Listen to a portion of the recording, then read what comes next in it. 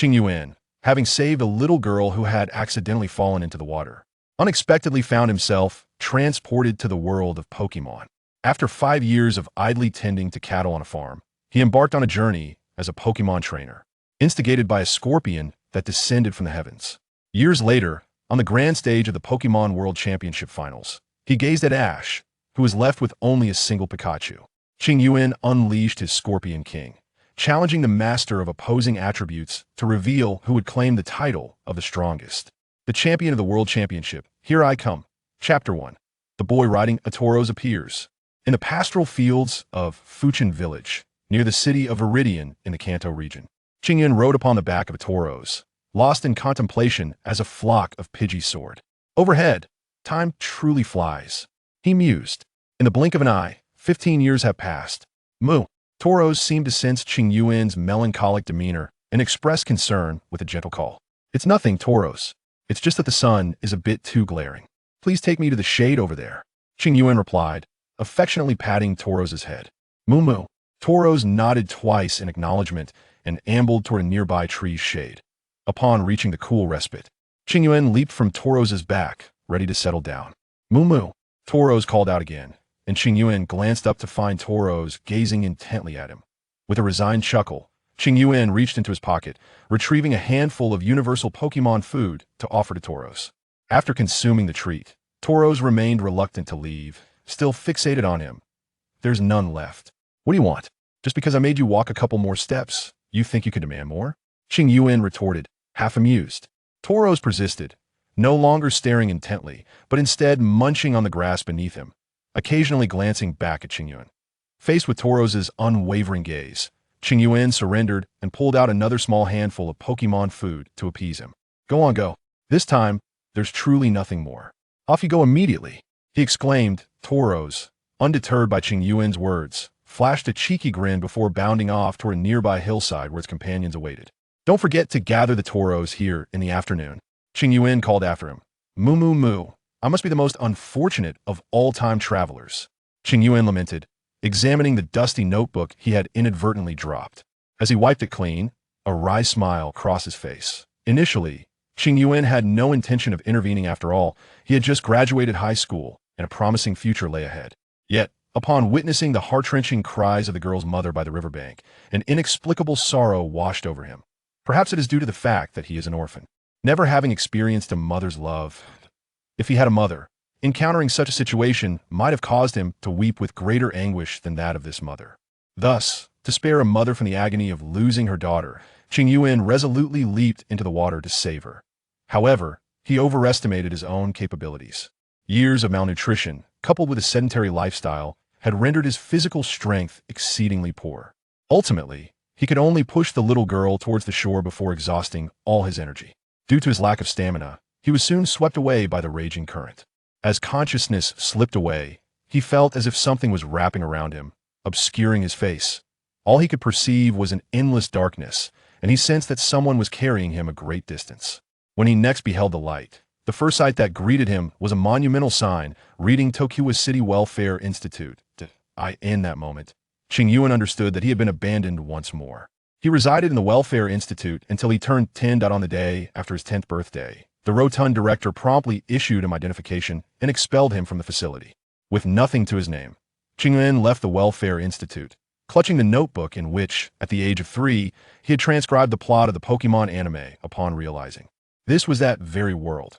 After departing, Qingyuan cycled through 7 or 8 jobs before finally securing work as a shepherd for a farmer.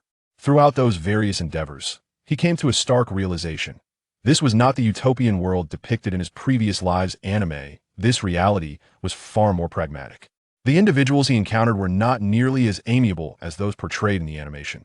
Indeed, amongst the jobs he held, 3 employers attempted to cheat him out of his wages. Fortunately, Mr. Tian Shur, the farmer, was a man of integrity. Although his monthly pay of 6,000 alliance coins was less than the 8,000 offered by other farmers, Mr. Tian provided meals and lodging, as well as access to his extensive collection of books. With these benefits, Qingyuan was certain that the value of his situation far outweighed the mere 2,000 alliance coins he might have earned elsewhere. In addition to unscrupulous merchants, in this world, obtaining a starter Pokemon is not as simple as visiting a professor to receive one for free, as it is depicted in the anime. In this reality, parents must pay an annual fee of 100,000 Alliance coins to the League starting from a year of their child's birth. Only then can they receive a starter Pokemon from Miss Joy at the local Pokemon Center. It is important to note that the starter must be obtained from Miss Joy if one does not have connections to the professor or lives nearby. Acquiring a Pokemon from him is virtually impossible. After all, the resources under the professor's control are always superior to those available to the general populace. Furthermore, if a child's parents are unable to pay the annual fee of 100,000 Alliance coins from the time of their birth, do not rush, as long as you pay a sum of 100,000 Alliance coins to the League in the year you embark on your journey as a trainer. You shall receive a Pokédex issued by Miss Joy. Furthermore, you may ascend to the status of an esteemed member of the League, thus enjoying an array of benefits and privileges at the Pokemon Centers. However, these advantages come with a time constraint. For instance, the complimentary healing service at the Pokemon Center is subject to such limitations. If you only acquire the Pokédex without obtaining one of the starter Pokemon, the complimentary healing benefit is valid for merely 2 years. After this period, should you wish to continue availing yourself of the free healing services, you will be required to remit an annual fee of 20,000 Alliance coins to the League, thereby extending this privilege. In Qingyuan's perspective, this arrangement bears a striking resemblance to the membership systems prevalent in shopping malls in his previous life. Holding solely the Pokédex equates to being a silver member, while possessing a starter Pokemon elevates one to the status of a gold member. Silver members must pay renewal fees to sustain their benefits, whereas gold members do not share this obligation. Nonetheless, even with these distinctions, Qingyuan remains keen on the benefits afforded to silver members. Chapter 2. The Scorpion Descends from the Heavens. Not only was the acquisition of the Pokédex beneficial due to the privileges it offered at the Pokemon Center, but its primary advantage lay in enabling Qingyuan to observe the potential of Pokemon in a more intuitive manner. After 15 years of relentless effort, Qingyuan had come to the realization that he lacked the legendary golden finger often attributed to extraordinary individuals. Even the so-called Eye of Insight, a trait commonly possessed by traversers, was a luxury he could not afford as a beleaguered traveler himself. Of course, the Pokédex did not possess immense capabilities. It merely allowed Qingyuan to examine the data of a Pokémon and, through comparisons with the database, provided trainers with a clearer perception of their Pokémon's developmental potential. Additionally, it aided Qingyuan in identifying the skills possessed by a particular Pokémon, including its inherited abilities, while its functions were relatively simple. For someone without a golden finger like Qingyuan, such features were indeed formidable. Given his limited financial resources, Qingyuan could only pursue an elite path. If he were to encounter a Pokémon with insufficient potential after investing numerous resources, it would spell disaster for his already precarious situation. Thus, it was imperative for him to allocate his scant resources to Pokémon with greater potential and swiftly convert that potential into strength. Only then could he leverage this Pokémon to generate more resources, fostering a positive cycle that would continually enhance his capabilities and ultimately realize his dream of becoming a trainer. Should he fail to establish this virtuous cycle due to a Pokémon's lack of potential, his aspirations would remain forever unfulfilled. Therefore, despite the expense of the Pokédex, he was resolute in acquiring it. As for the notion championed by Ash, the protagonist of the anime, that training could strengthen any Pokémon, Qingyuan did not dismiss it entirely. However, the prerequisite was having the necessary resources. Without that capital, he could only emulate Shinji's cautious approach. After dusting off his notebook, Qingyuan settled beneath a tree, engrossed in its contents. The notebook contained not only the narratives he had painstakingly recorded in Chinese characters, but also cultivation notes transcribed over the years from the library in Johto City and the collection of Mr. Tianshi. Within its pages lay fundamental knowledge about nurturing Pokémon, alongside some unique tips. The process of strengthening Pokémon involved not only training and battles, but also daily care and cultivation, which were equally vital. Of course, had he been accompanied by a nurturing expert like Brock, Qingyuan could have dedicated himself solely to strategizing and training. Unfortunately, such a companion was not in his favor, nor would one necessarily appear in the future. Thus he resolved to learn independently. As time passed imperceptibly, Qingyuan became deeply immersed in the ocean of knowledge, oblivious to the passage of time. When he finally lifted his gaze from the notes, he found that the western sky had transformed into a brilliant crimson. Realizing that time was slipping away, he hastily tucked away his notebook and, after stretching his limbs, cupped his hands around his mouth and shouted, "Moo!" Kintaro ambled down the slope, accompanied by its entourage, toward Qingyuan, who stood patiently awaiting their arrival. Upon reaching Qingyuan, Kintaro flicked its head with an air of arrogance. Not perturbed by this display, Qingyuan produced a small handful of Pokémon food and remarked, It seems you no longer relish this delicacy. Perhaps I should offer it to another Kintaro? Upon hearing this, Kintaro became anxious, pleading with Qingyuan while attempting to nuzzle against him. In response, Qingyuan promptly fed Kintaro the Pokémon food. However, Kintaro's exuberance was rather forceful, and the impact of its large head was quite jarring. After consuming the food, Kintaro's demeanor shifted dramatically. It lowered its head in submission, ready to carry Qingyuan on its back. Just as Qingyuan prepared to mount, a shadow streaked across the sky, hurtling directly toward him. With a resounding crash, the shadow landed on the lawn 100 meters away. Both Qingyuan and Kintaro stood momentarily stunned, exchanging bewildered glances. After a while, Qingyuan decided to investigate the situation. After all, it could be a fortuitous opportunity that had fallen from the heavens. As for any potential danger, he glanced down at Kintaro, trusting it would ensure their escape, if necessary. The distance of 100 meters was trivial, and Kintaro swiftly carried Qingyuan to the site of the shadow's descent. There, they discovered a scorpion-like creature lying in a cross shape on the ground. Qingyuan dismounted and approached the creature, noticing that it was a Scorpius with its eyes spiraled in a daze, sprawled across the lawn. What a peculiar sight. How did a Scorpius end up here? Qingyuan pondered, slightly perplexed. Although Fuchin Town is adjacent to the evergreen forest, it is not uncommon for some Pokémon from the Chengdu region to wander nearby. However, those Pokémon are typically fully matured and only find themselves lost in their travels. In contrast, the creature before him was distinctly different. It was smaller than a normal Scorpius and bore a pinkish-purple exoskeleton. These characteristics clearly indicated that this Scorpius had not yet emerged from its juvenile phase.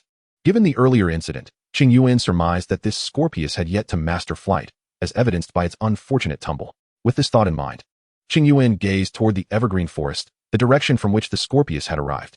All signs suggested that something significant had transpired within the forest. Despite the apparent potential for gain, Qingyuan felt no inclination to intervene. After all, his current fragility rendered him unqualified to engage in such matters, and it was best to remain oblivious. Of course, if an opportunity to benefit arose while ensuring his own safety, he would not hesitate to seize it. With this resolution, Qingyuan retrieved a Pokeball he had prepared 5 years prior, pressed the button, and tossed it toward the dazed Scorpius before him. The newly born Scorpion, still in a state of unconsciousness, exhibited no signs of resistance. The Pokeball did not even tremble, producing a decisive thud that indicated a successful capture. Observing this, Qingyuan stepped forward, picked up the Pokeball, and murmured, "Little one, I hope your potential is commendable. Otherwise, I shall have no choice but to release you." Despite this, he held a certain fondness for the Scorpion. With that, he stowed the Pokeball away and mounted his Tauros, leading the herd down the slope toward the pasture. Chapter 3. Capturing the Scorpion. Upon returning to the pasture, Qingyuan first counted the number of Tauros, ensuring none had strayed. "Hey, brother Qingyuan, dinner is ready. We've been waiting for you." Just as Qingyuan locked the door, he heard a shout. Following the direction of the voice, he saw Taku waving at him. "Taku, you go ahead and eat. I must pay Mr. Tianshi a visit." "All right, got it, thanks." Qingyuan waved back in appreciation and made his way toward Mr. Tianshi's residence. The layout of the pasture was circular, with the outermost area housing the shelters for Tauros, merino sheep, and other Pokémon. The wooden cabins where Qingyuan and Taku resided were situated in the center. Further inward lay the processing facilities for livestock products and storage for tools, while the innermost layer housed Mr. Tianshi's quarters. The pasture was quite expansive. It took Qingyuan 5 minutes to reach Mr. Tianshi's abode.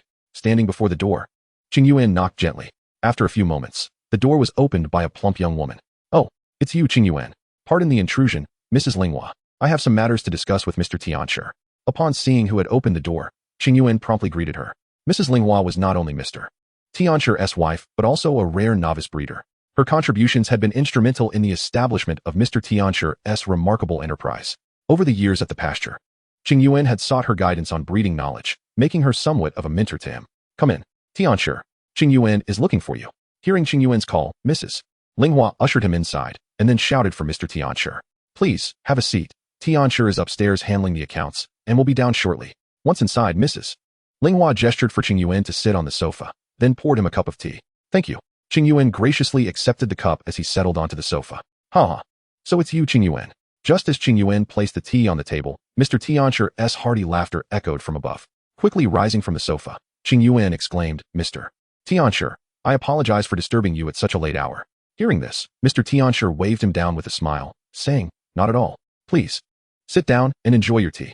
With Mr. Tianshi's encouragement, Qingyuan resumed his seat on the sofa and took a sip of his tea, while Mr. Tianshi poured more for both of them before he began to speak. "Qingyuan, is there something you need at this late hour?" Upon hearing this, Qingyuan did not conceal his intentions, promptly revealing that he had discovered a scorpion earlier that day. He also expressed his desire to purchase several bottles of Moo Moo milk from him and his intention to take a few days off to visit the Pokémon Center. Tianshi, without any hesitation, readily agreed to his requests, even selling him 30 bottles of Moo Moo milk at the generous price of 300 alliance coins each, well below the market rate of 500. With the matter resolved, Qingyuan expressed his gratitude to Tianshi and made his way back to his residence, carrying the Moo Moo milk that Linghua had prepared for him. The ranch, with its ample space and sparse population, provided separate rooms for the working cowherds and shepherds. Upon returning to his room, Qingyuan had just switched on the light when a series of knocks echoed from the door. He hurried over to open it, revealing Tumu, who stood there with a lunchbox in hand. As Tumu spoke, he extended the lunchbox towards Qingyuan. Thank you, Tumu. I'll be heading to Changpan City tomorrow. If there's anything you want, let me know, and I'll bring it back for you. No need, brother Qingyuan. The ranch is everything. I lack for nothing. Very well. Thank you for saving me some food. All right, see you. With that, Qingyuan closed the door behind Tumu and placed the lunchbox on the nearby table before sinking into a chair. After sitting there for a while, he finally retrieved the Pokeball containing the Scorpion. The red and white sphere gleamed with a metallic luster under the light. Come forth, Scorpion. He aimed the Pokeball at his bed and pressed the button. A beam of red light shot forth, and the Scorpion materialized on the bed. With a triumphant screech, the Scorpion, having recovered from its injuries thanks to the healing spray within the Pokeball, had long since regained consciousness. However, due to its unfamiliarity with Qingyuan, it immediately assumed a defensive posture upon first seeing him. Observing the wary Scorpion before him, Qingyuan shook the Pokeball in his hand. I have captured you. From this day on, I shall be your trainer. The Scorpion tilted its head in confusion at Qingyuan's words, clearly not comprehending. Realizing this, Qingyuan facepalmed, suddenly recalling that this Scorpion was newly hatched. It likely had no idea what a trainer was. Thus, he altered his approach. A trainer is someone you must obey. Think of me as your elder brother. Do you understand this? The Scorpion nodded, but soon adopted a fierce expression. The implication was clear. If it were to heed his commands, Qingyuan would need to defeat it first. Unsurprised by this response, Qingyuan recognized the instinctual nature of Pokémon, where the strong dominate the weak. Clearly, the Scorpion felt that Qingyuan did not possess the strength to assert dominance. In response to this, Qingyuan remarked, if I can't deal with adult spirits, how could I possibly manage a juvenile that has yet to shed its larval stage? With that, he donned a pair of winter gloves and reached directly for the Scorpion's tail. Naturally, the Scorpion was unwilling to allow Qingyuan to seize its tail so easily, and it snapped its pincers towards his hand. However, being still in its juvenile stage, coupled with its previous injuries and a day without sustenance, the Scorpion was utterly famished. It was, in essence, overwhelmed by its misfortunes, allowing Qingyuan to effortlessly grasp its tail and hoist it into the air. Observing the Scorpion flailing defiantly in midair, Qingyuan picked up a nearby fire poker and struck the Scorpion's head twice. The blows rendered the Scorpion dizzy, and Qingyuan subsequently tossed it onto the bed. It took a while for the Scorpion, now sprawled on the bed, to regain its composure, only to find Qingyuan looming menacingly with the fire poker. The Scorpion's initially fierce gaze transformed into one of innocence, akin to that of a college student, as it hastily raised its claws in surrender, acknowledging Qingyuan as its superior. Seeing this, Qingyuan discarded the fire poker, wearing an expression of resigned amusement as he regarded the Scorpion before him. You bring trouble upon yourself by refusing to heed counsel, only to suffer the consequences. Chapter 4. Acquiring the Spirit Pokédex. Having chastised the Scorpion, Qingyuan retrieved a bottle of Moo Moo milk, unscrewed the cap, and offered it to the Scorpion. The Scorpion, detecting the enticing aroma in the air, accepted the bottle with an expression of disbelief, as if to say, is this truly for me, my benefactor? Witnessing the Scorpion's ungrateful demeanor, Qingyuan began to entice it further. Rest assured, as long as you heed my instructions, not only will you receive Moo Moo milk, but also superior energy cubes and specially crafted spirit food. Of course, this was contingent upon its compliance. Upon hearing Qingyuan's words, the Scorpion eagerly nodded, fixating its gaze upon him. In response, Qingyuan chuckled, all right, go ahead and drink. Without hesitation, the Scorpion summoned its strength and began to consume the milk. In less than a minute, the bottle was emptied completely. After finishing, the Scorpion burped, slightly embarrassed as it glanced at Qingyuan. Consequently, Qingyuan prepared a bowl of universal spirit food and placed another bottle of Moo Moo milk on the table. For today, you'll have to make do, but tomorrow when I visit the city of Jiwan, I shall procure you superior spirit food. If you find the spirit food unpalatable, you may mix it with the Moo Moo milk. It should greatly enhance the flavor. With that, Qingyuan opened his lunchbox and began to enjoy the dinner that Taku had delivered earlier. Not one to be finicky, the Scorpion leapt onto the table, sampled a piece of the spirit food, and upon finding it agreeable, began to devour it with gusto, mirroring Qingyuan's own hearty appetite. As Qingyuan diligently savored his meal, Scorpio unexpectedly nudged him with its pincers. Turning his head, Qingyuan beheld Scorpio, its pincers clutching a milk bottle, gesturing for him to take a sip. Upon witnessing this, Qingyuan burst into laughter, his joy so profound that he nearly choked on his food. Such a simple-minded sprite, one must wonder who could possibly resist its charm. You can drink it yourself. I have more if I wish to drink. Qingyuan affectionately patted Scorpio on the head, his tone gentle. Hearing his words, the innocent Scorpio thought little of it, and promptly gulped down the milk in large swigs. Once satisfied, both Qingyuan and Scorpio scampered onto the bed, lying down together. Leaning against the headboard with a book in hand, Qingyuan noticed Scorpio sprawled beside him, peacefully asleep. Remarkably, despite having just engaged in a skirmish, they now coexisted harmoniously as if they had been companions for an eternity. The following morning, Qingyuan awoke to find Scorpio resting on his belly. "You're crushing me," he exclaimed, gently nudging Scorpio aside before getting up to wash up. "Scorpio, rise and shine, you lazy creature," he called softly. With a reluctant groan, Scorpio stirred and displayed a lethargic demeanor as it lay on the bed. Observing this, Qingyuan decided to prepare breakfast for Scorpio first. Just as he placed the moo milk and Pokémon food on the table, intending to rouse Scorpio once more, a purple blur zipped past him. In an instant, Scorpio was perched at the table, eagerly stuffing its mouth with food. Qingyuan could only chuckle wryly, saying, "Take your time. No one is competing with you." After tidying up a bit, Qingyuan set out towards Mr. Tianchu's residence.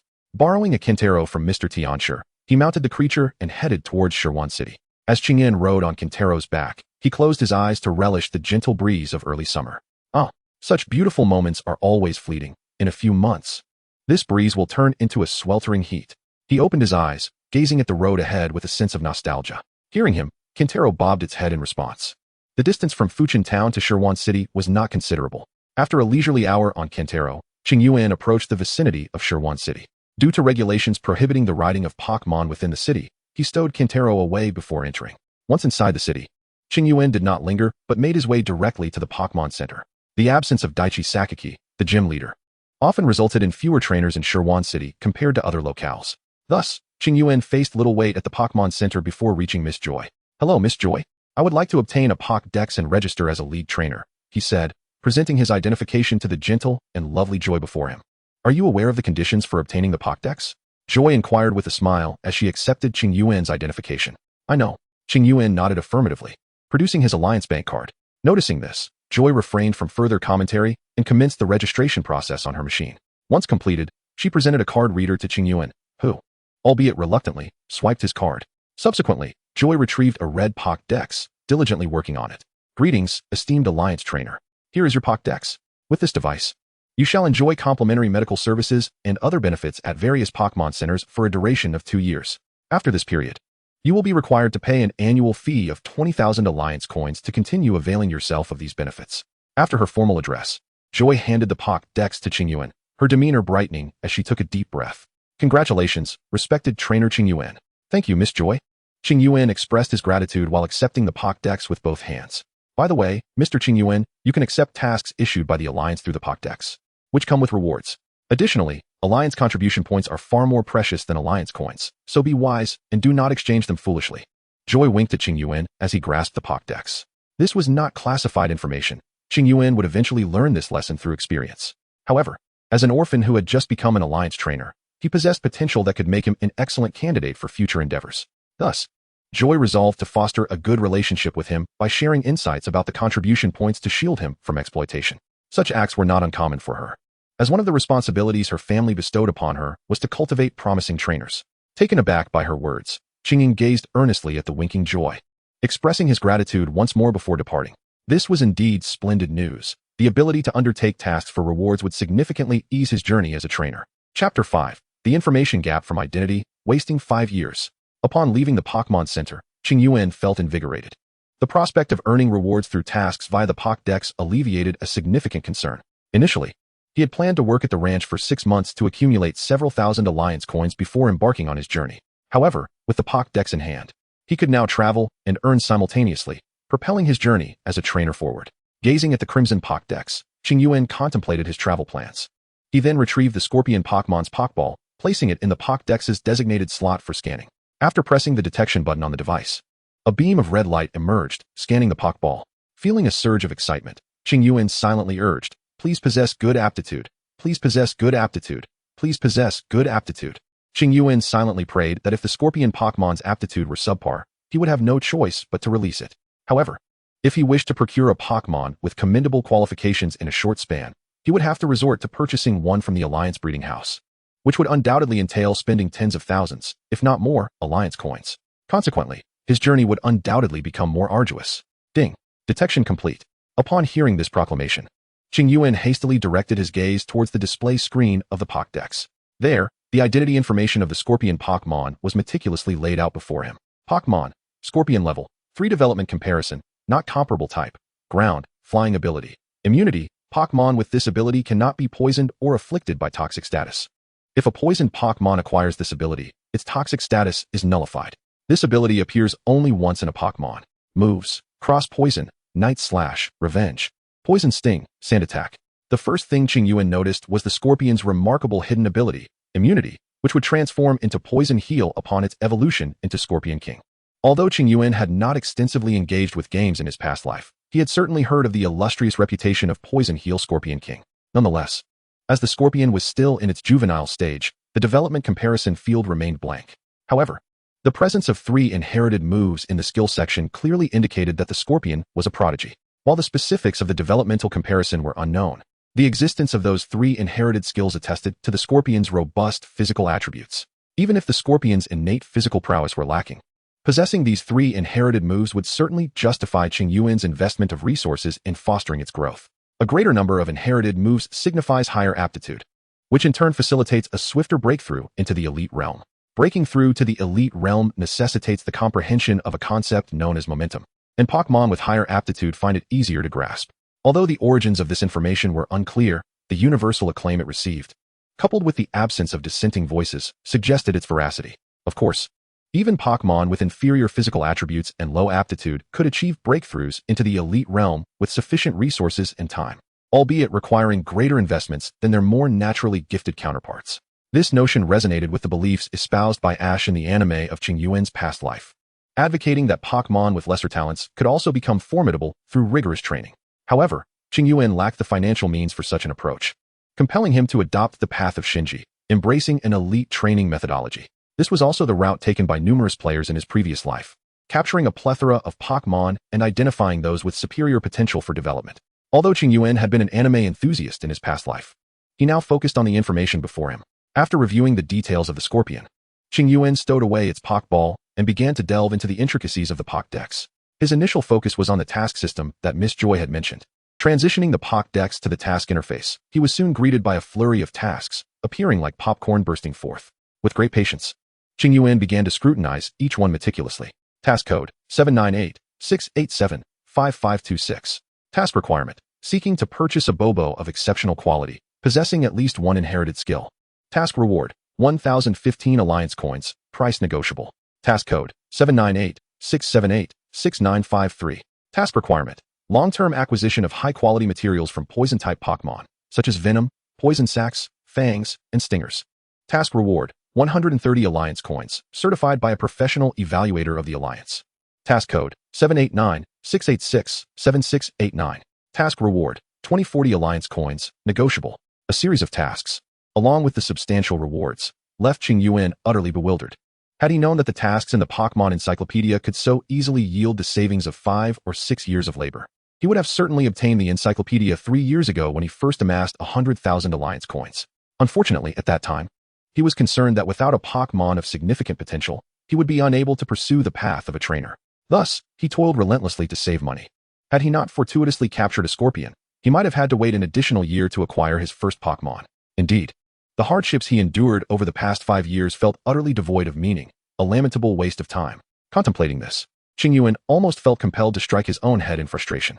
After a lengthy moment, he managed to quell his vexation and began to self-soothe. No need to be angry. No need to be angry. If I fall ill, there will be no one to care for me. These years have not been entirely wasted. At least the early training of the Scorpion can be better facilitated. Moreover, no one had informed me of the disparity in information and background. Taking a deep breath, Qingyuan murmured a few affirmations to himself, and then resumed perusing the Pokémon Encyclopedia. This time, he sought to uncover the Alliance contribution tasks that Miss Joy had emphasized. Curious about what kind of tasks warranted such importance in her eyes. Task code 758-963-2543. Task code 768-997-1231. Task reward: 50,200 contribution points. Chapter 6. Purchasing Supplies. Contribution tasks are indeed rarer than those involving alliance coins, and they come with greater difficulty and higher thresholds. Furthermore, contribution tasks are entirely assigned by the alliance and must be reported to the police station prior to completion. Perhaps this is the reason why contribution points are deemed more precious than alliance coins. As Qingyuan pondered this, he continued studying the Pokémon encyclopedia, familiarizing himself with its functions. Soon, upon opening a new interface, he gasped in astonishment, completely overturning his previous assumptions. The screen displayed a plethora of information, akin to popping popcorn, with various items appearing one after another, whether it be the starter Pokémon, Pokémon items, or evolution stones. A myriad of treasures could be exchanged here. Qingyuan's eyes widened in disbelief. Many of the items listed were ones he had never even heard of during his decade and more of existence in this world. At this moment, he finally comprehended why Miss Joy had emphasized the rarity of contribution points. Primarily, many items available in the market were deemed valuable, yet unattainable. If Qingyuan were to purchase them with alliance coins, it might take years before he could even catch a glimpse of them. Who would have thought that a mere Pokémon encyclopedia priced at 100,000 alliance coins could delineate class divisions so explicitly? Qingyuan couldn't help but exclaim. Prior to acquiring the Pokémon encyclopedia, he had never even heard whispers of alliance missions or the exchange of contribution points for treasures. It was evident that such information had been carefully concealed by trainers who possessed the encyclopedia.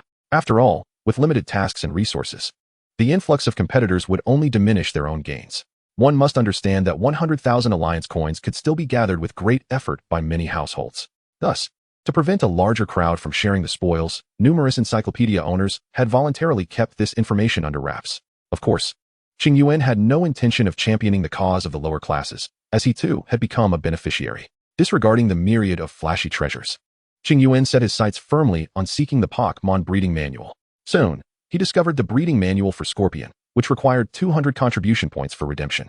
It wasn't overly expensive. With a bit of travel and task completion, he could eventually afford it. Moreover, the evolution of Scorpion necessitated a sharp fang, which, although added to Qingyuan's expenses, provided him ample time to lay a solid foundation for Scorpion.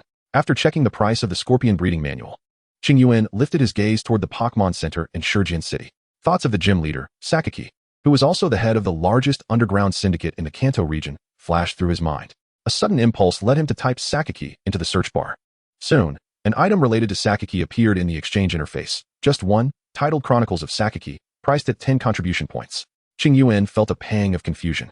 As a formidable trainer who had once triumphed in the gym leader's rankings, how could his chronicles be so inexpensively valued? A further search revealed that it had previously been serialized in newspapers for 5 years. The reason it was now available in the Pokémon encyclopedia was that, after such a lengthy period, it had become increasingly difficult to collect all the issues, prompting the full chronicles to be sold as a single volume for contribution points. Understanding the source of his curiosity, Qingyuan resolved that his immediate goal would be to acquire this chronicle. He was well aware that Sakaki's true prowess extended far beyond that of a mere gym leader. In a special episode from his past life, Sakaki had effortlessly toyed with the Chengdu champion, Yolongdu, using only a Beedrill. For Qingyuan, the chronicle represented a treasure trove of knowledge. Realizing that this world differed significantly from the anime universe of his previous life, he felt an urgent desire to explore and understand it better. However, lacking connections, he had initially hoped to gradually learn through his travels. However, nothing compares to the insights gleaned from the travelogues of the esteemed boss Sakaki. After making his decision, Qingyuan delved back into studying the Pokémon Pokédex, having already familiarized himself with its primary functions. Within a mere 5 minutes, he comprehended the auxiliary features as well. Once he finished his examination of the Pokédex, Qingyuan stowed it away and set off toward the location of the Silver Company store in Johto City. The Silver Company holds a position in the Kanto region akin to that of the Devon Corporation in the Hoenn region. In Kanto, nearly all businesses related to Pokémon are under the purview of the Silver Company, making it the undisputed titan of commerce in the area. Upon entering the Silver Company, a courteous attendant promptly approached him. Following a thorough explanation from the attendant and Qingyuan's inquiries, he had gathered all the necessary supplies. After paying with alliance coins, he exited the store, carrying a spacious backpack that had cost him 50,000 alliance coins, a pained expression etched on his face. This procurement had effectively depleted his savings. And aside from the hefty price of the 5 cubic meter backpack, Qingyuan had also purchased 3 months' worth of custom-grade Pokémon food for his Scorpion. This premium Pokémon food is exceptionally well-balanced in nutrients, perfectly catering to Scorpion's developmental needs, and can even accelerate its growth to some extent. Naturally, quality comes at a price. The 3-month supply alone cost Qingyuan 30,000 alliance coins, averaging 10,000 per month. Additionally, he acquired energy cubes imported from the Hoenn region. These energy cubes can swiftly replenish a Pokémon's energy post-training, allowing more time for additional practice. Some superior energy cubes also possess the ability to heal Pokémon and enhance their bond with their trainers. Yet, given his current financial constraints, Qingyuan could only afford enough energy cubes for 3 months, which amounted to 60,000 alliance coins, as the supply chain from Hoenn to Kanto was still relatively new, resulting in limited availability and higher prices. Moreover, he spent 10,000 alliance coins on several bottles of high-grade calcium tablets to aid Scorpion in swiftly overcoming the fatigue following its molting phase. It is crucial to note that after the larval stage, Scorpion enters a rapid growth phase, during which it will undergo 5 molts within a month, allowing it to grow over a meter in length. Providing ample nutrition during this period could potentially yield an even larger size. Beyond these essentials, he also purchased tents, medications, battle gear, Pokeballs, and various other supplies. Ultimately, Qingyuan expended a total of 180,000 alliance coins at the Silver Company store. After accounting for the 100,000 spent on the Pokédex and the 10,000 on Moo Moo milk from the ranch, the 30,000 alliance coins he had painstakingly earned over 5 years of hard work had dwindled to a mere 10,000. Among the 10,000 alliance coins, 8,000 were designated by Qingyuan as supplementary funds for Scorpion's provisions. Thus, for the ensuing months, Qingyuan would have to subsist on a mere 2,000 alliance coins for his sustenance. Fortunately, the complimentary meals provided by the Pokémon Center alleviated some of his concerns. After donning his spatial backpack and walking out of Qin City, Qingyuan released Kintoro and mounted the creature, steering towards the direction of Fuchin Town. Chapter 7. A month later, the eve of departure. Time, akin to a fleeting shadow, had elapsed in the blink of an eye, and a month had swiftly passed. Upon returning to the grassy expanse where he first encountered Scorpion, Qingyuan observed Scorpion positioned several meters away from the tree under which he sought refuge from the heat. Its pincers bound with sandbags, diligently training. The sound of clack, clack, clack resonated as Scorpion swung its pincers, vocalizing in a remarkably rhythmic manner. Meanwhile, Qingyuan sat beneath the shade of the tree, his agitation evident as he incessantly flipped through the Pokémon encyclopedia. After a considerable time, he paused his perusal, gazing skyward with a long, weary sigh. The Alliance's monopoly on knowledge was indeed formidable. Unless one procured information from the exchange interface, no semblance of systematic cultivation methods could be found elsewhere. The remaining anecdotal cultivation techniques were merely fragments of folklore, trivial tips that either Qingyuan had already mastered or were of no use to Scorpion. At present, Qingyuan was deeply troubled by Scorpion's training. Compelled to devise a makeshift training regimen for his companion, he intended for Scorpion to follow this method while simultaneously observing its physique through the Pokémon encyclopedia, refining the training approach in the process. Should Scorpion exhibit any signs of dissonance in its body, Qingyuan would immediately halt the training and make a trip to the Pokémon Center in Qin City to treat Scorpion's injuries. After all, this service was complimentary, and he would be remiss not to take advantage of it. Once healed, Qingyuan would adjust the training regimen according to the specific injuries sustained by Scorpion. Thus, after several iterations of modification, this rudimentary training method began to take shape. At the very least, Scorpion's level and physical condition were steadily improving throughout this endeavor. After stowing away the Pokémon encyclopedia, Qingyuan observed Scorpion, now panting heavily under the scorching sun. He reached into his spatial backpack for ice-cold water and energy cubes, calling out to Scorpion to take a break and replenish its strength. "Scorpion, time is up. Come over and rest for a bit. Have something to regain your energy." Upon hearing Qingyuan's command, Scorpion promptly discarded its pincers and the weights on its back, soaring towards Qingyuan. With a swift motion, Scorpion accelerated and landed on the ground before Qingyuan, waiting patiently for his assistance. Qingyuan, not at all displeased, proceeded to feed Scorpion energy cubes and ice-cold water. Following this, he retrieved a steel brush to massage Scorpion, a technique taught to him by Nurse Joy, who noticed his frequent visits to the Pokémon Center. Miss Joy's intention was to impart this technique to him, enabling Qingyuan to make fewer trips to the Pokémon Center and thereby alleviate his workload. However, little did she know that upon acquiring this skill, Qingyuan's Scorpion would exhibit a remarkable acceleration in its recovery rate following massages. This unforeseen development resulted in an increase in Scorpion's training regimen, and for reasons unknown, it became increasingly reckless regarding the possibility of injury. Previously, it had displayed a measure of caution, at least landing gracefully. Now, it dared to engage in free falls from several meters above ground. Today, for instance, it plummeted straight to the earth. Consequently, Qingyuan found himself visiting the Pokémon Center with greater frequency. What had once been a trip every 3 to 5 days became a regular occurrence every 2 days. Due to Scorpion's escalating audacity, Qingyuan's concern for its well-being grew, prompting him to contemplate whether daily visits were becoming necessary. Clack. As Qingyuan momentarily lost focus, Scorpion, displeased with the diminishing force of its massages, called out to him. "Apologies. Dear Scorpion." Clack. Plaque. Scorpion graciously waved its pincers in response. Moo. Brother Qingyuan, Mr. Tianshi is looking for you and requests your presence at his residence. All right. Then could you please save me some food, Taimu? Of course, Brother Qingyuan. After expressing his gratitude to Taimu, Qingyuan hurriedly made his way to Mr. Tianshi's abode. The summer evening had shed the oppressive heat of the day, and Qingyuan reveled in the refreshing breeze, a smile blossoming on his face. He was already aware of the reason for Mr. Tianshi's summons. A month prior, on the night he received the Pokémon encyclopedia, he had seized the opportunity to tender his resignation to Mr. Tianshi while still engaged in the task of returning the Quintero Pokeball. Given that it would be challenging to find a successor immediately, Mr. Tianshi had requested that Qingyuan remain at the ranch for a while longer.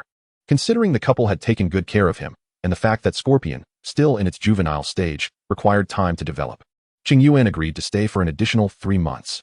He had resolved that regardless of whether a successor was found, he would leave after that period. To his surprise, merely a month had passed when Mr. Tianshi had already identified a suitable candidate for succession, allowing Qingyuan to depart with peace of mind. After all, Mr. and Mrs. Tianshi had treated him well, and Mrs. Linghua had imparted a wealth of knowledge regarding nurturing. Leaving without regard for their kindness would weigh heavily on his conscience. As Qingyuan pondered these thoughts, he soon arrived at Mr. Tianshi's door. He knocked gently, and today it was Mrs. Linghua who answered. With warm hospitality, she welcomed him inside, where Mr. Tianshi awaited with the prepared contract on the coffee table. After a brief exchange of pleasantries, the conversation shifted to the matter at hand. Qingyuan signed the resignation contract presented by Mr. Tianshi and settled the wages for the past few months. After sharing a cup of tea with Mr. Tianshi, he took his leave. Before departing, Tianshi graciously presented Qingyuan with 10,000 alliance coins, while Madame Linghua gifted him her cultivation notes accumulated over the years. Their sentiments echoed in unison, expressing a heartfelt hope that Qingyuan would steadfastly pursue his journey as a trainer, aspiring to carve out a remarkable legacy. With warmth enveloping his heart and tears welling in his eyes, Qingyuan bid farewell to the two. Just as he set the items down, a knock at the door interrupted. Upon opening it, he found Tuamu standing there, scratching his head and holding a lunchbox. Qingyuan-gu, here is your lunchbox. Thank you. Would you like to come in for a moment? Qingyuan inquired as he accepted the lunchbox, observing Tuamu's bashful demeanor. No, thank you, Qingyuan-gu. I need to rise early tomorrow for herding sheep, so I must turn in early tonight. Tuamu continued, wishing you a smooth journey. In a few years, once I've saved enough money, I too shall travel and become a trainer. Seeing Tuamu's envy as he looked upon Qingyuan, who was about to embark on his journey, Qingyuan smiled warmly, replying, all right, I shall await you ahead, and we will have a battle between trainers then. But before your journey, do not forget to pay your taxes to obtain the Pokémon encyclopedia. Its additional benefits are invaluable to us. Qingyuan took pleasure in offering this advice to Tuamu, understanding well that trainers with the encyclopedia were in a vastly different league than those without. Chapter 8. The Winds of Spring, setting off to Qingyuan City. The following morning, the weather was overcast as Qingyuan donned the spatial backpack he had prepared earlier and departed the farm where he had lived for 5 years. His initial aspirations upon discovering this world, the numbness wrought by societal challenges, and the dissatisfaction of being a transmigrator all flooded his mind like a slideshow of memories. Now, after 15 years, he was finally poised to embark on the path of a trainer. Master of Pokémon, I am coming. Qingyuan shouted dramatically at the grand entrance before turning and stepping onto the road of adventure. His first destination was Qingyuan City, where he intended to register for the Quartz Conference scheduled for March of the following year. As a significant event in the Kanto region, the Quartz Conference was held biennially. Yet most participants had only recently begun their travels. Thus, seasoned trainers often referred to it humorously as the Baby Cup. For Qingyuan, who was only just beginning his journey, the Quartz Conference represented an excellent platform for a debut. Although he yearned to claim the championship, he recognized the absence of an extraordinary advantage and thus aimed for a modest goal of at least making it to the semifinals. As he walked, contemplating his aspirations, he soon arrived at the village entrance of Fuchin Town.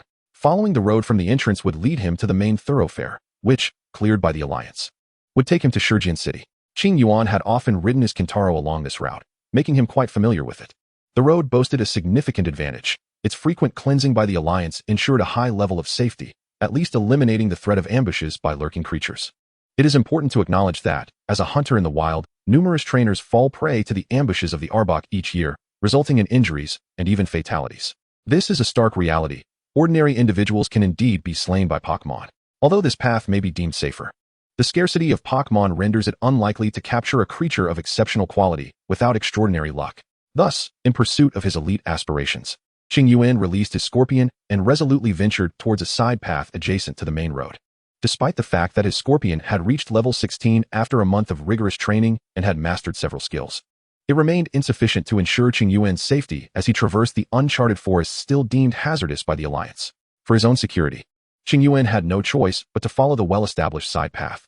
While this route lacks the regular patrols of Alliance trainers found on the main road, it remains a safer option compared to directly entering the forest. Moreover, due to its infrequent sweeps, the probability of capturing a Pokémon of superior quality along the side path is considerably higher. Let us challenge formidable foes and strive for the throne of the world champion, Qingyuan proclaimed, pointing forward as he stood at the entrance of the side path. Addressing his Scorpion with fervor, during the past month, the Scorpion had listened intently to Qingyuan's tales, developing an almost fervent desire for battle. It was this very yearning that enabled the Scorpion to endure the monotonous and grueling training sessions in hopes of becoming stronger and ultimately defeating countless formidable opponents. Clad in a combat suit sold by Silver Company, reputed to withstand attacks from Pokémon below level 30, Qingyuan strode confidently into the side path with his companion perched on his shoulder.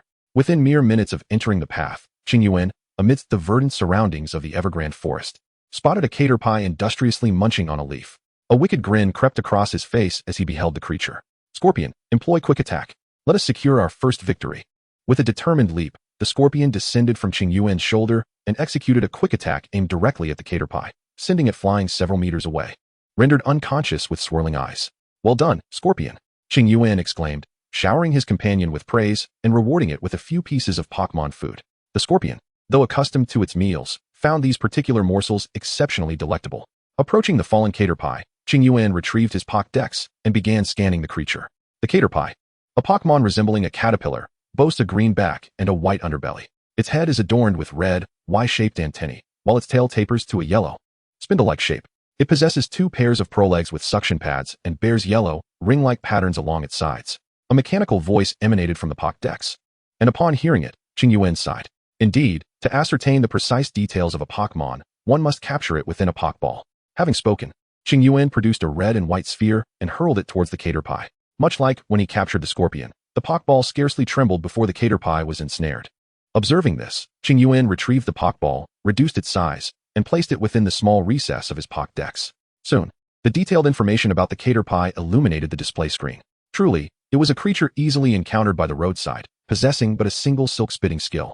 And its developmental potential was rated as inferior, the ratings being poor, average, good, and excellent.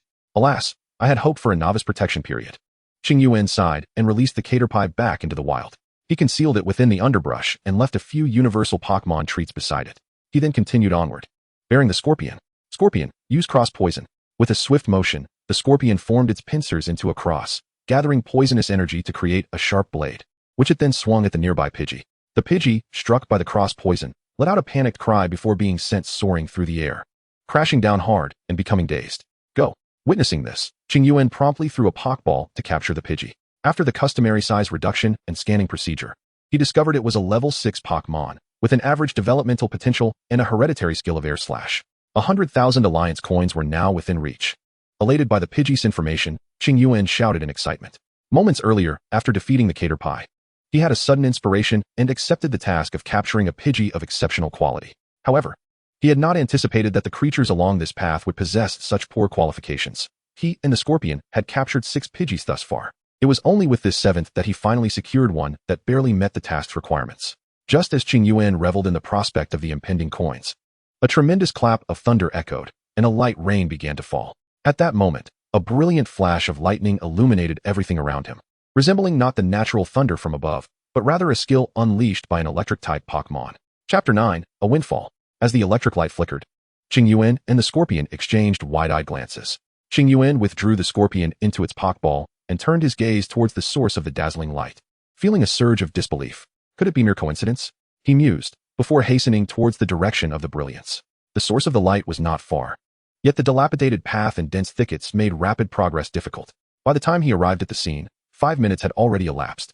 The originator of the lightning had vanished, leaving behind a scattering of unconscious Spearows and a pitch-black bicycle. Initially uncertain, Qingyuan's doubts dissipated entirely upon witnessing these remnants. This scene is reminiscent of a classic moment in anime, where Ash forges a bond with Pikachu upon encountering Ho-Oh. Yet, where could Ho-Oh be? Qingyuan mused as he gazed at the cerulean sky. The once overcast skies had now transformed into a brilliant sunny day, thanks to Ho-Oh's presence. Ah, My bicycle. At that instant, the original female protagonist, Misty, made her vibrant entrance. Observing the lively girl with her short orange hair, a wave of nostalgia washed over Qingyuan. This was indeed a fragment of his childhood. Hello, have you seen a little thief wearing a hat and carrying a Pikachu? Misty inquired politely, noticing Qingyuan's presence. I haven't seen him. It looked like this when I arrived. Did something get stolen from you? Qingyuan replied. That little thief made off with my bicycle and left it in this state. Misty exclaimed, pointing at the charred remains of her bicycle with evident frustration. Following her gesture, Qingyuan glanced down at the bicycle. Indeed, it has been reduced to ashes and is beyond repair. I haven't seen that thief, but he just battled a multitude of Spearows, so his Pokémon might be injured. You should check the Pokémon Center in Pewter City, Qingyuan suggested, gesturing towards the fallen Spearows scattered on the ground. Misty observed the sizable flock of Spearows. Even the strongest Pokémon would struggle against such overwhelming numbers. Furthermore, when she had lured that thief earlier, he had been cradling a wounded Pikachu, lending credence to Qingyuan's words. Misty nodded in acknowledgement. Thank you. I will pursue that thief now. Goodbye. With that, she hoisted her bicycle, now a mere shadow of its former self, and headed towards Pewter City. Farewell.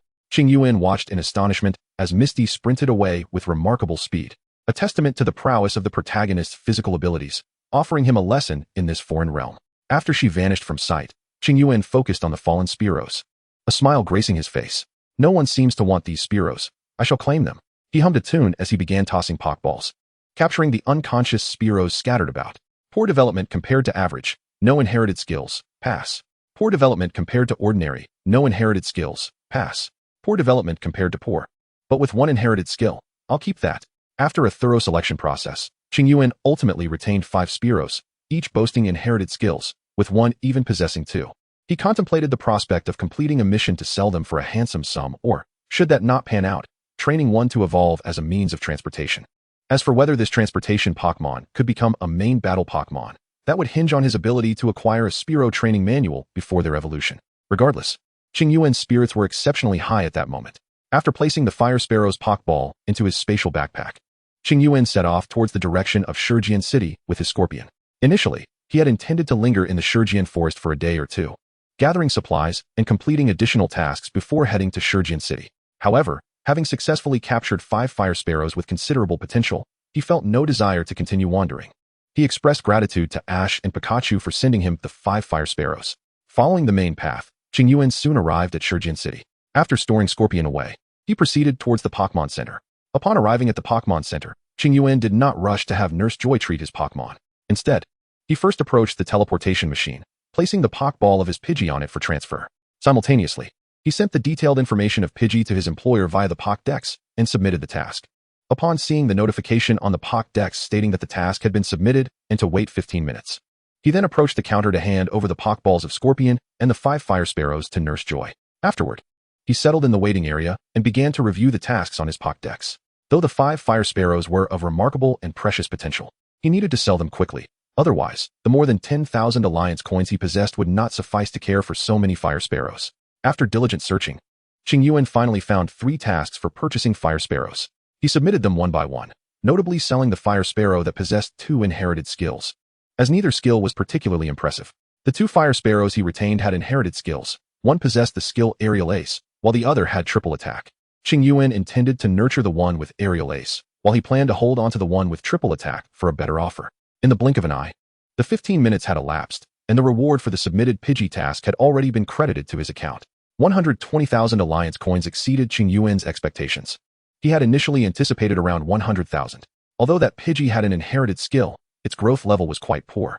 Subsequently, the rewards for the 10 tasks concerning Fire Sparrows were also credited, with the largest sum coming from the Fire Sparrow with 2 inherited skills, totaling an impressive 230,000 Alliance coins. Haha, I've struck it rich. Qingyuan thought excitedly as he gazed at the balance of 610,000 in his bank account. He had never received such a substantial sum of money in either of his lives. You are indeed here. Qingyuan turned towards the source of the voice to find Misty furiously shouting at Ash while carrying a broken bicycle. Observing this, Qingyuan smiled slightly, capturing the moment with his Pokédex while also becoming vigilant. If his memory served him correctly, the notorious Team Rocket trio was soon to make their entrance, or more accurately, a duo in a Meowth. Chapter 10, Team Rocket Trio. Indeed, just as Xiaoxia had finished berating Xiaoji, the intercom of the Pokémon Center blared to life. Emergency alert. Emergency alert. An outsider has invaded Qingyuan City, likely a Pokémon kidnapping syndicate. Bang. As the alarm ceased, a tremendous crash resounded, shattering the ceiling of the Pokémon Center. In an instant, the entire facility was engulfed in a thick haze of gas. What on earth is happening? Xiaoji stared blankly at the swirling smoke, bewildered and questioning the situation. Since you have sincerely inquired, allow me to graciously enlighten you. To prevent the world from destruction. To safeguard the peace of the world. To enforce love and truth, the embodiment of villainy. The charmingly delightful antagonists. I am Musashi. I am Kojiru. We are Team Rocket. Traversing the galaxy. A bright, white tomorrow awaits us. That's the way it is. Meow. Observing the trio from Team Rocket recite lines from their previous animated exploits and striking poses reminiscent of those shows, Qingyuan was filled with excitement. Unable to resist capturing several photographs of them. Oh ho ho, you little rascal do have an eye for talent. Since you are so perceptive, we shall spare your Pokémon today. You may leave. Hand over the rare Pokémon immediately, or do not blame us for our ruthlessness. Musashi laughed heartily, covering her mouth as she noticed Qingyuan snapping photos. Upon hearing this, Qingyuan ceased his photography, shaking his head. While I appreciate the photo opportunity, as a league trainer, I cannot allow you to take my companions. Miss Joy, witnessing the scene, quickly interjected, Team Rocket, we have no rare Pokémon here. How disappointing. Here I was, trying to show a little kindness, and you, young man, are so ungrateful. Kojiru lamented upon seeing Qingyuan's refusal. There are many injured Pokémon here. If we search each one, we might just find a rare one. Meow? Meowth chimed in at that moment. Come forth, Scyther and Fletchling, Qingyuan declared.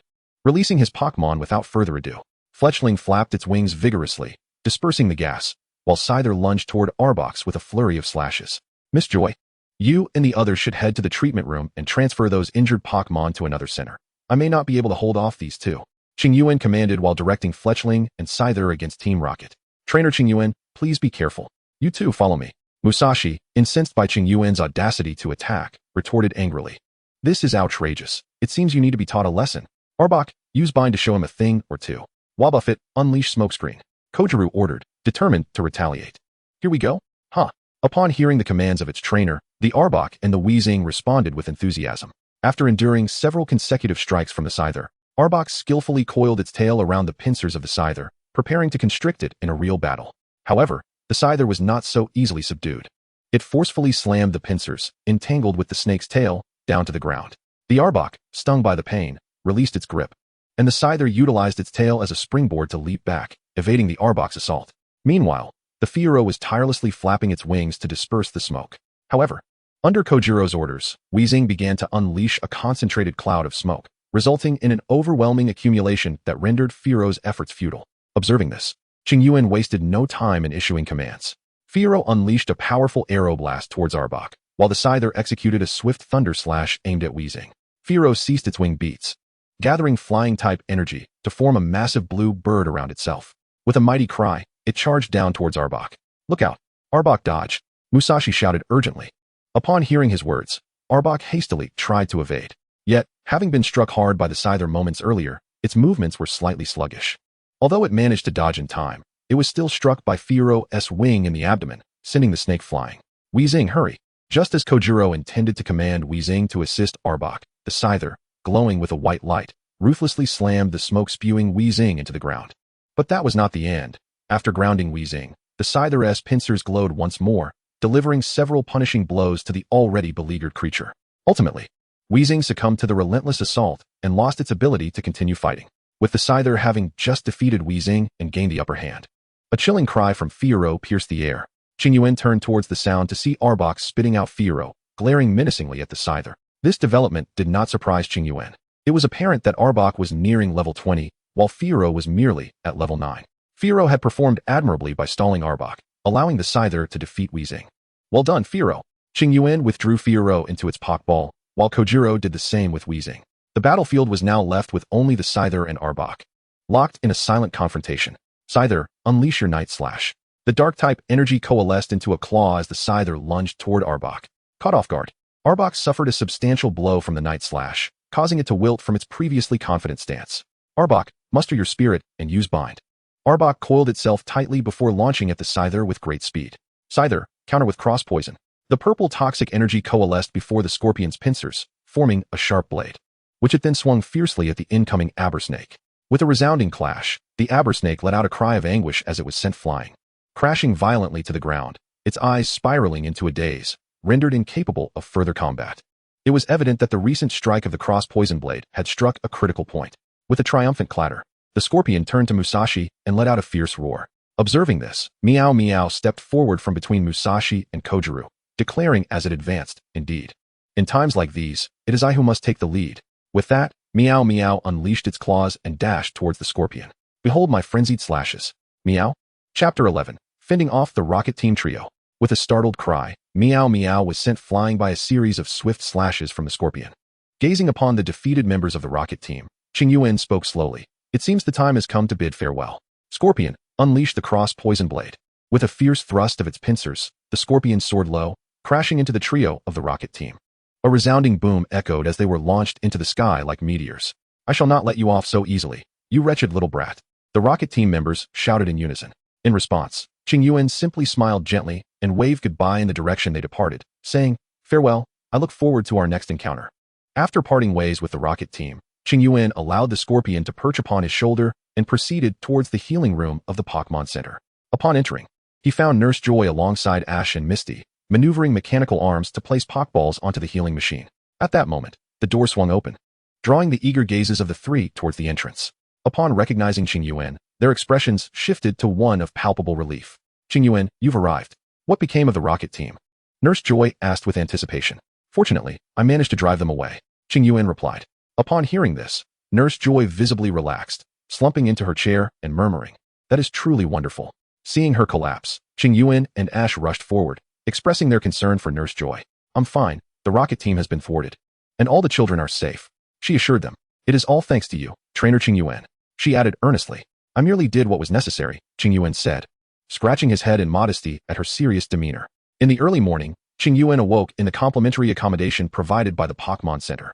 After stretching vigorously, he rose to wash up. Once refreshed, he gathered his belongings and made his way to the dining area of the center. Good morning, Nurse Joy, he greeted cheerfully. Good morning, Qingyuan. My name is Joying, but you may call me Ying or Xiaoying from now on, she replied warmly. Joying held her tray and addressed Qingyuan, who was about to queue for food. Upon hearing her words, Qingyuan paused momentarily before responding with a smile. You can simply call me a Yuan or Xiao Yuan from now on. He cleverly accepted Joy Ying's overture, recognizing the value of connections, especially given her ties to the Joy family. It never hurts to make an extra friend. Joy Ying nodded softly in response to Qingyuan's words. Good morning, Miss Joy, a Yuan. Good morning, Miss Joy, Qingyuan. Just as Qingyuan was about to initiate a conversation to foster a closer bond with Joy Ying, their exchange was interrupted by two cheerful voices. He turned towards the source of the sound and saw Xiao Ji and Xiao Xia waving at them with their trays in hand.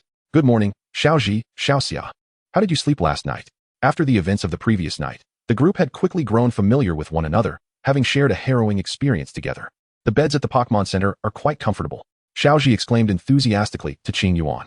Despite the chaos from the night before, when they helped clean up and tended to the injured Pokémon until past 1 in the morning, Xiao Ji's energy remained undiminished. This was reminiscent of the vibrant character he embodied in the anime of Qingyuan's past life. Upon hearing Xiao Ji's proposition, Qingyuan shook his head gently in refusal. Not today, your Pikachu is quite injured and requires proper rest. Besides, I plan to leave Shallow City this morning, so time is rather limited. How about this? When we meet again, we can have a battle between trainers then. After a lengthy journey, should Xiao Ji have gained more experience, Qingyuan would certainly be interested in a match. However, given that Xiao Ji had just formed a bond with Pikachu, it was perhaps best to wait. He was still inexperienced and had much to learn about battling. Initially, Xiao Ji felt a pang of disappointment at Qingyuan's response, but his spirits soared upon hearing that they could battle in the future. Alright, a Yuan, just wait.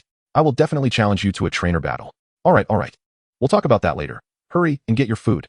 Hey, I know. Don't follow me. I'll tell you this. As long as you don't return my bicycle, I will stick to you like glue until you do. No. Watching Xiao Ji being pulled away by Xiao Xia, both Qingyuan and Joy Ying couldn't help but chuckle. A Yuan, are you leaving this morning? After a moment of laughter, Joy Ying broke the silence, her curiosity evident in her voice. Upon hearing these words, Qingyuan nodded and remarked, given my current strength, I am unlikely to defeat the Tokiwa Dojo anytime soon, so there is little purpose in lingering in Tokiwa City.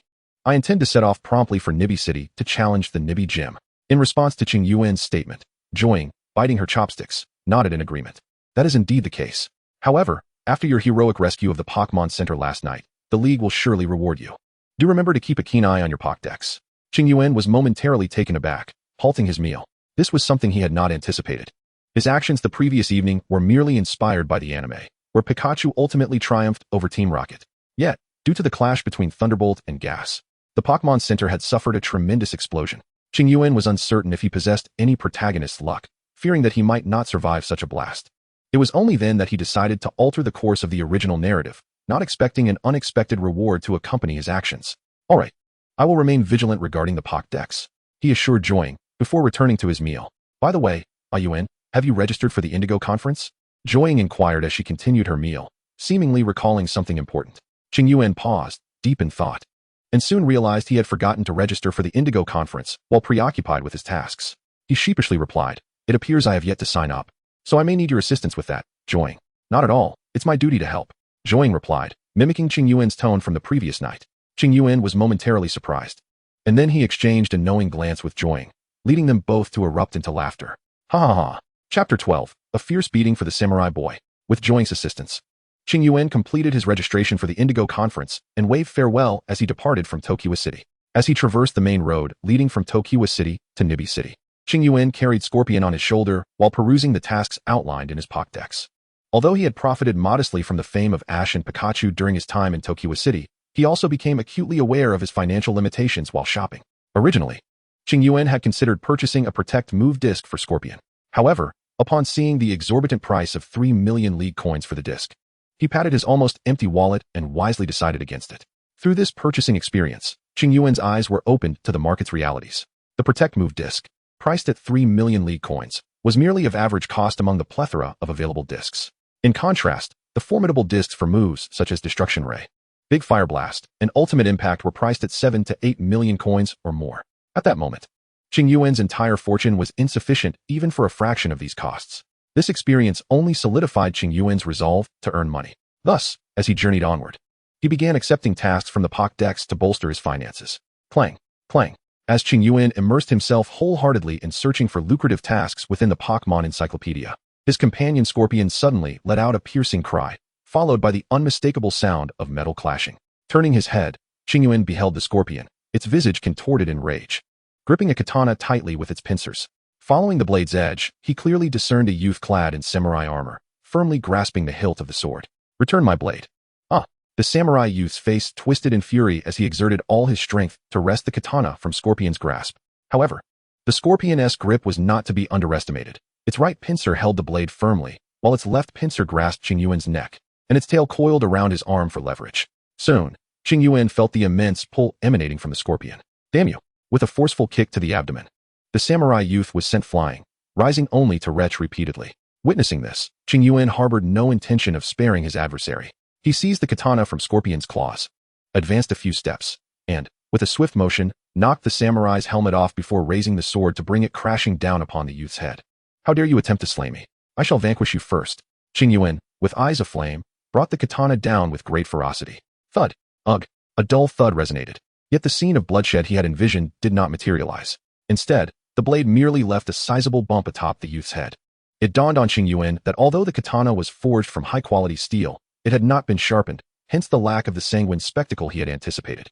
Nevertheless, the force of his strike was still sufficient to incapacitate the young warrior. Had humanity's physical resilience not been enhanced in this world, that blow could have easily fractured the samurai's skull. Recognizing that the youth bore no intent to kill him, Qingyuan's murderous rage abated somewhat. Yet, his fury remained undiminished. After all, he had been minding his own business when this impudent child had suddenly attacked him with a blade. This incident could not simply be brushed aside. Thus, Qingyuan transformed the sword into a whip, striking the rolling samurai with fervor, sending him spinning like a top. "Ugh, I'm exhausted. Woe is me. I was wrong. I shall never dare again. Please, spare me." Seeing Qingyuan cease his onslaught, the samurai youth hastily knelt and began to kowtow in supplication. Qingyuan, having unleashed a frenzy of strikes that nearly brought the youth to his demise, observed the boy's desperate pleas. Indeed, a rebellious child must be taught a lesson to learn obedience, Qingyuan remarked, somewhat contemplative, as he gazed at the weeping samurai before him. It was worth noting that in his previous life, this very individual had ambushed Ash during his attempt to capture a Caterpie, thereby thwarting his efforts. After the incident, he brazenly asserted his innocence, even looking down on Ash for his lack of initiative. Later, when Ash's Metapod was captured by a Beedrill, he stood on his moral high ground to condemn Ash. He failed to consider that had he not insisted on challenging Ash to a contest of Metapod's hardening ability, Ash's Metapod would never have been caught.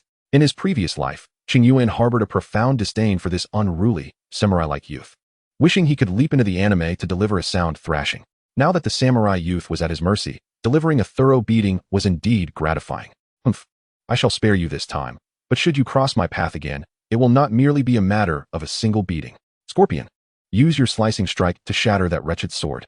At the command, Scorpion swiftly launched into action, its pincers gleaming with a pearly light as it descended upon the samurai sword with great force.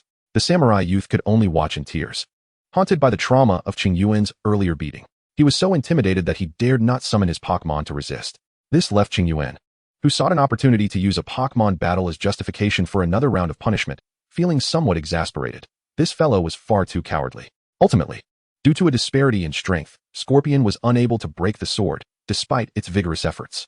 Yet, through Scorpion's extraordinary might, the samurai sword had transformed into something akin to a Malay sword, rendering the act of breaking it almost moot. However, Qingyuan still felt a twinge of anger upon witnessing the samurai youth's tears and lack of resistance. With a huff, he left, humming a light tune, feeling remarkably at ease. Although he did not seize the opportunity to further punish the samurai youth, the previous beating had successfully dispelled his earlier gloom, stemming from the realization of his own impoverished state. Thus, Qingyuan's spirit soared. Chapter 13, Capturing the Scyther. After parting ways with the samurai youth, Qingyuan diverged from the main path into a side trail. Perhaps a good mood indeed enhances one's fortune. Before long, he encountered a striking green mantis standing upright, brandishing two enormous scythes. When did my luck become so splendid? Qingyuan mused, gazing at the scyther before him. First, there was the unexpectedly gifted Scorpion, and now he stumbled upon a scyther at the edge of the forest. Given the rarity of this creature, one would normally have to delve deep into the evergreen forest to catch sight of it. Yet here he was, discovering this magnificent Pokémon on a side trail leading from the city of Constantia to Nibi City. This location could hardly be described as deep within the forest. Finding a scyther here was as improbable as stumbling upon a golden pearl on the streets of Constantia. Am I perhaps a child of destiny? This thought flickered through Qingyuan's mind, but he quickly shook his head, addressing the scyther before him. Never mind. If heaven grants me a gift, I shall not squander it. Before me lies an opportunity too precious to ignore. Scorpion, unleash your fury cutter. With a commanding gesture, Qingyuan directed the Scorpion towards the airborne mantis before them. With a swift motion, the Scorpion propelled itself forward, using its tail to gain momentum. The mantis, undeterred by the approaching creature radiating a soft white glow, brandished its own scythes, shimmering with the same luminescence, and charged headlong at the Scorpion. The clash resonated with a dull thud, followed by a series of rapid collisions. The mantis adeptly countered the Scorpion's fury cutter, and after exchanging several blows, both parties retreated, acknowledging the stalemate. Utilize poison jab, Qingyuan commanded as he observed the Scorpion's struggle against the mantis. Responding to the call, the Scorpion let out a fierce cry, channeling toxic energy into its pincers. Poisonous needles shot forth in rapid succession, akin to a Gatling gun, aimed squarely at the mantis. The mantis, however, swiftly raised its blades, creating a defensive barrier that deflected the incoming barrage of needles to the ground. Seizing the moment while the mantis was preoccupied, Qingyuan shouted, "Scorpion, use Thunderbolt." With a brilliant flash of white light enveloping its form, the Scorpion surged forward. Just as the mantis lowered its blades, the Scorpion closed the distance. In a moment of peril, the mantis hastily crossed its blades in defense, hoping to mitigate the impact of the Thunderbolt. The collision reverberated as the Scorpion's attack connected. Yet due to the mantis's preparation, it merely staggered back a few paces rather than being sent flying. Witnessing this, Qingyuan's expression turned grave. The mantis was evidently a seasoned warrior. This realization only deepened Qingyuan's admiration. He had initially entertained thoughts of capturing it for profit, but now he envisioned the potential of befriending such a formidable creature to enhance his own strength. Unaware of Qingyuan's intentions, the mantis was incensed that this diminutive foe had dared to injure it. Regaining its composure, it swiftly retaliated. With a flick of its right scythe, several identical mantises materialized around it.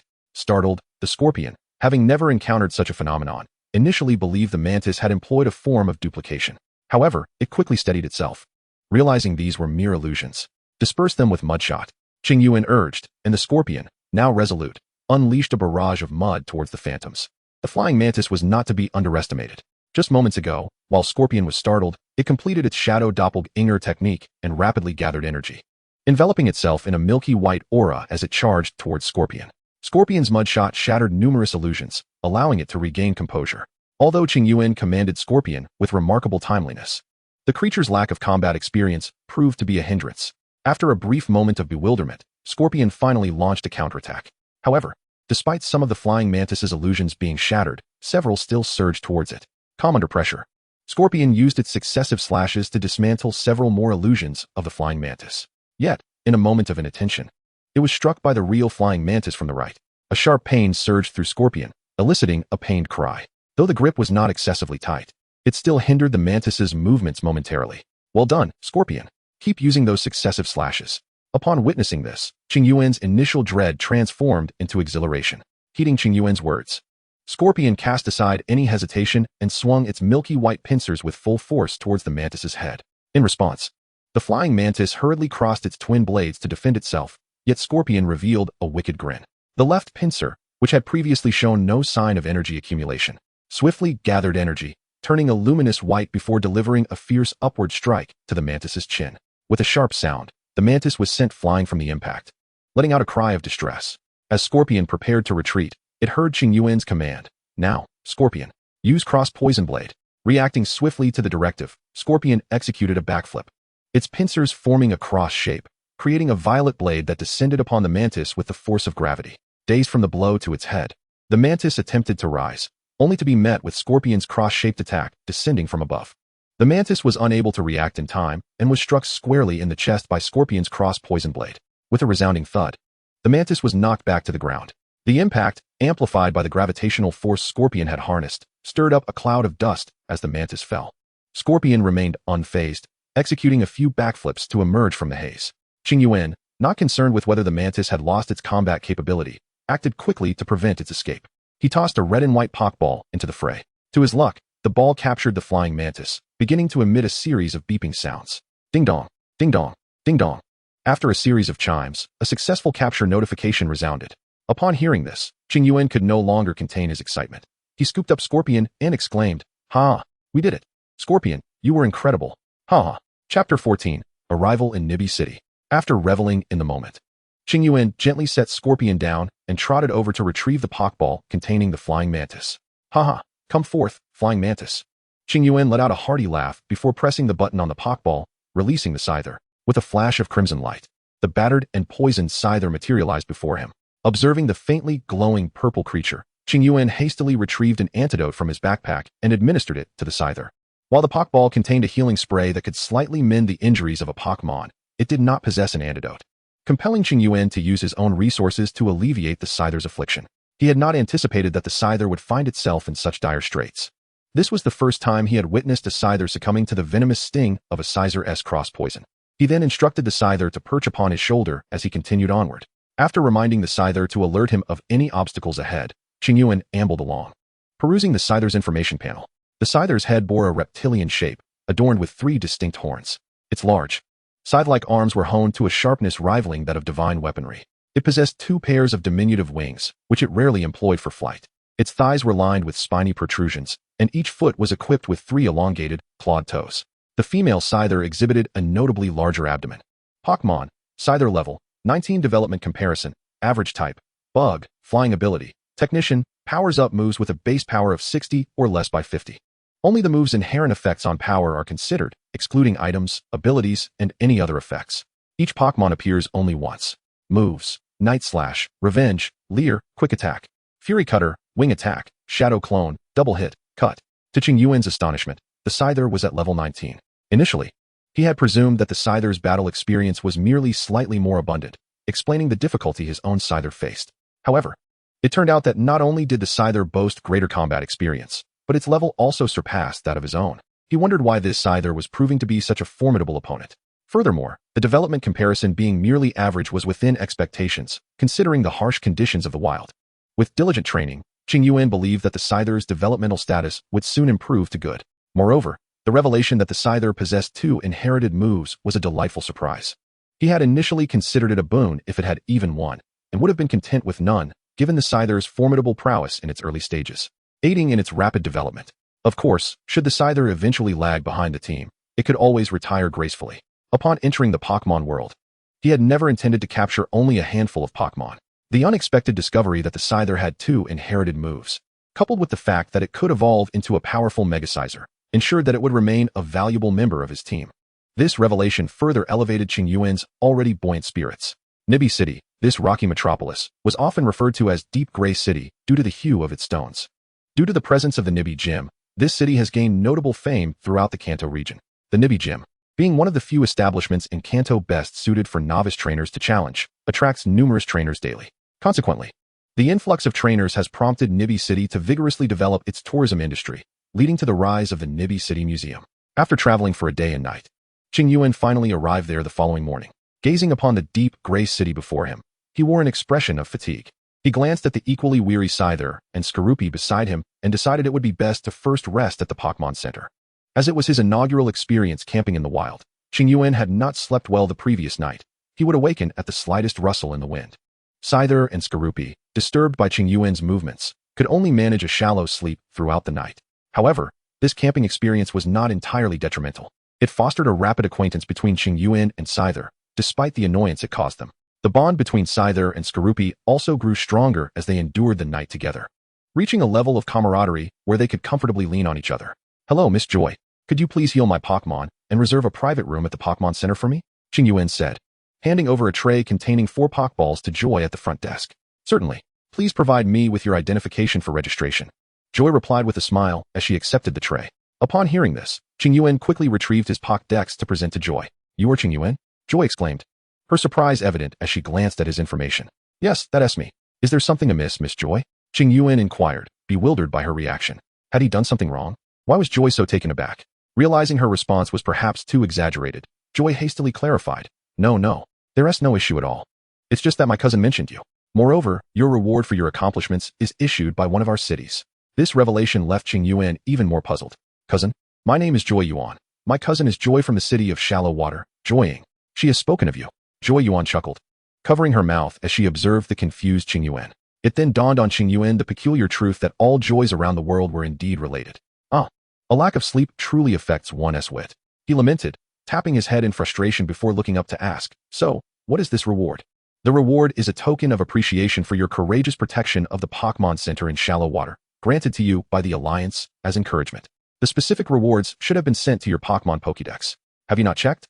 Hearing Qingyuan's words, Xiao Yuan replied in a tone of confusion. "Alas, I was so preoccupied with dealing with that mischievous child and capturing the flying mantis that I completely overlooked this significant matter." Qingyuan mused to himself upon hearing Xiao Yuan's words. It is worth noting that the reason he initially stepped forward to confront the Rocket Team duo was partly due to his desire to avoid the Pokémon Center exploding and endangering his own health. Additionally, he harbored the hope of potentially receiving rewards from the League. However, he did not anticipate that he would first be stimulated by the skill disc, focusing solely on finding a lucrative task. Subsequently, he encountered that mischievous child, and then the flying mantis. One event led to another, causing him to completely forget about the League's rewards. He chuckled, "I was so exhilarated to have found such wonderful companions that I forgot to check." After coming to this realization, Qingyuan lifted his head and, with a hint of flattery, inquired of Xiao Yuan, "Sister Yuan, I wonder what rewards the League has bestowed upon me." Chapter 15. The Charmeleon with the potential of a champion. "Please wait a moment while I check," Xiao Yuan exclaimed. Not this one, nor this one. Found it."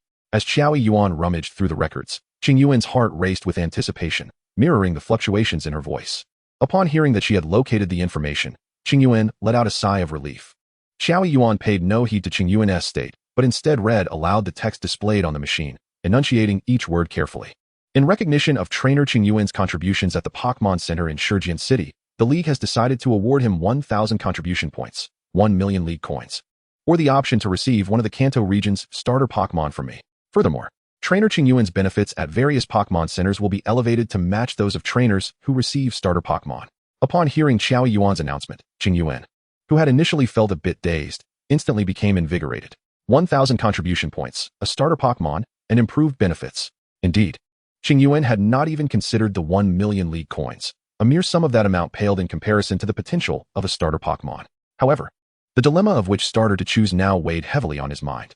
Noticing Qingyuan deep in thought, Xiao Yuan wisely remarked, "Little Yuan, there is no time limit on your choice of starter Pokémon. You may take your time to contemplate it in your room." With that, she handed Qingyuan a key. Just as he accepted the key and prepared to depart, Xiao Yuan emerged from behind the counter, pushing a small cart laden with Pokeballs. She gently grasped his shoulder and whispered, "Although I am unaware of which starter you prefer, there is a remarkable little Charmander among them." With that, Xiao Yuan continued to push the cart towards the treatment room. A glimmer of excitement flashed in Qingyuan's eyes upon hearing her words, and he murmured to himself, "A Charmander. That would be simply splendid." As he walked, his spirits lifted, and he soon found himself at the door, brimming with enthusiasm. After extracting the key and unlocking the door, Qingyuan entered the room and seated himself at the table. He retrieved paper and pen from his backpack and began to scribble and sketch, entirely forgetting his initial intention of taking a nap at the Pokémon Center. Among the 3 starters from Kanto, his favorite was undoubtedly Charmander. Not only did its fire-type skills possess remarkable strength, but upon evolving into Charizard, it would also grant him the ability to soar through the skies, serving as a trusty steed for his travels. However, lamentably, Qingyuan found himself in dire financial straits, making it exceedingly difficult to nurture another Charmander without adversely affecting his existing Scyther. Moreover, the notion of a mount conflicted with his aspirations for his current Pidgey, which would evolve into a formidable Pidgeot. Should he opt for Charmander, he would inevitably have to consider selling Pidgey or exchanging it for another Pokémon in the future. Thus, given Qingyuan's economic constraints, Bulbasaur emerged as the most suitable choice among the 3 starters, as cultivating a grass-type Pokémon entailed a lower cost. Furthermore, being one of the starters, even if he initially neglected it, Bulbasaur could still evolve into a powerful combatant in due time. As Qingyuan pondered and scribbled in his notebook, he eventually cast the pen aside in exasperation. "Oh, Qingyuan, how foolishly self-deceptive you are." His grin stretched almost to his ears. In such a scenario, what was there left to analyze? The innate talent of Charmander made it an obvious choice. Was Pidgey truly a rare Pokémon? Neither its final evolution's aesthetics nor its potential could rival that of Charmander, leaving little room for hesitation. Originally, he had captured the Pidgeys with the intent to sell them. But as he considered their evolution into Pidgeot, which could be ridden and possessed decent talent, he found himself intrigued by the idea of nurturing them. Despite his efforts to remain calm and his attempts to analyze the situation, the allure of a talented Charmander proved too powerful, especially since he was not inherently a composed individual. Ultimately, he resolved to choose Charmander as his starter. While he could earn more League coins in the future, a chance to encounter a Charmander like this might never come again. With this thought in mind, Qingyuan promptly rose and descended the stairs to inform Joy of his decision. Upon hearing Qingyuan's choice, Joy readily utilized her authority to present him with the most promising Charmander available. "This child will be entrusted to you." "Thank you, Joy. I will take good care of it," Qingyuan replied earnestly as he solemnly accepted the Pokeball from Joy's hands. "All right, I have some matters to attend to. You can familiarize yourself with Charmander. I'll take my leave now. Goodbye." "Goodbye, Joy." Reclining on his bed, Qingyuan's gaze fixated intently on the Pokeball in his hands. He understood that by accepting this Charmander, he was now partially aligned with the Joy family faction within the League. Nevertheless, given that the Joy family monopolized the medical industry across the League, Qingyuan perceived no disadvantage in being associated with their esteemed lineage. Moreover, he could only be considered one of the many investors in the Joy family, not even qualifying as an auxiliary member. It remained uncertain whether he would ever join the Joy family in the future. With a sigh, Qingyuan decided to put aside these troubling thoughts. He retrieved his Pokédex and began to examine the specific information of the Charmander, eager to discover the true potential of this creature, which even Joy Yuan had deemed to possess considerable talent. The Charmander's body was adorned in a vibrant orange hue, with a creamy underbelly and a tail crowned with a flickering flame. Its eyes sparkled blue, and it bore 4 tiny teeth nestled within its upper and lower jaws. Its limbs were short, featuring 4 diminutive fingers and 3 small claws. Species: Charmander level, 6 development comparison, excellent type, fire ability, blaze, when its health drops to 1/3. The power of its fire type moves increases. Skills: Dragon Dance, Dragon Rush, Metal Claw, Double Edge, Scratch, Growl, Ember, Smokescreen. After perusing the information panel of the Charmander, Qingyuan inhaled deeply, overwhelmed with excitement. It possessed the potential of a champion, an undeniable mainstay. This was his assessment of the Charmander. He could already envision its majestic form on the battlefield after evolving into a Charizard, wreaking havoc upon its foes. With 4 inherited skills, including both Dragon Dance and Dragon Rush, it was evident that this creature boasted a powerful Dragon-type father, and its mother was certainly no slouch either.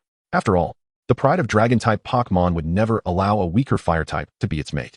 In the parlance of the fanfictions from his past life, this creature could very well be a scion of a champion, or perhaps even the offspring of a legendary champion. After a considerable pause, Qingyuan finally regained his composure, rising from his bed to release the Charmander from its Pokeball. Chirp! The Charmander emerged from the Pokeball, plopping down onto the floor, rubbing its sleepy eyes with its tiny hands while greeting Qingyuan with a cheerful call. Observing the adorable creature before him, Qingyuan descended to the floor, meeting the Charmander's gaze with warmth. "Hello there, Charmander. I am your trainer." Chapter 16, Captivating Power. Upon hearing Qingyuan's words, the Charmander ceased its eye rubbing. It placed its hands upon its belly, tilting its head curiously at Qingyuan. Noticing this, Qingyuan straightened his posture, wishing to leave a good impression on the Charmander. Chirp, chirp, chirp. The Charmander, delighted by Qingyuan's gentle demeanor, suddenly clapped its hands in joy while exclaiming exuberantly. Clearly, it was quite pleased with Qingyuan. Relieved, Qingyuan had feared that he would need to employ the same method he had used to capture the Scyther here. The Charmander reveled in its happiness for a while before finally approaching Qingyuan. What is it, Charmander? Is something the matter? Qingyuan inquired, concerned that the Charmander had a pressing issue. To his surprise, the Charmander extended its tiny hands towards him, adopting a posture that unmistakably requested a hug. As soon as the posture was struck, Qingyuan immediately understood and lifted it up. Simultaneously, he pulled out an energy cube that accelerated growth from his pocket and offered it to the little fire dragon. Indeed, the alliance nurtures Pokémon well. The little fire dragon could be so gentle. Observing the contented expression of the little fire dragon as it chewed on the energy cube, Qingyuan couldn't help but reflect. As for the two fiery sparrows, having chosen the little fire dragon, they were certainly to be sold. Hence, he refrained from fostering emotional bonds to avoid sorrow when parting in the future. Cola, Cola. As Scyther emerged, it prepared to fly onto Qingyuan's shoulder, which was becoming its designated perch. However, upon seeing the little fire dragon cradled in Qingyuan's arms, it instantly exhibited a sorrowful demeanor, extending its claws to question Qingyuan. In response to this, Qingyuan, at a loss for words, tossed a few energy cubes to Scyther. Upon seeing the energy cubes, Scyther's expression transformed, and after catching the cubes, it generously waved its claws to the little fire dragon, indicating that this spot was now reserved for it, and there would be no competition. SWA, the flying mantis, in contrast, was not as theatrical as Scyther. It stood aloof, curiously inquiring of Qingyuan. Observing the flying mantis's demeanor, Scyther quickly took to the air, hooking its claws around its neck. Cola Cola, you can't be like that. You're too inexperienced. You must learn from me. Cola Cola, you need to act. Only then will Qingyuan produce something good. Upon hearing Scyther's words, the flying mantis recalled Scyther's expression from earlier and shuddered unexpectedly. SWA, get off. After scolding, it prepared to shove Scyther away, but to its surprise, upon hearing the flying mantis's remark, Scyther tightened its grip, making it difficult for the flying mantis to dislodge it. Ahem. Scyther, behave yourself. Faced with the flying mantis's bewilderment, Qingyuan was about to introduce the little fire dragon when he noticed Scyther clinging to its neck. The flying mantis was straining to push it off. Upon hearing Qingyuan's words, Scyther finally released its grip, standing solemnly beside the flying mantis with its tail raised. The flying mantis rubbed its neck with the back of its blade, preparing to show Scyther a thing or two next time. Once both creatures were settled, Qingyuan gently placed the little fire dragon on the floor and introduced it. This is the little fire dragon. It will be our partner from now on. Let's give it a warm welcome. With that, Qingyuan began to clap. Cola Cola. SWA SWA. Observing Qingyuan's actions, Scyther was the first to react, starting to applaud. And the flying mantis quickly followed suit, welcoming the little fire dragon to their ranks. Watching the enthusiastic greetings from the two elder brothers, the little fire dragon curiously approached Scyther. In its eyes, the shorter Scyther seemed more approachable than the taller, stoic flying mantis nearby. However, just as the little fire dragon drew near, Scyther suddenly made a silly face. From a young age, the pampered little fire dragon, unaccustomed to hardship, burst into tears upon encountering such an ordeal. Yet, even in its tears, it displayed the pride inherent to its draconic lineage, emitting several sparks of fire towards the scorpion. Although these sparks inflicted no damage upon the scorpion, they left its visage darkened. Ha! You truly deserve this, scorpion. Qingyuan laughed heartily at the sight of the scorpion, whose eyes remained untouched by darkness. Even the aloof mantis, standing nearby, could not contain its laughter at the scorpion's predicament. The room was soon filled with the sound of mirth. At 6 in the evening, Qingyuan emerged from the Pokémon Center, purchasing a black cloak from a nearby shop before venturing into a narrow alley. Observing a group of yellow-haired individuals smoking, he tossed a bundle of 1,000 alliance coins and declared, "Take me to the black market." The leader of the group picked up the money, scrutinized it, and retorted, "Not enough." Upon hearing this, Qingyuan's brow furrowed beneath his cloak. The common trainer he had spoken to earlier had assured him that 1,000 would suffice. Suppressing his confusion, he threw out 2 more bundles. The yellow-haired leader picked them up, only to declare once again, "Still not enough." Meanwhile, the other 2 yellow-haired thugs began to encroach upon Qingyuan from either side, blocking his escape. Realizing their intent to rob him, Qingyuan wasted no time and threw out another item. The yellow-haired leader's expression turned smug as he bent down to retrieve it. However, the moment the object hit the ground, it emitted a radiant light, and a green mantis materialized before him. In a state of panic, the yellow-haired thug stammered, "Why, you're a trainer? Show them who's boss, mantis. Just don't let it die," Qingyuan commanded. The mantis nodded and sprang into action. In an instant, the yellow-haired thug was felled by a swift strike from the mantis. The other 2, witnessing this, hastily fled. Yet, Aside from Ash, the extraordinary newcomer, how many could outrun a Pokémon? Moreover, the speed of the mantis far surpassed that of ordinary Pokémon. With two anguished cries echoing, the remaining yellow-haired thugs met the same fate as their companion. Qingyuan gazed upon the trio sprawled on the ground and affectionately stroked the mantis's head. This is the taste of true power. It is indeed intoxicating. Master, I was wrong. Please spare my life. The leader, now bloodied, knelt before Qingyuan, raising the 3 bundles of alliance coins high in a plea. Take me to the black market, Qingyuan commanded, casting a glance at him as he casually took 2 bundles. Yes, I will lead you right away. The yellow-haired thug responded eagerly. Chapter 17, The Black Market. Here it is. The code is 8BR Shishi BR 8BR Shi, said the young man with yellow hair, bending slightly and gesturing towards a somewhat dilapidated house. Upon hearing his words, Qingyuan nodded and proceeded towards the house. The young man, however, appeared conflicted and ultimately remained rooted to the spot. Glancing back at him, Qingyuan chose to disregard his presence. If the address provided turned out to be false, he would certainly teach him a lesson. At a leisurely pace, Qingyuan reached the door within 2 minutes. He knocked gently, and soon a voice emanated from behind the door. For the code. A BR Shishi BR, a BR Shi. Qingyuan replied hoarsely. Suddenly, a dull thud resonated as a gloved hand emerged from a concealed panel in the door. Entry fee is 1,000 alliance coins. From my position, take 5 steps to the right and push inward against the wall to enter. Following the instructions, Qingyuan walked 5 steps to the right and pressed against the wall, only to discover it was a revolving door. The seamless tiling made it indistinguishable from an ordinary wall. Having located the entrance to the black market, Qingyuan entered without hesitation. Inside, he found himself in a cramped, dark space. Just as he began to question whether he had been deceived, a sudden sensation of weightlessness enveloped him. He realized he had stepped into an elevator. After approximately 30 seconds, the feeling gradually diminished, ultimately vanishing. In the 6th second following the disappearance of the weightlessness, the door before Qingyuan swung open, revealing 2 men clad in black robes. Hurry out, there are others behind. One of the men exclaimed, noticing Qingyuan still lingering in the elevator. Prompted by the urgency in his voice, Qingyuan stepped out. Follow this path straight ahead to enter the black market. The exit operates similarly. Observing Qingyuan's hesitation, the man recognized it was his first visit to the black market and offered guidance. Upon hearing this, Qingyuan's expression darkened beneath his hood. So easily exposed. I must be more cautious in the future, he thought, then clasped his fists in gratitude towards the man who had spoken, continuing along the designated path. After walking approximately 300 meters, Qingyuan officially entered the black market. It resembled a bustling marketplace, with vendors selling their wares lining the streets. In addition to the stalls, several shops occupied both sides of the street. Qingyuan decided to ascertain the market prices before parting with his 2 firebirds. Poison from a BR Guai. Only 30,000 alliance coins per vial. Pokémon eggs, 500,000 coins each. Choose as you please. A well-developed Rhydon with a hereditary skill. Double-edged headbutt, priced at 400,000 alliance coins. The nearby stalls featured a cacophony of vendors, some vociferously beckoning customers, while others merely displayed a cardboard sign detailing their wares. After familiarizing himself with the local merchants, Qingyuan ventured into the larger shops to inquire about prices. Half an hour slipped by in this manner, and he had garnered a substantial understanding of the black market. Due to the Alliance's prohibition on the unauthorized sale of Pokémon, the only legitimate means of exchanging Pokémon for currency involved tasks not accessible to non-Alliance trainers. Thus, the black market emerged as a lucrative alternative. Over time, virtually every city in the Kanto region came to host an underground black market.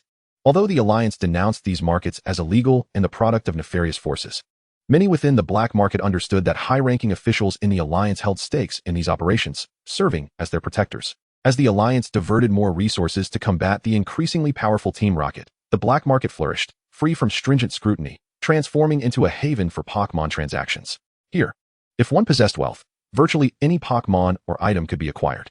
After gathering the necessary information, Qingyuan paid a stall fee of 1,000 alliance coins at the Black Market Administration and set up his stall beside the street, displaying a sign that read, "For sale, Charizard, ordinary development stage, with a hereditary skill of triple attack, priced at 450,000 alliance coins. For sale, Charizard, good development stage, with a hereditary skill of Brave Bird, priced at 600,000 alliance coins." With the Pokeballs neatly arranged beneath their respective information, Qingyuan settled down to await customers. Within 5 minutes of establishing his stall, the first customer approached. "Will you sell the Charizard with Brave Bird for 400,000? The customer, clad in a black cloak, spoke in a deep, gravelly voice that hinted at a formidable presence. Yes. Without a moment's hesitation, Qingyuan nodded in agreement. Based on the information he had collected, He knew that Charizards, which could be ridden by humans post-evolution, were never in short supply on the black market. Thus, even with the hereditary skill of Brave Bird, the price would not soar too high. The offered 400,000 Alliance coins was well above his minimum acceptable price. He had initially listed it at 600,000 merely to allow for negotiation. The customer was clearly knowledgeable, and further haggling would yield little benefit. It was wiser to finalize the sale. Upon hearing Qingyuan's acceptance, the customer produced an anonymous bank card and tossed it onto the stall. Qingyuan took the Pokeball containing the Charizard and handed it over. After selling this Charizard, Qingyuan spent approximately another half hour before finally selling the Charizard with triple attack for 270,000 Alliance coins. With all his goods sold, Qingyuan dismantled his stall and began to meander through the area, seeking out items he might require. 2 hours later, he had encountered numerous desirable items. However, Qingyuan, constrained by financial limitations, ultimately spent only 350,000 on 3 attribute gemstones and a novice breeder's manual detailing the creation of energy cubes before departing from the black market. Upon exiting the elevator and observing the environment around him, which was utterly transformed from what it had been prior to his entry, Qingyuan realized that the forces behind the black market were anything but ordinary. The mere fact that one could enter from a single location yet emerge from entirely different ones was a testament to this. If the power were insignificant, how could such a vast underground palace be constructed beneath Nibi City? The intricate circuitry of the transport elevators alone would be unfeasible without considerable influence. Taking a deep breath, Qingyuan gazed upon the myriad lights of Nibi City, unable to suppress his murmurs. Indeed, compared to being a mere rat, I much prefer being a cat. The dim, confined underground environment could hardly compare to the spacious and illuminated world above. Chapter 18. Challenging the Nibi Gym. The following morning, after refreshing himself, Qingyuan set out from the Pokémon Center towards the Nibi Gym. Due to the gym's notable reputation, it attracted numerous challengers each day. To prevent trainers from arriving only to find the gym fully booked or facing long waits, advance reservations were now required, necessitated by the popular demand. Qingyuan had secured his spot for the gym challenge at 8 o'clock that morning, having arrived in Nibi City the previous day. Approaching the entrance of the Nibi Gym, he gently pushed open the grand doors and stepped inside, only to be greeted by an enveloping darkness. Goodness, a rock-type gym that resembles a ghost-type gym? Has Nibi Gym fallen on hard times? He pondered, bemused. Given the daily influx of challengers, it seemed implausible that the League would not allocate funds for basic amenities, such as lighting. As he scrutinized the surroundings, he continued to mentally grumble while making his way deeper into the gym. Hello, challenger. Goodness gracious. What on earth? Just as Qingyuan sought a combat arena, the lights suddenly flickered on, accompanied by a voice emanating from the illuminated area, startling him. To his relief, it was Brock, not some spectral Pokémon. After regaining his composure, Qingyuan patted his chest to calm his racing heart. My apologies, challenger, Brock said, scratching his head, a hint of embarrassment evident in his demeanor. Once Qingyuan had settled, he addressed Brock. No worries. I am Qingyuan from the Johto region. I made a reservation for today's gym challenge on the Pokédex yesterday. Upon hearing Qingyuan's words, Brock crossed his arms and responded, for the gym challenge. You may use 2 Pokémon. The battle concludes when all Pokémon on one side are unable to continue. In gym battles, only the challenger may substitute Pokémon. The gym leader cannot. Do you understand the rules, challenger? Nodding, Qingyuan produced a Pokeball and inquired, I understand. Shall we commence the gym challenge, gym leader Brock? Upon hearing Qingyuan's words, Xiaojing nodded and waved his hand, instantly illuminating all the lights in the arena. The entire dojo transformed from a realm of darkness to brilliant daylight in a heartbeat, causing Qingyuan's eyes to well with tears from the sudden brightness. He glanced at Xiaojing, who appeared unfazed, his expression as calm as ever. What a revelation. So that's the purpose of those squinty eyes. Qingyuan thought to himself as he squinted to adjust to the surrounding light. Observing Qingyuan's reaction, Xiaojing chose not to initiate the dojo challenge immediately, instead standing still and patiently waiting. After a considerable time, once Qingyuan had adjusted to the brightness, he declared, Gym leader, I am ready.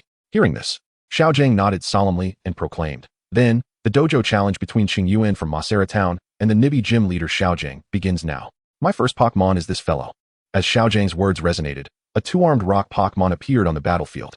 Little Qian Stone resembled a gray round stone, adorned with pronounced rocky eyebrows, trapezoidal eyes with brown irises, and muscular arms with 5 fingers. The Alolan variant of Little Qian Stone is entirely dark gray, one of its notable features being the magnetic iron sand that clings to its eyebrow-like protrusions. Its hands have 3 fingers. Qingyuan took out his Pokédex to scan the Pokémon before him, gathering information. In that case, Scorpion, bring me victory. After stowing the Pokédex, Qingyuan released Scorpion with a swift motion. Cola. Scorpion gazed at Little Qian Stone with a serious expression. Hey Cha-Cha. Observing Scorpion's demeanor, Little Qingyuan provocatively tapped its fists together. Scorpion executed a thunderbolt. Just as Scorpion was released, Qingyuan confidently commanded, seizing the opportunity. After all, Xiaojing had not specified who should attack first, so as the challenger, he felt justified in taking a slight advantage. Cola! Scorpion cried out before dashing forward like a streak of white light towards Little Qingyuan. Little Qingyuan, use rollout, Xiaojing stated, his expression unchanged, as he calmly observed Scorpion's rapid approach. Hey Cha-Cha! With impressive experience, Little Qingyuan, a Pokémon of the gym leader, successfully initiated rollout before Scorpion could make contact. Although Scorpion's thunderbolt sent Little Qingyuan flying, it suffered minimal damage due to the prior use of rollout. Now use rollout. Hey Cha-Cha! Harnessing the momentum from being struck, Little Qingyuan quickly began to roll upon landing. In mere seconds, it amassed formidable power and charged towards Scorpion. Scorpion leaped to evade an unleashed sand attack. Cola! With a flick of its tail, Scorpion soared into the air, dodging the ferocious assault from Little Qingyuan, while a cloud of yellow sand swiftly gathered before it. As the small stone Pokémon did not become disheartened after missing its strike on the Scorpion, it continued to roll energetically on the battlefield, while accumulating energy. It also searched for any vulnerabilities in the Scorpion's defenses, preparing for the next assault. The Scorpion, on the other hand, glided gracefully through the air, raising clouds of yellow sand, denying the small stone any opportunity for attack. Suddenly, the Scorpion let out a loud cry and plummeted towards the ground. Observing this, the small stone charged forward without hesitation. Just as it was about to reach the Scorpion, the latter tossed the yellow sand directly at it and executed a backflip. Soaring back into the air, startled by the sand that obscured its vision, the small stone was compelled to halt its rolling to rub its eyes.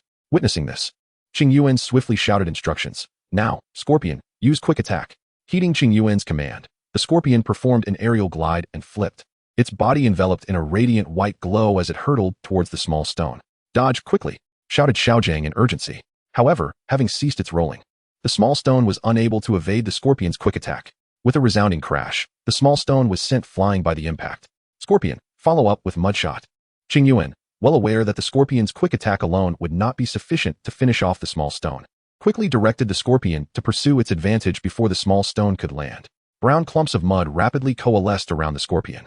A series of dull thuds echoed as the Scorpion demonstrated remarkable talent in projectile techniques. Not a single mud ball went astray. All struck the airborne small stone, delivering a taste of celestial mire. As the dust settled, the small stone lay in a heap of rubble, its eyes swirling and its body coated in mud. Chapter 19, Mastering Acrobatics. After retracting the small stone's Pokeball, Xiaojing looked up at Qingyuan and asked, "Will you be substituting your Pokémon?" Hearing this, Qingyuan glanced at the Scorpion, which, excitement radiating from its expression, clacked its pincers in eager anticipation, clearly wishing to continue the battle. "I will not substitute my Pokémon." Understanding the Scorpion's fervor for combat, Qingyuan shook his head at Xiaojing. Nodding in response, Xiaojing produced his second Pokeball. "Come forth, Onyx." A flash of red light revealed a colossal serpent, towering like a two-story building, composed entirely of rock, now present on the battlefield. Astonished by the sight of such a magnificent creature, Qingyuan gasped. It was his first encounter with such a formidable entity. Regaining his composure, he quickly turned to the Scorpion, acutely aware that this was the first time it faced such a massive opponent. If the Scorpion's mental fortitude faltered, it could easily lose the will to fight. However, the Scorpion exhibited resilience far beyond Qingyuan's expectations when he observed it. At this moment, Scorpio gazed at the formidable Onyx, his face brimming with fierce determination. And in his excitement, he incessantly clashed his pincers together. Witnessing Scorpio's fervent demeanor, Qingyuan's heart plummeted into his stomach. Onyx unleashed a powerful tackle. While Qingyuan was observing Scorpio, Brock had already commanded Onyx to launch an attack. "Scorpio, take to the air." With a roar, Onyx surged forward, its massive head charging towards Scorpio with a dazzling white light emanating from its body. However, Scorpio was well prepared. He leapt into the air just before Onyx could collide with him. Bang! A tremendous sound reverberated as the ground trembled beneath Qingyuan's feet, where Scorpio had once stood. A colossal crater now marred the earth, a testament to Onyx's force. Suspended in midair, Scorpio beheld the devastation below, a flicker of fear crossing his face. Yet, that fear swiftly transformed into a fiery resolve. Only such a formidable opponent was worthy of a challenge. "Scorpio, use Mudshot and kite it." At that moment, Qingyuan's command cut through the air. Scorpio reacted swiftly, launching clumps of yellow mud from his vicinity towards Onyx. Onyx defended with its tail, aware of Qingyuan's intentions.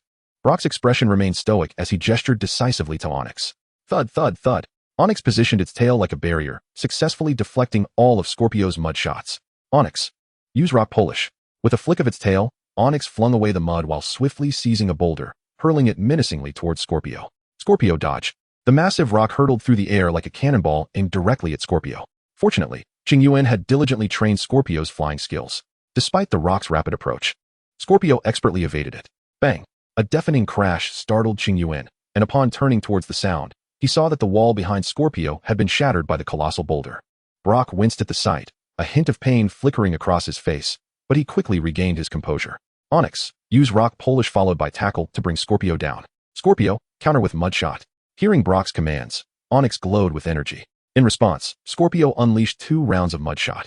Despite this, Onyx successfully executed rock polish and, with astonishing speed, swung its tail towards Scorpio. Scorpio dodged. Qingyuan, feeling helpless, could only shout out encouragement. Thankfully, Scorpio proved to be resilient, deftly maneuvering through Onyx's relentless tackle attempts with an array of impressive aerial techniques. Seeing this, Qingyuan let out a sigh of relief, but soon his brow furrowed again. Merely evading the attacks would not secure victory. He needed to devise a way to strike back. However, the Onyx, honed by the relentless grinding of the rocks, now resembled a fan, its tail akin to the blades, ceaselessly assaulting the Scyther in midair.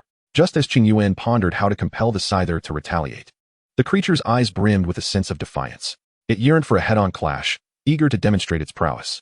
Yet, it was not blind to its own limitations. A single strike from the massive tail of Onyx would undoubtedly incapacitate it instantly. The Scyther skillfully executed a series of complex maneuvers in the air to evade the attacks. Yet the desire to strike back grew ever more potent within its heart. As this conviction intensified, a radiant white light began to coalesce around its form during its intricate feats. The inherently gifted Scyther quickly recognized this phenomenon and deliberately performed even more intricate movements. With each motion, the brilliance surrounding it intensified. Suddenly, the light reached its zenith, and a glimmer of enlightenment flickered in the Scyther's eyes. It had mastered a new skill, acrobatics. Without hesitation, it endeavored to employ this newfound ability, as it executed a series of challenging maneuvers. The energy of flight began to gather around it, increasing its speed exponentially. Just as its velocity peaked, it cast a glance at the Onyx on the battlefield, a spark of madness igniting in its eyes. In the next instant, it charged toward the upper body of Onyx. Bang! Roar! Immediately, the Onyx let out a cry of anguish. Observing this, Qingyuan felt a surge of joy and promptly exclaimed, Scyther, press the advantage, go again. Clang! Onyx unleashed a tackle. Seeing this, Brock swiftly issued fervent commands to the Onyx. Bang! Faced with the headlong charge of Onyx, the Scyther found itself compelled to engage in a direct confrontation.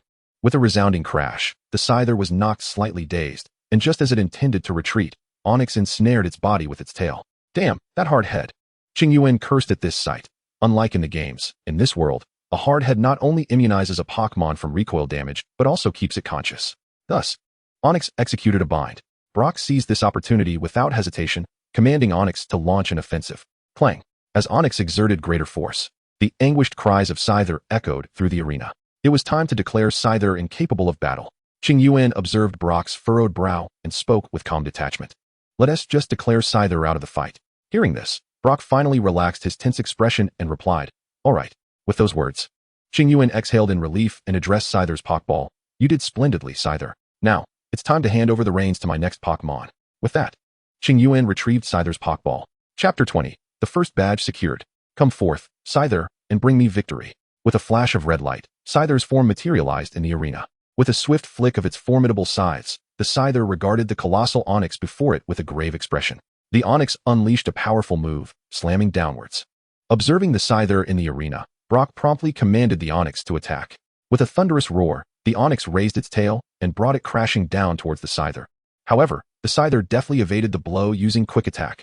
In a flash, responding to Qingyuan's command, the Scyther transformed into a streak of white light, narrowly escaping the devastating strike.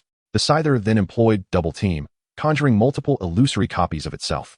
Faced with such a multitude of Scythers, the Onyx hesitated, uncertain of which to target. Fortunately, Brock swiftly provided precise instructions to the Onyx. The Onyx executed a sweeping slam, shattering the illusions with its massive tail. Now was the moment to strike with Fury Cutter.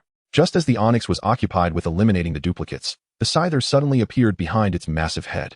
With its blades gleaming, the Scyther delivered a series of 5 swift slashes at the junction of the Onyx's head and body. With a pained roar, the Onyx attempted to strike back with its tail, but before it could connect, the Scyther glowed with a radiant light and once again used quick attack to evade. The Scyther then unleashed its full power with Cut, As the Onyx desperately searched for the elusive Scyther behind it, Qingyuan's voice rang out once more. Hearing the command, Brock quickly instructed the Onyx to roll, forcing the Scyther to retreat. Heeding Brock's words, the Onyx disregarded its previous injuries and straightened up to follow the command. However, just at that moment, the Scyther appeared right before the Onyx, ready to strike. Before the Onyx could retaliate, the Scyther raised its shimmering scythe and delivered a powerful blow to its head. With a final agonized cry, the Onyx collapsed, its eyes swirling as it succumbed to defeat. Subsequently, it lifted its head and descended from the platform to stand before Qingyuan, proclaiming, "Congratulations, Challenger, on your victory in the gym challenge.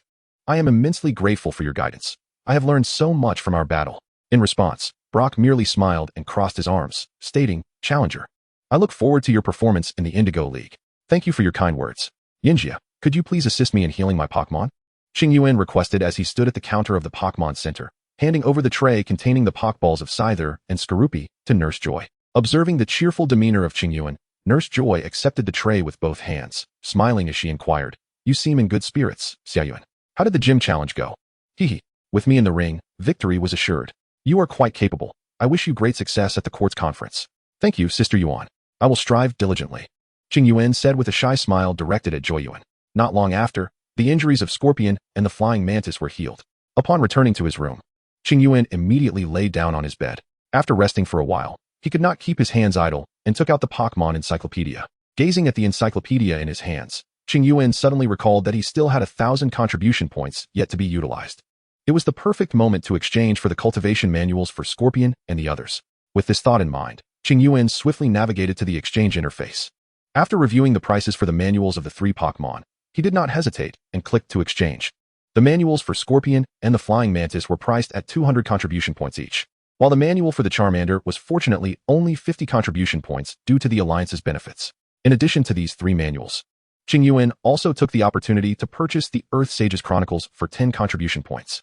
Just as the encyclopedia displayed that the download was complete, Qingyuan eagerly opened the Earth Sages Chronicles. He was keen to discover how the world appeared through the eyes of someone at the pinnacle of existence. As noon arrived, Qingyuan, feeling the rumblings of his stomach, was filled with astonishment. From this chronicle, he uncovered numerous truths about the world. For instance, it is well known that in order for Pokémon to transcend to the champion level, they must comprehend a concept known as momentum.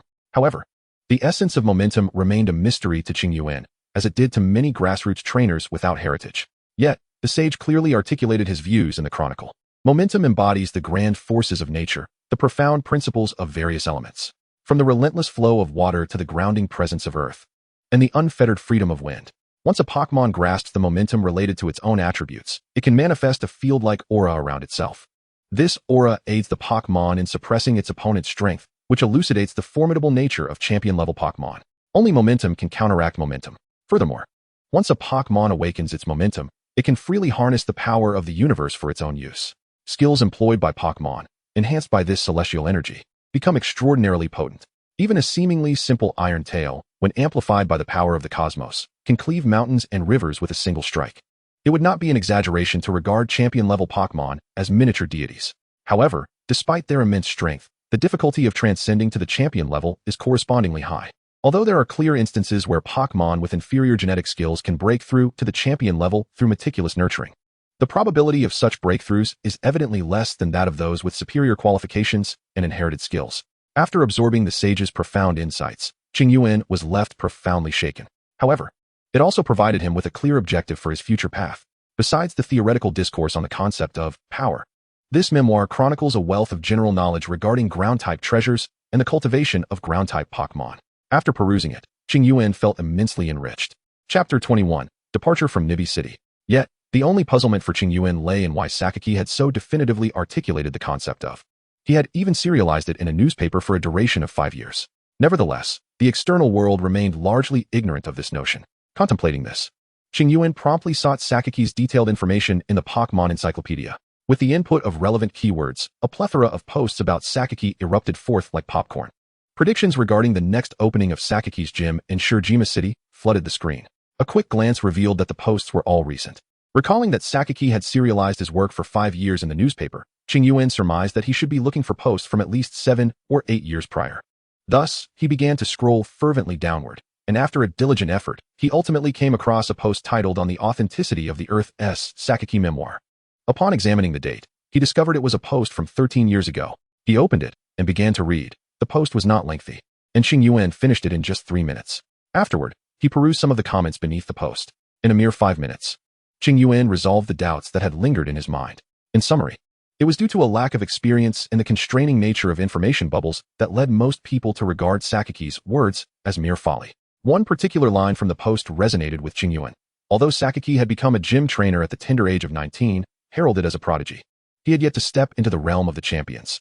How could his words command belief? Many individuals in the comments section concurred with this sentiment. Naturally, there were those who countered it. However, as time passed, over a decade rolled by, and the once promising Sakiki remained merely a gym trainer, showing no signs of advancing to the status of a champion. Gradually, those who had once criticized him began to feel vindicated in their assertions. The supporters of Sakiki, upon witnessing the title of Sakiki as the gym trainer of Shirjima City, found themselves devoid of rebuttals. As time went on, Sakiki's theories were increasingly dismissed as the idle musings of a youthful trainer seeking attention. Yet, Qingyuan held a different perspective. He was well aware of Sakiki's true prowess. The B-drill in his possession had decisively defeated the champion of Johto comics. How could his theories possibly be erroneous? As for why Sakiki had not risen to clarify these misconceptions with netizens, one must remember that he was a formidable figure in the underworld. Often at odds with the League, such actions could be seen as detrimental to his interests, perhaps regretted even during the time of his serialization. Moreover, he is a formidable individual. It is unnecessary for a strong person to prove their prowess to the weak. Upon comprehending why, despite Sakiki's theories, the world remains oblivious to the concept of power, Qingyuan exhaled deeply. At least the folly of humanity is preferable to the notion that the theories are false. Furthermore, the Alliance has not publicly opposed Sakiki's theories, which already serves as a testament to their validity. Having grasped this matter, Qingyuan rose from his bed and began to gather his belongings. The time had already reached noon, and since he had planned to journey to Hualan City that afternoon, he needed to prepare for departure despite having squandered much time on research. Of course, before setting off, Qingyuan intended to procure some supplies from Silver Company. Given the abundant presence of moonstones in the Jukiyama region, he pondered whether fortune would favor him in reaping substantial rewards. Once he had organized his belongings, Qingyuan exited his room and made his way to the main hall of the Pokémon Center. After checking out with Nurse Joy at the counter, he bid her farewell, shouldering his backpack as he departed the center. After leaving the Pokémon Center, Qingyuan headed directly to the location of Silver Company's marketplace in Nibi City. Upon entering the marketplace, he indulged in a shopping spree, first replenishing Scorpion's rations and energy cubes for 3 months, akin to the treatment received in Shokan City. Subsequently, he provided the same 3-month supply for his other Pokémon, the Flying Mantis and Charmander, mirroring Scorpion's provisions. This expenditure alone cost him a staggering 200,000 Alliance coins. Following this, based on the breeding manual's resource requirements for nurturing Pokémon, he allocated a month's worth of necessities for each of the 3 Pokémon, which amounted to 180,000 Alliance coins, 50,000 for both Flying Mantis and Scorpion, and a slightly higher 80,000 for Charmander. After preparing these essentials, Qingyuan used the equipment he had previously purchased as collateral to upgrade his gear and then acquired some training equipment for Scorpion and the others. Ultimately, after spending a total of 650,000 Alliance coins at Silver Company, Qingyuan departed the establishment, feeling the pinch of his lavish expenditures, yet resolute in his pursuit of strength and wealth. With a newfound determination, he set forth along the path to Jukiyama. With the addition of Flying Mantis, his strength had significantly increased, allowing him to veer away from the main roads constructed by the Alliance and navigate solely along the side paths. Feeling somewhat emboldened, Qingyuan contemplated abandoning the Alliance's routes altogether and forging deeper into the surrounding forests. However, recalling the remarkably gifted Charmander in his Pokeball, he ultimately dismissed this notion. With this exceptional Charmander, he understood that a steady, methodical approach was all that was required moving forward. There was no need to jeopardize his safety for trivial gains. With this thought in mind, Qingyuan released Scorpion and Charmander from their Pokeballs. As soon as the little Charmander emerged, it eagerly sought to burrow into Qingyuan's embrace.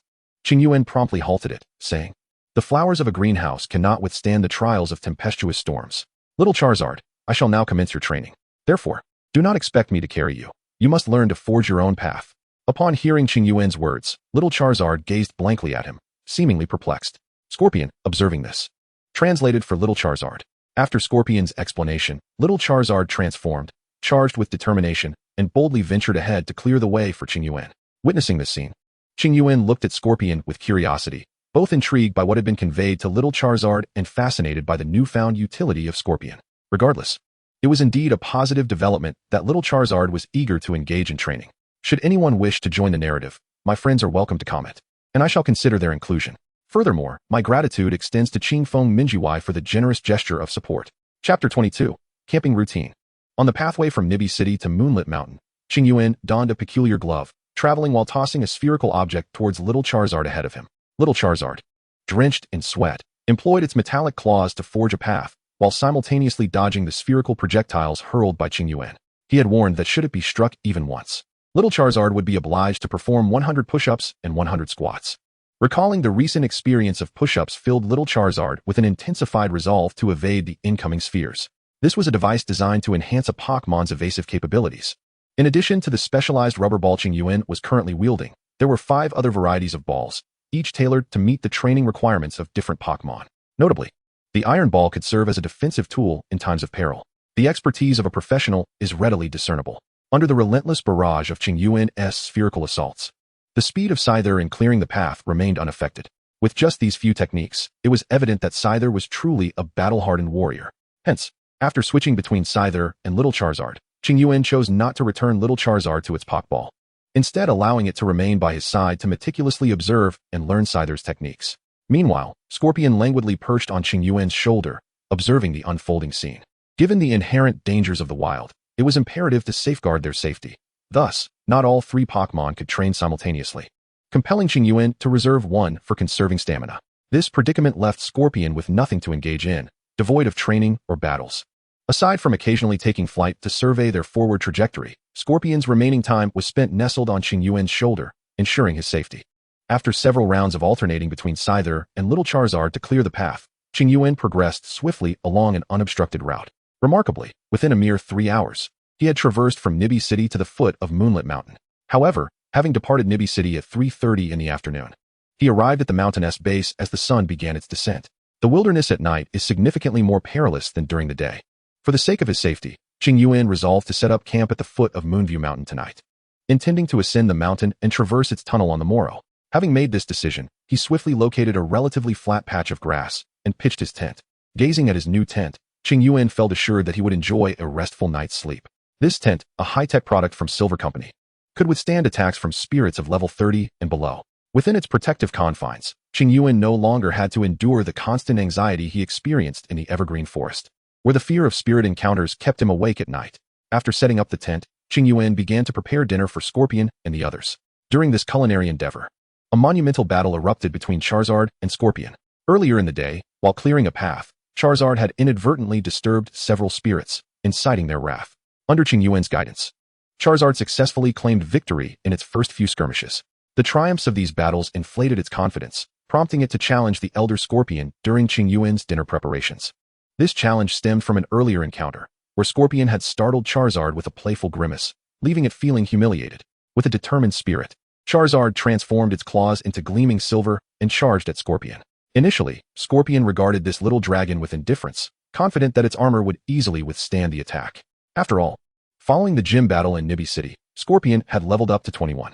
Although Charizard had gained some strength from today's battles and training, it still had not surpassed level 10. Scorpion stood unmoving, certain that Charizard would struggle to breach its defenses. Moreover, it found Charizard's metallic claws intriguing. Qingyuan had emphasized the importance of observing them closely today. Scorpion was eager to learn this skill as well and intended to seize the opportunity to feel the energy of Charizard's claws in motion. However, Charizard, despite its seemingly reckless demeanor, possessed a tactical mind, a blend of brawn and finesse. Realizing that its metallic claws could not penetrate Scorpion's defenses, Charizard opted to perform a series of dragon dances to enhance its attack power. With a single swipe, it managed to inflict pain upon Scorpion's pincers. This audacity infuriated Scorpion, who retaliated with a series of swift strikes to Charizard's head, resulting in 3 noticeable bumps. Unaccustomed to such indignities, Charizard promptly darted over to Qingyuan, clinging to his pant leg in tears. Witnessing this scene, Qingyuan felt a mixture of amusement and exasperation. Charizard was both inexperienced and playful, while Scorpion displayed a lack of scruples. Among the entire team, only the Mantis seemed to maintain a semblance of normalcy. Reflecting on this, Qingyuan turned his gaze toward the Mantis, who was currently on watch. The Mantis, with an air of stealth, was eyeing the surroundings. Upon noticing Qingyuan's gaze, it immediately resumed its aloof demeanor. The Mantis too was merely putting on a facade.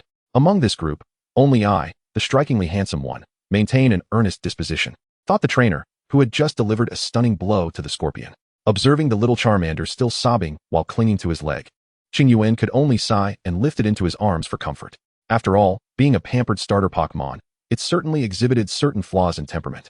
It was incumbent upon him, as its trainer, to guide it gently. He pondered how a fire-type Charmander could develop such a gentle nature. While this serene disposition was indeed conducive for novice trainers to forge a bond with it, it was excessively mild. This dragon had been raised more like a lamb. With a touch of exasperation, Qingyuan continued to soothe the little Charmander while ensuring it was fed a bowl of chicken soup. Gradually, he aimed to alter the Charmander's overly sensitive nature. Once the little creature was comforted, Qingyuan laid out the prepared dinner before the three Pokémon. The Charmander, now devoid of tears and sporting 3 prominent bumps on its head, made a face at the scorpion and began to devour the Pokémon food voraciously. As it buried its face in the bowl, it simultaneously pondered angrily. Meanwhile, Qingyuan and the scorpion exchanged amused glances, finding the little one quite easy to manipulate. Chapter 23. The Little Fellow in the Thicket. After dinner, Qingyuan meticulously tended to the mantis's dual blades according to the training manual, all the while casting a resigned glance at the scorpion and Charmander nearby. It can only be said that children bear no grudges. Just moments ago, the Charmander had been feisty with the scorpion, yet now it was soaring joyfully through the air on the scorpion's back, completely oblivious to the earlier incident. Ecstatic, it lay on the scorpion's back, exuberantly calling out. Once he had finished maintaining the mantis's blades, Qingyuan followed the manual's instructions to provide the mantis with a massage. Observing the mantis relax under his touch, Qingyuan could not help but inquire, "How does it feel, mantis? Comfortable?" "Ah, so comfortable." However, it quickly reconsidered, realizing this reaction might not align with its persona, and thus donned a mask of indifference. Qingyuan observed all of this silently, stifling a chuckle within. These creatures, each one a true performer. After completing the massage, Qingyuan produced a bug gem and presented it to the mantis. "Now that I've finished your massage, take advantage of your relaxed state to absorb the gem's energy." This gem was akin to the bug gems from Qingyuan's previous life in the game, which served to enhance the power of bug-type moves. Yet in this world, the bug gem allowed the Pokémon to directly absorb its internal energy. Upon absorbing the energy from the bug gem, the Pokémon could swiftly elevate its level. In the words of Qingyuan, the insect gem is quite similar to the spirit stones found in the cultivation novels he had perused in his past life. However, the insect gem is notably more durable than those spirit stones. For the mantis to fully absorb this gem, it would require at least 2 weeks. Upon hearing Qingyuan's words, the mantis nodded and delicately retrieved the insect gem with the tips of its dual blades. Observing this, Qingyuan began to stow away the tools used for the mantis's massage and remarked, "All right, take it and absorb it while remaining vigilant." With a nod in acknowledgement, the mantis departed from the spot. After tidying up the ground mat, Qingyuan extracted another set of tools from his bag and called out to the scorpion and the little fire dragon, "Enough of the playtime. Scorpion, come over for your massage. Little fire dragon, go and use your spark skill on that rock until you can no longer produce it." At Qingyuan's command, the engrossed scorpion and little fire dragon swiftly parted ways. The scorpion darted toward Qingyuan, while the little fire dragon scurried to the indicated rock, diligently working on its spark skill. It must be noted that although the sprites occasionally bicker among themselves, they unfailingly adhere to Qingyuan's directives. After completing the massage for the scorpion and the little fire dragon as per the nurturing manual, just as Qingyuan was about to zip up the tent, he spotted a pink sprite with 2 pointed ears cautiously peering at them from the bushes. The creature, known as Pippi, had a star-shaped body adorned with pink fur and small wings on its back. It possessed 3 toes on its hands and a single toe on its feet, complete with a small tooth in its mouth and wrinkles around its eyes. Its ears were pink with brown tips, and atop its head was a tuft of curly hair, while its tail also bore a curl. Qingyuan produced his Pokémon encyclopedia and scanned the direction of the sprite, which instantly triggered a burst of electronic sound. Unveiling the sprite's information, it appeared that there was indeed a Pippi colony residing in Moonview Mountain. However, why was this particular Pippi alone here? Qingyuan pondered, gazing at the Pippi hidden among the bushes. Initially, upon encountering a valuable Pippi, his first instinct would have been to capture it for monetary gain. However, Pippi is a rare sprite protected by the Alliance, which officially prohibits any trade. Consequently, there were no missions for capturing Pippi listed in the encyclopedia. Although Qingyuan was aware that Pokémon could be traded in the black market, he was not a Pokémon hunter. His heart was not as hardened as theirs, and the clientele in the black market varied greatly. He found it difficult to accept the thought of this adorable little creature being sold to some perverse individual. Nonetheless, while he had no intention of coveting the Pippi itself, he felt that the moonstone was worth considering. After all, the Pippi colony possessed a massive moonstone, taller than a person. He reasoned that if he were to chip off a piece or two from it, the Pippi would likely not mind. Upon reflecting on this, Qingyuan resolved to befriend the nearby Pippi, hoping to be led to the magnificent moonstone. With this thought, he unzipped his half-open tent and stepped outside. Upon seeing him, Pippi appeared somewhat frightened and contemplated fleeing. Noticing this, Qingyuan promptly moderated his movements. As he retrieved a small bag of universal Pokémon food from his backpack, he donned a gentle smile and addressed Pippi. You must be hungry. Come, have a taste. I assure you, I mean no harm. He held out a handful of the Pokémon food, grinning. Pippi's tiny nose twitched, seemingly catching the delightful scent of the food, and, intrigued, cautiously emerged from the bushes. This person is so kind, and those Pokémon were having such fun with him earlier. He can't possibly be a bad person, Pippi mused, clutching its head as it walked forward. Despite being an innocent and naive creature, unaware of the deceptive nature of humans, Pippi felt reassured by Qingyuan's genuine intentions. He simply wished to befriend Pippi and, perhaps, acquire a few pieces of moonstone for monetary gain. The bushes were in close proximity to Qingyuan's tent, and Pippi soon found itself startled by this realization. Observing Pippi tremble, Qingyuan quickly offered comfort, saying, Do not worry, Pippi, I harbor no ill intentions. You must be hungry. Try this, it's quite delicious. At Qingyuan's words, Pippi forced itself to calm down and cautiously took a piece of food from Qingyuan's hand, placing it in its mouth. Pika, it exclaimed, delighting in the taste. This is truly delicious. This big fellow has not deceived me, Pippi thought contentedly, gazing at Qingyuan. Unaware of Pippi's inner thoughts but pleased by its expression, Qingyuan remarked, Isn't it tasty?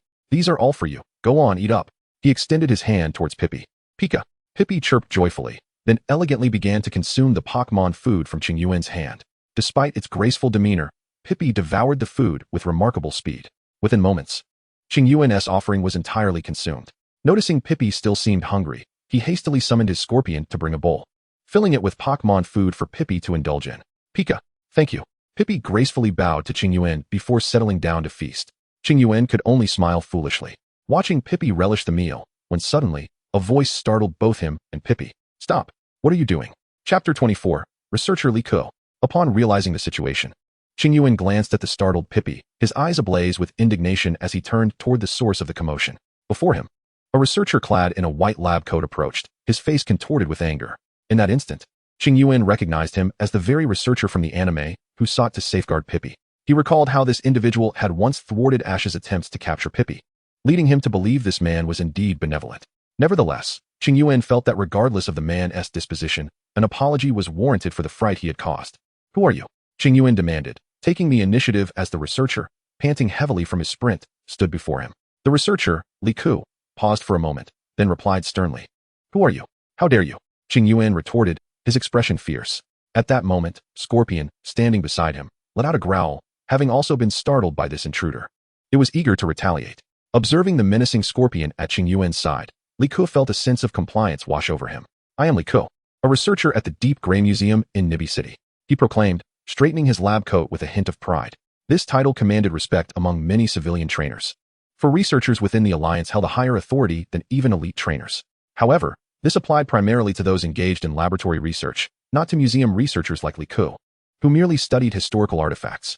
In truth, Li Ke's standing was somewhat akin to that of elite trainers, albeit slightly inferior, as he lacked any significant research projects or the combat prowess of a true elite. Nodding in acknowledgement, Qingyuan introduced himself. I am Qingyuan from Changpan City, an elite trainer of the Alliance. As he spoke, he produced his Pokédex and summoned his Charmeleon. Upon seeing Charmeleon, Li Ke nodded in recognition. Greetings, Trainer Qingyuan. His tone softened considerably, realizing that Qingyuan was indeed his superior in both strength and status, thus diminishing Li Ke's earlier arrogance. In response to Li Ke's greeting, Qingyuan put away his Pokédex and asked, What brings a researcher from the Deep Gray Museum to the mountains at such a late hour? And why the loud outburst that startled Scorpion and the others? Li Ke quickly replied, I apologize, Trainer Qingyuan. I came here to protect Pippi. I thought you intended to harm it, which prompted my loud intervention. Qingyuan glanced down at Pippi, who had by now recovered from its fright, appearing quite familiar with Li Ke and seemingly unbothered by his presence, as it resumed its meal. Observing Pippi enjoying its food, Qingyuan lifted his gaze and questioned, As a researcher, what compels you to venture into the mountains to protect Pippi?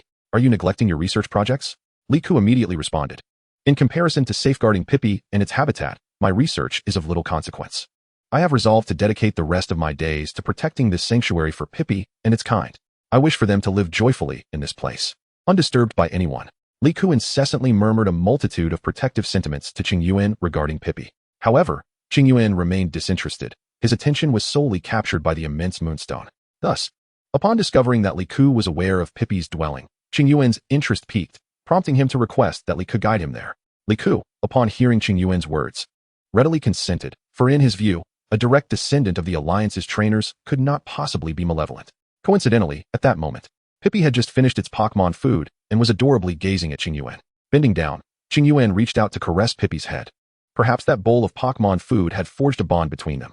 Pippi, faced with Qingyuan's gentle hand, showed no signs of retreat, allowing him to stroke its head. Feeling the comfort of Qingyuan's touch, Pippi even nuzzled against his palm. Observing this scene, Li Ku felt a pang of envy that nearly made him grind his teeth in frustration. He had devoted so much time protecting Pippi, yet none had ever shown such intimacy with him as Pippi did with Qingyuan. Unbeknownst to Qingyuan, Li Ku's thoughts were filled with a sense of longing. Were he aware, he would undoubtedly jest at Li Ku's expense. After all, sycophants have no promising future. In their relentless flattery, they often end up with nothing. Li Ku's treatment of Pippi mirrored the behavior of those infatuated admirers from Qingyuan's past life, who endlessly lavished gifts upon their deities, yet could not even grasp their hands. The difference, however, lay in the innocence of Pokémon. If Li Ku were genuinely kind to Pippi and its kin, there remained a considerable chance of reciprocation.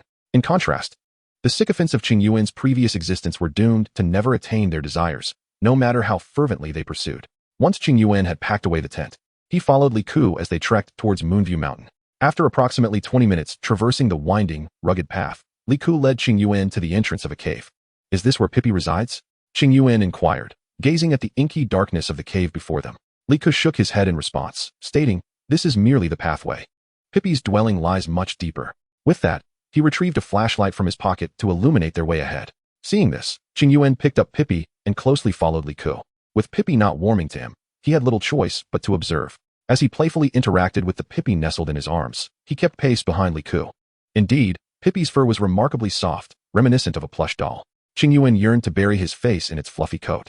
Yet the necessity to continue their journey compelled him to abandon that notion, for now, at least, as he could certainly entertain the idea upon reaching Pippi's haven. While walking with Pippi in his embrace, Qingyuan mused to himself. Suddenly, Li Ku ahead let out a cry of distress and fell to the ground. Qingyuan gazed into the pitch-black cavern before him, swiftly retrieving his powerful flashlight and directing its beam towards Li Ku.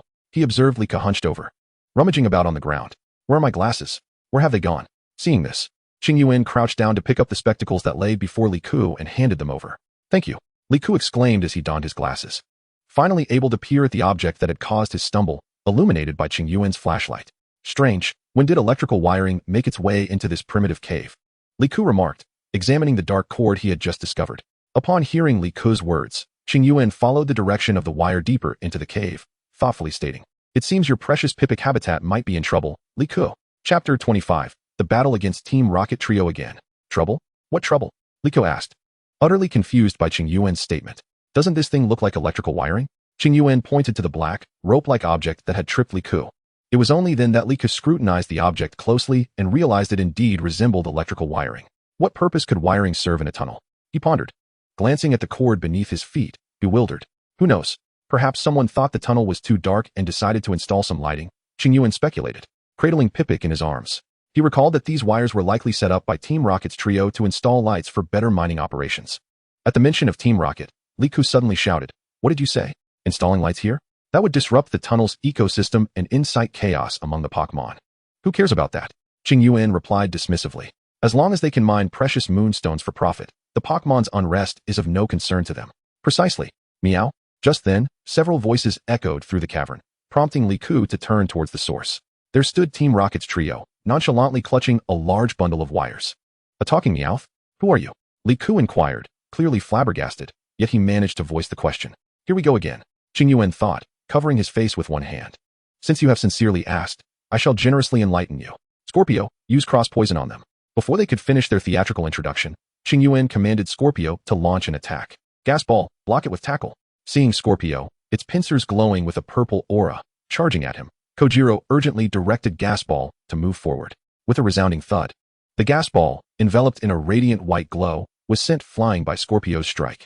Although Gas Ball had only hastily attempted a defense, the ultimate goal was achieved. Scorpio's momentum was successfully slowed down, and after the initial blow, Scorpio swiftly rolled back to evade further confrontation. After enduring numerous battles, Scorpion has learned its lesson, opting to strike and then flee, never lingering in combat.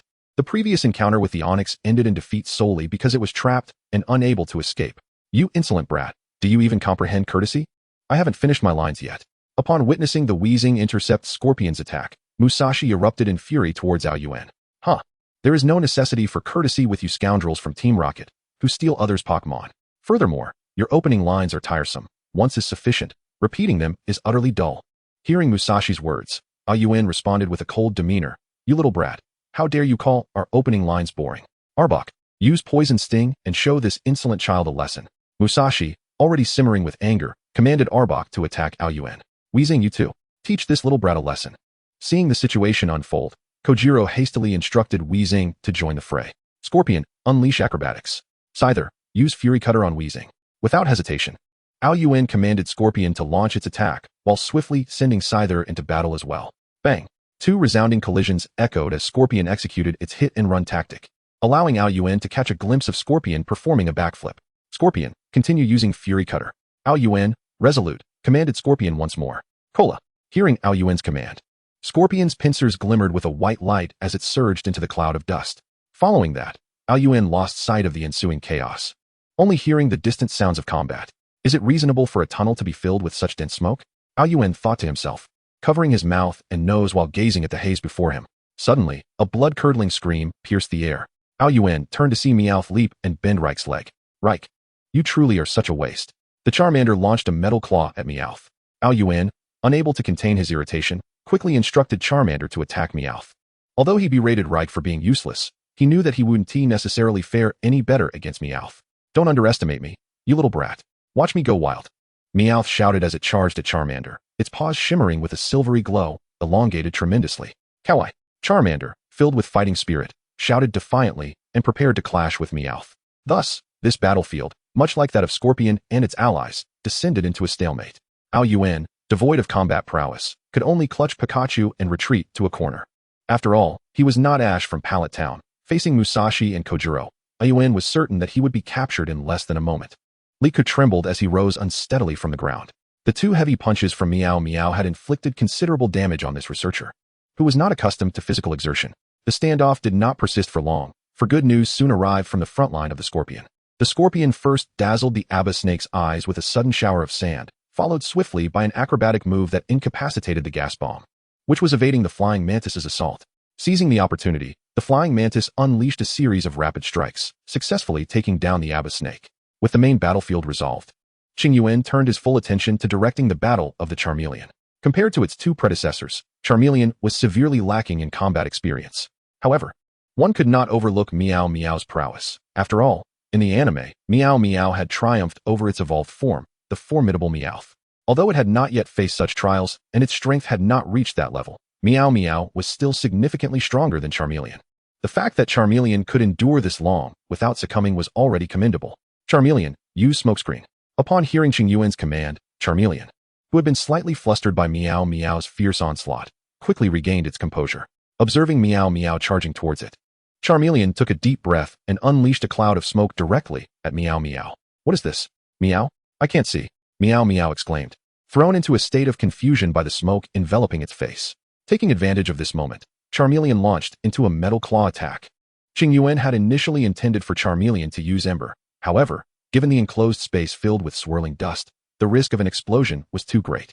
For the sake of safety, Qingyuan decided Charmeleon should instead rely on its claws. Meow? Meow Meow cried out in distress as it was struck by Charmeleon's metal claw, sent flying and rendered incapable of further combat. Witnessing this turn of events, Musashi and Kojiro did not hesitate to recall their Pokémon, cradling Meow Meow as they turned to flee. Liku, eager to pursue, was halted by Qingyuan's hand. Don't chase after them. The tunnel is too dark. They could easily hide anywhere, and you wouldn't be able to catch up. Let us first gather these wires. We wouldn't want that Pokémon to get entangled in them. Chapter 26, Arrival at the Clefairy Habitat, the enormous moonstone. Qingyuan gently placed Clefairy on the ground and, alongside Liku, began tidying up the wires scattered across the floor. Clefairy remained obedient, quietly observing as Qingyuan and Liku worked. Charmeleon, on the other hand, was a different matter entirely. It ran amok across the wire-laden ground, tangling the carefully arranged cables. In a moment of mischief, after poking a wire and finding it soft, Charmeleon unleashed a burst of ember upon it.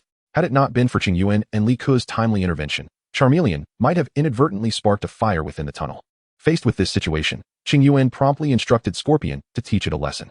After experiencing the consequences, the little Charizard became quite obedient. Standing before the stone wall with its hands behind its back, striving to elevate its tail to serve as a torch for Qingyuan and the others. After a busy half-hour, Qingyuan, alongside Li Ku, finally managed to tidy up the mess of wires left by Team Rocket. These fellows truly showed no signs of fatigue. Creating such a tangle, Qingyuan gazed at the pile of wires before him, unable to suppress his sarcasm. Who says otherwise? Oh, my poor back. Li Ku chimed in, rubbing his own back in agreement upon hearing Qingyuan's remark. All right, enough lamenting about your aching back. Let's leave these wires here for the time being. We'll transport them in a few days. For now, let us head to the habitat of Pippi. After a brief contemplation regarding the multitude of wires, Qingyuan expressed his thoughts. Transporting all these wires would consume a considerable amount of time if it were solely up to him and Li Ku. He was eager to expedite his journey to Hualan City, leaving no time to waste moving wires with Li Ku. Thus, he decided to make Li Ku bear the brunt of the burden. It was imperative to reach Pippi's habitat swiftly and acquire several high-quality moonstones before continuing his travels. Upon hearing Qingyuan's words, Li Ku realized that it was indeed his responsibility to transport the wires. However, feeling helpless, he found himself without assistance and could only watch despairingly at the daunting pile of wires. How long would this take? Li Ku lamented internally. Qingyuan, oblivious to Li Ku's thoughts, was solely focused on reaching Pippi's habitat to procure some exceptional moonstones. Therefore, after tidying up, he immediately turned his gaze towards Pippi. There stood Pippi, still obediently in place, though it had somehow acquired a stone in its hands. Ah, this. Pippi, are you a seeker of evolution stones? Qingyuan exclaimed. Astonished at Pippi, Pippi tilted its small head in confusion upon hearing Qingyuan's words. Though it did not fully comprehend, Pippi extended the stone in its hand towards Qingyuan. Being a good person who treated it to delicious food, it wished to repay Qingyuan with something valuable. After receiving the stone from Pippi and confirming it was indeed a moonstone after a vigorous rub, Qingyuan joyfully patted Pippi's head and exclaimed, Pippi, you are truly a harbinger of good fortune. Would you care to join me on my travels? Hearing this, Li Ku quickly interjected, what are you saying? The outside world is so perilous. Isn't it better for Pippi to live freely here? How can you take it on your journey? Scorpion, silence him. Qingyuan's expression darkened instantly at these words, once bright, with a smile. Damn it, you love-struck fool, hindering my chance to capture a Pokémon. Without any hesitation, Scorpion's pincers glimmered with a white light, poised to strike at Li Ku. Witnessing this scene, Li Ku, who was about to continue his protests, promptly recognized the need to acquiesce to his own instincts. Upon hearing Qingyuan's words, Pippi felt a flicker of intrigue. The prospect of indulging in delectable fairy food daily was indeed a tantalizing temptation. However, thoughts of its family and companions within the clan compelled Pippi to shake its head, declining Qingyuan's invitation. Observing this, Qingyuan could only sigh and shake his head in resignation. Alas, fate had conspired against them. Initially, Qingyuan's desire to capture Pippi had stemmed merely from witnessing its fortuitous antics. Although he wished to have Pippi join him, he was uncertain how to nurture such a creature. Nevertheless, having an adorable companion as a mascot would be delightful, but if the offer was declined, so be it. Of course, if Pippi were an essential Pokémon for Qingyuan, he would undoubtedly resort to more assertive measures to secure its allegiance. As he mused over these chaotic thoughts, Qingyuan shook his head, clearing his mind, and lifted Pippi once more. Pippi. Upon hearing this, Pippi nodded and extended its tiny hand to guide Qingyuan. He stowed away his Charmeleon and Scyther, shouldering the Scorpion as they proceeded in the direction indicated by Pippi. Behind them, Li Ku could only grit his teeth in envy, wishing fervently to hold Pippi himself. Pippi must be so delightful to touch. With such thoughts in mind, Li Ku followed closely behind Qingyuan, with Pippi as their guide. Their pace quickened considerably. However, after traversing for a mere 10 minutes, they approached the true habitat of the Pippi. Just as they neared their destination, Pippi suddenly leapt from Qingyuan's embrace, gesturing for him to follow before scampering ahead. Qingyuan trailed after Pippi, turning a corner that led them into a vast cavern. Rather than a mere cave, it resembled a sinkhole, as the earth above had collapsed, leaving it exposed. Standing within the cavern, one could clearly see the moon shining brightly above. At the center of the sinkhole lay a massive circular stone, having seen it in an anime. Qingyuan recognized it as a grand moonstone. Bathed in moonlight, the colossal moonstone emitted a faint milky glow, perhaps due to the absence of a full moon that night. The radiance appeared almost imperceptible. So many Pippi, exclaimed Li Ku, who had finally caught up, unable to contain his awe at the scene within the sinkhole. Hearing this, Qingyuan took a moment to survey the surroundings closely. Indeed, there were countless Pippi, along with numerous Piku and Pikachu amidst them. Pippi. Just then, the Pippi that Qingyuan had been holding tugged at the sleeve of a seemingly older Pikachu, leading it towards him. The Pippi began to prance excitedly. Introducing the Pikachu to Qingyuan, he recognized that this must be the leader of Pippi's clan. The Pikachu was a pink, star-shaped Pokémon, bipedal in nature, adorned with a curly tail. It had long, pointed ears with black tips, small black eyes framed by wrinkles, and a cascade of curls atop its head. Its wings had also grown larger, each adorned with 3 sharp tips. Just as Qingyuan contemplated how to initiate a conversation, the Pokédex in his pocket seemed to sense Pikachu and automatically began its introduction. Given this, Qingyuan could only manage an awkward smile as he retrieved the Pokédex and disabled the automatic scanning mode before speaking. Hello, I am a friend of Piplup. Pip, Pikachu, unfazed, conveyed something to Qingyuan, though he did not comprehend it. After Pikachu finished speaking, Piplup tugged at Qingyuan, leading him on a leisurely exploration of the sinkhole. Through this wandering, Qingyuan came to understand why Piplup was reluctant to leave with him.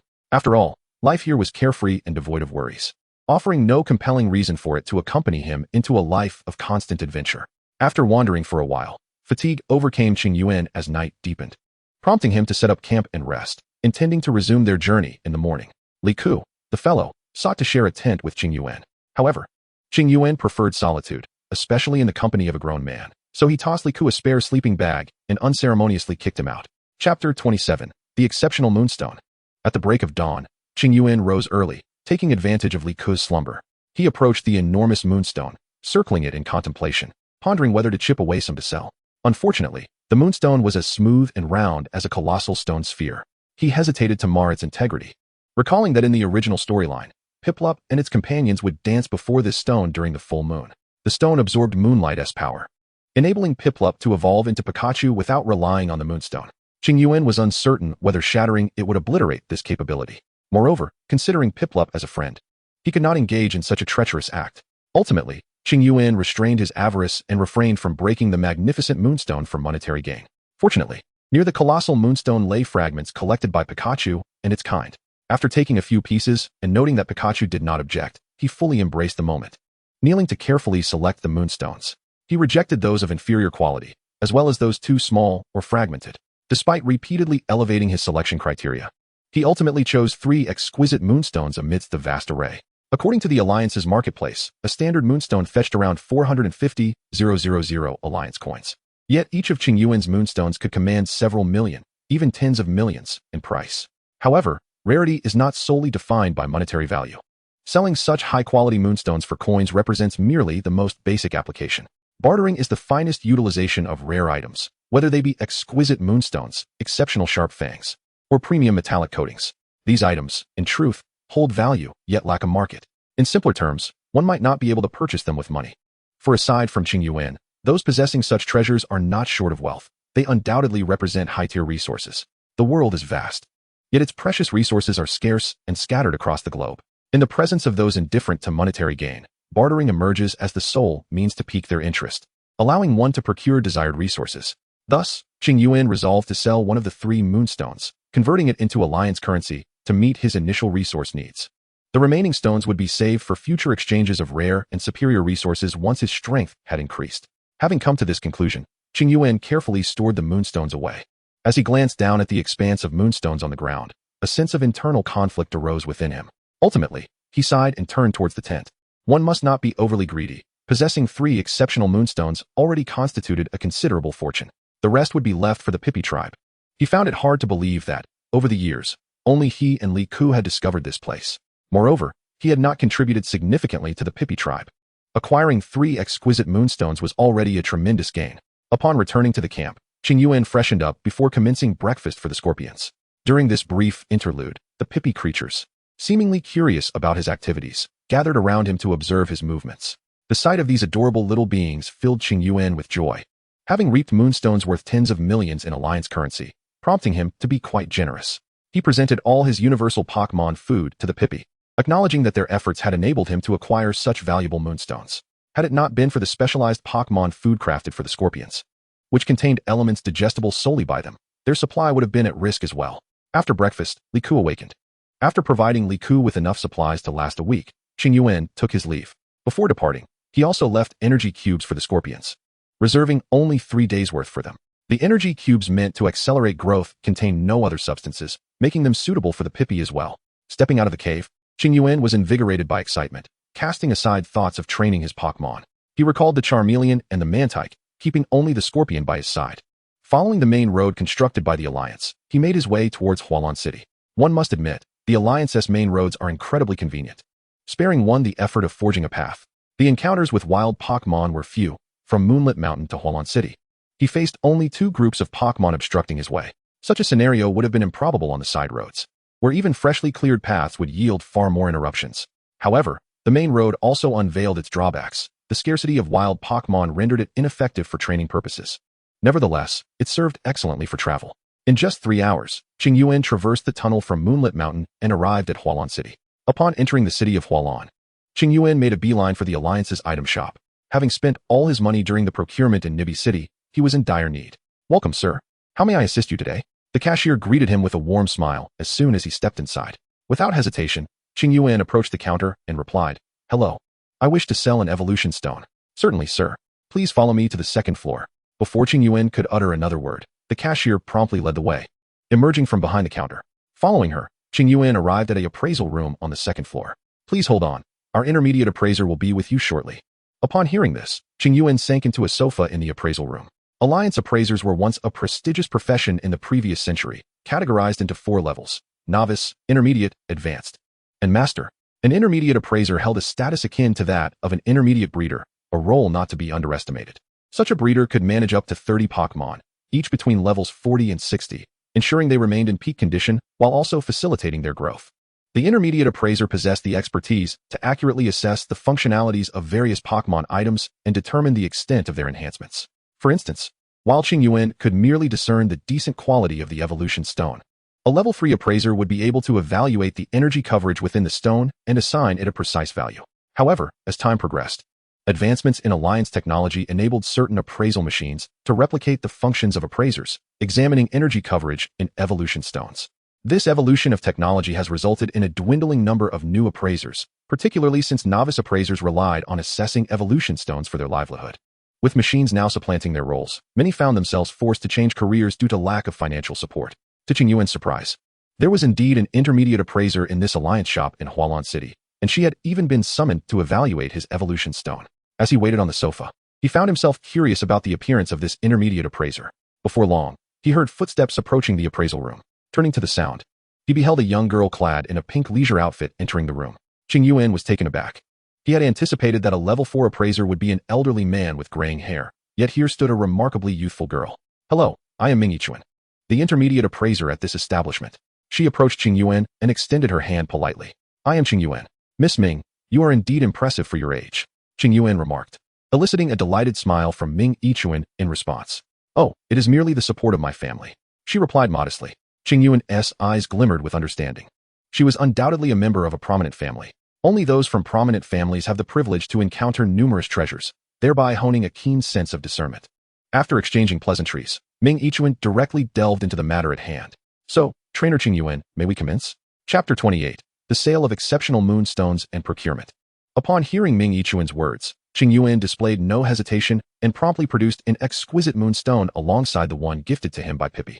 The moment Qingyuan laid eyes on the exceptional moonstone, her gaze was instantly captivated. The moonstone gifted by Pippi went unnoticed as she eagerly reached for the exquisite one.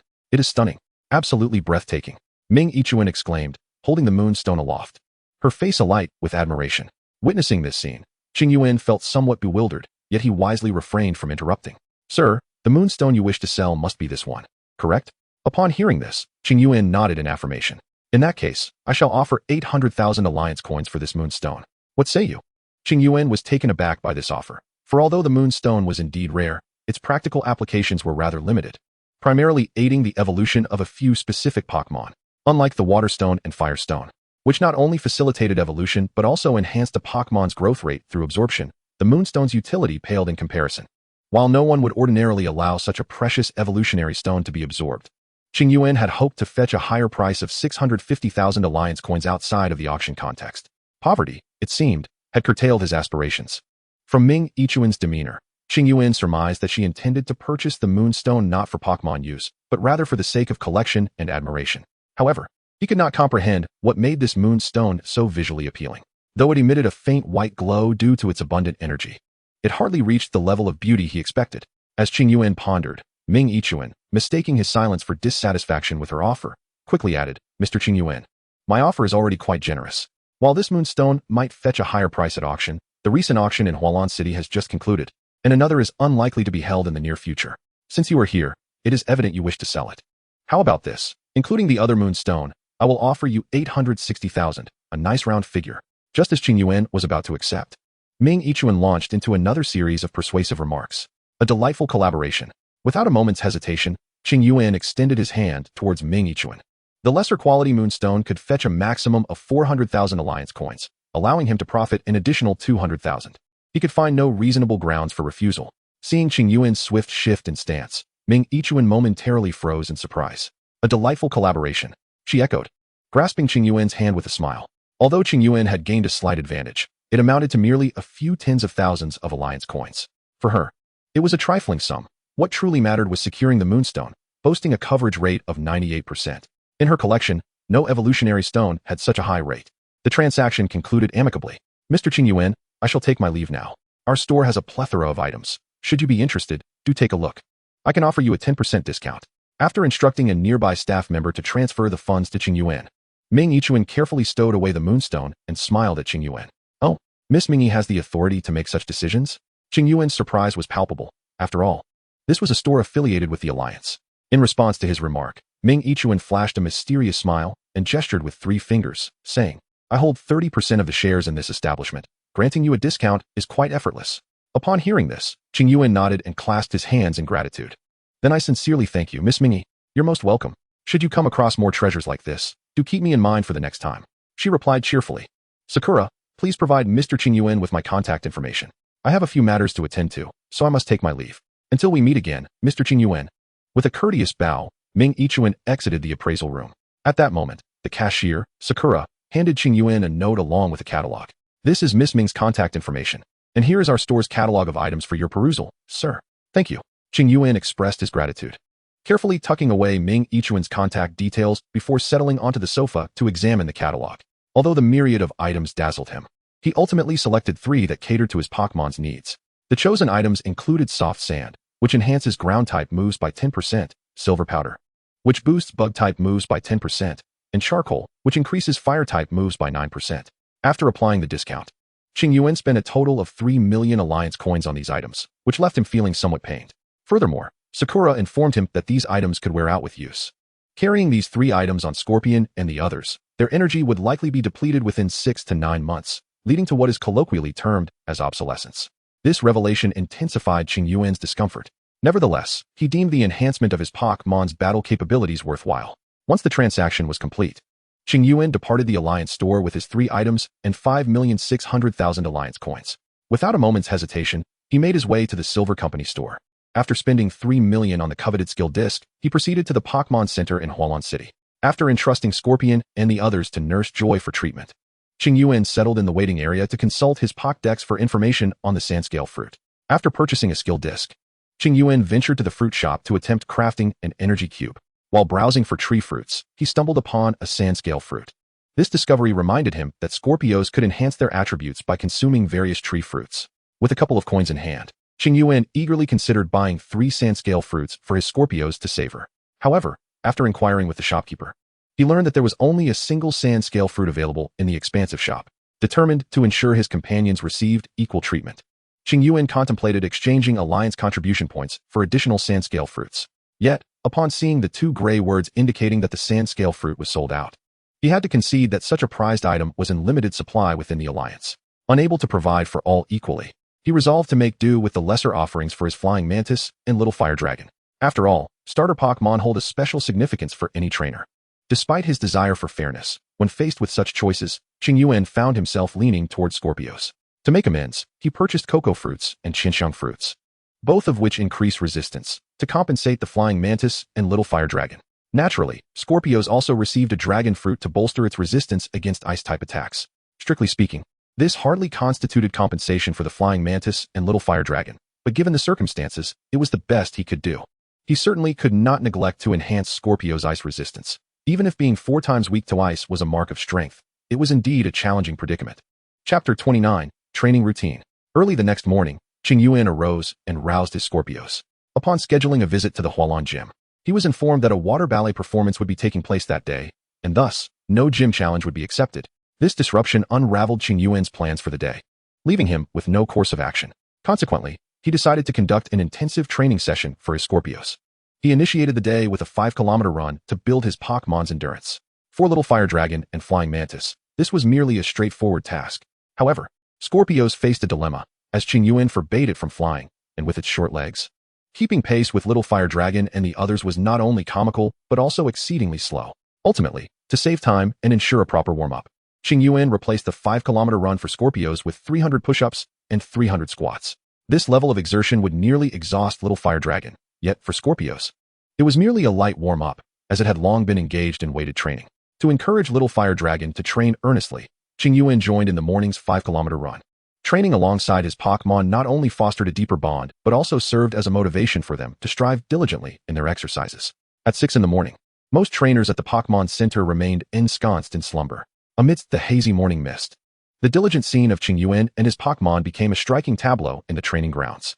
Following a warm-up, Qingyuan sought a tranquil spot to commence the day's exercises for his Scyther and other Pokémon. The first task was evasion training, as Qingyuan had gradually found it increasingly challenging to keep pace with the speed of Scyther and his other Pokémon. Thus, he made slight adjustments to the evasion training regimen, delineating a small circle on the ground for Scyther and his Pokémon to remain within while dodging his attacks. Naturally, as the training progressed, the circle would shrink, and once they could successfully evade Qingyuan's strikes within that narrow boundary, he would refine the training plan further. Perhaps he would even allow the Pokémon to counterattack while remaining in the circle. This morning, Charmander's mission was to diligently hone its Ember skill.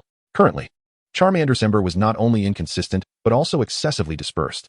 Many of its Ember attacks dissipated in midair due to their lack of concentration before even reaching the target. To address this issue, Qingyuan procured a 3-centimeter thick stone slab for Charmander to shatter with its Ember. Once Charmander succeeded in breaking the slab, it would signify that its Ember had reached a usable level. The evasion training for Scyther and the others concluded after only an hour, primarily because Qingyuan's arms were beginning to tire, leading him to realize the futility of the ball launcher he had purchased. Throwing the balls manually, regardless of speed or strength, paled in comparison to the efficiency of the machine. He resolved to acquire a ball launcher that afternoon, a high-tech glove designed for precision, which could aid him in improving his throwing accuracy.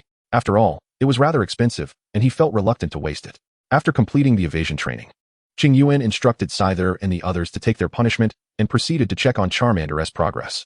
He observed the charred stone slab, scorched black from Charmander's Ember, yet indomitable in its resistance to being shattered. Frustrated, Charmander struck the ground fiercely with its metallic claws. Perhaps influenced by the two older brothers in the team who favored dual-handed attacks, Charmander had developed a particular fondness for resolving conflicts with its claws. Noticing the evident disappointment in Charmander, Qingyuan approached with a smile, gently patting its head. Charmander, you must not spray indiscriminately. Seek to find a rhythm. Compress the ember into a single point and release it swiftly. It's akin to spitting out watermelon seeds. Gather strength in your mouth, then expel them all at once. Upon hearing Qingyuan's words, Charmander nodded, though somewhat perplexed.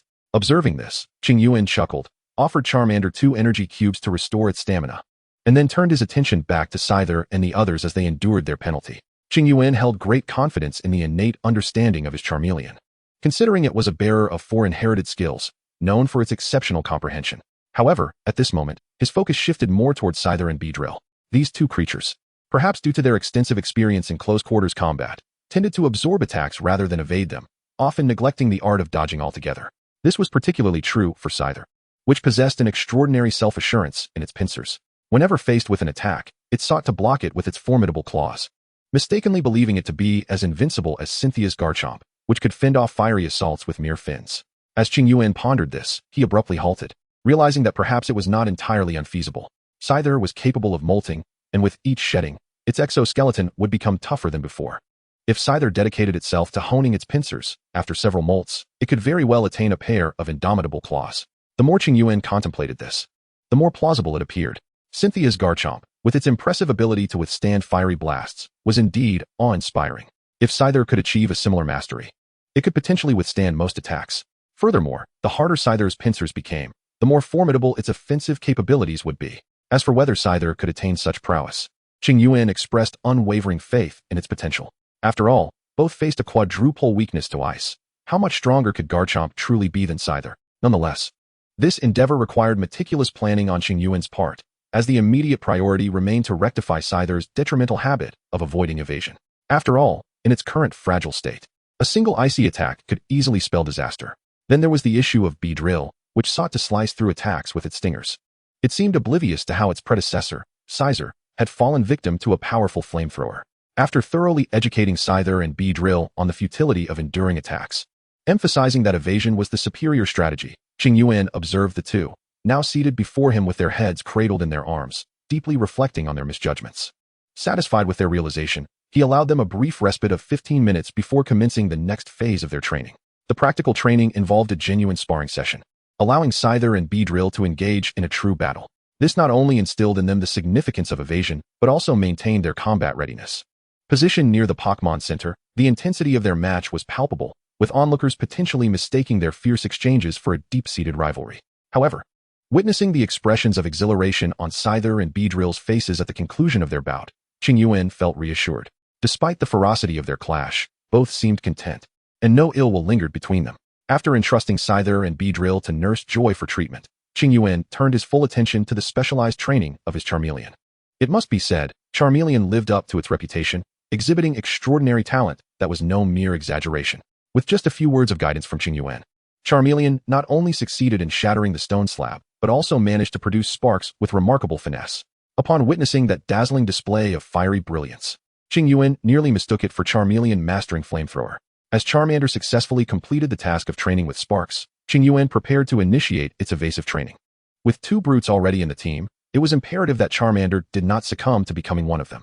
Naturally, prior to commencing the evasive training, as a reward for mastering the spark training, Charmander was granted a well-deserved 20-minute respite. During this interval, Qingyuan seized the opportunity to purchase a ball launcher. Chapter 30. Crafting Energy Cubes. After acquiring the ball launcher, the training of Scorpion and Mantis noticeably progressed with greater efficacy. Qingyuan, wielding the launcher, indulged in the thrill of striking moving targets on the training field.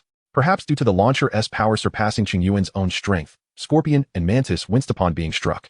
It may also be attributed to the effectiveness of Qingyuan's earlier disciplinary measures. During the afternoon's evasive training, it became evident that Scorpion and Mantis had ceased their stubborn resistance and began to learn the art of evasion. Once the evasive training concluded, Qingyuan opted against allowing Scorpion and Mantis to continue with combat practice. The ferocity displayed by the two earlier had genuinely startled him, as he feared that subjecting them to combat twice in one day might incite animosity between them. To prevent any potential rifts caused by internal conflict among his Pokémon, Qingyuan hastily revised the training regimen for Scorpion and Mantis during the lunch break. He altered the original combat training to focus on skill proficiency exercises. Scorpion was tasked with mastering the newly acquired skill of Guard, a remarkable technique. When executed, it enables Scorpion to withstand attacks from Pokémon not excessively higher in level, effectively granting it a second chance in critical moments. This was precisely why Qingyuan had invested an extravagant sum of 3 million Alliance coins to procure the skill disc. Had his finances permitted, he would have arranged for each of his 3 Pokémon to possess one. However, due to its recent acquisition, Scorpion was not yet adept in utilizing the Guard skill. Its execution was sluggish, and there were instances of failure. Should the skill remain unmastered, Qingyuan's investment would be in vain. Thus, it was fortuitous that he could use this time away from combat training to allow Scorpion to refine its use of Guard. As for Mantis, Qingyuan had to concede that it was indeed a commendable creature. During lunch, while analyzing its data, he discovered that it had learned the skill Focus.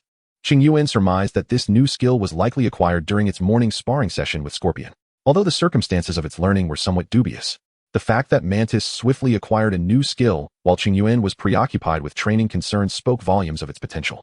Consequently, Mantis's training plan for the afternoon would center around practicing the Focus skill. As for Charmander, there was no need for elaboration. It would continue honing its skills. Despite possessing a multitude of skills, its proficiency remained lacking, leading Qingyuan to prioritize the mastery of its abilities before advancing further. In the morning, the skill of the little fire dragon had been nearly mastered. In the afternoon, Qingyuan decided to have it undergo training in Dragon Dance, a powerful enhancement technique that even many dragon-type Pokémon struggle to master. Although the little fire dragon possessed this skill, its execution remained unrefined. According to Qingyuan's reasoning, this skill harbored significant potential for development in future battles, but first, the little fire dragon needed to attain proficiency. Only after mastering the technique could Qingyuan proceed with further development. Previously, during a surprise attack on a Scorpion Pokémon, the little fire dragon had successfully executed Dragon Dance several times. However, following that event, no matter how hard it tried, it could not replicate the success. Qingyuan had reason to suspect that the little fire dragon's initial triumph stemmed from its anger at the scorpion Pokémon, which had fueled its ability to perform dragon dance. Ultimately, it seemed that a certain level of anger was indeed required to invoke the technique. After 10 diligent attempts, the little fire dragon finally rediscovered that emotional state and successfully executed dragon dance. Overjoyed, Qingyuan urged the little fire dragon to remember that feeling and to practice diligently. Subsequently, the little fire dragon managed to execute dragon dance twice more, after which Qingyuan felt reassured enough to allow it to train independently. With the training of the 3 Pokémon progressing smoothly, Qingyuan felt at ease, permitting them to continue on their own. He resolved to attempt crafting energy cubes himself.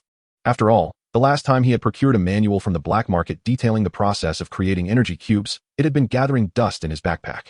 It was high time to take it out and study it. Mastering this skill would certainly be a cause for celebration, potentially saving him a considerable sum on purchasing energy cubes and perhaps even increasing his income. However, if he were unable to master it, it would not be a significant concern, as his primary role was that of a trainer. The ability to craft energy cubes was essential for professional breeders, but for him, acquiring breeding knowledge was paramount, rendering the ability to create energy cubes less critical. Utilizing the energy cube maker at the Pokémon Center, Qingyuan spent an hour attempting the process 17 times. Finally, on the 18th attempt, he successfully produced an energy cube as described in the manual. It appeared quite satisfactory. Qingyuan picked up a pink, semi-transparent energy cube, examining it closely in his hand. Under the illumination of the lights, the cube radiated a captivating allure. This particular energy cube was designed to enhance beauty, instilling confidence in even the most unattractive Pokémon regarding their appearance. In Qingyuan's view, it served as a confidence-boosting energy cube, encouraging Pokémon to embrace their shortcomings through self-affirmation, thus alleviating their fears. Subsequently, this internal transformation would render the Pokémon significantly more attractive. Yet, how could one ascertain the extent of the enhancement? Qingyuan pondered aloud while gazing at the energy cube in his hand. After all, he was not a professional breeder and lacked the ability to evaluate the potency of the energy cube with the naked eye. In his perspective, the energy cube before him had nearly the same quality as the one he had previously acquired. Should he allow the Scorpios to give it a try? The moment this thought crossed his mind, Qingyuan swiftly slapped himself as if to dispel the notion. What are you thinking, Qingyuan? They are your backbone and partners. What will you do if something goes awry, you fool?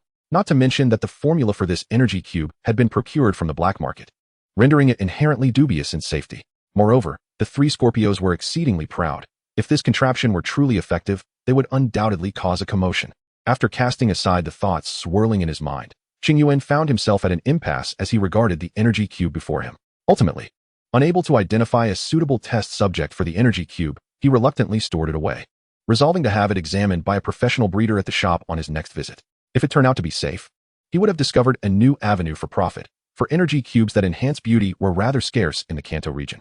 The absence of grand tournaments in Kanto meant that most trainers prioritized the strength of their Pokémon to better serve their clientele. The majority of breeders in Kanto specialized in crafting energy cubes related to Pokémon development and strength enhancement.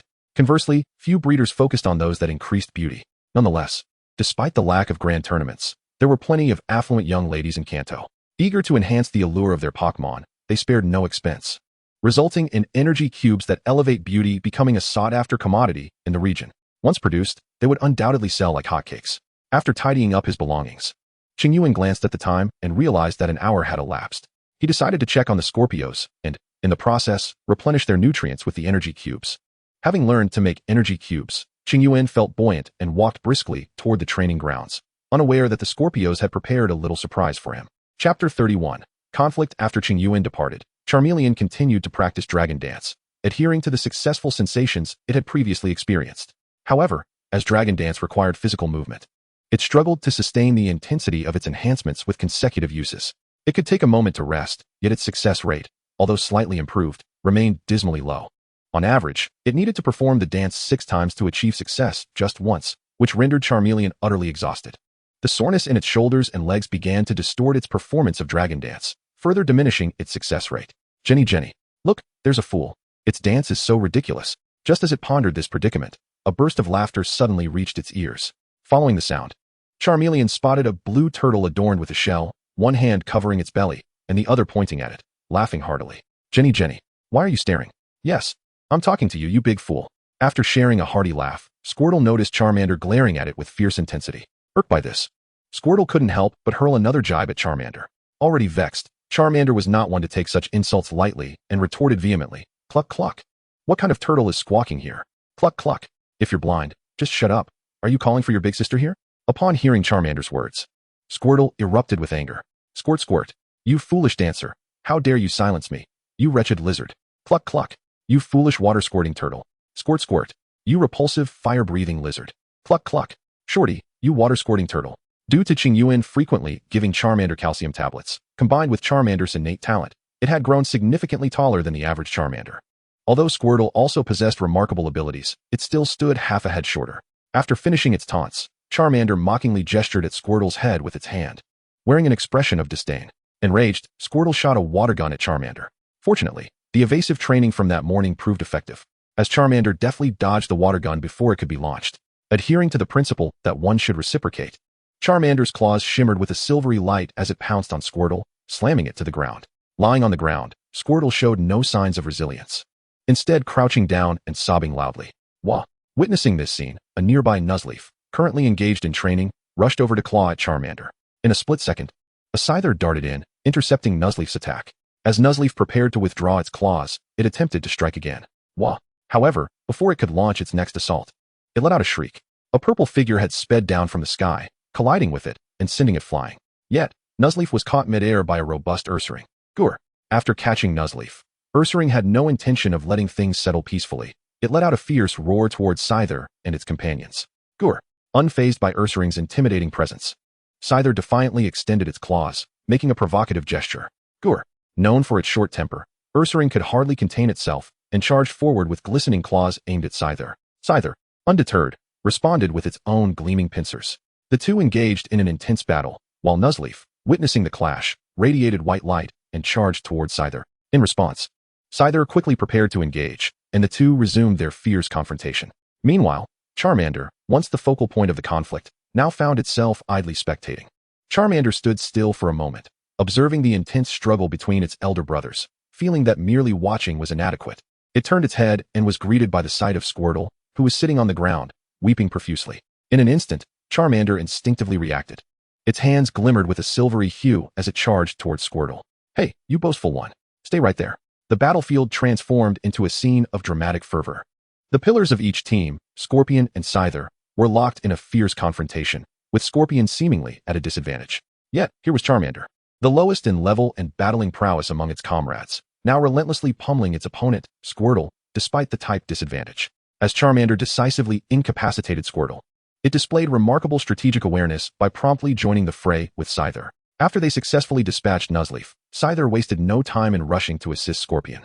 Observing this, Charmander wisely chose to remain on the sidelines, recognizing its significant level gap with Teddiursa and the fact that it was not advantageous to engage directly in the fight. Nonetheless, with Scyther's presence, the tide had turned. Scorpion finally extricated itself from close combat and initiated its tactical maneuvers. Ultimately, through the combined efforts of Scorpion and Scyther, even the formidable Teddiursa succumbed, losing its fighting capability. Teddiursa, Nuzleaf, and Squirtle. Whose Pokémon are these? Just as Qingyuan exited the Pokémon Center, he witnessed the moment Scorpion and Scyther triumphed over Teddiursa. Immediately, he heard a youth beside him shout and dash towards Teddiursa, clearly its trainer.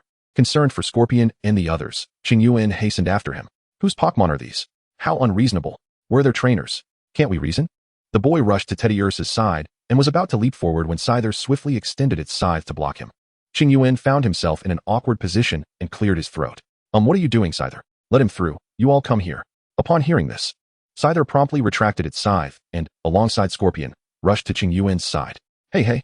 Charmander danced excitedly in front of Qingyuan, eager to explain, seemingly worried that Qingyuan might blame Scorpion and the others. You are their trainer. Just as Qingyuan learned the full story from Charmander, the boy had already stowed away Teddiursa and approached, jabbing a finger at Qingyuan. Noticing the boy's accusatory gesture, Qingyuan furrowed his brow slightly. Aware that he was in the wrong for having rendered the other's Pokémon incapable of battle, he took a deep breath, exercising patience. Is this how you educate your Pokémon? With no sense of reason whatsoever? Upon hearing Qingyuan's words, the other party once again pointed a finger at him, declaring, How I educate my Pokémon is none of your business, but if you continue to point at me, I shall have to educate you. Observing the individual before him, Qingyuan maintained a calm demeanor, speaking in a low voice. Gola, echoed Scorpio from behind Qingyuan in agreement. While I express my sympathy for the plight of your Pokémon, I am well aware of my own. They do not seek trouble without cause. Before the other could retort, Qingyuan spoke first. With that, he turned and walked away, denying the other an opportunity to respond. Witnessing Qingyuan's demeanor, the youth shouted in anger. Ignoring the boy's words, Qingyuan merely muttered 2 words under his breath. Fool. After entrusting Scorpio and the others' Pokeballs to Miss Joy for treatment, Qingyuan settled into the waiting area. During his wait, he observed the earlier youth hurriedly approaching the counter to hand over his Pokeballs to Miss Joy. Qingyuan glanced up briefly but chose not to acknowledge him further. Had this individual approached him with courtesy from the outset, he might have been inclined to engage in a civil discussion. However, the aggressive manner in which the youth initially confronted him had instantly ignited his ire. You, a defeated foe, dare to confront me with such arrogance? Truly, you have overestimated your worth. Chapter 32, Zekmushin. Nevertheless, Qingyuan's indifference did not deter Zekmushin from addressing him. After delivering his Pokeballs to Miss Joy, Zekmushin engaged in further discussion with her. Once he had reviewed the video and grasped the situation, Zekmushin turned to face Qingyuan. Noticing that his line of sight was obstructed, Qingyuan slowly closed his notebook. What do you want? He asked, his tone laced with impatience. I apologize for my earlier outburst. I was too hasty. My Squirtle was in the wrong. Without a moment's hesitation, Zekmushin bowed deeply and offered his apology. Taken aback by the unexpected humility, Qingyuan, who had been prepared to reprimand him, found himself momentarily speechless. Wait, I thought you were here to cause trouble. You just come over to apologize instead. This isn't how the narrative is supposed to unfold, is it? You're not supposed to come over and provoke me. You should be seeking vengeance. Or perhaps bringing your parents to confront me. But here you are, apologizing. How is the author supposed to continue the plot now? In a fleeting moment, Qingyuan pondered extensively. Yet he eventually stood up and said, It's fine.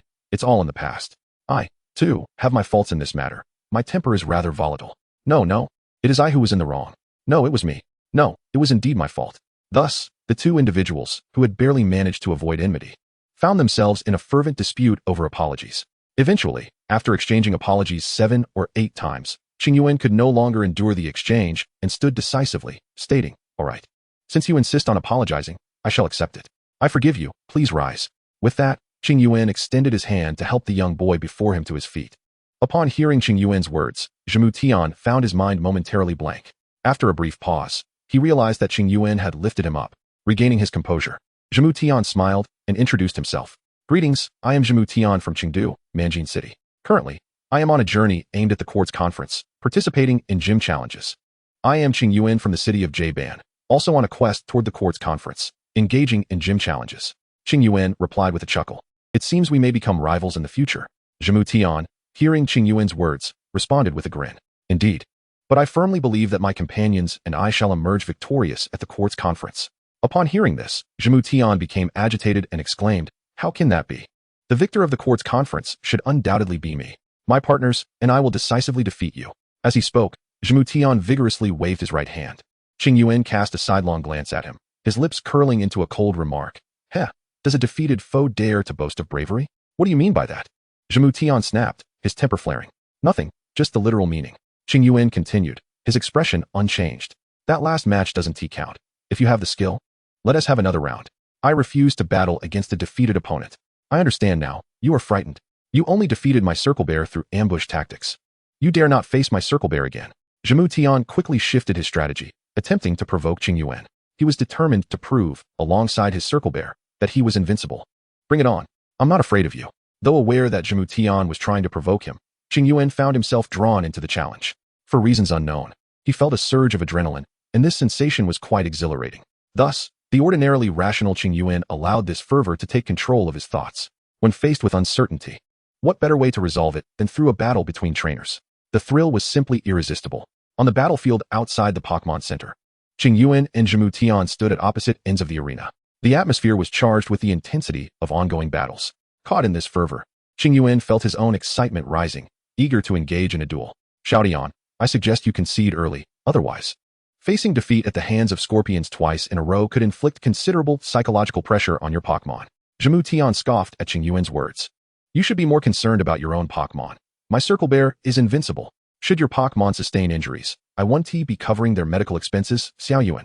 In response to this remark, Qingyuan snorted but chose to remain silent. It's settled then. Go, Squirtle. Very well, Charmeleon, let us give it another round. Given that both trainers only had 3 Pokémon each, they prepared for a 3-on-3 battle. After Zhemu released Squirtle, Qingyuan promptly unleashed Charmander. From their earlier conversation, Qingyuan had learned that Zhemushin's Squirtle was merely 2 weeks old. Given this context, Releasing Charmander could hardly be deemed as bullying. Squirtle. Upon its arrival, Squirtle called out loudly at Qingyuan. Yet, the moment Charmander entered the scene, Squirtle's expression shifted dramatically. It had not forgotten that this very creature had delivered it a couple of thrashings earlier. Charmander announced its presence with spirited enthusiasm. However, upon noticing its opponent, it flashed a mischievous grin at Squirtle, as if to say, "What a coincidence, we meet again so soon, little buddy." Seeing Charmander's grin, Squirtle instinctively recoiled several steps in fright. "Do not be afraid, Squirtle. Trust me, I am here to help you take your revenge," Zamutian shouted, attempting to assert his authority as a trainer to alleviate Squirtle's fear of Charmander. It was evident that Zamutian commanded a fair amount of respect from Squirtle. After Zamutian spoke, Squirtle's courage noticeably increased, allowing it to display a fierce demeanor towards Charmander. Not pleased with this turn of events, Charmander raised its claws, ready to deliver another lesson to Squirtle. "Charmander, use Metal Claw." With Zamutian's timely command, Charmander charged forward, its claws glimmering with silver light. "Squirtle, don't panic. Use Water Gun to keep it at bay." Squirtle shouted, puffing its cheeks before unleashing a slender jet of water towards Charmander. Observing the slow-moving stream, Charmander, unperturbed, braced itself with its claws and advanced boldly. Seeing Charmander's valor, Squirtle became flustered, halting its water gun and glancing towards Zamutian. "It's all right, don't be afraid. Just retreat into your shell." Charmander's metal claw struck Squirtle's shell with a heavy thud, leaving only faint white marks, failing to inflict any actual damage.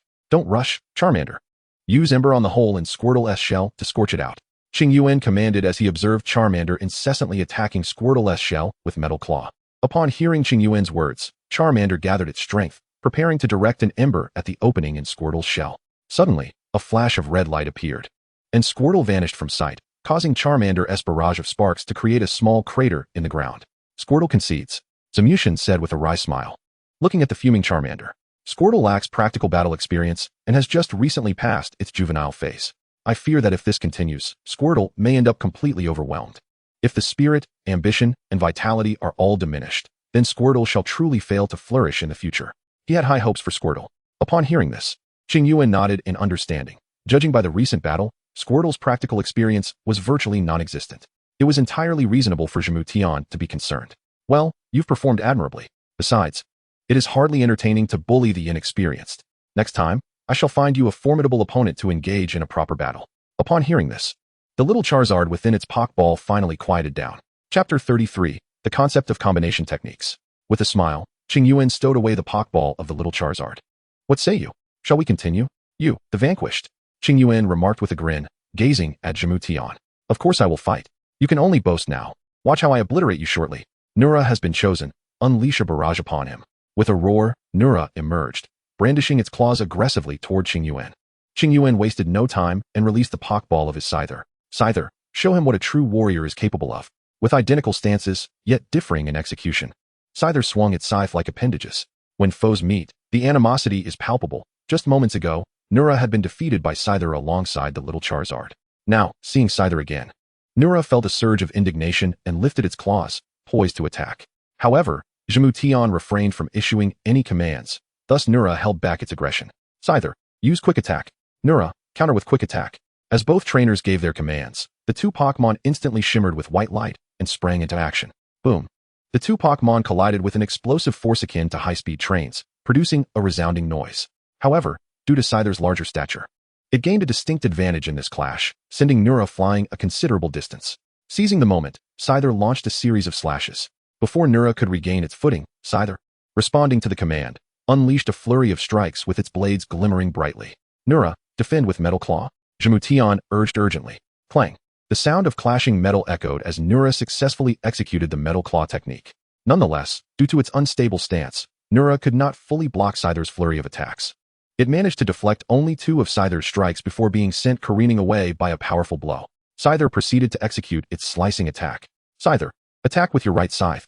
Following Qingyuan's command, Scyther's right blade radiated a brilliant white light. Scyther raised its scythe and charged at the downed Nura. "Nura, use Icy Wind to block." Nura unleashed a wave of blue gusts towards Scyther. In its eagerness to attack, Scyther was unable to evade this strike. Although the damage from the Icy Wind was minimal, it significantly hindered Scyther's speed of movement. Seizing the opportunity, Nura swiftly rose from the ground and distanced herself from the Scyther. Nura unleashed Ice Shard. A sizable block of ice, akin to a football, was rapidly conjured by Nura and hurled towards the Scyther. Observing the Scyther's now sluggish movements, Qingyuan's brow furrowed in concern. Previously, the Scyther's remarkable speed had allowed it to dominate close-quarters combat, a fact that Qingyuan had overlooked. Now, as its swiftness was hampered, the Scyther's vulnerabilities became glaringly apparent. The Scyther utilized Quick Attack to evade. Upon hearing Qingyuan's command, the Scyther swiftly gathered energy and moved with haste. However, the chilling winds of Ice Shard significantly slowed its initiation. What should have been an easily avoidable Ice Shard ultimately struck the Scyther, leaving a shard lodged against its waist. Qingyuan grimaced at the sight, as the Scyther, already hindered, found itself further impeded. Nura continued to assault with Ice Shard. Yet, Zamushin was indifferent to Qingyuan's thoughts. He relentlessly commanded Nura to persist with the Ice Shard. Close combat was no longer feasible, given their comparable levels and the Scyther's size advantage. Nura would be at a severe disadvantage in such an engagement. Another football-sized block of ice was launched at the Scyther. The Scyther employed Double Team to evade. Responding to Qingyuan's directive, the Scyther sprang into action, its form blurring on the battlefield. Suddenly, a multitude of Scyther duplicates appeared. Zamushin's previously smug expression faltered. With so many shadowy duplicates, Nura was unable to break through. The Scyther executed a Fury Cutter. Regardless of Zamushin's thoughts, Qingyuan seized the moment to strike. Nura began to gather small ice shards, then unleashed a blast of icy wind. Upon hearing Zamushin's command, Nura sprang into action. Waves of blue, frigid gusts carried tiny ice shards towards the Scyther's duplicates. The instant the icy wind collided with the duplicates, the force of the shards shattered them effortlessly. Qingyuan was taken aback. He hadn't anticipated that the combination of icy wind and ice shards could dismantle the duplicates. Nura's speed was impressive, and soon, most of the duplicates had been obliterated. However, at that moment, the Scyther had already approached Nura. Observing Nura still conjuring icy wind and ice shards, the Scyther showed no hesitation. It swiftly struck with 2 precise slashes, sending Nura flying. Capitalizing on its advantage, the Scyther executed Quick Attack, followed by Fury Cutter. Upon hearing Qingyuan's command, the Scyther wasted no time and immediately commenced its assault. It first executed Quick Attack, colliding with the recently risen Nura. Before Nura could recover, the Scyther's raised right scythe gleamed with a blinding light and struck fiercely upon Nura. Just as Nula was about to take flight, it was abruptly brought crashing down by a devastating strike, rendering it incapable of continuing the battle. Witnessing this scene, a flicker of delight crossed Qingyuan's face. His joy did not stem from the defeat of Nula by the flying mantis. After all, he believed that vanquishing Nula was to be expected. Instead, his elation was due to the successful execution of the flying mantis's recent attempt. Inspired by Nula's icy winds and hail, Qingyuan had encouraged the flying mantis to attempt a combination of Thunderbolt and Slash. To his surprise, it succeeded almost immediately, albeit with a somewhat sluggish transition between the two skills. Nevertheless, the mere confirmation that such a technique could be employed was sufficient. It was merely an experimental endeavor. Yet now that it had been validated, Qingyuan recognized what training was necessary for the scorpions moving forward. This combination technique could be refined through additional practice to minimize the transition time. In the same span of time, 2 skills undoubtedly wield greater power than a solitary one. And certain skills combined yield effects that transcend mere addition. While Qingyuan envisioned a promising future, his opponent, Shurmutian, shouted loudly, "I say, it's merely the defeat of my Nula. There's no need for such exuberance." Infuriated by this remark, Shurmutian erupted in anger, bellowing, "Just you wait. I will show you the might of my Circle Bear. Circle Bear, you are the chosen one, obliterate him." In response, the flying mantis slowly raised its dual blades. Assuming an offensive stance, it had previously battled the Circle Bear and acknowledged its formidable strength. Even under the combined assault of it and the scorpions, the Circle Bear had withstood their attacks for an extended duration. There were several instances during the fray when, in a frenzy, it nearly carried one of them away. However, from that encounter, the flying mantis had discerned some of the Circle Bear's vulnerabilities. Due to its massive stature, the Circle Bear was not particularly agile. By targeting this weakness, it believed it could still hold its ground. Qingyuan, too, would surely recognize the Circle Bear's frailties. With this thought, the flying mantis turned its gaze towards Qingyuan, who, upon noticing the mantis's movement, nodded in affirmation, conveying a reassuring look. Chapter 34, Defeating Shurmutian. The flying mantis unleashed Thunderbolt. Faced with an opponent of significantly higher caliber, Qingyuan opted for a preemptive strike. Without a moment's hesitation, the flying mantis glimmered with a radiant white light and surged towards the Circle Bear at an astonishing speed. The Circle Bear readied its metallic claws to intercept. Shurmutian was evidently aware of the Circle Bear's vulnerabilities. Given the flying mantis's blistering speed, evasion was not an option for the Circle Bear. However, in terms of raw strength, the Circle Bear held the advantage. Thus, he chose to leverage this strength against the mantis's attack, bracing himself to absorb the blow. With a thunderous roar, The circle bear's claws glimmered with a silvery hue as it crossed its forelimbs in preparation to withstand the flying mantis's strike. Bang! With a resounding crash. The ferocious circle bear absorbed the sudden strike from the flying mantis. Capture it! Shouted Taruki, gesturing emphatically at the two battling creatures. Guma! Circle bear roared, delivering a powerful kick with its right leg aimed at the flying mantis, seizing the opportunity while the latter was off balance, and lunging forward with its right hand to grasp it. The flying mantis unleashed its slicing attack. Realizing it could not evade the assault, the flying mantis steeled itself, gathering a brilliant white light around its right blade to fiercely cleave towards Circle Bear. An eye for an eye, Circle Bear retorted. Just as it was about to raise a hand to block the incoming strike, it instead seized the flying mantis by the waist with both hands, its body glowing red as it turned its shoulder to bravely withstand the blow. Guma! The flying mantis's slicing attack struck hard against Circle Bear's shoulder, eliciting a pained cry from the latter. Guma! The strength of a bear. After enduring the harsh assault, Circle Bear roared in fury, unleashing a crimson beam towards the flying mantis's face. Swish! The flying mantis managed to form a cross with its blades in a desperate attempt to shield itself, but was violently propelled backwards by the impact. Thud! It landed with a muffled thump, stirring up a cloud of dust. Flying mantis! Qingyuan shouted in alarm upon witnessing the scene. The flying mantis is unable to continue fighting. It's up to you, Scorpion, Qingyuan commanded, stowing away the flying mantis's Pokeball. It's your turn, Scorpion. Annihilate it and avenge the flying mantis, he declared as he tossed out Scorpion's Pokeball. Clack! Scorpion emerged with a fierce cry, clashing its pincers together menacingly before fixing its gaze on Circle Bear. Having observed the previous battle from within the Pokeball, it was infuriated that this brute dared to bully its younger sibling. It was determined to deliver a severe thrashing in retribution. Guma! Circle Bear, already irritable, was incensed by the audacity of the diminutive Scorpion. It roared in anger, the sheer volume raising a cloud of dust around it.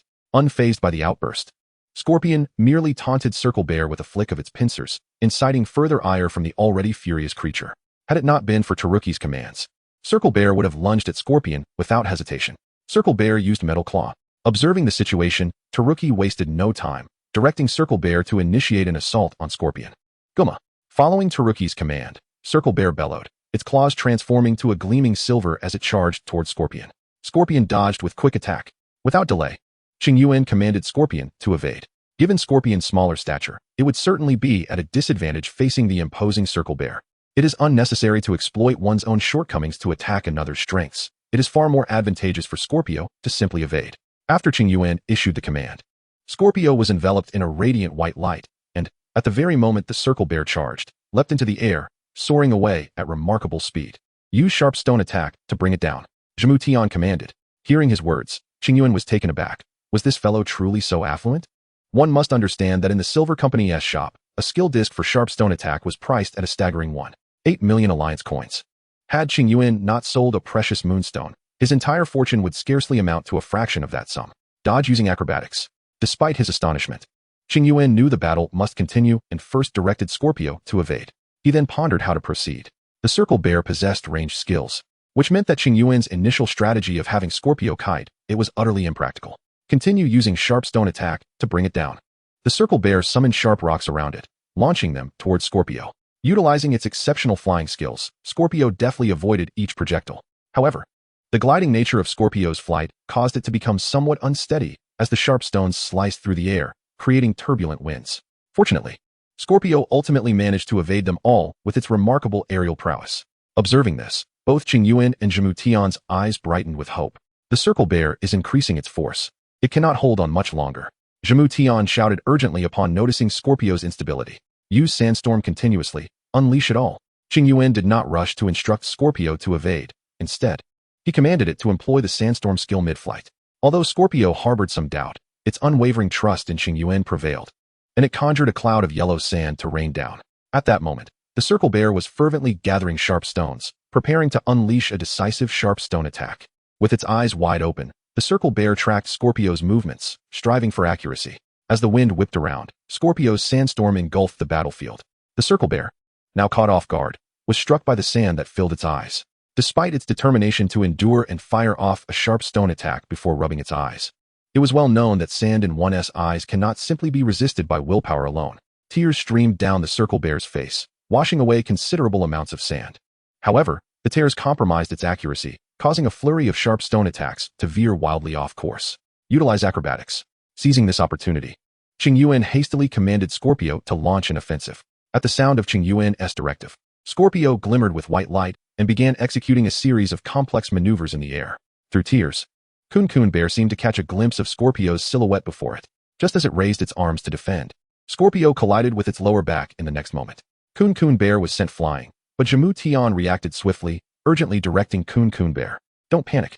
Close your eyes and flail around. Following this command, Kun Bear shut its eyes and lay on the ground, wildly swiping its paws in an attempt to thwart Scorpio's impending assault.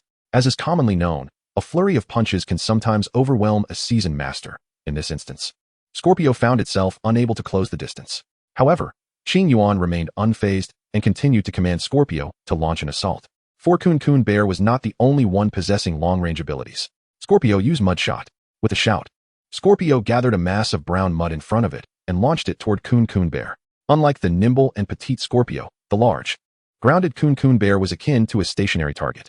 The mud projectiles flew toward Kun Bear, inflicting damage while further obstructing its vision. Seeing this, Zhemu Tian sighed, recognizing the inevitability of defeat.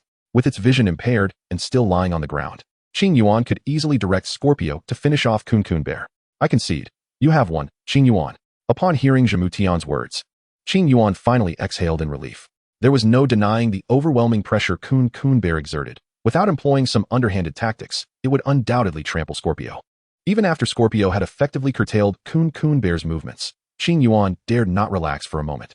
With Zhemu Tian personally conceding, Qingyuan could at last breathe easy. You are formidable, Zhemu Tian. I eagerly anticipate our next battle. Qingyuan recalled Scorpio and approached Zhemu Tian, extending his right hand in greeting. Taken aback by this, Zhemu Tian replied, What do you mean? I couldn't even defeat your Scorpio, which is at a lower level than Kun Bear. How can I be considered strong? It's Kun Bear that is powerful. He glanced at the Pokeball containing Kun Bear. Though Kun Bear had previously been defeated by Scorpio, that victory had been achieved through Scorpio's collaboration with a flying mantis. Zhemu Tian had believed that, with his guidance, he could easily vanquish Qingyuan's Pokémon. Yet reality dealt him a harsh blow. Even with his direction, Kun Bear succumbed to Scorpio. Whether he commanded or not, defeat was certain. Did that not imply that his influence was negligible? Proud Zhemu Tian struggled to accept that his journey had been propelled solely by Kun Bear's strength. As a trainer, he had not only failed to enhance Kun Bear's prowess, but had instead become a hindrance. Without his guidance, Kun Bear had fallen to an onslaught, yet with his instructions, it had still been defeated by Scorpio. Qingyuan gazed at the silent Zhemu Tian, momentarily at a loss for words. He had never anticipated that a mere battle could inflict such emotional wounds upon his opponent. After a prolonged silence, Qingyuan tentatively attempted to offer some consolation. Tian, you are the strongest adversary I have encountered to date, aside from the gym trainers. Thus, you need not belittle yourself. However, before Qingyuan could finish his statement, Zhemu Tian interjected, Yuan, please stop. I just need some time to reflect. With that, Zhemu Tian turned and walked away. Observing the desolate figure of his opponent retreating, Qingyuan felt a fleeting pang of guilt. Yet, he swiftly dismissed this sentiment. After all, his own future remained uncertain, leaving little room for self-reproach. Shaking his head, he lamented quietly as he watched Zhemu Tian fade into the distance. Alas, what a pity. It was not easy to find a compatible trainer. With that thought, Qingyuan made his way to the Pokémon Center, burdened with numerous tasks that required his attention and refusing to squander time on regret. As for Zhemu Tian, all he could do was wish him well, hoping he would soon emerge from his self-imposed solitude. Should he fail to do so, Qingyuan could only offer a heartfelt apology. However, if a single defeat could shatter Zhemu Tian's resolve, it would merely indicate that the path of a trainer was not meant for him. Perhaps a change of direction would serve him better. Everyone believes themselves to be destined for greatness. Yet even the world-renowned Ash Ketchum faced countless failures before ascending to the pinnacle of success. Who among them can guarantee an unbroken string of victories? Qingyuan himself could not assure a continuous streak of triumphs. Nevertheless, he could promise to glean valuable lessons from every setback. Upon returning to the Pokémon Center, Qingyuan entrusted the Pokeballs of his Scorpions to Nurse Joy and waited patiently nearby. This was not only a means to potentially generate income in the future, but also a way to hone his skills in potion making for their training manual, preventing mishaps due to inexperience or ineffective concoctions. Meanwhile, while he engaged in his studies, his Scorpions were not idle. Qingyuan released them to frolic nearby. After a day of rigorous training, they were quite fatigued. Allowing them to play outside their Pokeballs served to alleviate their mental stress while preserving their innate nature. In Qingyuan's eyes, the inherent traits of his Pokémon were their most precious attributes and the very essence of their charm. Furthermore, nurturing these traits would not hinder their growth and power. Rather, it would enhance the bond between trainer and Pokémon. This was a mutually beneficial endeavor, and Qingyuan saw no reason to hinder it. Initially, he had regarded his scorpions merely as tools to achieve his goals. However, he had since come to view them as indispensable partners, integral to his journey. This shift in perspective was precisely why he had swiftly sold his fire sparrow upon deciding not to cultivate it further. Due to his fear of forming a bond with the fiery sparrow, he, being soft-hearted, realized that once such a connection was forged, he would be reluctant to part with it. However, refraining from selling it would adversely affect the nurturing of the scorpions. Thus, to avoid delaying their growth, Qingyuan resolved to sell it swiftly before any bond with the fiery sparrow could develop. Yet, once a bond was established with a Pokémon, the situation would be entirely different. With this thought, Qingyuan lifted his gaze to observe the scorpions, who were joyfully engaged in their play. Each companion bound by a connection was irreplaceable. As he watched their smiling faces, Qingyuan silently reiterated this in his heart. Wow! As Qingyuan was lost in thought, the little fire dragon scampered in front of him, raising its hands and calling out, "What's wrong, little fire dragon? Is there something you need?" "Wow, Qingyuan, are you tired?" The little fire dragon tilted its head, cradling its own head in concern. Although Qingyuan could not comprehend the little fire dragon's words, he could discern its worried expression and surmised that it was concerned for him. "Go and play. I'm perfectly fine." Qingyuan gently stroked the little fire dragon's head, his voice warm and reassuring. Upon hearing this, the little fire dragon felt considerably relieved but still harbored a tinge of worry for Qingyuan.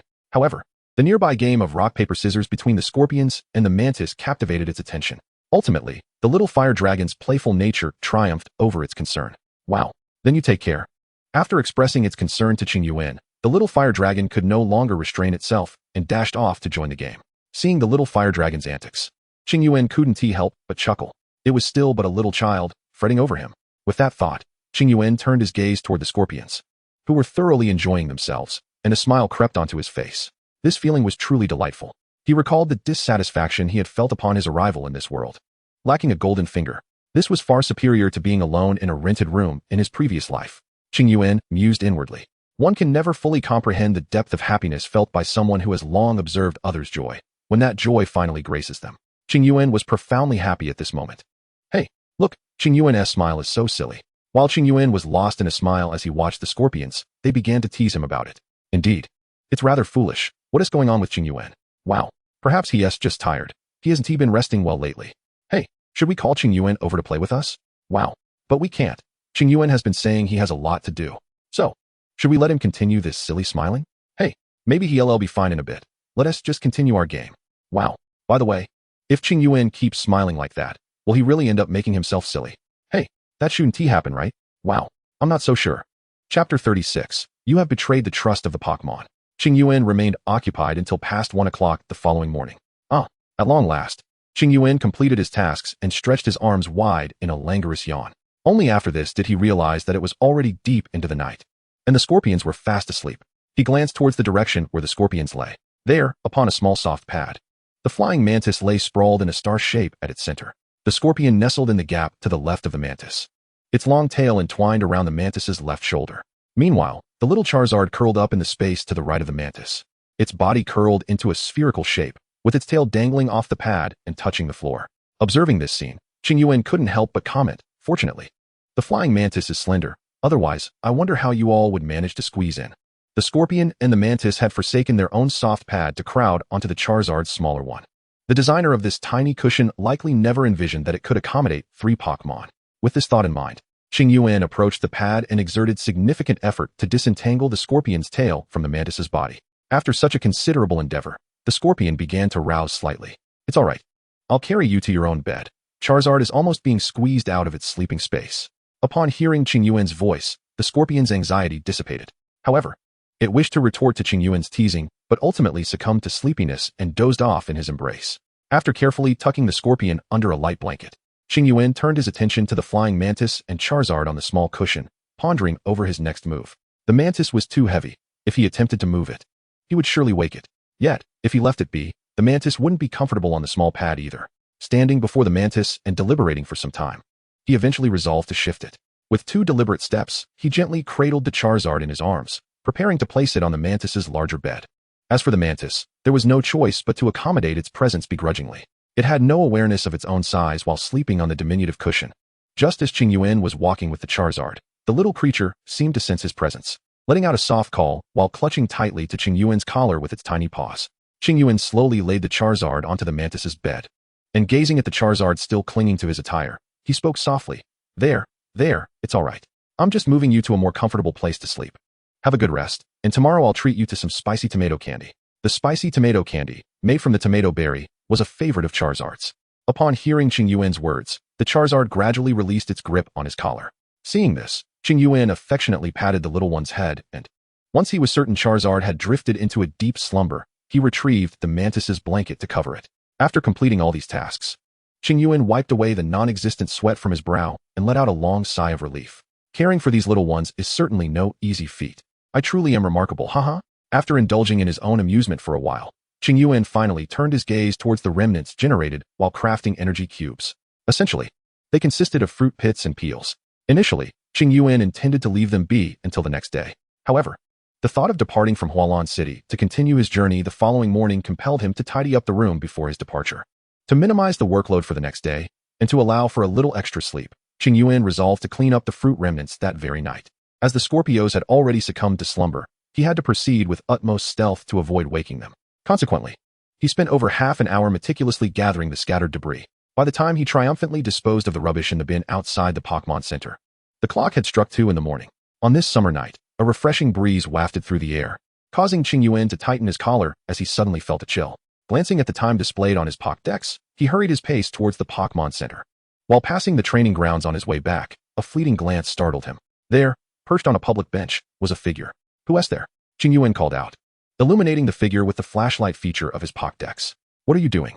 came a slurred voice, somewhat familiar to him. Upon closer inspection, he realized it was Zhumutian. Relieved, Qingyuan thought he might have encountered a ghost-type Pokémon instead. "What brings you here at such an hour instead of sleeping?" he inquired as he approached Zhumutian. Drinking?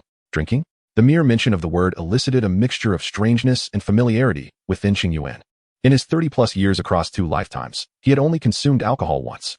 He recalled that occasion vividly. It was on his 18th birthday when he, alone in a vacant rental, could no longer bear the solitude and decided to emulate characters from books by drinking to excess. However, he had underestimated his tolerance. And after downing 2 costly bottles of liquor, instead of succumbing to inebriation, he found his senses heightened, ultimately enduring a solitary 18th birthday.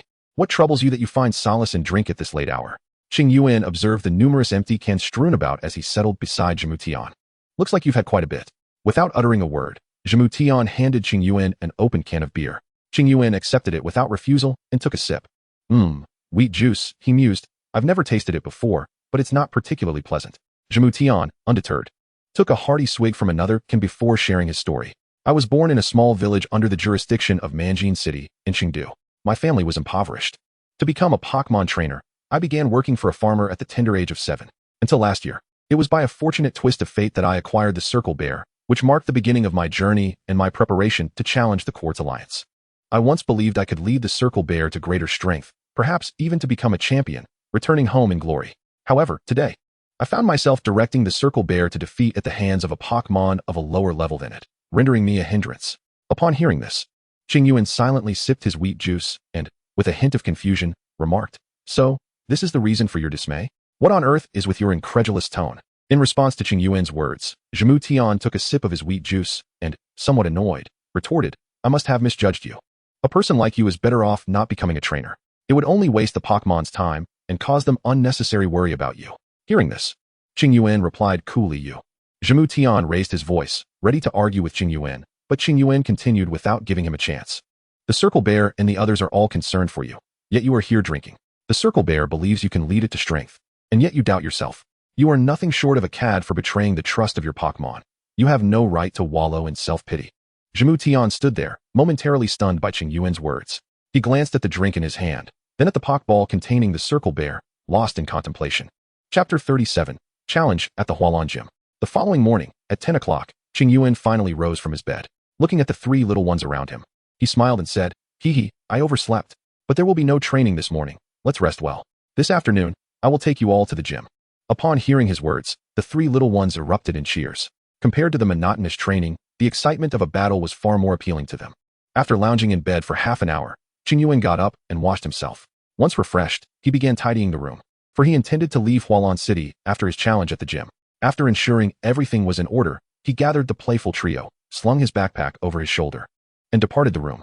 At the front desk, after returning the room key to Miss Joy and completing the checkout process, Qingyuan was just about to leave when Miss Joy suddenly spoke.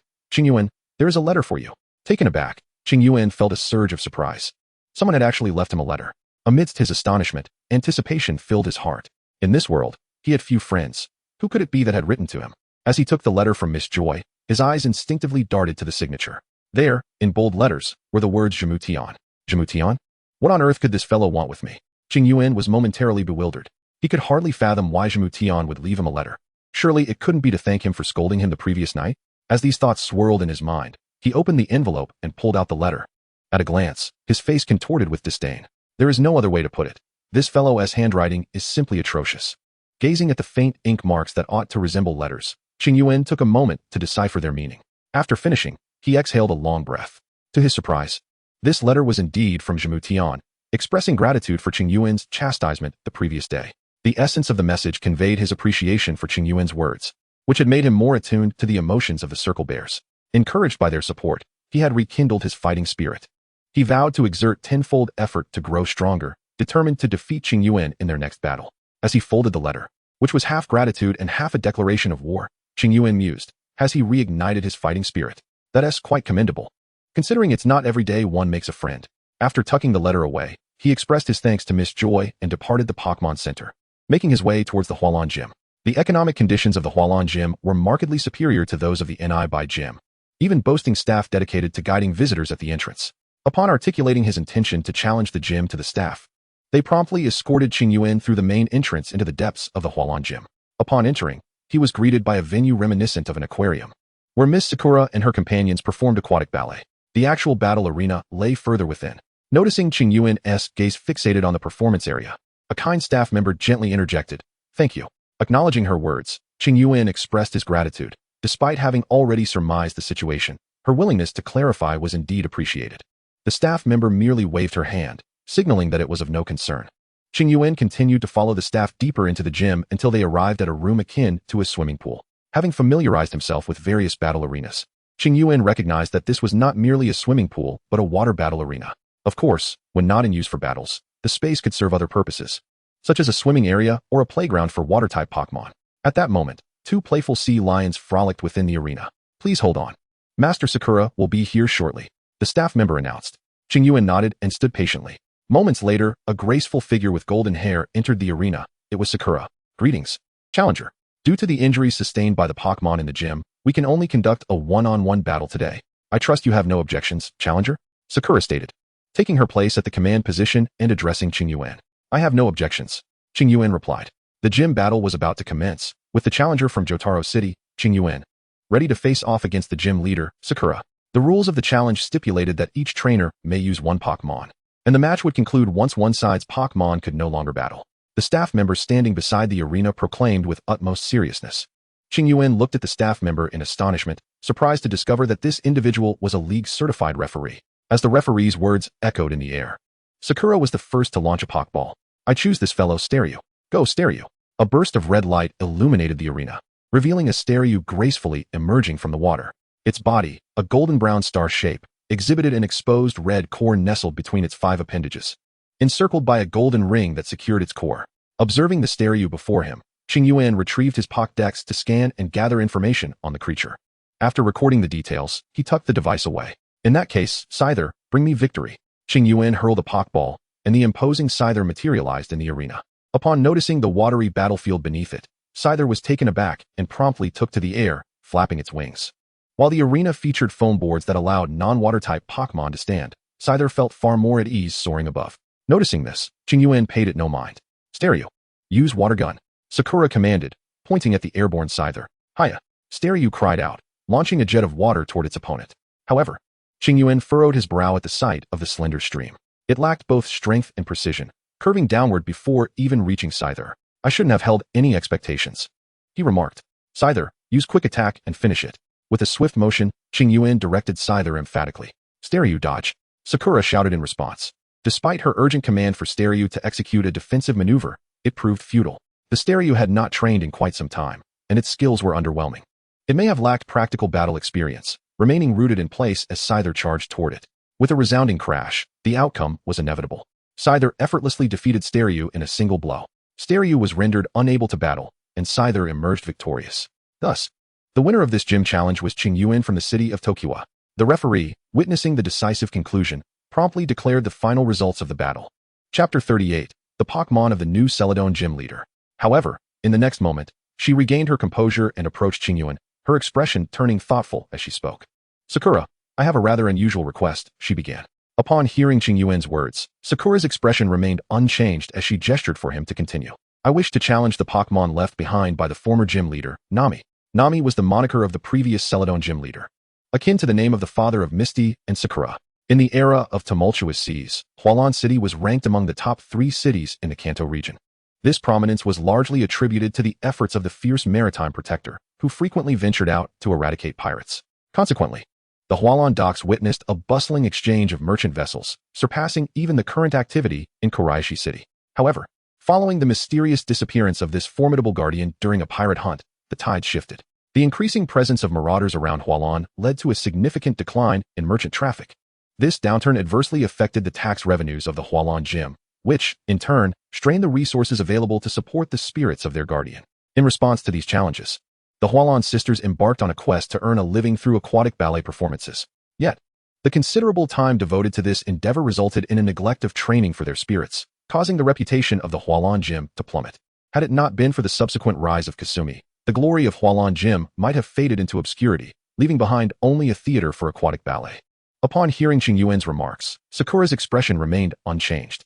Although Qingyuan's words clearly implied a critique of their abilities, Sakura possessed the wisdom to recognize her own limitations. Compared to the previously arrogant trainers, Qingyuan's comments were, in fact, rather tactful and considerate. After a period of contemplation, Sakura finally lifted her gaze to address Qingyuan. I can speak with my father's spirits, but I cannot guarantee that they will heed my call. After all, as you know, my trainer level is quite low. With a resigned gesture, she raised her hands in exasperation.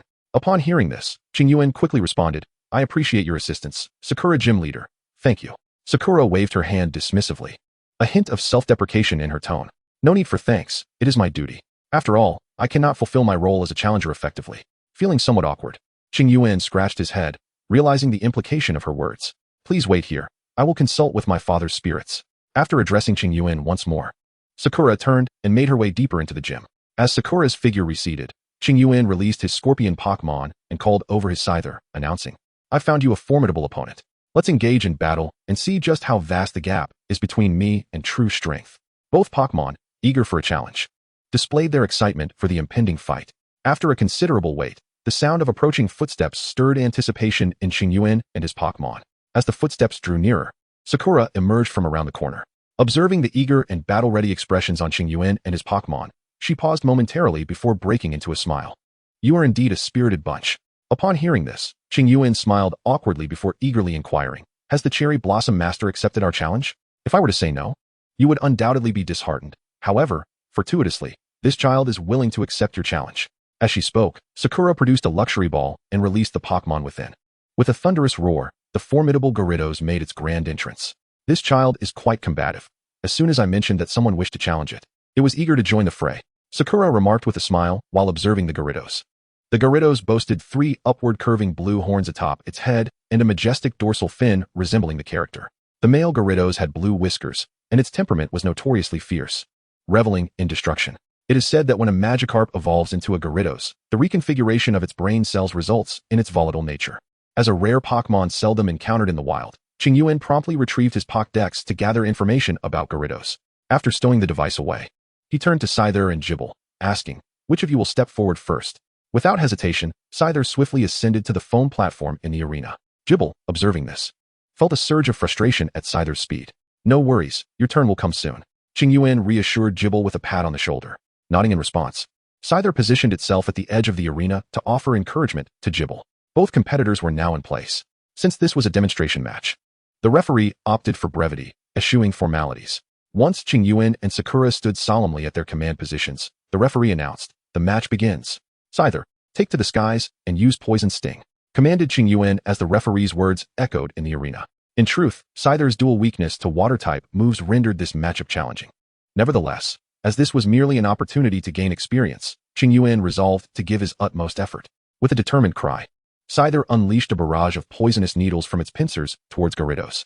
Gyarados, use water gun, Sakura shouted, directing her Pokémon to counter the impending assault. However, Gyarados merely cast a sidelong glance at her, ignoring the command. A vast curtain of water materialized before Gyarados, rising 3 to 4 meters high, effortlessly blocking all of Scyther's attacks. Seeing Gyarados dismiss Scyther's offensive so effortlessly, Qingyuan's expression grew grave. Before he could issue further commands, Gyarados let out a bellow and unleashed a powerful water jet that shattered the curtain, striking Scyther directly. The force of the blow sent Scyther flying. Scyther, Qingyuan exclaimed. Worry etched across his face. Chapter 39, The Unyielding Onslaught. Bang! Crash! The scorpion was thrust against the wall by a powerful jet of water, emitting a cry of distress as it fell to the ground. Perhaps due to the influence of the Gyarados' water attack, the scorpion did not lose its fighting spirit from this blow. Clambering back to its feet, the scorpion waved reassuringly at Qingyuan, signaling that it was unharmed. Qingyuan, upon witnessing this, let out a sigh of relief as he observed the scorpion regaining its fighting spirit. Scorpion, perform an acrobatic maneuver, Qingyuan commanded loudly. With a loud cry, the scorpion leaped into the air, shimmering with a brilliant white light as it swiftly soared toward the Gyarados. Upon seeing this, the Gyarados unleashed a torrent of water before Sakura could issue further commands.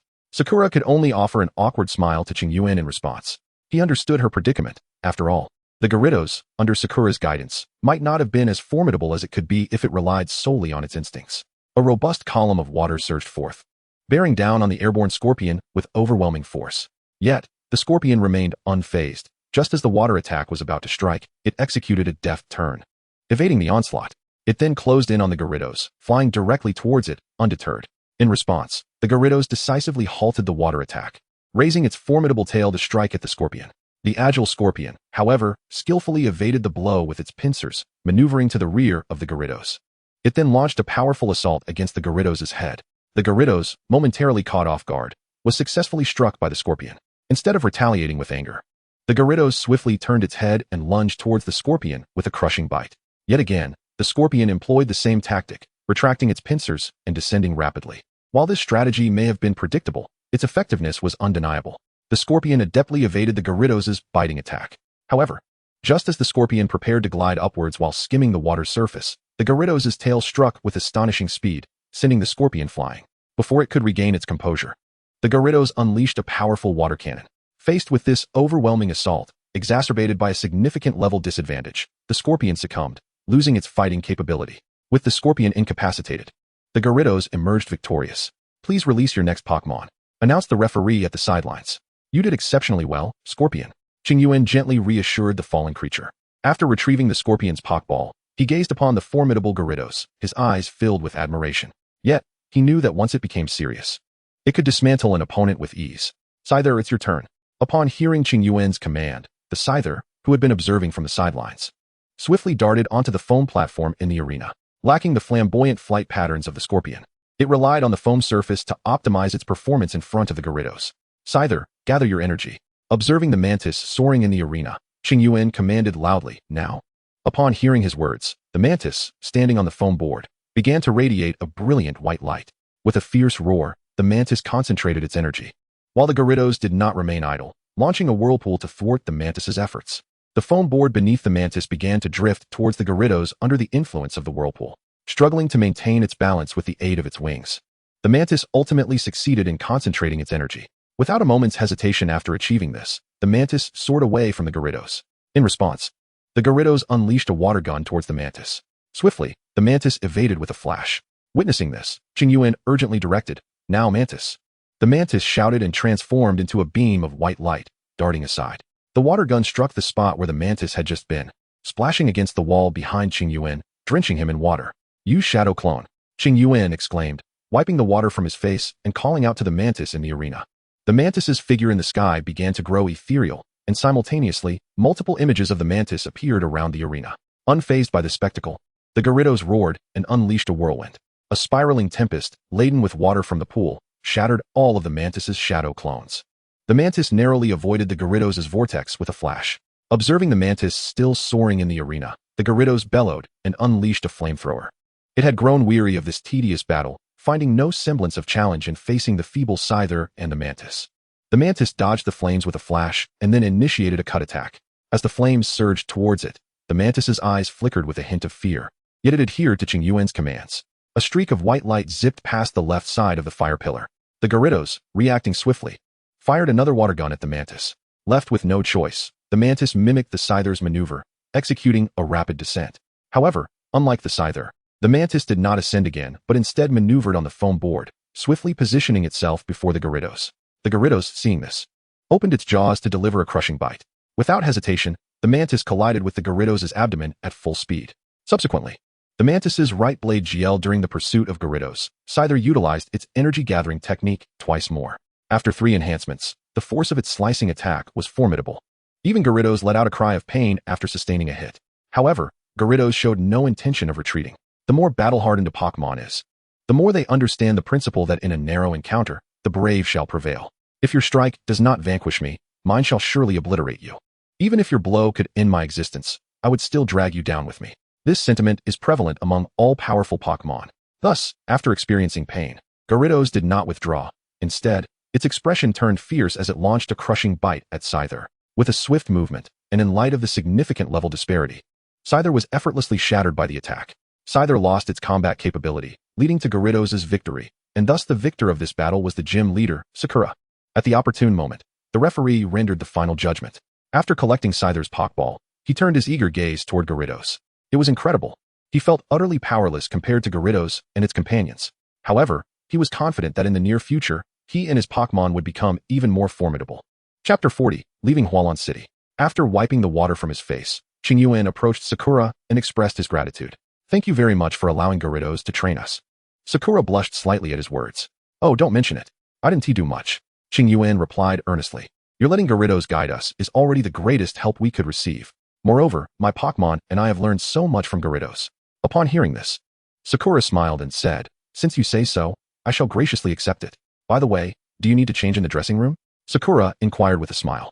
Qingyuan shook his head, declining her offer, and presented his farewell. No, I still need to visit the Pokémon Center. I will change there. Then, farewell, Gym Leader Sakura. I wish the Hualan Gym continued success.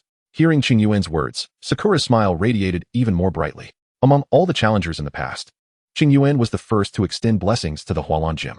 Goodbye, Qingyuan. I wish you great success at the Indigo Conference. In a cheerful mood, Sakura generously conveyed her well wishes to him. Thank you, Miss Sakura, goodbye. After bidding farewell once more, Qingyuan waved to Sakura and turned to leave the Hualan Gym. As he exited the gym, Qingyuan gazed at the posters promoting the underwater ballet and the empty space in front of the Hualan Gym. He couldn't help but envision the splendid scene that would unfold once Misty took over the gym. At that time, he would surely be a witness to history. What would he be doing then? Would he have achieved fame and success, or would he have abandoned the path of a trainer? Upon reaching this thought, Qingyuan hastily shook his head, casting the notion from his mind. Who can truly predict what the future holds? It is far wiser to seize the present moment. With this resolution, he made his way toward the Pokémon Center. Fortunately, the distance from the Pokémon Center to the Hualan Gym was not excessively far. He arrived after a mere 5 minutes of walking. Nevertheless, he found the dampness clinging to him quite unbearable. Had he known, he would have changed his clothes at the Hualan Gym before departing. As he hurried along, he inwardly berated himself for this oversight. Upon arriving at the Pokémon Center, Qingyuan first handed over the Pokeballs of Scorpion and Scyther to Nurse Joy at the counter. After that, he proceeded to the changing room to don a fresh outfit. By the time he returned to the counter, his Pokémon had already recovered. He realized he had lingered in Hualan City for quite some time, and there were no suitable places for him to train with Scorpion. The only nearby location, the Hualan Cave, remained inaccessible due to his insufficient strength. Thus, staying any longer in Hualan City served no purpose. This time, as he departed Hualan City, Qingyuan did not venture down any side paths. His intention was to meet Xiaoming, the creator of a training device who had helped the Sandshrew overcome its fear of water. He was curious to assess this individual's capabilities and engage in conversation. After all, a person of humble beginnings who could establish a reputation in a city must possess noteworthy qualities. Though Xiaoming eventually faded from the scene, Qingyuan speculated that a lack of resources ultimately hindered his ability to keep pace with Ash. Moreover, if Xiaoming's methods proved unhelpful, it would not be too late for Qingyuan to explore other avenues. With such thoughts in mind, he continued along the main road. However, it wasn't long before he encountered the renowned bug-catching boy and the shorts-clad lad from his previous Live Fest game. In this world, they were hardly different. For their first utterance upon spotting Qingyuan was, "Hey trainer over there, would you care for an exhilarating Pokémon battle?" Initially, Qingyuan was disinclined to engage with them, but they uttered a remark that piqued his interest. "There's a wager involved." This proclamation immediately captured Qingyuan's attention. while he had over 1,000,000 alliance coins in his pocket. Who could resist the thrill of collecting pocket money from children? He believed no one could, and thus he summoned Charmeleon and Scorpion, unleashing them on the road with unrestrained prowess, vanquishing every opponent in his path. In just about an hour, Qingyuan found his pockets laden with a bundle of crumpled 100-coin bills. After estimating, he concluded he had amassed around 4,000 to 5,000 alliance coins. Each battle had a stake of 200 coins, and Qingyuan had likely fought 20 to 30 matches, as Charmeleon had grown exhausted from the relentless barrage of ember attacks. In light of this, Qingyuan could not help but marvel at the sheer number of trainers, or rather, bug catchers, along this route. In the brief span of merely half an hour, the Charmander unleashed an impressive barrage of ember, incinerating more caterpies than it had during its entire journey thus far.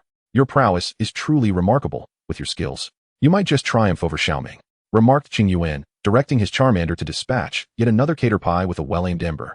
The trainer across from him, having withdrawn his caterpie, was visibly impressed. Is Xiaoming truly that formidable? Qingyuan mused, observing the bug-catching youth who seemed to serve as an apt foil for his thoughts. Indeed, Brother Xiaoming boasts an astonishing streak of 89 consecutive victories. You may not stand a chance against him. Despite the somewhat provocative nature of this statement, Qingyuan remained unfazed, offering a smile in response. Very well, I shall challenge him to ascertain if his reputation holds true. However, before I do, you must place your wager. With that, Qingyuan extended his hand towards the bug-catching youth. The young trainer's face flushed with embarrassment as he sheepishly replied, well, I didn't bring much money today. How about 150?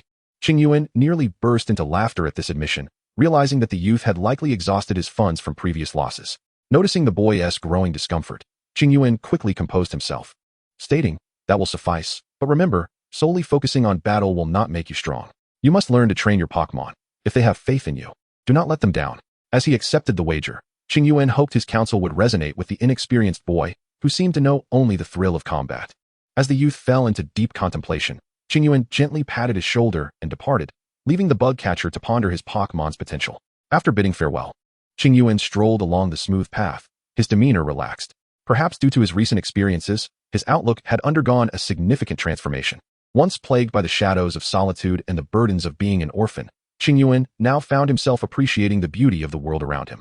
Whether it was the splendor of life or the confidence instilled by his companions, his perspective had brightened considerably. He was now more inclined to assist strangers with their uncertainties, a stark contrast to the reticent youth he once was. Qingyuan embraced this newfound mindset, particularly valuing the sense of security it provided when facing challenges, often drawing strength from the presence of his Pokémon.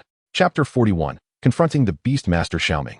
After parting ways with the bug-catching youth, Qingyuan trekked forward for approximately half an hour, arriving at an unusual structure. It was a personal gym constructed of timber, adorned with a sign that read, Beastmaster Xiaoming's personal gym, current streak, 93 wins, goal, 100 wins. 93 consecutive victories already? Qingyuan's expression shifted to one of contemplation upon seeing the impressive tally illuminated on the sign. If memory serves him right, it seems that Xiaoming intended to embark on his journey after achieving 100 consecutive victories. If he were to interrupt that winning streak, would not all of Xiaoming's previous efforts be rendered futile? Moreover, Xiaoming has already secured 93 victories. He merely needs 7 more wins to set forth on his travels.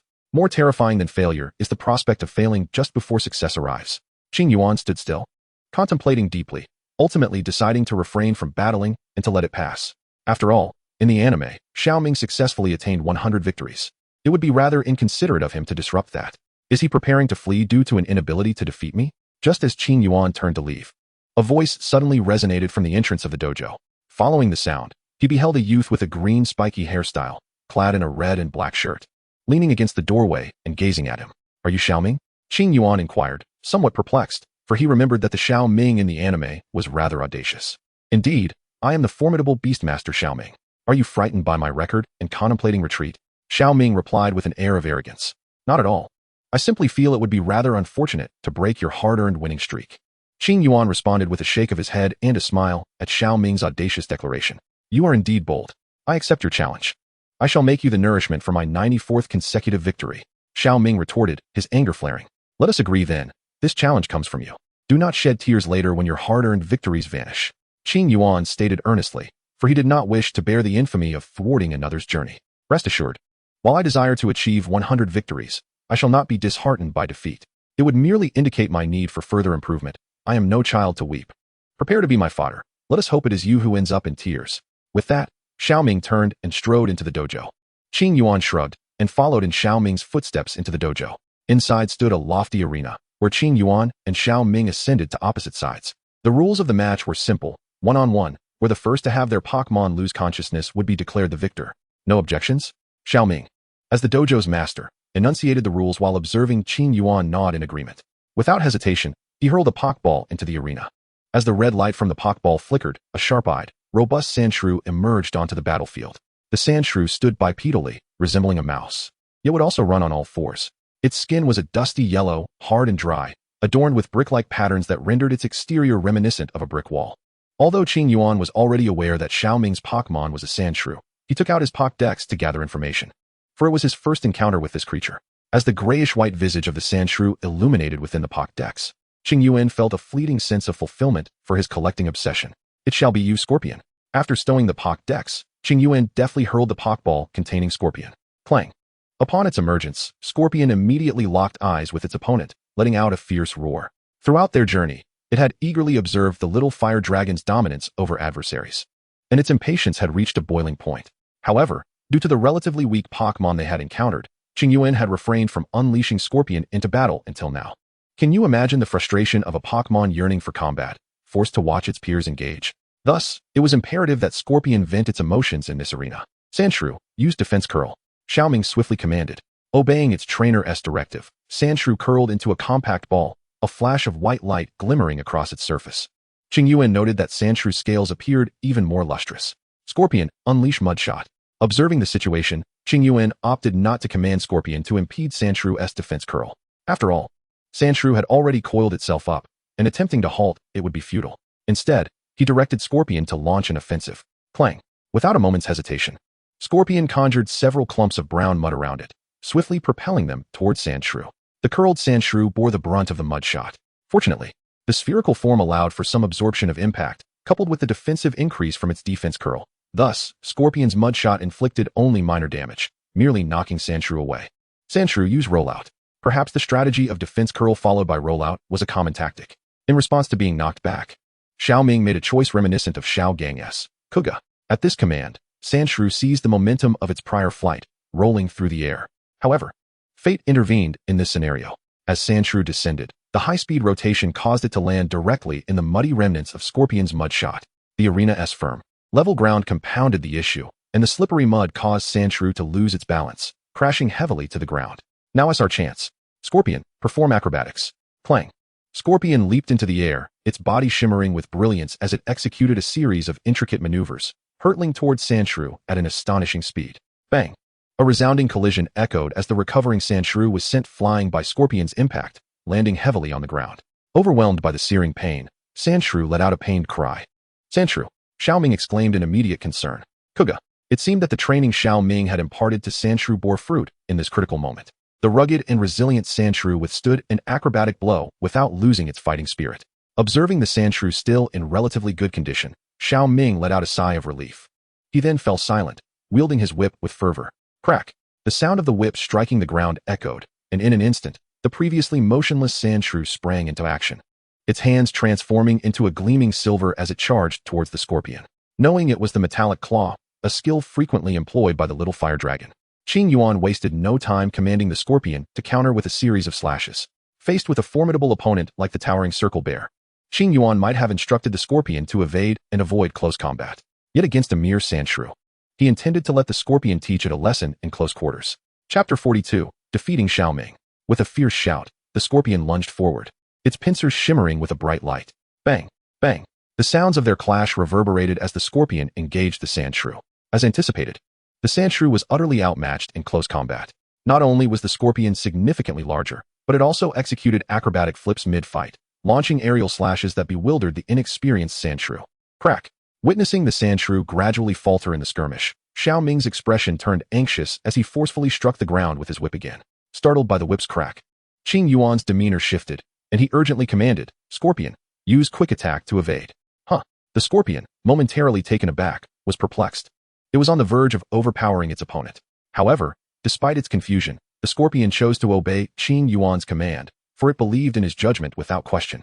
At that moment, the Sandshrew unleashed a barrage of poisonous needles at the spot where the Scorpion had just stood. The Scorpion, having heeded Qingyuan's warning to retreat, felt a chill of sweat trickle down its face, grateful for the timely advice. Had it not moved, it would have surely been struck by the venomous projectiles. Although it was immune to poison, the sting of the needles would still be quite painful. With a fierce glare directed at the sand shrew, the scorpion silently vowed to retaliate against such underhanded tactics. Meanwhile, Xiao Ming, witnessing the failure of his attack, wore a mask of disappointment. But he quickly regained his composure and struck the ground with renewed vigor. The sand shrew, responding promptly, burrowed into the earth. Scorpion, keep a vigilant watch on the ground, Qingyuan urged, as he observed the unfolding events. Upon hearing Qingyuan's words, Scorpio nodded earnestly. As a ground-type sprite, Scorpio possessed a keen sense of the earth, even surpassing that of the Diglett. Thus, just as the Diglett emerged from the ground to launch its assault, Scorpio executed a backflip and soared into the sky. Kuga, the Diglett, having failed to locate Scorpio on the surface, was momentarily baffled.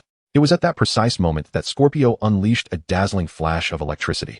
With a swift motion, Scorpio transformed into a streak of white light, launching the Diglett, which had been partially exposed from its burrow, high into the air. Kuga, the Diglett landed with a pained cry, its eyes swirling into circles as it lost its ability to fight. Thud. Witnessing this scene, Xiaoming fell to his knees in disbelief. Qingyuan rushed over to help him up. I actually lost. Xiaoming stared blankly at the ground. Qingyuan, feeling somewhat awkward, stood by, aware that this was precisely what he feared. Initially, he had refrained from boldly challenging Xiaoming. However, since Xiaoming insisted on the duel, out of respect for him, Qingyuan had unleashed Scorpio's full potential. Now, having interrupted Xiaoming's hard-earned winning streak, he felt at a loss. Well, victories and defeats are commonplace in battles. Failure is not terrifying. What is truly frightening is the absence of courage to start anew after a defeat. After pondering for a while, Qingyuan finally placed a reassuring hand on Xiaoming's shoulder. He chuckled, why not try losing after winning 95 times? Upon hearing this, Qingyuan awkwardly scratched his nose. Next time, should such a situation arise, I shall deliver a scathing retort, talking back despite lacking strength, and then sulking after a loss. As he looked at Xiaoming, Qingyuan inwardly fumed. He truly lacked the talent for consolation. After all, in his experience, these matters were not of great significance. Xiaoming's and Zhimu's dramatic reactions after their defeat made him feel somewhat uncomfortable. As for avoiding such challenges in the future to escape this outcome, that was out of the question. Those who speak ill can only be made to recognize their mistakes through strength. Moreover, refusing challenges would only lead others to underestimate Qingyuan and his sprites. He himself was indifferent to their opinions, but he would not allow anyone to belittle Scorpio and its companions. Fortunately, Xiaoming's recovery was swift. After exchanging a few words with Qingyuan, he was back on his feet in no time. I'm sorry for making a fool of myself, Xiaoming said, rising and addressing Qingyuan. Qingyuan merely nodded in response. Feeling slightly unsettled after Xiaoming had retorted his earlier attempt at consolation. Would you like to see my training grounds? Xiaoming inquired, glancing at Qingyuan's stern expression, trying to extend a gesture of goodwill. Sure. Qingyuan exhaled heavily. Hearing this, Xiaoming's tense demeanor finally eased, and he began to lead the way for Qingyuan. I had been contemplating embarking on a journey after achieving 100 consecutive victories, which is why I lost my composure after you defeated me. The words I uttered were thoughtless. I apologize. As Xiaoming walked ahead, guiding Qingyuan, he elucidated the reason for his earlier demeanor. It's all right. But must one truly attain 100 victories before setting out on a journey? Qingyuan inquired, a hint of confusion evident in his voice. Indeed, attaining 100 victories is the only way to validate my eligibility for travel. Otherwise, I would simply be humiliated by others, rendering such a journey devoid of meaning. Xiaoming replied matter-of-factly as he continued his stride. I believe you are being somewhat obsessive, Qingyuan stated, expressing his disagreement upon hearing Xiaoming's words. What do you mean by that? Xiaoming halted, looking at Qingyuan. I mean that your insistence on achieving 100 victories in such a trivial locale is utterly futile. Remaining in one place for an extended period, without exploring the wider world, could transform you into a frog in a well, ultimately squandering your potential. Upon hearing this, Xiaoming stood still, lost in thought. Qingyuan did not pause and continued. The purpose of travel is not merely for trainers to accumulate victories. It is about standing upon the battleground, engaging in battles with trainers from all corners of the globe. When defeated, one reflects on their shortcomings and perseveres. When victorious, one learns and avoids repeating the same mistakes. To absorb the strengths of others and continuously enhance one's abilities. This is the essence of travel. Moreover, the gym leaders are formidable trainers in their own right. And the process of challenging gyms offers a wealth of knowledge. Initially, Xiaoming found Qingyuan's words quite reasonable. However, upon hearing the last statement, he could not help but voice his dissent. Are you referring to the Hualan Gym? Upon hearing this, Qingyuan's expression stiffened. Well, the Hualan Gym is a special case. The former gym leader's disappearance has significantly diminished its strength. Xiaoming's face illuminated with understanding. Ah, that explains why the Hualan Gym, renowned as one of the prestigious 8 gyms of Kanto, is surprisingly weak. Certainly, aside from Hualan Gym, the other gyms are still worthy of study, Qingyuan added. Slightly embarrassed, quickly correcting himself. Nodding in agreement, Xiaoming replied, Thank you, Qingyuan. I have made my decision. I shall set forth on my journey tomorrow. Hearing this, Qingyuan smiled, patting Xiaoming on the shoulder. That's the spirit. The world is vast. How could one allow a single matter to hinder their progress? Xiaoming nodded with a smile, and then led Qingyuan to a door, stating, This is where I train my Pokémon. Do not be too astonished. With that, Xiaoming pulled the door open with both hands. As Qingyuan peered inside, he was greeted by the sight of Pokémon diligently engaged in their training. Among these Pokémon, there are Rattatas honing their front teeth and Beedrills wielding their stingers against a training dummy. In essence, the variety of Pokémon is vast. Yet they predominantly comprise common species. Nevertheless, the sheer number of Pokémon left Qingyuan astounded. He counted no fewer than 13 Beedrills engaged in training alone. So many? Qingyuan exclaimed, his astonishment evident as he surveyed the training ground. Haha, and this is merely a fraction. Those Pokémon that failed to grow stronger despite training have been released. If we included them, the number here would multiply several times over. However, they are merely sparring partners for my Sandshrew, which is my crowning achievement. Xiaoming, standing beside Qingyuan, replied with a hint of pride. Nodding in agreement, Qingyuan acknowledged, Indeed, your Sandshrew is remarkably strong. It not only comprehends commands, but has also overcome its fear of water. Well, you seem quite affluent. How do you afford to maintain so many Pokémon? Qingyuan remarked, observing the myriad of Pokémon in training. Xiaoming scratched the back of his head, beaming sheepishly. Haha, I have a modest enterprise. Is this what it is? Qingyuan inquired, picking up a device resembling a posture corrector from the ground. Upon seeing it, Xiaoming immediately focused on Qingyuan, nodding enthusiastically. Yes, that's it. This is a restraint device I've developed, called the Restraint Unit. When equipped, it constricts the Pokémon's limbs, requiring them to exert more force during training, effectively enhancing their coordination skills. After listening to Xiaoming, Qingyuan nodded and began to examine the device in his hand. After a while of contemplation, he concluded that this contraption was superior to typical weighted apparatuses, as it engages the entire body of the Pokémon rather than isolating specific areas. However, the Restraint Unit also has significant limitations, primarily due to material constraints. It cannot be used on larger Pokémon. Additionally, using this device on newborn or underdeveloped Pokémon may hinder their growth. Overall, though, the Restraint Unit can be applied to most Pokémon, suggesting a promising market. If this invention were to be made public, the royalties alone could render Xiaoming quite prosperous. Setting down the Restraint Unit, Qingyuan shared his insights with Xiaoming, articulating the drawbacks he perceived. Xiaoming's expression shifted to one of astonishment. Is this the advantage of traveling? Such keen insight. He had gradually recognized similar shortcomings in the Restraint Unit during his routine training with his Sandshrew. Yet, Qingyuan had discerned the flaws after merely a brief observation, leaving Xiaoming in awe of his perceptive acumen, while simultaneously reinforcing his determination to embark on his own journey. After concluding their discussion about the restraining device, the clock struck noon. Qingyuan released the Scorpios and commenced preparations for their lunch. Similarly, after treating the injuries of the Sandshrew, Xiaoming began to prepare meals for the multitude of Pokémon in the training grounds. With such a vast number of Pokémon, Xiaoming could not possibly prepare individual meals for each one. Instead, he brought out 2 bags of universal Pokémon food and enlisted the assistance of 2 Psychic Butterfree to distribute it among the Beedrill and others. The only Pokémon to receive a specially prepared meal was the Sandshrew. Observing this scene, Qingyuan felt a pang of nostalgia. There was a time when he envisioned training Pokémon on such a grand scale, subsequently selecting the best performers for focused development. However, due to a lack of funding and the knowledge he acquired from Mrs. Linghua regarding nurturing, he learned that Pokémon raised in such a way, filled with ferocity, would not develop a strong bond with their trainer. If the trainer failed to maintain control, there could be repercussions. Thus, Qingyuan abandoned this notion, opting instead for a more refined approach. Initially, Qingyuan intended to offer Xiaoming a word of caution. However, upon witnessing Xiaoming's blatant favoritism towards the Sandshrew, he realized that Xiaoming had little regard for the other Pokémon. His sole focus was on the Sandshrew. Even if Qingyuan voiced his concerns, Xiaoming would likely dismiss them. Nevertheless, out of goodwill, he broached the subject during their meal, but as expected, Xiaoming remained indifferent. Recognizing this, Qingyuan tactfully shifted the conversation to the topic of Pokémon nurturing. Upon hearing this subject, Xiaoming's eyes sparkled with enthusiasm. He began to share his in-depth research concerning the Sandshrew's ability to overcome its water-related fears. He believed that with sufficient training, the Sandshrew could entirely conquer its fear of water, enhance its resistance, and even achieve immunity to water-type attacks. However, Qingyuan expressed a differing opinion. While he agreed that Pokémon could indeed overcome fears and improve their resistance through training, He contended that immunity to attacks was unattainable. He believed that the Sandshrew would still suffer damage from water-type moves, albeit with enhanced defenses. For instance, while it might have been able to withstand a single water gun initially, with training, it could endure 3, though the inherent damage of the water gun remained.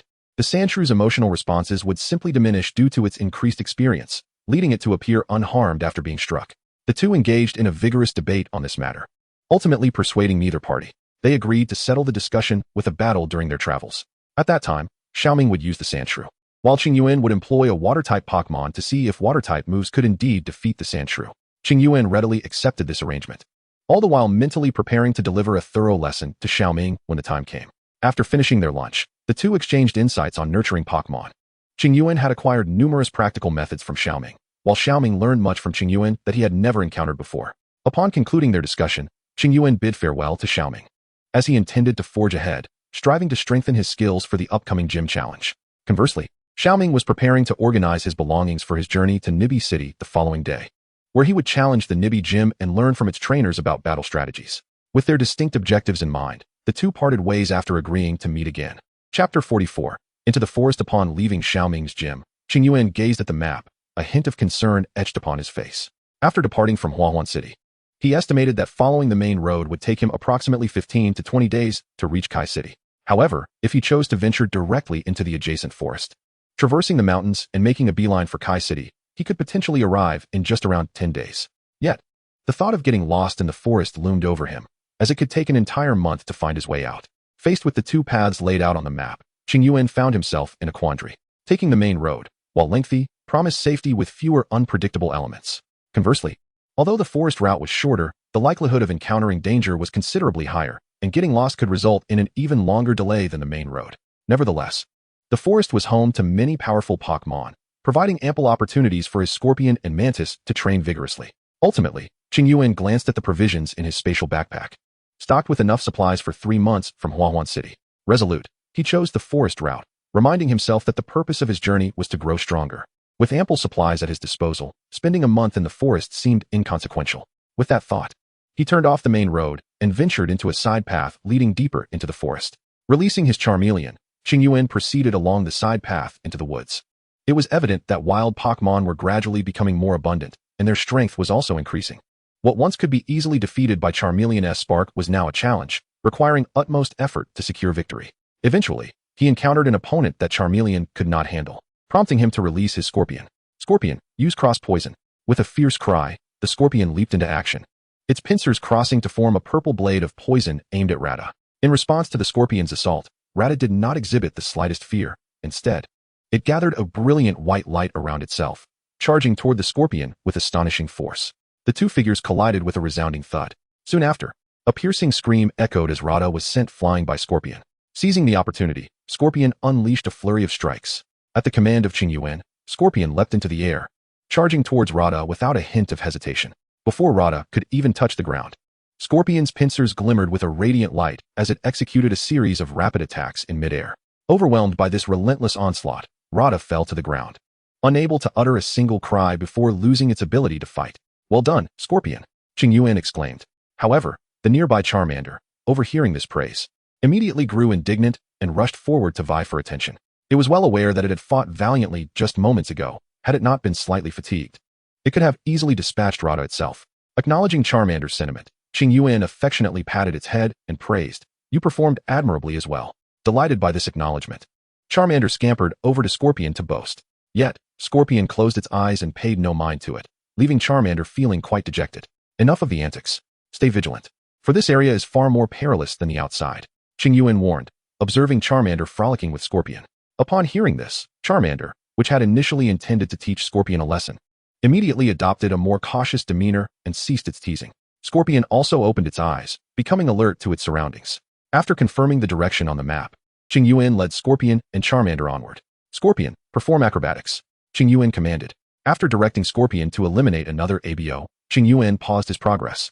The Pokémon here possessed formidable strength, and a single misstep could spell disaster for Scorpion.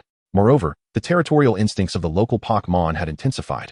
Should they inadvertently enter these creatures' domains, Qingyuan and Scorpion would surely face their wrath, with only the riverside offering a slight reprieve. A glance at the map revealed Qingyuan's dismay. They had merely ventured into the heart of the forest, Yet the Pokémon's power was already proving challenging for Scorpion. If they pressed deeper, they might soon encounter Pokémon that even Scorpion and its companion, the Flying Mantis, would struggle against. Without caution, he risked meeting his demise in this wilderness. Determined to find a safe passage that circumvented the territories of the formidable Pokémon, Qingyuan resolved to set up camp right there. Moreover, time was of the essence. Failing to establish a shelter soon would mean facing the nocturnal predators lurking in the shadows. After identifying a suitable campsite, he instructed Charmander to help kindle a fire. With limited water supplies, Qingyuan needed to boil some river water for replenishment.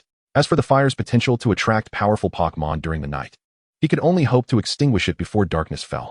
Once the flames were crackling, he placed a pot of river water over it to boil while turning his attention to setting up the tent.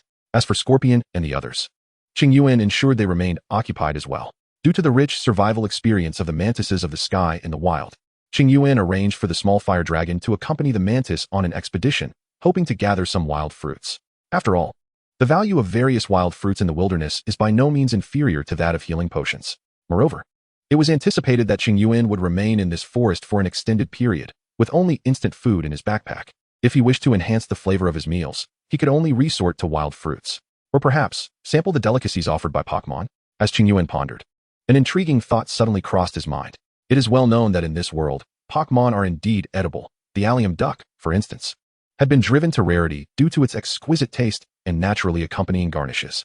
However, having deepened his bond with Scorpios and now being a recognized trainer within the Alliance, Qingyuan could not bring himself to commit such a cruel act as slaying a Pokémon. Nevertheless, he could still indulge in the culinary delights of Pokémon without harming them, such as the tail of a Drowsy. It is said that the tail of a Drowsy is exceptionally sweet, a rare culinary treasure. Clang! Just as Qingyuan was lost in thought, a sudden noise erupted behind him. Yadong! Upon turning, he found a Drowsy standing innocently behind him. Observing the creature's wise gaze, Qingyuan fell into contemplation. Chapter 45, The Wise Drowsy. My name is Qingyuan. Just moments ago, I was curious about the flavor of a Drowsy's tail. To my surprise, upon turning around, I encountered one standing right behind me. I suspect this is a manifestation of my wishes being granted by the mother of the blue star. Had I known, I would have wished for a mythical creature's offspring instead. Yadong. While Qingyuan was lost in his musings, the Drowsy, noticing Qingyuan's lack of response, unleashed a water gun at the campfire. No, but it was too late. Despite its seemingly sluggish demeanor, this Drowsy was surprisingly swift. Just as Qingyuan voiced his protest, the water gun struck the fire, extinguishing it and leaving behind only a few glowing embers. With a sigh, Qingyuan remarked, I understand your concern about the forest catching fire, but I intended to extinguish the fire myself shortly, so I kindly ask you to step aside. As he spoke, he began to sift through the embers to reignite the fire. Once he had moved the glowing coals to a dry spot, he gathered some dry grass. Preparing to ignite a flame like a true master, he needed to act swiftly to rekindle the fire and bring water to a boil, for the dangers of the night would soon intensify. While Qingyuan was diligently tending to the flames, the Drowsy fixed its wise gaze upon him, utterly still. In its memories, it had never encountered a Pokémon quite like Qingyuan. It was curious to comprehend what Qingyuan was attempting. Huff, huff, huff. Qingyuan continuously inhaled and exhaled onto the dry grass in his hands, and at long last, through his persistent efforts, a flicker of flame began to emerge from the grass. Witnessing this, a look of triumph spread across Qingyuan's face. Fortunately, he had mastered the true art of fire-making. Otherwise, he would have found himself in quite a predicament. Qingyuan gently placed a bundle of burning weeds on the ground, preparing to turn and fetch some firewood to stoke the flames. Alas, before he could even pivot, the ever-watchful Psyduck, observing Qingyuan's actions, unleashed a jet of water, extinguishing the fire completely. Qingyuan froze in place, his anger bubbling within him. Yet it dissipated upon meeting Psyduck's wise gaze. After all, what could one say to a fool? Why bother squabbling with someone so simple-minded? Qingyuan muttered to himself while slapping his own face in frustration, gazing at the faintly glowing embers in the fire pit. He resolved to first relocate Psyduck before rekindling the flames. Otherwise, as soon as the fire flared up, Psyduck might douse it again, rendering his efforts futile. With this thought, Qingyuan rose and scooped Psyduck into his arms, relieved that Psyduck's gentle and silly disposition made the task manageable. Cradling Psyduck, he strolled towards the nearby riverbank. Though held in Qingyuan's embrace, Psyduck's gaze never strayed from Qingyuan's face. Since the moment Qingyuan had kindled the fire, Psyduck's interest had been piqued. And after Qingyuan had slapped his own cheeks, Psyduck's fascination intensified, as if it had encountered a kindred spirit. Unbeknownst to Qingyuan, he had been mistaken for a fellow simpleton in Psyduck's eyes. Otherwise, he would have been curious about the taste of Psyduck's tail. Who knew you were rather heavy? Why did you have to extinguish my fire?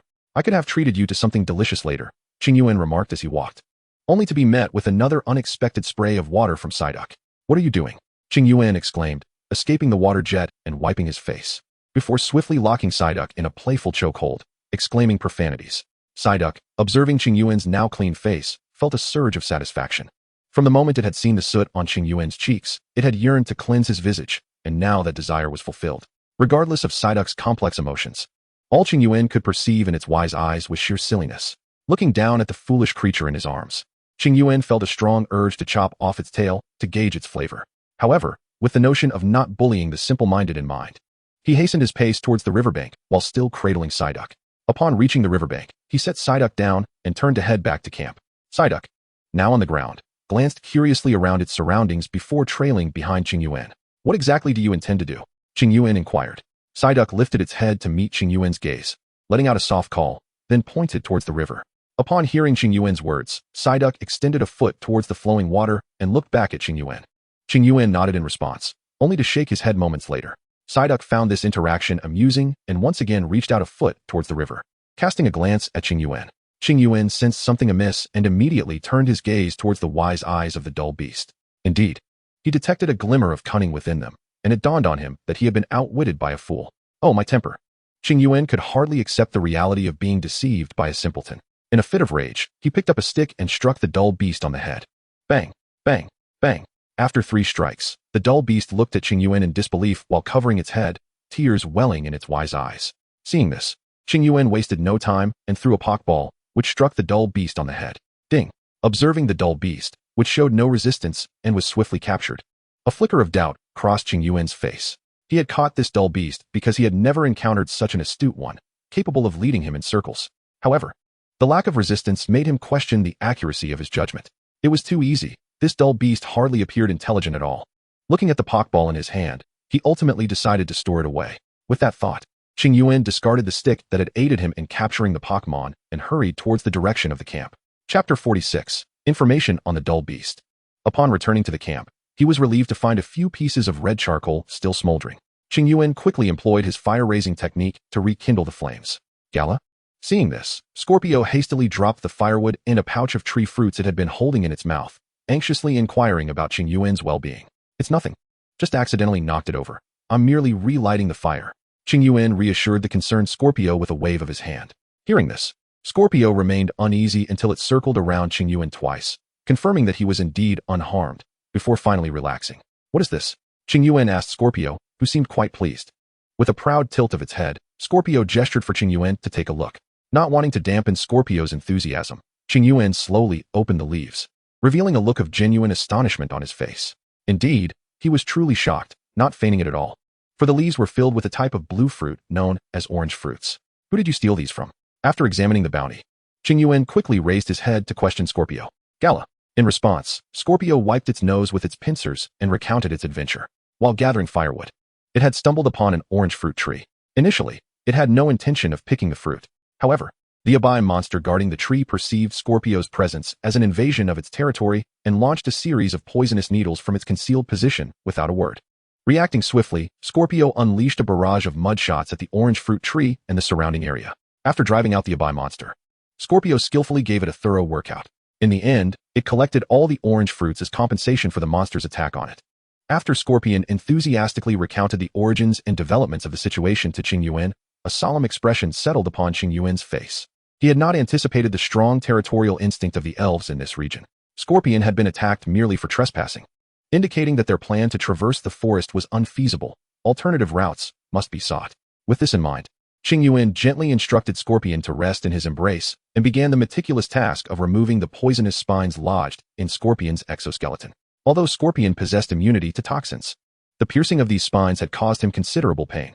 Furthermore, some of the toxic energy gathered by the Abo monster had yet to dissipate, leaving remnants still embedded in Scorpion's exoskeleton. Each movement elicited a painful sting from these spines.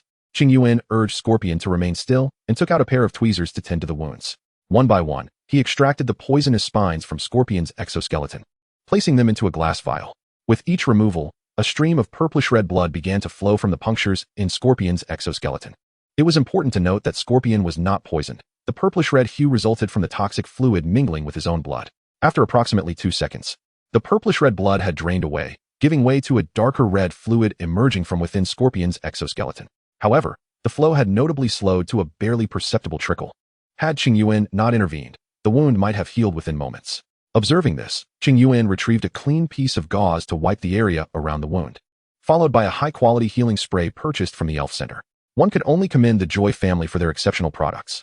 Within mere seconds of application, Scorpion's injuries had healed completely. Even the damaged exoskeleton had regenerated, albeit with a slightly lighter coloration compared to the surrounding area. Once Qingyuan had cleaned the blood from around the wound, he encouraged Scorpion to rise.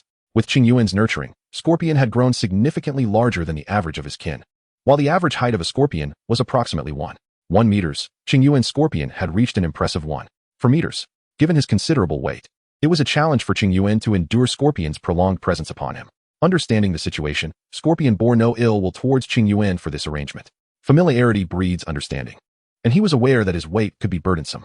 Now, when traveling alongside Qingyuan, Scorpion no longer perched upon his shoulder. Although Qingyuan could still carry him, it would undoubtedly exhaust him. Therefore, during their journey, Scorpion opted to fly ahead to scout the path for Qingyuan. After being gently shooed away by Qingyuan, Scorpion settled by the campfire, munching on orange fruits while assisting Qingyuan in tending to the flames. Once Qingyuan had stored the vial of poisonous spines, he resumed erecting the tent. After praising the two companions who had returned with their bounty, he began preparing dinner. It was only then that he recalled having tamed a Psyduck, realizing he had yet to introduce this new addition to Scorpion and the others. Before delving into the introduction, Qingyuan first retrieved the Pokémon Pokédex, eager to examine the qualifications of the Slowpoke. The Slowpoke remained by the water's edge, lost in contemplation, its thoughts a mystery. Despite its apparent dullness and sluggishness, it exhibited remarkable prowess in using its tail to fish for food. A sweet aroma emanated from the tip of its tail. While lacking in nutritional value, it bestowed a sense of happiness upon those who tasted it. As a burst of electronic music resonated, the specific details of the Slowpoke materialized on the Pokédex's display screen. Pokémon, Slowpoke level, 23 development comparison, average type, water, psychic ability, oblivious. Due to its lack of awareness, it cannot become infatuated or provoked, remaining unperturbed by intimidation. A Pokémon appears only once. Moves, tackle, belly drum, strike, growl, water gun, yawn, psychic, disable, water pulse, confusion. Qingyuan gazed at the information with astonishment. The level of the Slowpoke was surprisingly high, and he pondered how it had not been rendered unconscious despite his 3 attempts. After the initial surprise, he found the situation rather absurd. A Pokémon of such elevated level had offered no resistance and was captured effortlessly within a red and white ball. Nevertheless, the possession of 2 inherited moves indicated that this Slowpoke possessed commendable potential. Thus, Qingyuan abandoned any thoughts of releasing it. After all, as a relatively common psychic-type Pokémon, he had long desired to capture one. Had its potential been subpar, he might have considered letting it go. Yet, having encountered a Slowpoke with such promise, he was unwilling to let it slip away, especially since it had practically presented itself to him. It is well known that Qingyuan is always welcoming to newcomers. As the saying goes, when in Rome, do as the Romans do. He trusted that, given Slowpoke's nature, it would soon grow fond of the camaraderie within the team. Chapter 47, Socially Anxious Scyther. Come, all eyes on me.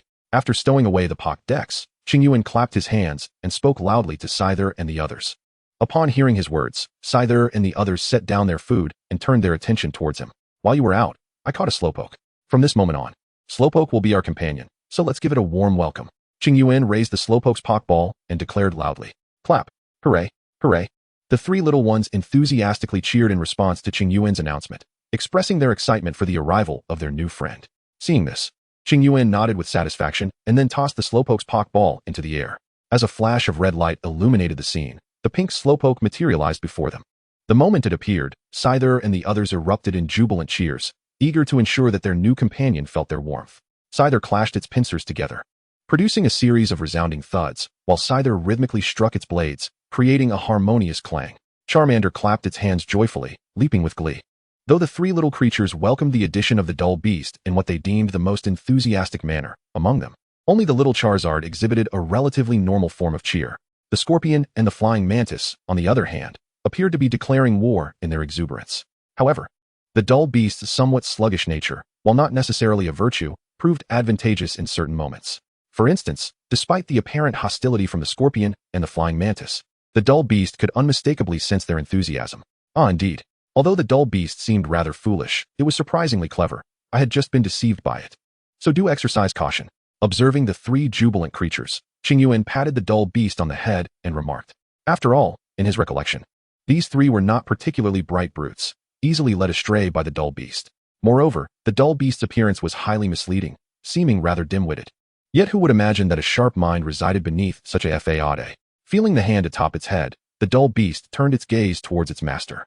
Upon recognizing Qingyuan, who had just delivered 3 gentle taps, the dull beast wasted no time and shot a stream of water directly at Qingyuan's face. Caught off guard, Qingyuan toppled to the ground. Look at the bump on my head. You just patted it. The dull beast exclaimed, pointing at its own head while shouting at Qingyuan. Upon seeing the dull beast's head, Qingyuan indeed noticed a slight swelling on its rosy crown. Ah, my apologies. Allow me to treat that. Qingyuan chuckled awkwardly, retrieving some healing ointment from his bag to tend to the dull beast's bump. Initially, the scorpion and its companions intended to reprimand the dull beast for its sudden assault on Qingyuan, but upon realizing that the dull beast's water spray lacked significant force, they momentarily abandoned their thoughts of retaliation. Witnessing this scene, the flying mantis and Charizard began to comprehend how Qingyuan had managed to befriend the dull beast. Sneaking up on it, it was only fitting that the dull beast retaliated with a splash of water. Realizing that the dull beast bore no malice towards Qingyuan, the flying mantis and Charizard resumed their meal while observing the unfolding spectacle. Meanwhile, the scorpion fell into deep contemplation. It recalled how Qingyuan had similarly subdued it with a swift blow to the head. As it watched Qingyuan tending to the dull beast's wound, it pondered its own experience. Here, let me make amends and offer you something delicious. After addressing the dull beast's injury, Qingyuan presented a bowl of universal Pokémon food at the dull beast's lips. Although the dull beast was filled with curiosity upon seeing the food, it showed no inclination to approach it, merely standing still and gazing at the bowl. Qingyuan, unable to endure the situation any longer, gestured animatedly towards the dull beast. This is food, delightful sustenance. You should eat like I do. As Qingyuan spoke to Daemon, he lifted a bowl to demonstrate. However, Daemon merely stared vacantly, showing no inclination to partake. Unable to bear the situation any longer, Qingyuan resorted to prying open Daemon's mouth and stuffing a handful of Pokémon food inside. Upon tasting the morsels, Daemon instinctively began to chew. As the delightful flavor registered, a spark of brilliance ignited in its wise eyes. Subsequently, it swiftly grabbed another handful of Pokémon food and devoured it. At this, Qingyuan finally breathed a sigh of relief. Indeed, with such a slow-witted Pokémon, a straightforward approach was necessary. After ensuring that Daemon had its dinner, Qingyuan checked the fruit soup, finding it ready. He ladled a bowl for each of the scorpions to sample before heating his own self-heating rice. Following dinner, Qingyuan engaged in play with the scorpions for a while, enhancing the bond between trainer and Pokémon. Daemon seamlessly integrated into the group, and by the end of the game, Charmander was already casually draping an arm over Daemon's shoulders. Strangely, despite being a type disadvantage for both Charmander and the Scorpion, they quickly formed a camaraderie with Daemon. Conversely, the Scyther, who was not at a disadvantage, seemed to have a less intimate relationship with Daemon than the others. Nonetheless, it was fortunate that the relationship between Scyther and Daemon was not as close as that of the Scorpions. Qingyuan speculated that this might be due to Scyther's social anxiety. Although it appeared outwardly as a stoic warrior, after considerable time spent together, Qingyuan discerned the true nature of his Scyther. Its cold exterior was merely a fade, masking its social anxiety and a hint of pride. The rapid bonding with the Scorpions and Charmander stemmed from their extroverted personalities, allowing Scyther to passively engage. With the arrival of the less communicative Daemon, Scyther found itself at a loss for friendship. This resulted in a more distant relationship with Daemon compared to that of the Scorpions. However, Qingyuan considered this merely a minor issue, confident that, given time, they would all grow familiar with one another. After all, once they were aboard his vessel, they became a family. As night descended, Qingyuan extinguished the campfire and ushered the Scorpions into the tent. In the perilous wilderness, only the tent, capable of withstanding attacks from level 30 Pokémon, along with the presence of the Scorpions, could provide Qingyuan with a semblance of safety. Chapter 48, The Path Ahead. In the early morning, Qingyuan opened his eyes from slumber. Gazing at the little Charizard sprawled across his abdomen, Qingyuan's face revealed a trace of exasperation. He gently lifted the little creature off himself and placed it onto the soft blanket beside him. Rhydon. Just as he set the Charizard down, he heard a faint call from the side. The dull beast was looking up at him with a face full of melancholy. Although the dull beast's eyes maintained their characteristic wisdom, for some inexplicable reason, Qingyuan could genuinely perceive a hint of sorrow etched upon its expression. Rhydon. Noticing that Qingyuan was still observing him, the dull beast pointed its finger towards its tail. Following the direction of the dull beast's gesture, Qingyuan realized that its tail was currently resting beneath him. My apologies, dull beast, he exclaimed, as he carefully moved the tail away from his posterior while offering his apologies. Rhydon. Upon having its tail extricated, the dull beast waved its hand dismissively, indicating that all was well, and promptly resumed its slumber. Phew, it seems we need a larger tent. Qingyuan sighed, maneuvering over the bodies of Scorpion and the flying mantis as he spoke. Originally, the tent had been just spacious enough for him and the Scorpion to coexist comfortably. With the addition of the dull beast, however, the tent had become rather cramped. In truth, most trainers preferred to store their Pokémon away at night, allowing only themselves to occupy the tent. Yet, Qingyuan believed that sleeping alongside his Pokémon at night would enhance the bond between trainer and companions. As a time traveler, he was acutely aware of the significance of intimacy. Were it not for the absence of opportunity, he would have loved to gift each of his Pokémon a soothing bell. Furthermore, both the flying mantis and the little Charizard had the potential for mega evolution, and he was keen to avoid jeopardizing their formidable battle capabilities due to a lack of intimacy. Additionally, another reason Qingyuan wished for Scorpion and the others to share the tent with him was the potential threat posed by wild Pokémon in the wilderness, capable of tearing tents asunder. With Scorpion and the others by his side, Qingyuan could swiftly command them to retaliate. Emerging from the tent, he inhaled deeply, savoring the fresh air of the forest, and then stretched his arms wide, indulging in a leisurely yawn. After completing his stretch, Qingyuan proceeded to freshen up before preparing breakfast. He combined the leftover rice from the previous night with berry soup to create a delightful berry porridge. As the pot of porridge simmered over the fire, he began to prepare breakfast for Scorpion and the others. Once he had their meals ready, he called to them to rise. After enjoying their breakfast, Qingyuan washed the dishes and put them away. He then took out a map and began to study it. After a thorough examination the previous night, he ultimately resolved to seek a route from the edge of the forest towards Leaf City. Having traveled the day before, he now found himself positioned directly north of Leaf City. Due to the necessity of traversing the depths of the forest to reach the southern path, Qingyuan promptly eliminated this route from consideration. The northern direction, being the one from which he arrived, was similarly discarded. Henceforth, he was left with the task of discerning a path of lesser strength for the Pokémon from either the eastern or western directions. After leaving Charmeleon and Slowpoke to guard their belongings, he proceeded eastward with Scyther and Mantis. To the west lay the direction of Pewter City, with the forest being in close proximity. Having just come from Pewter City, venturing this way would give him the disconcerting sensation of going in circles. Thus, to evade this feeling, Qingyuan inclined towards the eastern route. Should he discover that the Pokémon inhabiting the eastern path were of superior strength, he would not mind the discomfort, as it would serve to conserve energy and expedite his journey. With his backpack secured, Qingyuan turned to his two companions, expressing a sense of unease. When the time comes, you must simply eat without hesitation. Understood, Charmeleon? Gua? Charmeleon solemnly nodded in response. And if you encounter formidable Pokémon, flee at once. Do not concern yourselves with the tent. Your safety is paramount. Do you comprehend? Gua? Charmeleon affirmed once more. As it was Charmeleon's first time facing such challenges alone, Qingyuan resembled a worried father, offering repeated advice. Satisfied with Charmeleon's attentive nods, he gently patted the Pokémon's head, prompting a firm nod in return, followed by a wave of farewell. Nearby, the languid Slowpoke, sprawled comfortably, raised a hand in a casual farewell to Qingyuan. The sight of the lethargic creature irked Qingyuan, as he worried that the immature Charmeleon might be negatively influenced by such idleness. Were it not for the insufficiency of personnel, he would have certainly taken Slowpoke along with him. As Scyther and Mantis also waved goodbye to Charmeleon, Qingyuan called out to them and set forth on the eastern trail.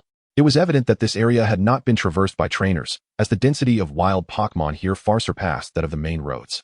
Although he had witnessed this phenomenon upon his arrival yesterday, experiencing it once more today left him in awe. After a mere 15 minutes and less than 2 miles traveled, Qingyuan had already faced no fewer than 5 waves of Pokémon attacks, the weakest among them being a level 23 Rattata.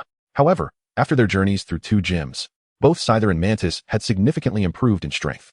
Consequently, despite the heightened frequency of wild Pokémon assaults, the now empowered Scyther and Mantis were more than capable of handling the encounters with aplomb. Qingyuan halted the Scorpion, which had been paving the way for 15 minutes, and replaced it with the Mantis that had been by his side. This change ensured that their forward momentum remained unimpeded while also preserving the combat efficacy of his Pokémon, preventing any decline due to exhaustion. The sole drawback was the brief interval during the switch, during which Qingyuan was vulnerable to potential attacks. However, clad in battle attire capable of withstanding assaults from Pokémon below level 30, he felt little concern. Given that no Pokémon of level 30 or higher lurked nearby, he confidently allowed the Scorpion to exchange places with the Mantis.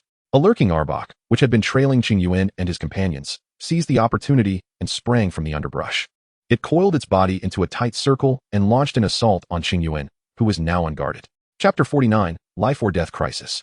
The purple Arbok struck like an arrow, leaving Qingyuan no chance to resist as it ensnared him tightly. Crack! Swish! Witnessing this, the Scorpion and Mantis gasped in alarm. Qingyuan attempted to command the scorpion to assist him, but the constricting grip of the arbok rendered him voiceless. Within merely 2 seconds, his face turned a deep purple from asphyxiation, as if several mountains were pressing down upon him, threatening to reduce him to a mere pulp. As his voice began to fade and the presence of the scorpion and mantis dwindled, a sense of dread enveloped Qingyuan. Stripped of his sense of security, he struggled desperately, prompting the arbok to tighten its grip even further. Crack! The scorpion, taken aback for a brief moment, was soon engulfed by fury. It recognized the arbok as the very creature that had been brutally defeated the previous night, having stolen all their orange berries. It had only chosen to strike during the Pokémon switch. Curse you! The scorpion roared, its pincers igniting with a brilliant light as it charged at the arbok. Swish! The mantis, too, let out a fierce cry and aimed a cleaving strike at the arbok's tail.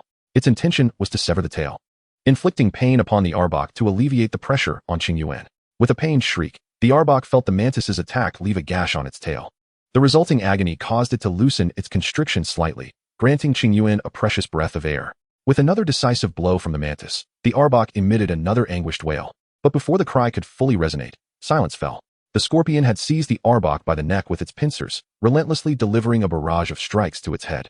As the pressure on his body began to dissipate, Qingyuan, realizing he could move his hands once more, quickly pulled a lever on the waist of his battle suit. In the next instant, a colossal balloon began to inflate from his body. The creature, arbok, which was coiled around him, was instantly propelled away by the balloon's force.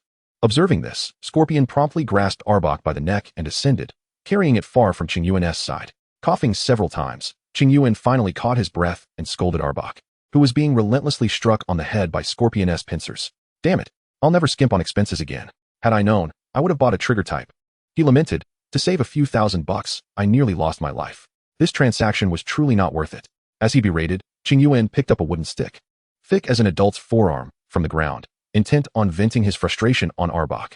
However, upon approaching the creature, he discovered that arbok's head had been utterly crushed by Scorpion. The serpent lay lifeless, beyond any revival. Yet, Scorpion seemed oblivious to this reality, continuing to pound arbok's head with fervor. All right, enough. Stop hitting it. Arbok is dead, its head is in ruins. Qingyuan exclaimed, discarding the stick and stepping forward to pat Scorpion on the shoulder. At this, Scorpion finally halted, then buried its head into Qingyuan's embrace, weeping profusely. Wah! You're all I have now. Qingyuan was taken aback, not anticipating his esteemed position in Scorpion's heart. There, don't cry. I'm perfectly fine, he reassured, gently patting Scorpion's head as one would comfort a child. However, rather than ceasing its tears, Scorpion clung even tighter, sobbing louder. Seeing his attempts at comfort backfire, Qingyuan could only manage a wry smile, remaining silent and continuing to soothe Scorpion. Meanwhile, the mantis stood vigilantly nearby, determined to ensure that such a perilous crisis would never befall Qingyuan again. After a prolonged bout of crying, Scorpion eventually ceased, leaving Qingyuan's shirt dampened with tears. Once Scorpion stopped sobbing, Qingyuan leaned closer, whispering softly in its ear, "All right, no more tears." The mantis is still watching. At this, Scorpion's body stiffened momentarily. Oh no, my image is ruined. Emerging from its fear, Scorpion realized that its behavior today might completely tarnish its reputation. It shook its head in Qingyuan's embrace, which Qingyuan mistook for a playful gesture. In the next moment, Scorpion executed a backflip and soared from his arms, landing with a haughty expression that conveyed indifference. Qingyuan, witnessing this, found himself at a loss for words, stifling a laugh at the stubbornness of both Scorpion and arbok. Reflecting on this, Qingyuan glanced at the mantis, who, thinking Qingyuan had something to say, called out in confusion. Huh, it's nothing. I just think both you and Scorpion are remarkable. Qingyuan replied, giving the mantis a thumbs up. The mantis, feeling somewhat embarrassed, scratched its head with its large scythe-like claws upon witnessing the scene. Qingyuan chuckled softly, extracting a dagger from his backpack to begin the process of dissecting the corpse of the aberrant beast. He meticulously separated its head, serpent-like skin, entrails, and venom pouch, each of which constituted premium materials for toxins. However, since these were obtained directly from slaying an aberrant beast, their acquisition was not entirely in accordance with the regulations of the Alliance, compelling Qingyuan to resort to the black market for their disposal. It is worth noting that this aberrant beast had nearly claimed his life, and although it lay defeated now, Qingyuan had yet to retaliate. Thus, he sought solace in consuming the beast's flesh, devoid of any pangs of guilt, particularly as it had initiated the assault against him. Qingyuan's only concern lingered on whether the meat of the aberrant beast might be toxic. Without proper precautions taken prior to the creature's demise, he pondered if the toxins from its venom pouch had permeated the flesh, casting a shadow of worry over him. Nonetheless, he did not dwell excessively on this matter. Once he had tidied up the remains of the aberrant beast, Qingyuan settled down with the scorpion and the mantis, preparing to rest for a few moments before resuming their journey. Of course, during this respite, Qingyuan was not idle. He first administered treatment to the scorpion for the injuries sustained during their brutal encounter with the aberrant beast. Subsequently, he himself consumed a vial of medicine to heal internal wounds, for he was uncertain if the creature's assault had inflicted any harm upon him. Given the wilderness and the challenges associated with healing injuries in such an environment, he deemed it prudent to take precautions. Chapter 50, Battle in the Jungle. After drinking the medicine, Qingyuan felt a warm sensation enveloping him, which lingered for several minutes before dissipating. "Ah, delightful," he exclaimed, stretching lazily beneath the tree. Noticing that both the scorpion and the mantis were gazing in his direction, he rose to his feet and addressed them. "All right, I trust you have both rested sufficiently?" "Caw. SWA." In response to Qingyuan's words, the scorpion and the mantis nodded in agreement. "Shall we continue our journey then?" "Caw. SWA." They nodded once more. "Then let us set forth." With that, Qingyuan hoisted the scorpion onto his shoulder. He had learned from past experiences, in a perilous wilderness, it was imperative to keep his companions within close proximity, never allowing them to stray more than a step away. Even when changing positions, he would ensure to move closer to them. He had no desire to endure the taste of death a second time. Thus, with the assistance of the scorpion and the mantis, Qingyuan successfully advanced 15 miles westward before noon. After commanding the mantis to vanquish yet another assailant, Arata, he glanced up at the sun overhead and sought refuge in the shade of a tree. Turning to the scorpion and the mantis, he suggested, "It is noon. Let us take a moment to rest and have something to eat." "Caw. SWA." The scorpion and the mantis wholeheartedly agreed with his proposal. After a morning of arduous travel, despite the rotation of two sprites, they were thoroughly exhausted. Throughout the journey, sprites occasionally emerged to obstruct their path, and these creatures possessed considerable strength. The combination of intensive trailblazing and fierce battles left the already fatigued scorpion and flying mantis even more drained.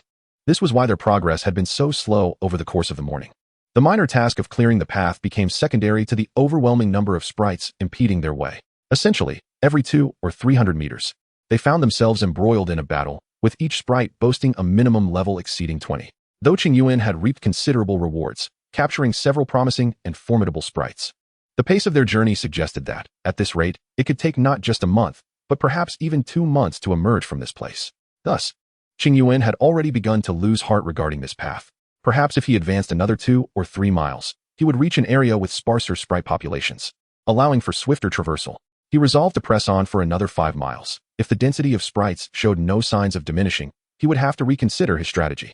His thoughts drifted to the immediate issue at hand. His sprites were still far too weak. Staring at the self-heating rice before him, Qingyuan felt a twinge of frustration. If only his strength were sufficient, he could traverse the depths of the forest in a straight line and reach with ease the city of withered leaves, without the need to struggle for a navigable path here. "Oh, you all must grow stronger quickly," he sighed, addressing the 2 sprites before him. "Gala? Sha." The scorpion and flying mantis were bewildered by Qingyuan's words. After a moment of contemplation, they turned their gazes to the delectable sprite food in their bowl. With their bellies growling, they decided to disregard Qingyuan for the moment, opting to fill their stomachs first. After all, it was not the first time they had witnessed Qingyuan's peculiarities. Noticing their indifference, Qingyuan felt a bit awkward. Just then, the self-heating rice was ready. And to mask his embarrassment, he joined the scorpion and flying mantis in devouring the meal. Mew. Suddenly, amidst their dining, a mournful cat cry echoed from afar. Hiss, buzz, buzz. Following that, a cacophony of sounds ensued. Qingyuan slowly lifted his head, brushing rice grains from his face, and spoke softly to the scorpion and flying mantis. "Shall we go investigate?" Though they remained silent, both sprites nodded in unison, their movements surprisingly synchronized. Reaching a consensus, Qingyuan wasted no time. He scooped up the scorpion, bending low as he made his way toward the source of the sound. The flying mantis, due to its size, could not be carried by Qingyuan and opted to follow closely behind. After traversing a little over 50 meters while holding the scorpion, Qingyuan caught sight of the unfolding scene through the gaps in the underbrush. A large cat was fleeing while retaliating against its pursuers. The assailants were a dozen or so bee drills, and in the face of the large cat, these bee drills dared only to follow closely behind, resorting to their poison stingers. From time to time, several bee drills would charge forward, only to be effortlessly defeated by the formidable feline leader. Meow. Gradually, perhaps due to the effects of poisoning, the leader's speed began to wane. The bee drills lingered behind, biding their time to wear it down. Realizing that escape was futile, the feline leader dashed towards a large tree. With a powerful leap, it ascended to the trunk, executing a backflip. Its metallic claws and iron tail were unleashed in unison, swiftly dispatching 2 bee drills on the spot. Following this, a dazzling power gem was unleashed, eliminating yet another Beedrill in rapid succession. The entire sequence flowed seamlessly by the time the Beedrills processed what had transpired. The leader had already retreated, pressing its back against the tree to thwart any sneaky ambushes. Impressive. Qingyuan, concealed within the bushes, could not help but applaud the feline leader. From this display alone, he discerned its formidable prowess and extensive combat experience. Without his guidance, even if the Scorpion and the Scyther joined forces, they would likely fall short against this feline champion. This leader was certainly no ordinary creature, unlike the round bear from Zmushan. Contemplating this, Qingyuan continued to observe the battlefield, eager to discover whether the feline could indeed escape its predicament. After all, the Beedrills were clearly of a high caliber. Even a level 40 Pokémon might struggle against such formidable foes. Qingyuan retrieved the leftover rice from earlier, munching while he watched this rare clash unfold. The Scorpion and Scyther, witnessing this, were struck by a shared thought. If only I had brought my meal. You too, pay attention and learn well, Qingyuan remarked, his mouth full of rice. As he chewed and directed the Scorpion and Scyther, one must commend the feline leader's wealth of practical experience. It adeptly utilized its surroundings, frequently leaping into the trees, dodging Beedrill attacks while delivering punishing blows from above. According to Qingyuan's calculations, each time the feline descended from the tree, it managed to take down at least one Beedrill. With this leader's skill, the dust on the ground and the leaves in the trees became instruments for its next assault. Qingyuan, crouching behind the bushes, found the spectacle thoroughly exhilarating. However, as time passed, the toxins within the leader began to take their toll. Its movements slowed, and ultimately, with only 3 Beedrills remaining, the leader collapsed to the ground, its expression one of fierce defiance. Chapter 51, Taming the Feline Leader. Scorpion, use Mud Shot against the Beedrills. Scyther, unleash Quick Attack. At this, Qingyuan tossed aside his rice, gesturing decisively at the Scorpion and Scyther. With a leap, the Scorpion soared into the air, quickly gathering brown mud around its body, launching it toward the Beedrills. Meanwhile, the Scyther transformed into a streak of white light, racing from the bushes to collide with the Beedrills. In an instant, the 3 Beedrills were left dazed and battered. The Mantis soared gracefully, unleashing a flurry of slashes upon the Beedrill struck by mud. Meanwhile, Scyther executed a swift electric strike against another Beedrill. Qingyuan afforded the Beedrill no respite, deftly directing Scyther in their relentless assault. With a flash, the Mantis's dual blades gleamed with a brilliant light as they descended mercilessly upon the bloodied Beedrill nearby. Observing this, the intact Beedrill glimmered with determination, ready to withstand Scyther's electric strike. However, in a swift maneuver, the Mantis redirected its blade, delivering a powerful blow that incapacitated it with a startled cry. Scyther, too, collided with the Beedrill struck by mud, causing its eyes to swirl in disorientation, rendering it unable to continue the fight. Observing the fallen Beedrill, the Mantis let out a derisive call, a reflection of the combat wisdom gleaned from watching Meowth's earlier battle. The enemy could be attacked from any angle. Scyther approached, equally disdainful, mocking the downed Beedrill. Well done, Scyther and Mantis, Qingyuan exclaimed, astonished by the rapid application of their learned skills. Their capacity for learning was truly remarkable. Upon hearing Qingyuan's praise, both Scyther and the Mantis puffed out their chests proudly, exchanging glances that seemed to say, "Aren't we impressive?" Qingyuan chuckled, affectionately ruffling their heads before making his way to Meowth. Meow? Meowth inquired, looking at Qingyuan with curiosity. In the next moment, however, overwhelmed by its injuries, Meowth fainted. Qingyuan rushed to its side, urgently assessing its condition. The sight that greeted him was alarming. A purple liquid oozed from Meowth's wounds. Amidst the toxic flow, Qingyuan discerned traces of blood. Without hesitation, he swiftly retrieved 2 vials of antidote from his bag, administering them to Meowth. Next, he brandished the dagger previously used to dismantle the Abomasnow, making incisions around Meowth's poisoned wounds to facilitate the expulsion of toxins. As the purple liquid continued to seep from the wounds, Qingyuan's astonishment grew. Meowth possessed an extraordinary resilience. Typically, a Pokémon of its stature would have succumbed to such venom long ago. Yet here it was, enduring the poison while having vanquished numerous Beedrill. This tenacity intensified Qingyuan's desire to capture it, provided it could survive this ordeal. Should it falter, he vowed to find a fitting resting place for Meowth. With concern etched on his face, Qingyuan produced 2 more vials of antidote from his bag and administered them to the ailing Meowth.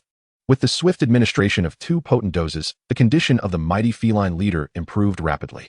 The wounds began to ooze a purplish-red concoction of blood and venom. Observing this, Qingyuan promptly applied a healing spray to the wounds, facilitating their recovery. The emergence of this purplish-red mixture indicated that most of the venom within the feline leader's body was being expelled. Given the severity of the injuries, Qingyuan was acutely aware of the necessity to prevent excessive blood loss. After treating all the wounds, he administered a vial of antidote followed by a bottle of oral healing medication. With the ingestion of these 2 potions, the feline leader's breath finally stabilized. Qingyuan let out a sigh of relief and then retrieved tweezers and a glass vial from his bag to address the toxic needles embedded in the feline's body. Once all the needles were extracted, he applied an external antidote and healing spray. Exhausted, Qingyuan collapsed onto the ground, his legs numb from squatting. "You truly are resilient. You almost turned the tide," he remarked, patting the feline leader's head with admiration. While treating the needles, he noted that the feline had nearly been turned into a sieve. The number of toxic needles he collected amounted to 6 full glass vials, a testament to the numerous times the feline had been struck. It is noteworthy that not all toxic needle techniques leave physical needles embedded in the afflicted Pokémon. Most dissipate into venom or toxic energy shortly after piercing. The sheer quantity of needles left in the feline leader far exceeded that of a Beedrill's dual needle attacks. Moreover, despite bearing such an array of needles, the feline executed numerous complex maneuvers and ultimately vanquished a significant number of pursuing Beedrills. This remarkable resilience earned Qingyuan's utmost admiration, deeming it a true stalwart. By the way, during the treatment, Qingyuan discerned that the feline was indeed a leader, a true elder brother rather than merely a sister bearing the title. Sitting on the ground, he massaged his numbed legs and conducted another thorough examination of the feline leader's body, ensuring that his capture would not be in vain. Only then did he produce a Pokeball and toss it at the feline.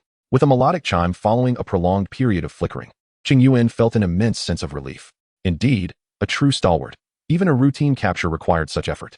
He lifted the Pokeball, holding it aloft, and playfully chided. What a task it was. Nearby, the scorpion and the flying mantis nodded in agreement, their expressions filled with admiration. The scorpion, having previously endured a toxic needle from a Beedrill, empathized deeply with the sensation of needles lodged in flesh. Its admiration for the feline leader's ability to withstand such torment while deftly defeating numerous Beedrills was boundless. Haha, you too. We shall be partners from now on. Be sure to learn well from the feline leader. Upon hearing these words, Scorpio and the mantises nodded vigorously in agreement. After a brief respite, during which he regained the feeling in his legs, Qingyuan rose and began to gather his belongings. His gaze then fell upon the multitude of Beedrills sprawled before him. After a moment of contemplation, he promptly cast a Pokeball to capture the Beedrills. With so many of them, it was certain that at least a few harbored considerable potential. Moreover, this acquisition was entirely free. Anything obtained was a boon. With this thought, Qingyuan gleefully retrieved the Pokeball containing the Beedrills from the ground. Chapter 52. Charmeleon dislikes the Riddler. Once he had collected all the Beedrill Pokeballs, Qingyuan took out his Pokédex. He opened it and placed one of the Beedrill Pokeballs into the designated slot on the device. Pokémon Beedrill. Level 17. Development comparison. Average. Type: Bug Poison. Ability: Swarm. When HP is reduced, the power of Bug-type moves increases. A Pokémon appears only once. Skills: Bug Bite, Fury Attack, Poison Sting, Twin Needle, Twin Horn. Now I understand why Big Cat was unable to prevail. The level is quite impressive. Qingyuan remarked with a hint of astonishment as he examined the information displayed on the Pokédex. Shifting his gaze from the screen, he looked towards the direction from which Big Cat and the others had come. That was where he and Scorpio had planned their next exploration. He could now ascertain that the eastern path was impassable. Before him lay an imposing swarm of Beedrills, and with only a few Pokémon of barely level 20. It was clear that passage was impossible. Furthermore, Qingyuan felt a twinge of apprehension about proceeding in that direction. After all, the Beedrill swarm was not akin to the Butterfree swarm. Beedrills possessed a potent territorial instinct, and any Pokémon daring to encroach upon their domain would face an assault. Big Cat must have inadvertently wandered into Beedrill territory and subsequently been pursued. Alas, a detour was necessary. With a sigh, Qingyuan resumed his examination of the Beedrill's attributes. Development comparison. Average, level 18. Ability: Swarm, not worth my time. Development comparison. Average, level 20. Ability: Swarm, not worth my time. Development comparison. Average, level 19. Ability: Sniper, a valuable find. Development comparison. Good, level 16. Ability: Swarm, possessing 7 skills. I shall hold on to this one. Due to Beedrill's lack of inherited skills, Qingyuan could only assess their potential through their developmental status, abilities, and the number of skills they had mastered. After meticulous selection, he ultimately chose 3 Beedrills of acceptable quality. The remaining Beedrills were promptly released back into the wild. Though he had successfully captured 3 commendable Pokémon, Qingyuan felt a tinge of worry. As a relatively abundant species, Beedrills were not particularly lucrative in the black market. Apart from those desperate trainers seeking to bolster their battle capabilities, few would invest in such Pokémon. However, rather than selling the Beedrill on the black market, Qingyuan preferred to search the Pokémon Dex for tasks that required capturing Beedrill. After all, in a vast forest, one could encounter individuals willing to spend extravagantly on collecting bug-type Pokémon. Of course, if he couldn't sell it, it wouldn't be a problem, Beedrill doesn't consume much, and he could afford to care for it. If all else fails, it could always be gifted, much like Ash does. Not capturing it was out of the question. Passing up a free opportunity would be a loss. With that thought, Qingyuan stored the Pokeball containing Beedrill and set off towards the camp with Scyther and the other Pokemon. Having learned from Meowth's first-hand experience that the path ahead was blocked, he saw no need to continue forward now that he had achieved his goal. Besides, he had spent nearly 2 hours tending to Meowth, and the time had already crept close to 3 in the afternoon. Gua, the Charmander, standing at the entrance of the camp, immediately shouted joyfully upon spotting Qingyuan in the distance. I'll introduce you to a new friend. Qingyuan placed Charmander on the ground and affectionately ruffled its head. Hearing this, Charmander was left utterly perplexed. How is it that we have a new companion? When did Qingyuan become so capable of inviting new Pokémon so frequently? Gua, filled with curiosity, Charmander eagerly called out to Scyther and Beedrill. Gala, Scyther cryptically replied, leaving Charmander even more bewildered. After hitting a wall with Scyther, Charmander turned its inquisitive gaze towards Beedrill.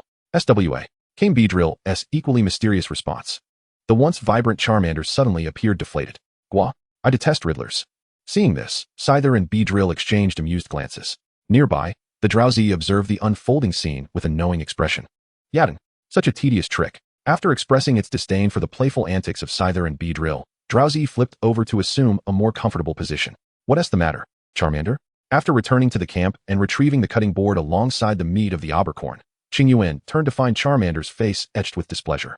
Gua, Scyther is bullying me. Empowered by having Qingyuan as its trainer, Charmander animatedly voiced its grievances. It had been bested by Scyther and was now seeking retribution. However, as a trainer who treated all his Pokémon equally, Qingyuan had no intention of intervening on Charmander's behalf. He considered it a valuable exercise for Charmander's growth. Nonetheless, as a trainer who earned the respect and trust of his Pokémon, it was essential for him to soothe their feelings. All right, don't be upset. I'm going to try making a new dish. Would you like to join me? Qingyuan gently patted the head of the little fire dragon, gesturing towards the meat of the Aber monster laid out on the cutting board. Upon hearing this, the little fire dragon's interest was piqued. The fruit soup Qingyuan had made previously had been delightful. With this past experience, the little fire dragon had great confidence in Qingyuan's culinary skills. Furthermore, this time it could partake in the cooking process, a delightful anticipation of creating a culinary masterpiece that the little fire dragon simply could not resist. Kala, I want to do it. Seeing the excited little fire dragon before him, Qingyuan couldn't help but smile, thinking to himself that children are so easily pleased. Chapter 53. The dopey beast pillow. Though protected by antidotes and peach fruits, Qingyuan still harbored a fear of toxins. After all, consuming poisonous meat is not a habit to be taken lightly. Therefore, before preparing the Aber monster's meat, Qingyuan first went to the riverbank and washed it several times. Upon returning to the campsite, he found that the little fire dragon had already kindled a campfire at his instruction. Observing this, Qingyuan placed a pot filled with water over the flames. He then took the wooden skewers that he had just asked the flying mantis to prepare. Today, he planned to create a dish featuring snake meat in 2 styles, a snake stew and grilled snake. For the stew, he intended to use peach fruits and orange fruits as ingredients. These 2 sweet fruits would enhance the flavor of the Aber monster meat to its fullest potential. Additionally, the peach fruit acted as an antidote, alleviating his concerns about potential poisoning from the meal. As for the grilled snake, he concocted a sweet and spicy sauce using peach fruits and tomato fruits. Qingyuan was confident that this delectable sauce would evoke the joy of skewered delicacies from his past life. After preparing the sauce, he placed the portion of meat designated for the snake stew directly into the pot of water. Since he had never cooked snake meat before and was wary of toxins, he decided to blanch the meat first. While the snake meat was blanching, Qingyuan chopped the washed peach fruits into pieces and marinated the portion of snake meat intended for grilling with salt. Once the snake meat was properly blanched, Qingyuan drained the blanching water, replacing it with fresh water and adding both the snake meat and the chopped peach fruits. After skewering the marinated snake meat, Qingyuan instructed the little fire dragon to stoke the flames once more, entrusting it with the task of overseeing the fire. Watching the little fire dragon, its face alight with excitement as it controlled the flames for grilling, Qingyuan felt a sense of contentment as he approached the dopey beast. Yadong, what do you want to do? The dopey beast inquired, a hint of confusion in its voice as it observed Qingyuan's mischievous smile, which always seemed to herald something untoward. Qingyuan plopped down beside the dopey beast and, leaning against it, sighed lazily. This is so comfortable. The dopey beast, feeling somewhat discomfort under Qingyuan's weight, attempted to shift. However, Qingyuan swiftly halted it with a hand, saying, "Stay still, let me rest a moment." With that, he nestled his head against the dopey beast's back, swaying it gently. The soft flesh of the dopey beast quivered in response to Qingyuan's movements. Without scales and entirely soft, the slumbering Snorlax had become Qingyuan's enchanting pillow.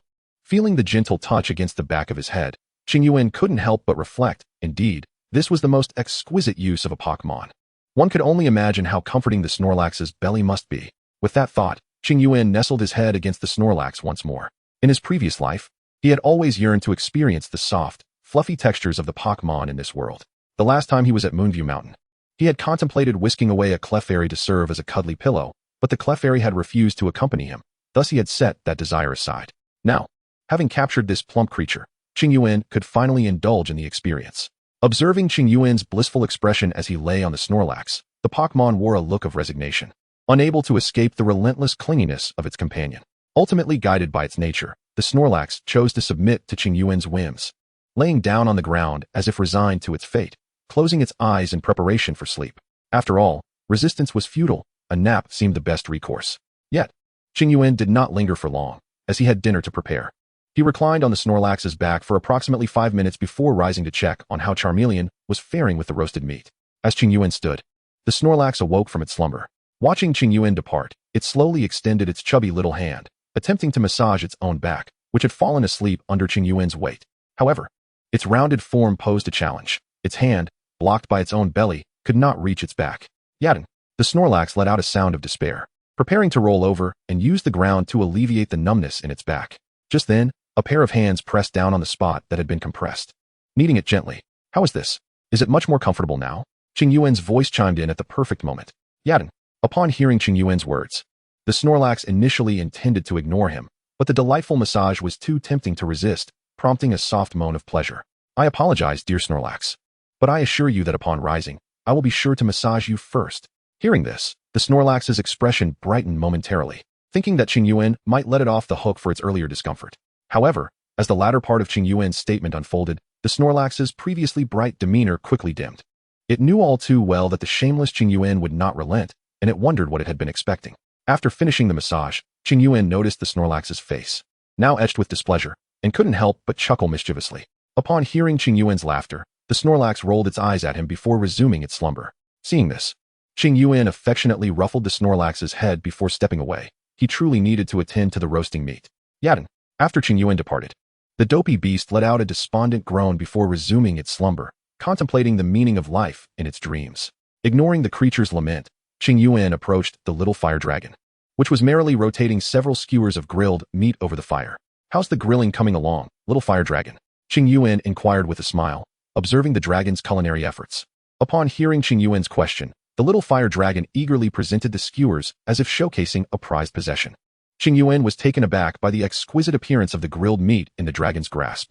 Truly, as a fire-type Pokémon, the little fire dragon exhibited exceptional skill in barbecuing. The meat it prepared was far more visually appealing than any photographs he had seen of grilled dishes in his previous life. However, culinary delight is not solely about aesthetics. Qingyuan took a skewer from the little fire dragon's left hand while grasping a peach tree fruit in his right. Without a moment's hesitation, he sank his teeth into the tantalizing grilled meat. The moment it touched his palate, he resolved that henceforth, all barbecue-related endeavors would be entrusted to the little fire dragon. The skewer, expertly charred on the outside yet tender within, left Qingyuan at a loss for words. He believed this to be the epitome of perfection in grilled meat, having never tasted anything quite so delectable in his 2 lifetimes. Well done, little fire dragon. This is absolutely delicious, Qingyuan praised, swallowing a mouthful of meat before biting into the peach tree fruit, generously commending his companion. The little fire dragon, upon hearing Qingyuan's words, erupted in joyous cries, almost dancing in place, restrained only by the fear of dropping the meat in its hands. Chapter 54, The Message from Meow Boss. After finishing the skewer, Qingyuan entrusted all grilling responsibilities to the little fire dragon, recognizing that its culinary prowess far surpassed his own as a trainer. Observing the little fire dragon's fervent dedication to its craft, Qingyuan mused that it was beginning to embody the essence of a master chef. With a chef's hat atop its head, it could easily be hailed as Chef Little Fire Dragon. Once he had appraised the grilling, Qingyuan moved on to inspect the snake soup, ensuring everything was in order before approaching the scorpion. Scorpion, when I release Meow Boss, if it attempts to attack me, shield me with Protect, Qingyuan whispered, leaning close to the scorpion's ear. Acknowledging with a serious nod, the scorpion tensed. Its muscles coiled as it focused on the Pokeball in Qingyuan's hand. Qingyuan aimed the ball forward and firmly pressed the button. Come forth, Meow Boss. A flash of red light enveloped the area, revealing a lethargic Meow Boss before Qingyuan. Meow, the creature weakly mewed, gazing at Qingyuan with weary eyes. It was aware that it was Qingyuan who had saved it, and thus, upon acknowledging the fact that it had been rescued by this benefactor, the feline leader accepted the situation with remarkable grace. Since Qingyuan had preserved its life, it seemed only fitting to offer a token of gratitude by assisting him in a few battles. Observing the feline leader, who bore no animosity towards him, Qingyuan released a sigh of relief. Fortunately, this creature was not an extreme libertarian. Had it chosen to resist, Qingyuan might not have prevailed. It was important to note that even with over 100 venomous needles embedded in its body, the feline leader could vanquish numerous formidable beedrills. Moreover, after Qingyuan's treatment, its condition had vastly improved since the previous encounter with the beedrills. From now on, I shall be your trainer, Qingyuan proclaimed. This is Scorpion, and it is our companion. Upon hearing Qingyuan's words, the feline leader displayed no discernible expression. Meow? Hello. Only when Qingyuan introduced Scorpion did it raise a paw in greeting. Grr. Hello. Rest assured, feline leader, following me will surely lead to a life of luxury, Qingyuan declared, patting the feline leader's shoulder with a jovial demeanor. Meow? In response, the feline leader merely nodded, devoid of expression. It was not that it wished to remain impassive. Rather, the toxins had left it in a state of paralysis, rendering it a rather expressionless creature. Each nod required considerable effort. Now, let us partake of this antidote. Observing the feline leader's labored movements, Qingyuan once again produced a vial of antidote and administered it to the creature. Meow? After consuming the antidote, the feline leader called out to Qingyuan before closing its eyes and lying down. Watching the feline leader rest with its eyes shut, Qingyuan gently stroked its back. Meow? As he gazed at the Pokeball in his hand, Qingyuan felt a surge of joy. The process of capturing the feline leader had been remarkably smooth, leaving him with a sense of disbelief. However, Qingyuan was not one to dwell on such thoughts for long, and he soon embraced the reality of the situation. Let me see just how high your level truly is, Qingyuan exclaimed, retrieving his Pokédex and placing the feline leader's Pokeball into its designated slot. The feline leader, resembling a cat-like quadruped Pokémon, evolves to reveal a red gem atop its head.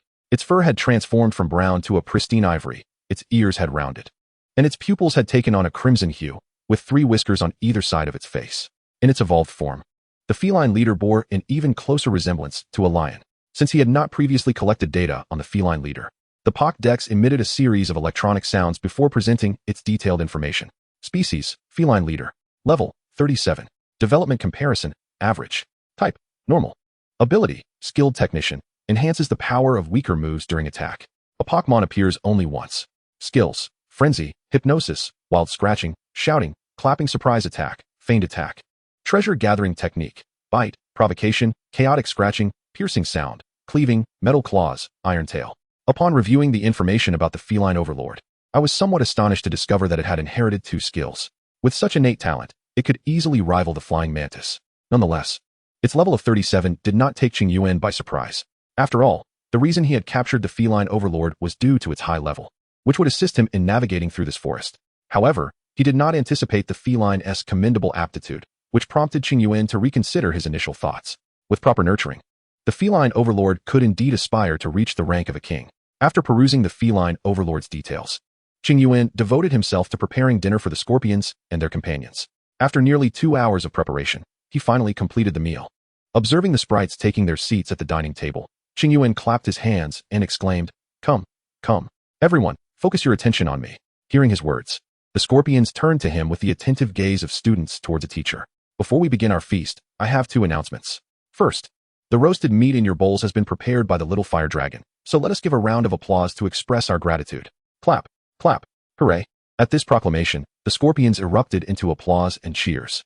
The little fire dragon, seated in its spot, scratched its head, feeling slightly bashful in the face of such a grand display. The scorpions and the flying mantis, witnessing this rare side of the little fire dragon, clapped even louder. Though the dopey beast recognized the scorpion's mischievous intentions, it amplified its own applause to avoid any misunderstanding from the little fire dragon. Having spent the day together in the sanctuary, the dopey beast regarded the little fire dragon as a decent fellow and wanted to ensure it did not think otherwise. As the clapping grew louder, the little fire dragon began to fidget uncomfortably. Sensing its distress, Qingyuan waved his hand to signal the scorpions to cease their antics. All right. The little fire dragon is shy, so you seasoned tricksters should refrain from your mischief. Upon hearing Qingyuan's words, the little fire dragon looked up, astonished at the scorpions. The scorpions and the flying mantis, caught off guard by Qingyuan's revelation, exchanged bashful smiles at the sight of the little fire dragon's incredulous expression. Meanwhile, the dopey beast maintained its usual demeanor, its blank expression coupled with wise eyes causing the little fire dragon to instinctively overlook it. Clap. You are being too much. Realizing that Qingyuan's words rang true, the little fire dragon, in a fit of indignation, shouted at the scorpions. It had sincerely prepared the meat for them, disregarding their riddling antics, only to find that these two had turned against it, attempting to embarrass it. Upon witnessing the appearance of the Charmander, Scyther and its companions realized that they had indeed overstepped their bounds. For a moment, they sat in silence, unsure of how to proceed. Observing the tense atmosphere, Qingyuan cleared his throat and spoke up. Scyther, your actions alongside the mantis were certainly misguided. As a consequence, you shall engage in evasion training after dinner. Charmander, use your ember to make them dodge. Upon hearing this, the previously glum Charmander's face brightened with glee. Scyther and the mantis, however, wilted at the prospect. The impending evasion training would be no easy feat, as Charmander's ember was akin to a rapid-fire barrage. It seemed they would not be able to sleep in their usual state of tranquility tonight. Contemplating this, the duo exchanged a knowing glance, letting out a collective sigh before collapsing dejectedly onto the ground. Chapter 55. Healing with Pokémon. Qingyuan chose to disregard the antics of his two playful companions and proceeded to announce the second matter at hand. Thanks to your trainer's valiant rescue efforts, I have successfully brought a new companion to our team. He paused for effect. Now, let us warmly welcome our new ally Meowth. As soon as Qingyuan finished speaking, thunderous applause erupted, with Charmander's cheers ringing the loudest. It had eagerly anticipated the arrival of a new friend all afternoon. In the midst of this jubilant applause, Qingyuan released Meowth from its Pokeball. With a burst of crimson light, Meowth appeared before its newly prepared food bowl amidst the enthusiastic clapping.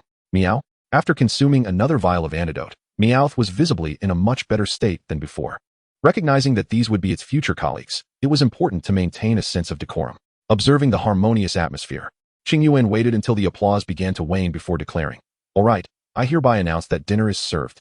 With that, he eagerly seized a skewer of grilled meat and took a hearty bite. Though he found himself alone amidst the lively crowd, he was undeterred. The presence of delectable food consumed his thoughts. At last, he could indulge in a perfect barbecue, with the finest companions by his side and the most delicious morsels at his fingertips. After finishing his grilled meat, Qingyuan utilized the light from Charmander's tail to clean the utensils before making his way to Meowth to assess its condition. Meowth was still under the effects of poisoning, and he pondered whether to draw some blood to expedite its recovery. However, upon observing Meowth's feeble state, he reconsidered and ultimately abandoned the idea. Given Meowth's condition, it was possible that if he drew blood, it might succumb to that rather than the poison. Meanwhile, as Qingyuan contemplated administering bloodletting to Meowth, Charmander approached Scyther and the mantis with a mischievous grin. The scorpion and the flying mantis froze upon encountering the mischievous grin of the little fire dragon. They had not forgotten that previously, Qingyuan had instructed the little fire dragon to intensify their training. How about a discussion? The scorpion attempted to negotiate with the little fire dragon, donning a sycophantic smile. Not a chance. The little fire dragon ruthlessly rebuffed the scorpion's proposal. It had not considered negotiation when it had previously embarrassed the little fire dragon. Now, with the tables turned, there was no room for discussion. Seeing this, the scorpion sighed and, along with the flying mantis, made its way to an open area within the camp. After the flying mantis had marked a designated training ground for them, the evasive training commenced, with the little fire dragon substituting for a serving machine. The rapid-fire sparks emitted by the little fire dragon were akin to a machine gun, subjecting the scorpion and the flying mantis to considerable distress. Although the little fire dragon had tempered its strength enough not to inflict serious harm, the sparks were still scorching, leaving their skin charred and unsightly, which was particularly distressing for the image-conscious duo. However, there was no alternative. They had erred and thus must accept the consequences, a lesson that Qingyuan had instilled in them over time. Hearing the commotion outside, Qingyuan poked his head out of the tent and, upon realizing it was the scorpion and the others training, furrowed his brow. He had high hopes for the sloth, and such lethargy was unacceptable.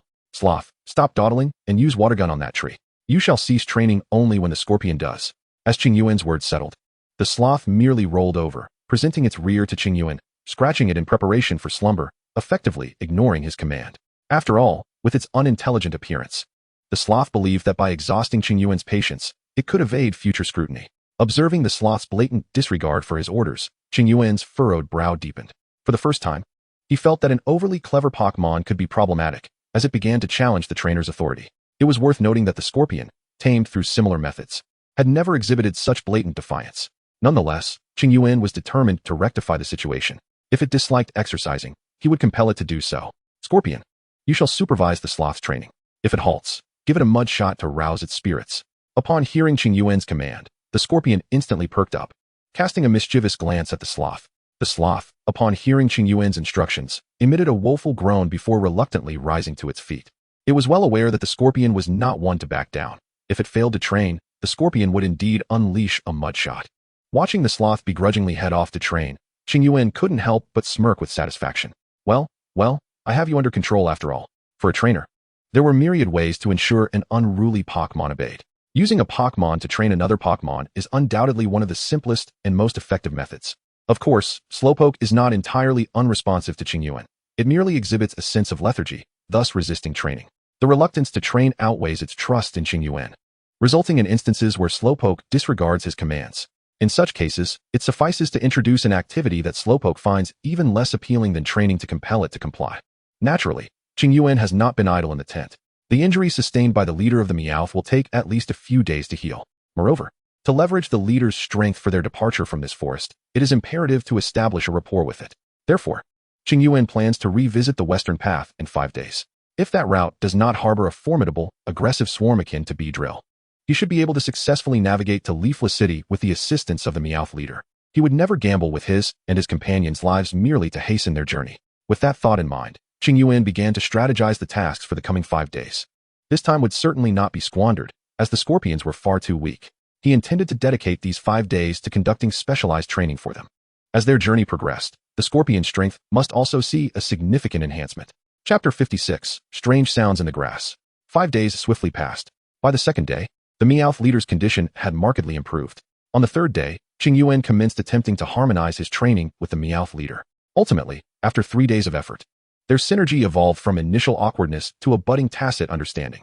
Now, Qingyuan felt confident that he could defeat even a level 40 Pokémon with the Meowth leader by his side. With such a formidable ally, Qingyuan's demeanor became considerably bolder. For instance, he dared to light a fire at night. Meanwhile, after several days of specialized training, the scorpions displayed noticeable improvements in strength. The scorpion's level had risen to 26, the Scyther had reached level 28, while Slowpoke, due to its inherent laziness, had only marginally increased to level 24. Charmander successfully surpassed level 10, attaining level 14, and the Meowth leader remained at level 37. To summarize, I had almost forgotten the levels of Qingyuan's Pokémon due to the lengthy absence of mention. Today marks the 7th day since Qingyuan captured the Meowth leader, and he rose early. After preparing food for the Pokémon, he wasted no time and promptly roused the scorpions. Hurry up and eat. Once we finish, we shall set off, he declared, brushing his teeth while observing the drowsy scorpions. Upon hearing his words, they instantly perked up, except for Slowpoke. The lazy creature still nestled in the tent, blissfully asleep. Since they were to embark on a journey today, Slowpoke's absence was inconsequential, and thus it was of no concern that it skipped breakfast. While the scorpions were enjoying their breakfast, Qingyuan took the opportunity to pack up the tent. Today, he intended to head west, hoping to traverse the forest directly to Withered Leaf City. Once the tent was neatly stowed away, the scorpions had also finished their meal. After cleaning the dishes, Qingyuan gathered the scorpions and the feline elder. With an increasing number of Pokémon at his disposal, he was now able to engage in a more strategic rotation of his team. In the morning, the flying mantis and the little fire dragon accompanied him as his primary defenders, ensuring his safety. In the afternoon, he would switch to the scorpions and the feline elder. This rotation not only maintained Qingyuan's travel pace, but also ensured that his scorpions remained in peak condition at all times. Initially, the western path resembled the eastern route, with wild Pokémon exhibiting a strong desire to attack, displaying notable prowess. Several times, the little fire dragon nearly succumbed to defeat, only to be rescued by the flying mantis at Qingyuan's command, ultimately vanquishing their adversaries. However, after traversing approximately 4 to 5 miles, the atmosphere of the wild Pokémon along the western path shifted dramatically. Perhaps due to its proximity to Nibby City, this area had seen many trainers exploring the forest, leading to a noticeable change in the Pokémon's demeanor. No longer did they harbor the hostility typical of those encountered earlier. Instead, they merely observed Qingyuan with caution as he passed through their territory, refraining from launching attacks. This leniency allowed Qingyuan to progress remarkably smoothly, covering nearly 30 miles in just half a day. In comparison to his previous journey along the eastern route, this speed had more than doubled. During lunchtime, Qingyuan released the scorpions. The dazed beast, having spent the morning confined within its Pokeball, immediately snatched up its bowl and began devouring its meal. Aware of its hunger, Qingyuan had thoughtfully prepared 2 bowls for it. After the meal, he allowed the scorpions some time to stretch and exercise. Recognizing that the environment within the ordinary Pokeballs was far from ideal, Qingyuan planned to purchase higher-grade Pokeballs to replace the scorpion standard ones upon arriving at Withered Leaf City. With a bit of money now on hand, It was time for the scorpions to enjoy a more suitable living environment. While they rested, Qingyuan leaned against a tree and studied his map. If he maintained the same pace as in the morning, he could exit the forest and reach Withered Leaf City in 6 days. Of course, this was the most optimistic estimate. The current speed was facilitated by the proximity to Withered Leaf City, where most wild Pokémon had grown accustomed to humans, exhibiting less aggression. Additionally, the strength of the Pokémon here was significantly weaker compared to those along the eastern route. However, as he continued onward, distancing himself from Nibi City, this advantageous situation would likely dissipate, with the Pokémon's strength and hostility intensifying, inevitably slowing Qingyuan's progress. In the span of 9 days, Qingyuan calculated the time it would take to reach the City of Withered Leaves, based on various factors. While the actual duration might be a tad shorter or longer, it would generally be around 9 days. After a brief respite, Qingyuan stored away the flying mantis and continued his journey with Scorpion and Cat Master. As the combination of Scorpion and Cat Master proved to be more formidable than that of the flying mantis and little fire dragon. This afternoon, their pace was significantly swifter than in the morning. From approximately 1 o'clock until around 7 in the evening, with the assistance of Scorpion and Cat Master, Qingyuan traversed roughly 45 miles.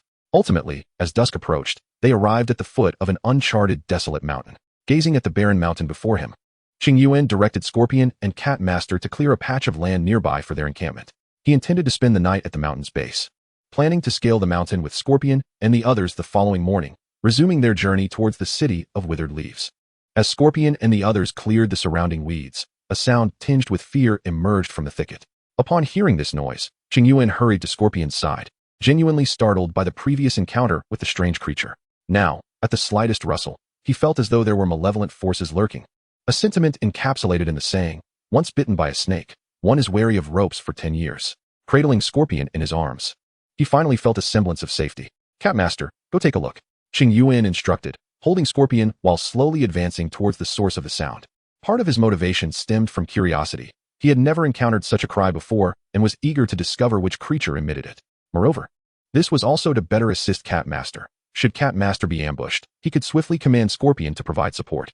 Though, given Cat Master's prowess, the likelihood of an ambush was minimal. Meow. Responding to Qingyuan's command, Cat Master let out a lazy sound before stealthily moving towards the direction of the noise. In just a few strides, Cat Master reached the edge of the thicket, and with a flash of silver light from its right paw, it severed the nearly 1-meter-high weeds with ease. With a more terrified cry, the source of the noise revealed itself to Qingyuan. Chapter 57. The sudden appearance of the iron-clad rhinoceros. Palace? Qingyuan voiced his confusion upon seeing several creatures in the thicket. Had I known it was Palace, I wouldn't have cradled Scorpion.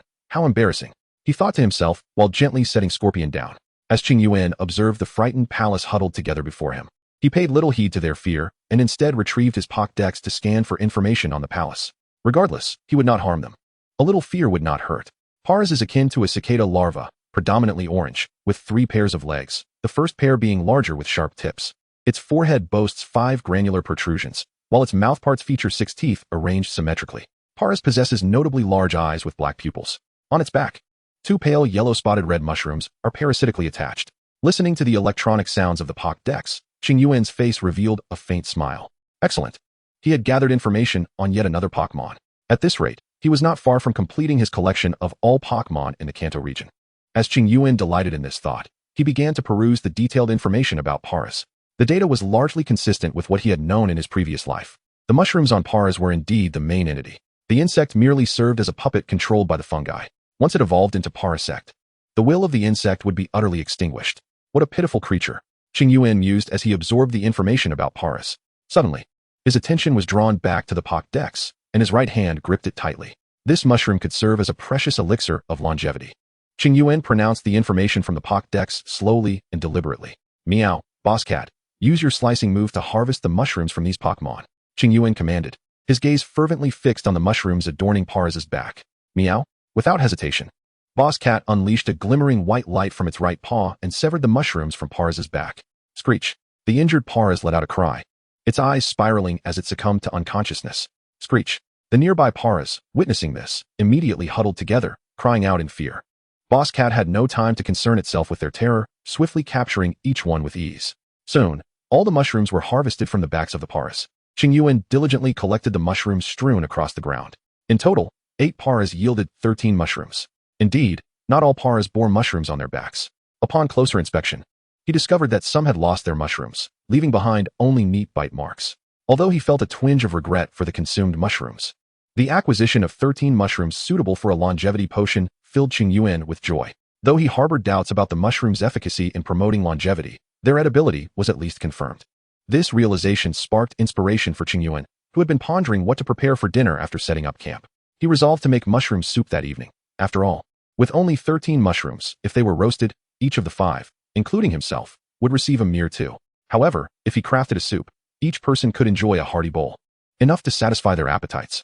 Having made up his mind, Qingyuan released the little fire dragon, instructing it to gather firewood while he prepared to ignite the campfire. Observing the little fire dragon's earnest efforts, he took out a cutting board from his backpack, intending to prepare the ingredients for mushroom soup. Just then, a voice brimming with fury reached Qingyuan's ears. Turning towards the source of the sound, he beheld an iron-armored rhinoceros, its front hooves scraping against the ground as it directed its horn threateningly at Qingyuan and his companions, poised to charge. Gua, the little fire dragon, unable to tolerate the brazen display of the iron-armored rhinoceros, rushed in front of Qingyuan, exhaling a spark of fire in defiance and adopting a battle stance, vociferously challenging the rhinoceros. Huff! Witnessing the little fire dragon's audacious behavior, the already enraged iron-armored rhinoceros could no longer contain its fury. Its horn glimmered with a white light as it charged towards the little fire dragon. Little fire dragon, evade. Cat boss, employ your iron tail, Qingyuan commanded, his voice rising in urgency as he observed the formidable charge of the rhinoceros. The sheer size and aura of the creature indicated its high level, and the little fire dragon would surely be no match. Rather than allowing the little fire dragon to suffer a beating, it would be wiser to let Cat Boss take charge of the battlefield. Meow. Without a moment's hesitation upon hearing Qingyuan's directive, Cat Boss dashed towards the iron-armored rhinoceros, its tail transforming into a silvery hue. With a graceful backflip, it brought its iron tail crashing down towards the rhinoceros's head. Huff. Facing the imminent danger posed by Cat Boss, the iron-armored rhinoceros quickly made a decisive move, its glowing horn aimed directly at Cat Boss. Gua. The sight disheartened the little fire dragon, which let out a cry of frustration. It had yearned for a chance to battle the giant rhinoceros, eager to showcase its strength after rigorous training. Little fire dragon, come protect me. Noticing the fierce clash between Cat Boss and the iron-armored rhinoceros, Qingyuan, wary of a potential ambush, instinctively called out to the little fire dragon. Upon hearing this, the little fire dragon's spirits soared. Qingyuan's request for its protection was a testament to his faith in its abilities, lifting its mood significantly despite its earlier disappointment at being unable to confront the rhinoceros. Qingyuan paid no mind to the little fire dragon's emotional shift, his focus entirely on the duel between Cat Boss and the iron-armored rhinoceros. Following the earlier collision of horn and tail, Cat Boss was now employing its metal claws in close combat against the rhinoceros. Remarkably, the iron-armored rhinoceros held its ground against Cat Boss's onslaught, its horn acting like a colossal sword, deflecting all attacks with ease.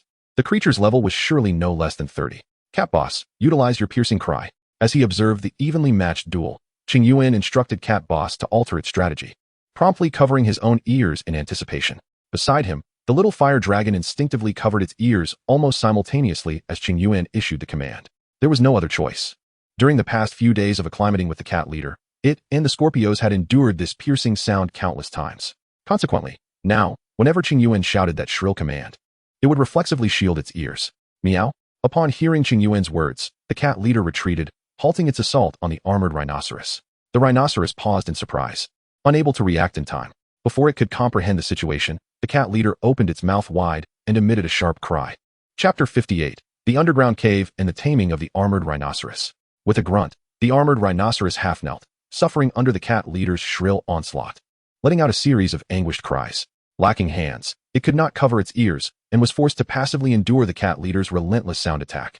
The little fire dragon, standing beside Qingyuan, observed the rhinoceros bravely withstanding the cat leader's piercing sound and couldn't help but feel a twinge of admiration. Enduring the cat leader's shrill attack head-on, even when covering its ears, would still result in a painful sensation within.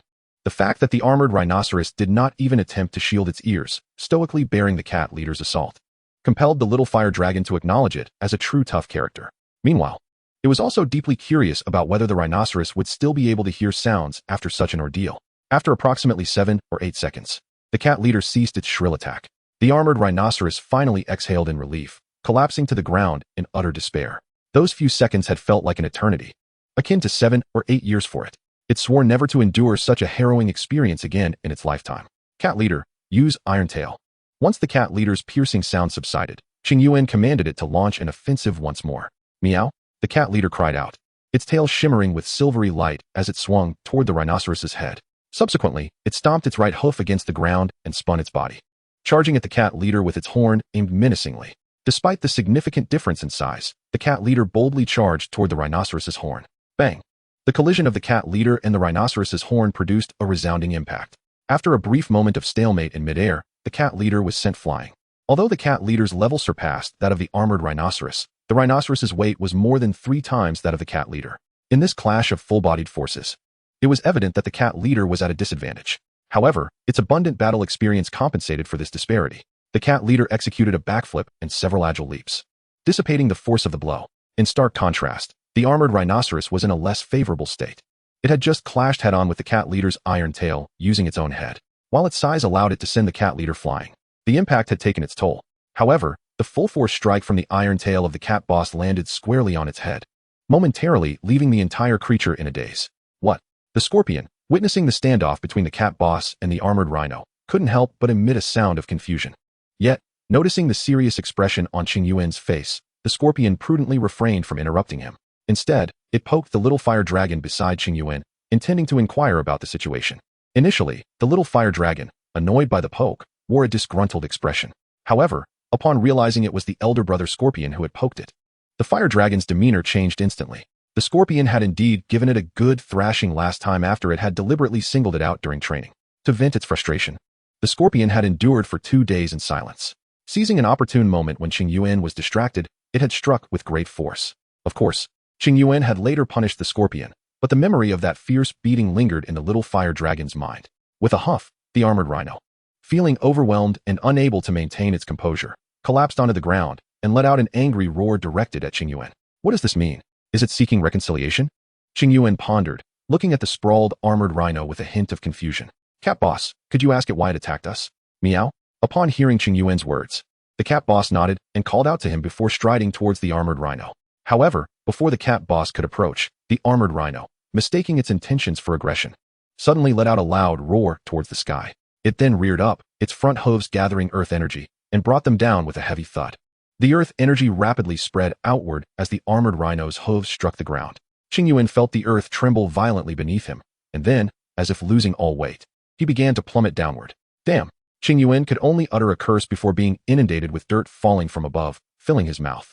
Observing this, the scorpion quickly took to the air, using its tail to grasp Qingyuan's clothing, attempting to pull him back up with all its might. Yet, Qingyuan was too heavy and the scorpion too small. Instead of lifting him, it found itself dragged down as well. Nonetheless, the scorpion's efforts were not entirely in vain. Through its desperate tugging, Qingyuan managed to avoid serious injury and landed safely in a pit over 3 meters deep. Spitting out a mouthful of dirt, Qingyuan looked up.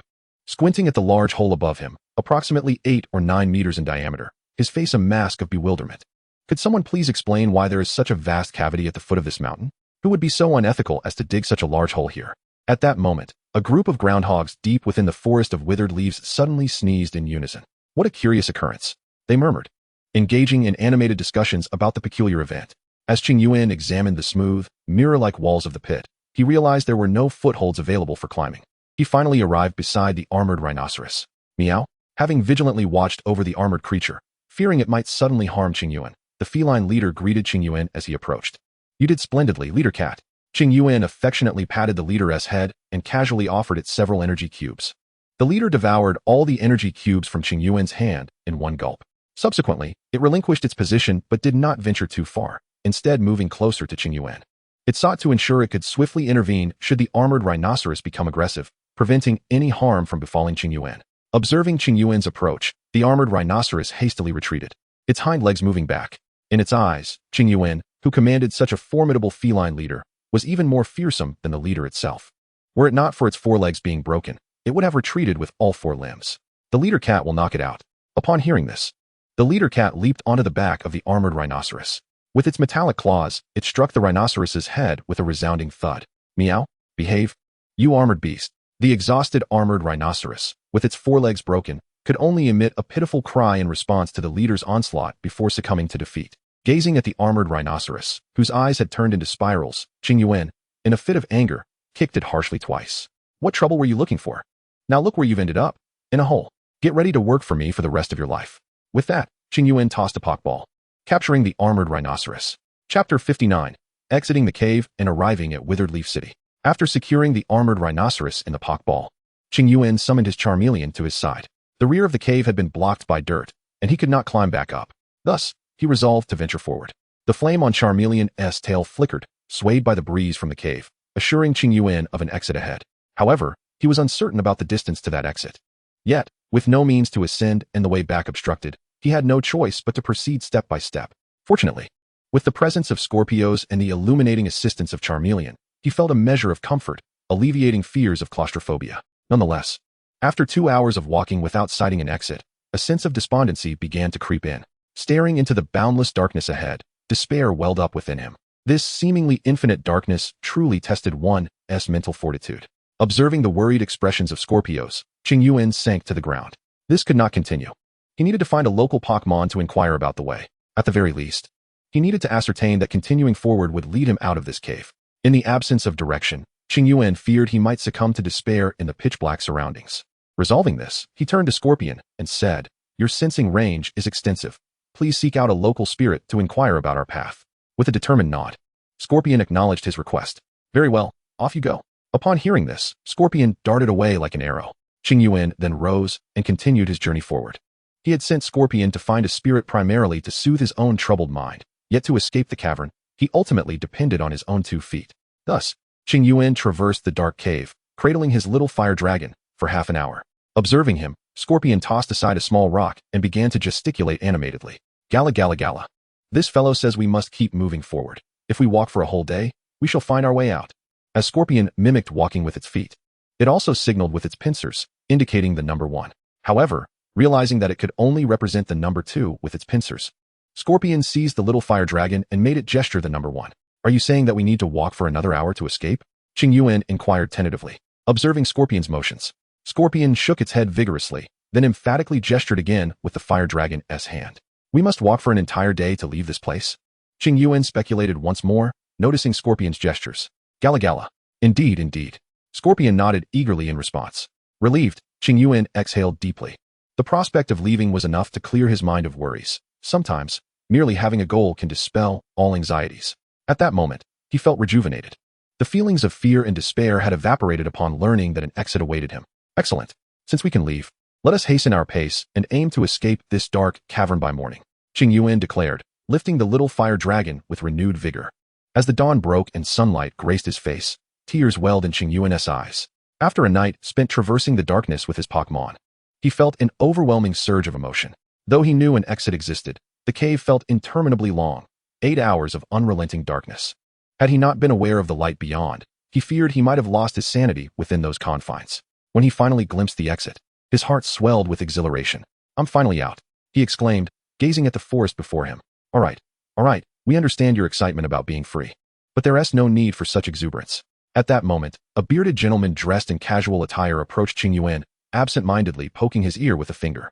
"Who are you?" Qingyuan felt a twinge of embarrassment upon encountering the unexpected stranger. After all, it was a rare moment of unrestrained joy, only to be interrupted. Standing there, Qingyuan felt as awkward as if he could dig a 3-room apartment with his toes. "I am the forest ranger in this area. You can call me Shuren. Of course, if you prefer a more polite approach, you may refer to me as Uncle Shuren." The ranger, observing Qingyuan's discomfort, took the initiative to introduce himself. Hoping to ease the tension, "My name is Qingyuan. You may call me Xiaoyuan." Qingyuan, adept at seizing opportunities to divert conversation, quickly followed Shuren's lead to shift the topic. "Hello, Xiaoyuan. Pray tell, where do you hail from? I am quite curious about where this group of gophers has excavated their burrows," Shuren inquired, handing Qingyuan a bottle of water. Qingyuan accepted it, but did not open it, instead looking perplexed as he asked, "Have others also fallen into this cavern?" Upon hearing Qingyuan's question, Shuren chuckled as though he had heard a delightful jest. "While there are indeed many unfortunate souls who have tumbled into the abyss, there are indeed a few each year. Initially, it was just a handful of locals who fell in around the forest perimeter. Subsequently, we began to see individuals from the outskirts of the nearby forests leading to the city of Withered Leaves. As time passed, the distance from which people fell became increasingly great, which is why I am curious about where you descended." At this, Qingyuan's eyes sparkled with intrigue. "Did you say this is the city of Withered Leaves?" Shuren was momentarily taken aback by Qingyuan's sudden elevation in tone, but nodded affirmatively. "Indeed. While this is not the city itself, It is the surrounding forest, not far from it. Upon hearing this, Qingyuan was filled with ecstatic joy. It was truly a case of fortuitous discovery, as he had inadvertently landed precisely where he needed to be. After a brief cough to gather himself, he addressed Shuren. I fell from the forest near Nibi City, having wandered for nearly 8 or 9 hours before emerging. By the way, Uncle Shuren, do you know the way to Withered Leaf City? I have a wounded sprite that requires urgent care. Shuren felt a surge of urgency at Qingyuan's words. Have these gophers gone mad, tunneling all the way from Withered Leaves City to Nibi City? He thought. If you head straight in this direction for about 15 minutes, you will reach the main road. Unfortunately, I am at work and cannot accompany you. Though internally astonished, Shuren nonetheless provided Qingyuan with directions to the city.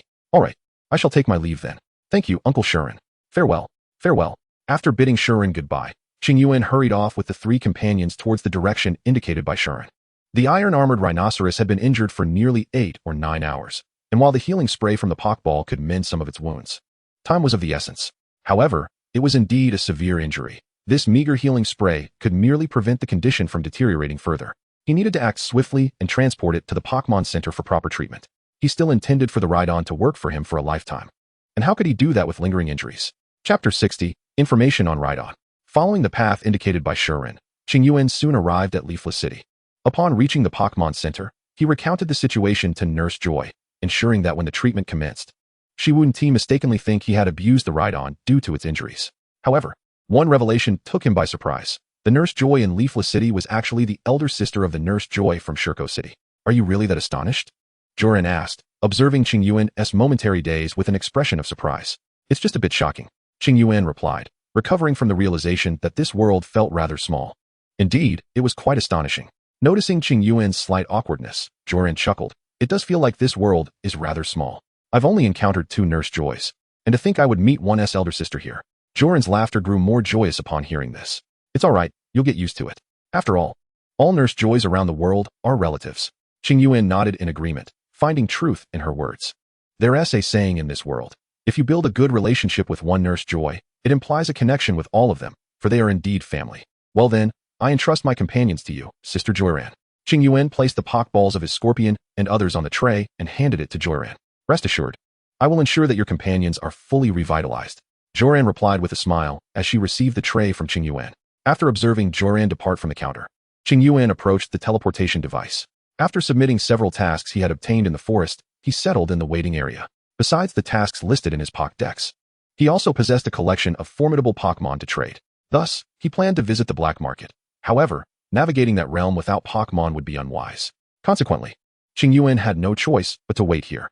After all, he couldn't rely on the Pokémon he intended to sell for his personal safety. With nothing pressing to do, Qingyuan sat on a chair and began to peruse the tasks in his Pokédex. Upon revisiting the task concerning the clearing of the path, he suddenly recalled an intriguing thought. I wonder if the underground passage he discovered, connecting Nibi City and Leafless City, could earn him contribution points from the League.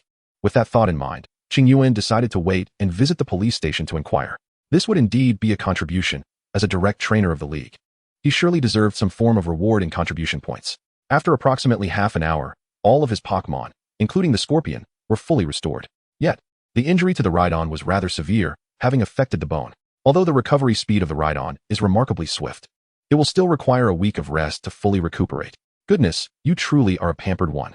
Qingyuan chided with a bemused smile as he gazed at the Pokeball containing the Rhydon. He had intended to challenge the Leaf Gym the following day with this creature, only to find it injured and unable to battle. How utterly incapable of enduring hardship. This was particularly irksome for Qingyuan, who had tumbled into a cavern due to the Rhydon's antics, endured a night of travel, and still had yet to feast upon the mushrooms adorning the back of a Paras. Yet, he resolved that the Rhydon would henceforth serve as his mode of transportation. The question of its retirement would depend on whether his Charmander evolved into a Charmeleon first or if the Rhydon evolved into a Rhyperior. Holding the Pokeball, Qingyuan retrieved his Pokédex and placed it atop the device. The Rhydon was encased in a hue of gray, adorned with a diminutive horn upon its head, smaller in females. Its skin was impenetrably tough, and its limbs were relatively short, while a segment of armor on its back bore a curved notch, complemented by a minuscule tail.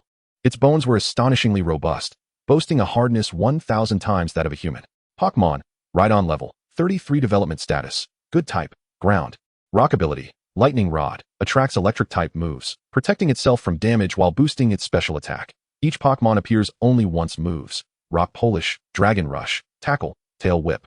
Horn Attack, Stomp, Knock off, scary face, takedown, rock slide, horn drill, earthquake, sandstorm, spike cannon. Upon perusing the information about the Rhydon, Qingyuan was momentarily taken aback. He had never anticipated encountering a Pokémon of such exceptional quality in the wild. The Rhydon's impressive development suggested it had thrived in its natural habitat, and with an array of skills, including the inherited Dragon Rush, Qingyuan couldn't help but wonder if it was the offspring of a demigod that had wandered out of curiosity, only to fall into his hands. Recalling how the Rhydon had retreated in fright upon his arrival in the cavern, he mused that its psychological fortitude indicated it was indeed a sheltered young master. Nevertheless, it mattered little, having come under his care. Even a pampered creature would be trained into a valiant warrior. With that thought, Qingyuan stowed the Pokeball and turned to exit the Pokémon Center. He intended to pay a visit to the police station to report the discovery of a new route to Miss Junsha, as it could be deemed an expansion of the map.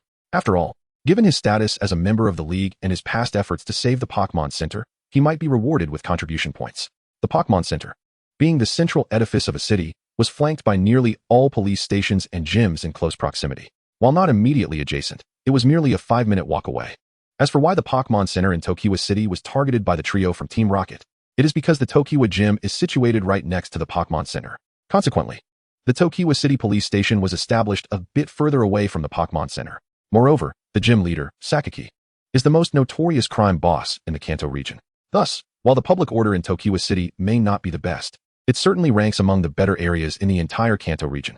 After all, no one would dare to cause trouble in the territory of their own boss. And the Team Rocket trio are merely 3 naive youngsters. Upon arriving at the police station, Qingyuan first presented his Pokédex to the staff to verify his identity. Upon learning that Qingyuan had previously rescued the Pokémon Center, Miss Junsha from Kuriaki City immediately became much more enthusiastic towards him. The Jado and Junsha families are among the only 2 in this world whose members bear striking resemblance to one another, with one overseeing the police force and the other managing healthcare. The rapport between the Jado and Junsha families is exceedingly strong, so gaining the friendship of any member from either family often leads to favorable sentiments from the others.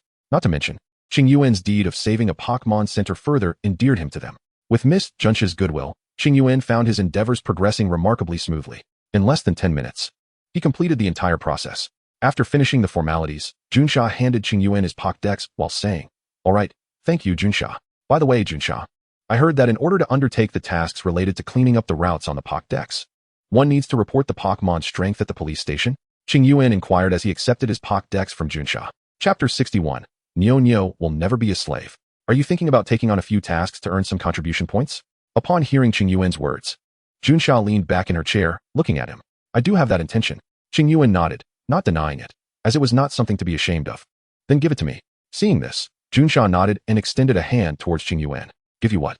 Qingyuan was somewhat bewildered by her actions. Rolling her eyes at his confused expression, Junsha replied, what else could it be? The level information of your Pokémon. Don't you know there are requirements for taking on these tasks? Upon hearing this, Qingyuan quickly handed over the Pokeballs of Meowth and Rhydon. After receiving the 2 Pokémon, Junsha placed them into the testing devices slot. Wow, not bad at all. Both Pokémon have quite high levels.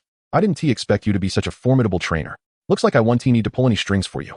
Junsha teased as she looked at the level information displayed on the screen. Rolling his eyes at Junsha's remarks, Qingyuan retorted, I am a trainer who has saved a Pokémon Center. How could I be so incompetent? Alright, it's all set for you now. You can accept tasks at any time without needing to report to the police station every time you arrive in a new city. After a series of deft maneuvers on the machine, Junsha extracted a Pokeball from the device. Handing it to Qingyuan, she remarked, it's that simple. As Qingyuan received the Pokeball, his expression was one of astonished disbelief. If I were to take a shot at it, it would undoubtedly be straightforward. Or are you? The valiant hero who saved a Pokémon Center, eager for a practical test? Noticing Qingyuan's astonishment, Junsha teased him once more. Upon hearing her words, Qingyuan pondered for a moment, realizing that it might not be an unfeasible idea. After all, it could serve as a means of enhancing his battle experience. However, the injured leg of his Rhydon posed a challenge. Well, the police station is rather pressed for time to conduct your evaluation. Primarily, your level 37 Meowth is more than capable of taking on 2 level 30 Pokémon, which is why you were expedited through the process, Junsha clarified. Observing Qingyuan's genuine inclination towards a testing battle, she certainly did not wish for her level 29 Herdier to face off against a level 37 Meowth. Sensing Junsha's reluctance regarding the battle, Qingyuan tactfully abandoned the notion of a test. Having completed his business at the police station, he chatted with Junsha for a few more minutes before bidding her farewell. Junsha graciously accompanied him to the entrance of the station. Upon returning to the Pokémon Center, Qingyuan released his Scyther and other Pokémon, allowing them to roam freely before he settled onto his bed, drifting into slumber. Due to its inherent disposition, his Drowsy quietly lay down beside him. As for the Rhydon, still not fully tamed, Qingyuan refrained from letting it out. Meanwhile, his trusty Scyther, ever in peak condition as Qingyuan's trump card, found itself in an awkward position. Qingyuan had chosen to rest with Drowsy the previous night to ensure he had a Pokémon available for emergencies. Now, observing the slumbering companions around him, the Scyther felt somewhat lost. Ultimately, unable to remain idle, it decided to distance itself from Qingyuan and the others to practice its focus energy. This was the only idea that struck its small mind, allowing it to train without disturbing Qingyuan while simultaneously enhancing its combat prowess. If it could condense the time required to harness focus energy to just a second, Qingyuan would soon be able to refer to it as the One/Scyther. With aspirations of a bright future in its heart, the Scyther began to practice its focus energy, which typically took 5 seconds to activate. Time drifted lazily yet industriously within this peculiar ambience. Before long, 9 hours had passed, and when Qingyuan finally opened his eyes, the sky had darkened. The Scyther was rummaging through its backpack, searching for dinner. "Good evening, Scyther," Qingyuan greeted. Observing the adept way the Scyther wielded its dual blades to extract Pokémon food from its bag, he patted his head, which throbbed from an extended slumber. As he acknowledged his companion, observing its adeptness, one can ascertain that the Mantine was certainly not famished at midday. With the trainer awakened, it no longer needed to exert itself. Moreover, its dexterity was ill-suited for such tasks. Noticing this, Qingyuan promptly rose from bed and prepared Pokémon food for the Mantine, praising it with a gentle pat on the head. "Well done, Mantine." Suddenly, the scorpions stirred from their slumber, and Qingyuan couldn't help but chuckle at their drowsy state. "My goodness, waking up only to work," he remarked, standing to wash his face before preparing dinner for the scorpions.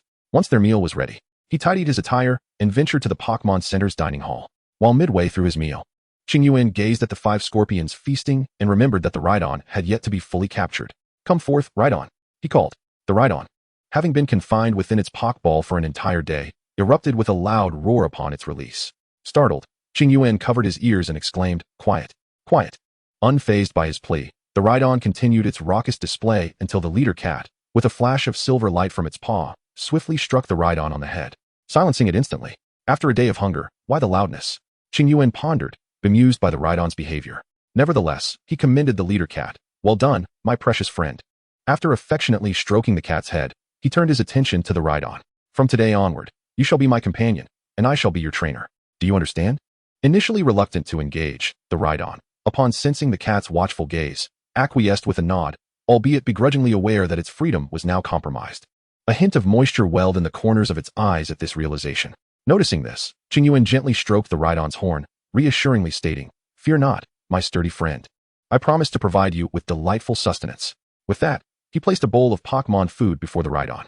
Starved after a long day, the Rhydon wasted no time, diving headfirst into the bowl. With each bite, its initial reservations faded, as the prospect of daily feasting on such delectable fare seemed far more rewarding than the loss of freedom. Although the universal Pokémon food may not have been exceptional in flavor, it certainly satisfied the palates of all Pokémon. For the ironclad rhinoceros, who gnaws on stones and devours ores daily, or nibbles on the mushrooms behind the palace to enhance its diet, the taste of generic Pokémon food, though not exquisite, has nonetheless left it in a state of delightful confusion, having never savored anything of quality. The rhinoceros, resolute in its independence, would only yield if provided with food and shelter. Chapter 62. The aspiration of the little fire dragon to remain a chef after dinner. Qingyuan gathered Scorpion and the others before departing from the Pokémon Center. Having filled his belly, it was time to attend to more pressing matters. In a narrow alley of Withered Leaf City, he dispatched a gang member with ease, casually tossing away 1,000 Alliance coins. This act led him to successfully uncover the entrance to the black market. Upon entering the black market, due to the considerable volume of his goods, Qingyuan opted against setting up a stall. Instead, he began to search the surrounding shops for the best purchase prices. After comparing offers from several vendors, he ultimately sold all 23 Pokémon he had captured along his journey at a shop adorned with red and white balls. These Pokémon were those that had ambushed him during his travels in the forest.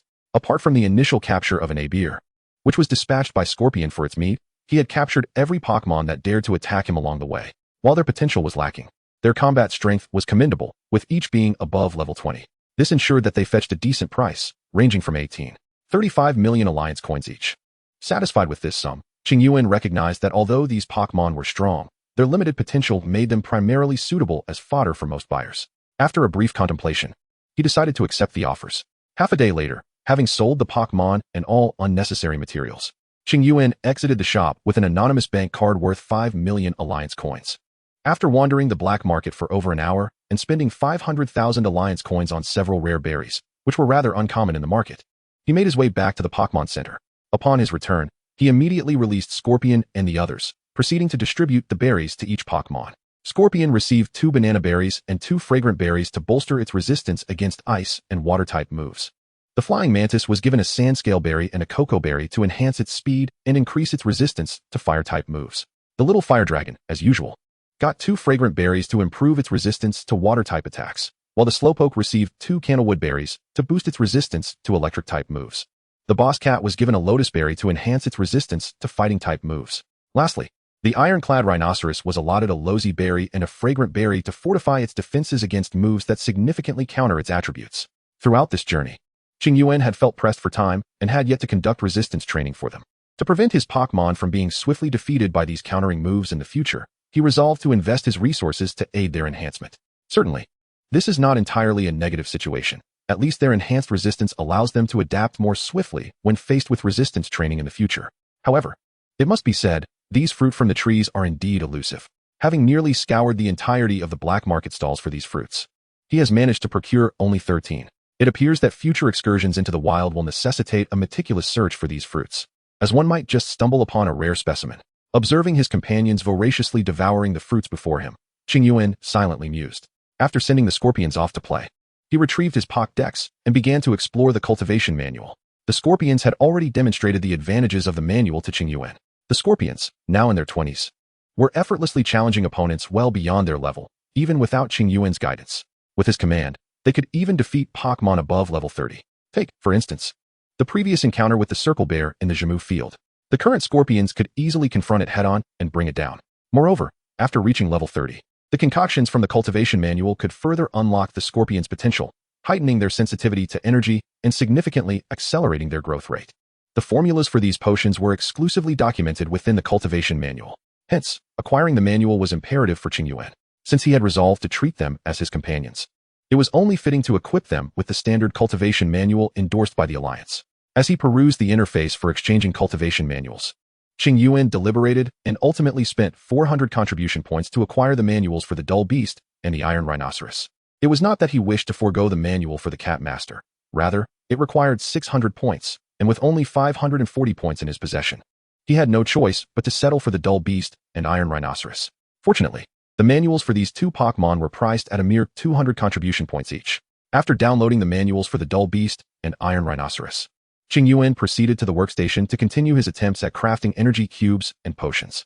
With both the scorpions and the flying mantis nearing level 30, he felt an urgency to enhance his proficiency. As a responsible trainer, he could not afford to hinder his Pokémon's progress. Naturally, he could also seek out a cultivator in the marketplace to produce the potions, providing them with the recipe and a fee for their services. However, Qingyuan lamented the idea of paying someone else to produce potions from recipes he had painstakingly acquired. After much contemplation, he resolved to undertake the task himself. After all, the process was not particularly difficult, and with increased experience, he could craft excellent potions. Indeed, after several days of diligent practice, he had achieved a success rate of 60%. He believed that with just another week, he could elevate his potion-making success rate to a full 100%. After all, the worst that could happen was the wastage of some materials, which was far more acceptable than giving away his hard-earned recipes. Observing the industrious Qingyuan at the workbench, the playful scorpions instinctively lowered their voices. Caw, what is Qingyuan busy with now? The little Charizard, intrigued by Qingyuan's attentiveness to the alcohol lamp, inquired curiously. The scorpions and the mantis continued their spirited game of rock, paper, scissors. In the heat of the competition, the mantis could not fathom why it perpetually lost to the scorpions, which left it somewhat vexed. The speed of its strikes increased, aiming to outpace the scorpions. In turn, the scorpions, intent on maintaining their winning streak against the mantis, matched its tempo, their strikes becoming swifter. The 2 sprites, engrossed in their game, were oblivious to the little Charizard's words. Meanwhile, the Iron Arm Rhinoceros sat on the ground, gazing vacantly at its suspended forelegs, puzzled by the persistent ache it felt in them. Meow, I wonder, should we ask? The most mature of the group, the cat leader, observed the little Charizard, which was being ignored by the sprites. Caw, no, Qingyuan is already quite fatigued. I'd rather not add to his troubles. Caw caw. But do you think Qingyuan might be preparing a new delicacy? Having once donned the chef's hat, the little Charizard believed that whenever Qingyuan was cooking, It was akin to being in the kitchen. It longed for another opportunity to showcase its culinary skills to its companions. Meow. That seems unlikely. It's not mealtime. And there's no aroma. Caw. So do you think Qingyuan will invite me to cook next time? Upon hearing the cat leader's words, the little Charizard abruptly turned. Its sparkling eyes fixated on the cat leader. In response, the cat leader affectionately patted the little Charizard's head. Meow. Of course, your cooking is simply delightful. Hearing this, the little Charizard erupted into a fit of joyful laughter. Chapter 63. Challenge at the Withered Leaf Gym. The following day, Qingyuan arose early to prepare breakfast for the scorpions. Last night, he had scheduled a challenge at the Withered Leaf Gym for today. Thus, it was imperative to ensure the scorpions remained in peak condition. Considering that the gym leader, Ma Zhishur, was a formidable opponent who would not hold back, Qingyuan decided that the little Charizard would not participate in this battle. Ma Zhishur was known for inflicting severe injuries on weaker Pokémon, and Qingyuan deemed it unnecessary to expose the little Charizard to such danger for the sake of experience. After careful contemplation, he ultimately resolved to have the scorpions and the mantis take the stage. The dull beast, being weak against electric types, would not fare well in the Withered Leaf Gym. Qingyuan would surely experience the flavor of a fried dull beast's tail. The cat leader's level of strength was somewhat elevated, rendering it ineffective against Ma Zhishur's Raichu. After all, it was a Raichu that had been swiftly dealt with by Pikachu. Although Qingyuan had faith in Ma Zhishur's capabilities, he believed that the Pokémon he used to test his own might not possess the same level of strength. Every gym challenge presents a splendid opportunity for growth. To fully embrace this chance, the ever-cautious cat boss has opted not to participate in this particular gym showdown. The Iron Rhinoceros, despite possessing a type advantage against the Withering Leaf Gym, is still recuperating from a leg injury, thus is naturally absent from the roster for this battle. Upon entering the Withering Leaf Gym, Qingyuan's gaze was immediately drawn to a group of vibrantly haired youths, unmistakably the apprentices of the gym. Unsurprisingly, they could easily be likened to the reserve members of Team Rocket, considering that Ma Zhishur, an undercover operative for Team Rocket within the league, was the gym's master. As a cadre of Team Rocket, it would not be surprising if Ma Zhishur utilized his position to train some lower-tier members for the organization. Hello. I am here to challenge the Withering Leaf Gym. I made a reservation on the Poc Dex yesterday, Qingyuan announced politely, his voice resonating amidst the apprentices diligently training their Pokémon. Regardless of their identities, Ma Zhishur currently held the title of Gym Master. As a trainer preparing for a grand competition, it was prudent to show respect to Ma Zhishur. As for Ma Zhishur's affiliations with Team Rocket, Qingyuan chose to remain indifferent, leaving such matters to the league's higher-ups to grapple with. In truth, Ma Zhishur's background resonated more closely with Qingyuan's own journey, as they both emerged from humble beginnings. Upon hearing Qingyuan's words, the apprentices training their Magnemites and Electrode turned their attention towards him. Huh, another reckless kid has arrived. One jeered. Has the little brat weaned yet? Hey, master, another foolish challenger has come to test their luck. With their disdainful laughter ringing in the air, Qingyuan was taken aback by the sheer volume of hostility directed at him for merely greeting them. Irritated by their taunts, Qingyuan could no longer contain his temper. I may not match Ma Zhishur, but I can certainly take on you bunch of weaklings. He pointed directly at the apprentice who had mocked him about being weaned. Surprised, the apprentice hesitated momentarily, pointing at himself in disbelief. Yes, you. How can you insult me and not have the courage to face me in battle? Provoked by Qingyuan's challenge, the apprentice's indignation flared. You think I'm an easy target, huh? Come on, show me what you've got. With that, he brandished his Pokeball and strode towards the battle arena. Qingyuan followed suit, determination etched on his face. Oh, Xiaomao, you better not lose to this kid, or I'll lose all respect for you. Another apprentice shouted. You constantly boast about your Magnemite being the strongest, if you can't even defeat a mere child. It would be utterly humiliating. The atmosphere was charged with anticipation, as they all eagerly awaited the unfolding spectacle. The apprentice beside him, rather than restraining Xiaomao's intentions, continued to provoke him incessantly. Upon hearing these words, Xiaomao tightened his grip on the Pokeball. This battle was one he had to win. He did not wish to suffer embarrassment in front of so many spectators. Qingyuan, however, remained unfazed by the taunts. After all, they were not aimed at him. And from these remarks, he gleaned the identity of his opponent's Pokémon. This was quite a useful piece of information, and he had already decided which Pokémon he would employ in the ensuing battle. Now let's begin. By the way, what is your name, kid? The yellow-haired referee from the Dry Leaf Gym, standing at the sidelines, was about to deliver a formal introduction when he realized he did not yet know Qingyuan's name. Qingyuan, he replied calmly, unperturbed by being referred to as kid. Upon hearing this, the referee nodded and proceeded with his official announcements. We now commence the challenge initiated by Qingyuan against the apprentice of the Dry Leaf Gym, Xiaomao. Each side may use one Pokémon. The victory goes to the side whose Pokémon is unable to continue fighting. Let the match begin. With that, the referee stepped back, vacating the battlefield. Magneton, teach this kid a lesson. Xiaomao immediately sent forth his Pokémon as soon as the referee finished speaking. Charmander, finish him swiftly. Qingyuan responded by dispatching his own Pokémon. He had thought that Charmander would not have the chance to train today.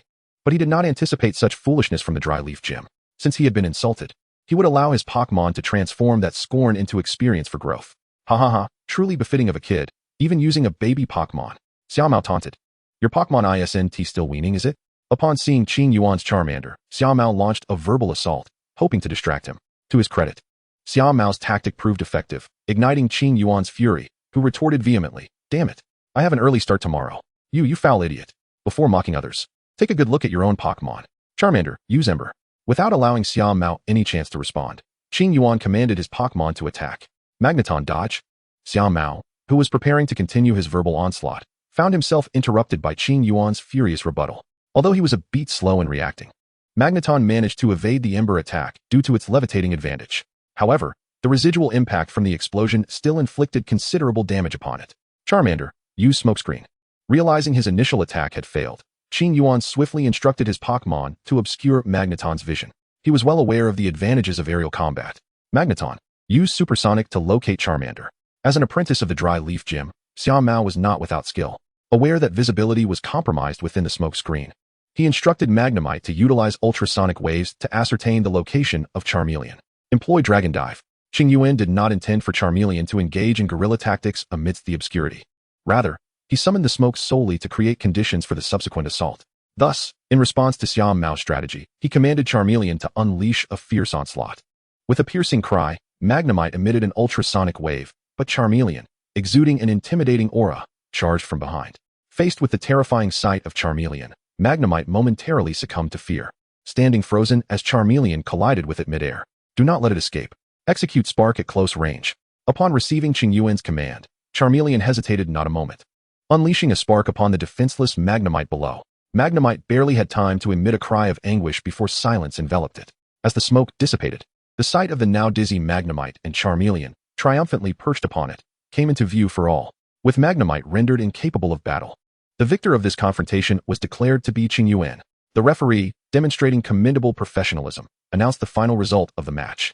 Xiao Mao, however, gazed at the scene with a countenance darkened by displeasure. Useless, Qingyuan uttered coldly, his disdain evident. Xiao Mao's already grim expression soured further upon hearing those words. Despite his ire, he chose to remain silent, having no retort after his defeat. His sole regret was provoking Qingyuan, leading to this humiliating spectacle before so many witnesses. Qingyuan, perceiving Xiao Mao's discomposure, chose not to engage further. With such individuals, reasoning held no value. Should he encounter someone weak again, they would invariably resort to bullying. Thus, it was best to disregard them entirely. If provoked, one must retaliate decisively. The knowledge that one is not easily intimidated would silence them. Only a brat like you would dare challenge the Leaf Gym. At that moment, a hearty voice rang out. The gym leader. The apprentices surrounding the arena echoed in unison. Qingyuan turned toward the source of the voice and beheld a towering, robust middle-aged man striding forth from within the gym. Is this the legendary Magician? Qingyuan pondered. His curiosity piqued. Though familiar with his formidable reputation from anime in his previous life, he anticipated such stature. One could easily liken him to a small giant based on his physique. Haha, youngster, you're quite impressive. Finally, I can engage in battle without facing those novices. Ma Zhishe approached Qingyuan, clapping him on the shoulder with a hearty laugh. The force of the gesture caused Qingyuan to involuntarily furrow his brow. There is no denying that this fellow possesses an extraordinary grip. However, could it be that Ma Zhishe's acting skills are equally impressive? Qingyuan observed the amiable Ma Zhishe, pondering to himself. One would hardly suspect, based solely on his genial demeanor, that Ma Zhishe was actually a member of Team Rocket. Master. At that moment, Xiao Mao stepped forward, fear evident on his face as he addressed Ma Zhishe. Greetings, Master Ma Zhishe. I am here to participate in the gym challenge. I made a reservation yesterday, but I did not anticipate a conflict with one of your apprentices. Upon hearing this, Ma Zhishe immediately responded with a smile. Ah, you must be Qingyuan from Shijian City. I accept your challenge. After saying this, he turned to the apprentices nearby and bellowed, what are you all doing standing around? Hurry up and prepare the battle arena. I am about to commence the gym challenge. It's infuriating how you all are so eager to watch yet lack diligence in your training. As he spoke, Ma Zhishe approached Xiao Mao and playfully kicked him. I didn't mention you, did I? If your skills are lacking and your mouth is foul, it's only natural you'd get beaten. Receiving the kick, Xiao Mao dared not utter a word of complaint and promptly ran off to tidy the battle arena. Qingyuan observed the ruffians diligently preparing the venue and couldn't shake the peculiar sensation of having entered a military base. Though these ruffians appeared disheveled, They responded to Ma Zhishi's commands with remarkable swiftness, as if executing orders. If someone were to tell Qingyuan that they had not undergone military-style training, he would certainly find it hard to believe. Reflecting on this, Qingyuan glanced at the seemingly benevolent Ma Zhishi. If memory served him correctly, Ma Zhishi was a former soldier, previously a colonel. After retiring, he had successfully competed in the league's gym championship and became the gym leader of Koluo City. With such a promising future ahead of him, one could not help but wonder what led him to join Team Rocket. Surely, he couldn't have been a member prior to enlisting, could he? If that were the case, his acting skills would be extraordinary, having deceived both the military and the league. Looking at Ma Zhishi, who maintained his amiable smile, Qingyuan couldn't shake the impression that he resembled a smiling tiger. Within just 5 minutes, the previously chaotic battle arena was tidied up, the ruffians working with impressive efficiency. Qingyuan and Ma Zhishi took their positions at the commanding spots of the arena, and the referee began to announce the rules of the match. In this gym challenge, each side may use 2 Pokémon. The first side to have both of their Pokémon unable to battle will lose. During this match, only the challenger may switch Pokémon. The gym trainer cannot. Those are the rules for this gym challenge. Now, let the battle commence. Come forth, Magneton. Let us fight valiantly. Scorpio, bring me victory. Qingyuan and Ma Zhishi shouted in unison as they tossed their Pokeballs into the air. With a flash of red light, Scorpio and Magneton appeared in the arena. The Scorpion and the Magneton roared at each other in fury. The Magneton evolved from the fusion of 3 Magnemites, generating formidable magnetic forces and high voltage. When they connect, the heads of the 3 Magnemites merge into one, yet their intelligence does not triple. They possess approximately 3 times the electrical power of a single Magnemite. The magnetic force binding the Magnemites is incredibly strong, capable of evaporating moisture in the vicinity, and proximity to it induces a profound ringing in the ears. Observing the Magneton in the arena, Qingyuan retrieved his Pokédex to gather information about it. Scorpion, use Mudshot. As Qingyuan listened to the electronic voice of the Pokédex relay information, he commanded the Scorpion to launch its assault. While collecting information was essential, he would not concede the first strike. Responding to Qingyuan's directive, the Scorpion conjured a brown blob of mud and hurled it toward the Magneton. The Magneton deftly evaded while simultaneously unleashing a sonic boom. In the face of the Scorpion's attack, Ma Zhishi remained unperturbed. While guiding the Magneton to avoid the incoming strike, he also ordered it to counterattack. Quite. As the mud shot sped toward it, the Magneton shouted, dodging the Scorpion's assault while executing its own sonic boom. Gala. In response to the Magneton's piercing attack, the Scorpion clamped its pincers over its ears and let out a cry of distress. Though accustomed to enduring the cat boss's shrill assaults within the team, the Scorpion had developed a certain resilience to such sounds. Nevertheless, faced with such a deafening noise, it struggled to cope. This was, of course, entirely normal, unless the Scorpion were to become deaf.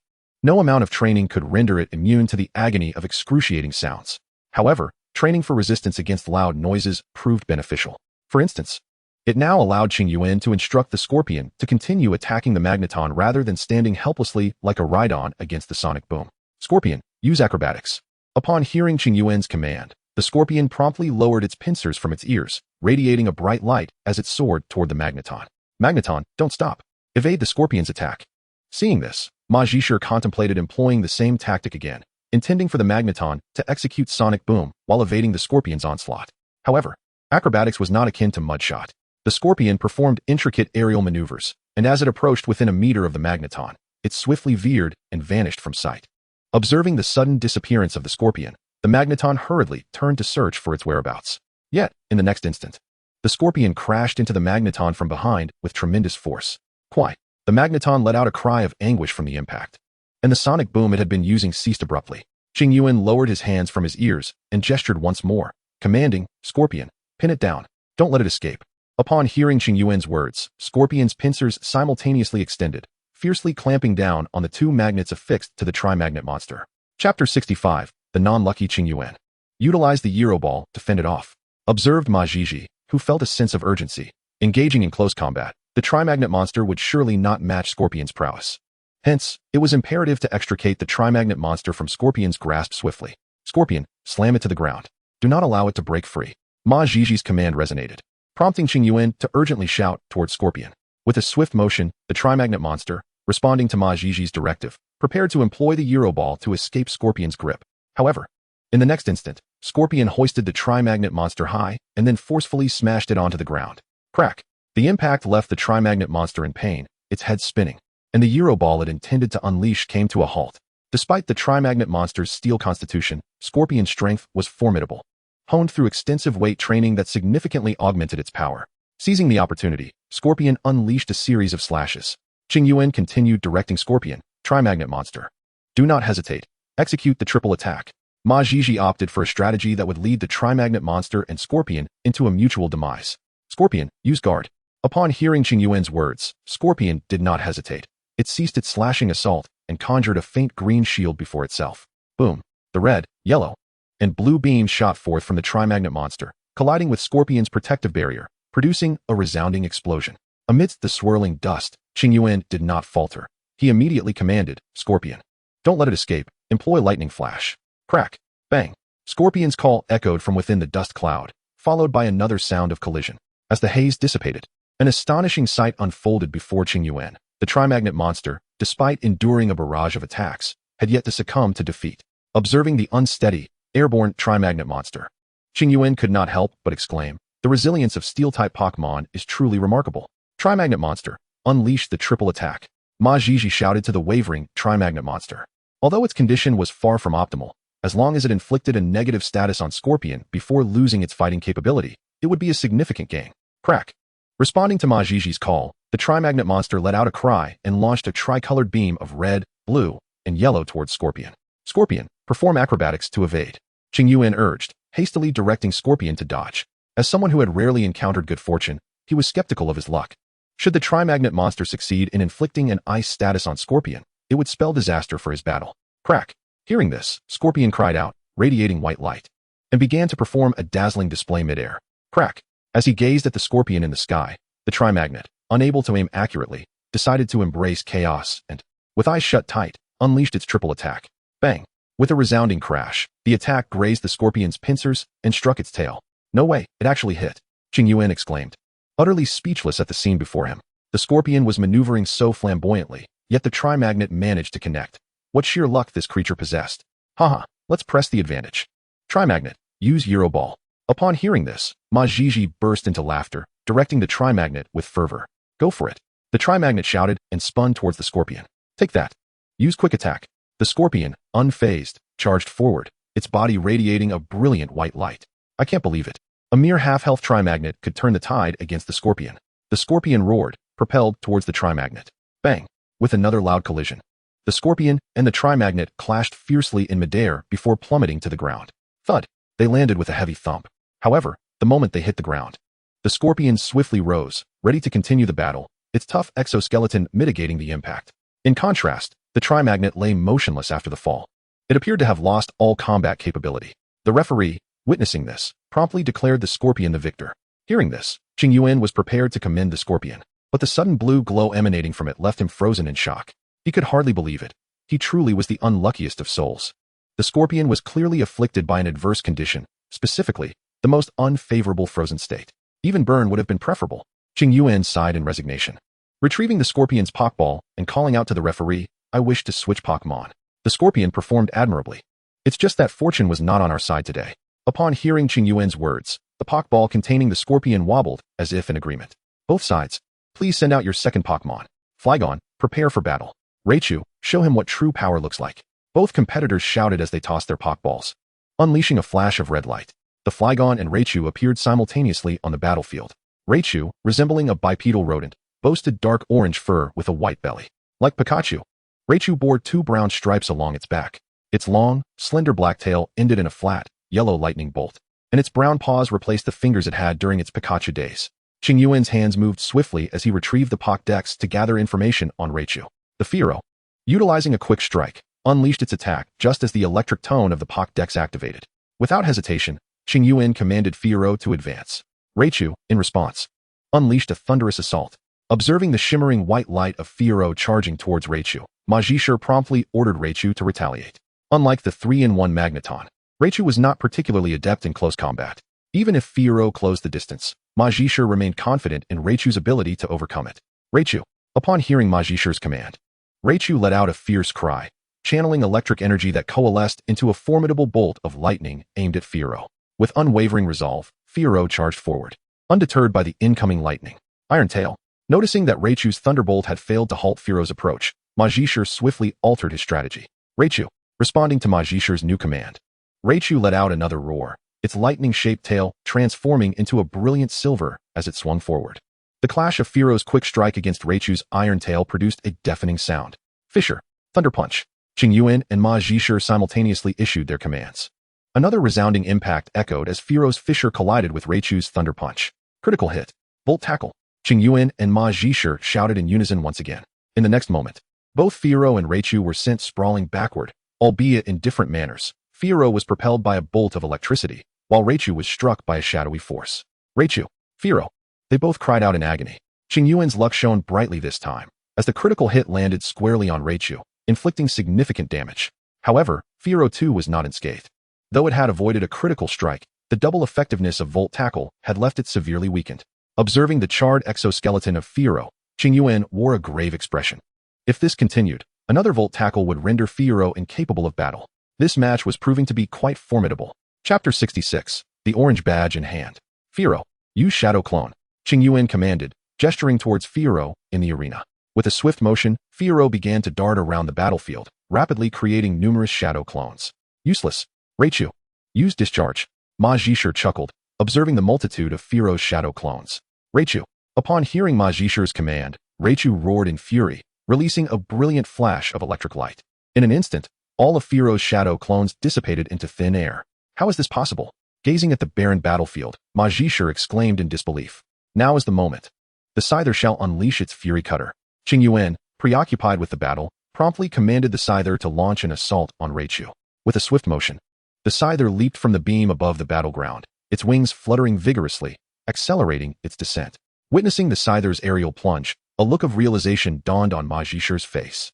The Scyther had taken to the rafters during its earlier shadow clone maneuver. Raichu, unleash your Thunderbolt with all your might. Despite the impending defeat, Ma Zhishe yearned to put forth a valiant struggle. Raichu. With a furious roar, Raichu crackled with dazzling electric energy. Undeterred by the electrifying display, the Scyther gathered a radiant white light at its right blade and struck towards Raichu. The collision resounded with a thunderous crash, enveloping the arena in a cloud of dust and debris. Scyther, Qingyuan shouted anxiously, concern etched across his features. As the dust began to settle, the scene unfolded before the spectators' eyes. Raichu lay sprawled on the ground, a gash on its head oozing crimson, its eyes now swirling in defeat. The Scyther, not far from Raichu, was charred and also sporting the same dazed expression. Scyther, Qingyuan cried out in alarm, rushing towards his fallen companion. Upon reaching the Scyther, he discovered it had merely sustained severe injuries and had fainted, but was not in mortal peril. You did splendidly. Now rest well, Scyther. At that moment, the referee commenced his duties. Both Raichu and Scyther had simultaneously lost their fighting capabilities, resulting in a draw. However, as Ma Zhishe's Pokémon were the first to succumb, the victor of this gym challenge was declared to be Qingyuan from Tokiwa City. After comforting his Raichu, Ma Zhishe approached Qingyuan. Well done, young man. I thoroughly enjoyed this match. Thank you for your kind words, gym leader Ma Zhishe. Your prowess is formidable. I have learned much from you. Qingyuan replied, extending his hands to accept the congratulations. Despite having checked, the Scyther's injuries appeared alarming. While it seemed there was no immediate danger to its life, Qingyuan was apprehensive about potential lingering effects. Sister, please assist me in treating my Pokémon. The Scyther sustained grave wounds during the gym battle. As he rushed towards the counter of the Pokémon Center, his voice rose in frantic urgency, drawing curious glances from those around him. At his age, one would expect more composure than that of a child. Upon hearing Qingyuan's words, Joran hurriedly pulled over a hospital bed and rushed from behind the counter. Release the Scyther. Chansey is ready to use Heal Pulse. Joran instructed Qingyuan while pointing at the bed, simultaneously signaling Chansey to prepare for treatment. Chansey let out a determined cry and nodded vigorously. Qingyuan obediently aimed the Pokeball at the hospital bed and released Scyther. The sight of Scyther, its body enveloped in darkness, drew gasps of astonishment from those around. No wonder Qingyuan was in such a hurry. It appeared that Scyther was nearly fried. Observing this, Chansey exclaimed and unleashed the prepared Heal Pulse, which struck Scyther directly. One could not underestimate the power of Heal Pulse. Visibly, Scyther's aura strengthened significantly upon receiving it. At that moment, Joran completed her examination of Scyther's injuries. The subcutaneous muscles had suffered severe burns, and its exoskeleton was half-cooked. You didn't let it take that thunderbolt from Ma Zhishe's Raichu head-on, did you? Joran inquired incredulously, turning to Qingyuan after assessing the injuries. Feeling somewhat embarrassed, Qingyuan hesitated. He couldn't admit that he had instructed Scyther to take the hit directly, for it had been caught up in the heat of battle. Noticing Qingyuan's expression, Joran realized her suspicions were correct. Rolling her eyes at his reckless behavior, she continued, however, thanks to Chansey's Heal Pulse, Scyther's subcutaneous muscles are fine now. The only issue is with the half-cooked exoskeleton.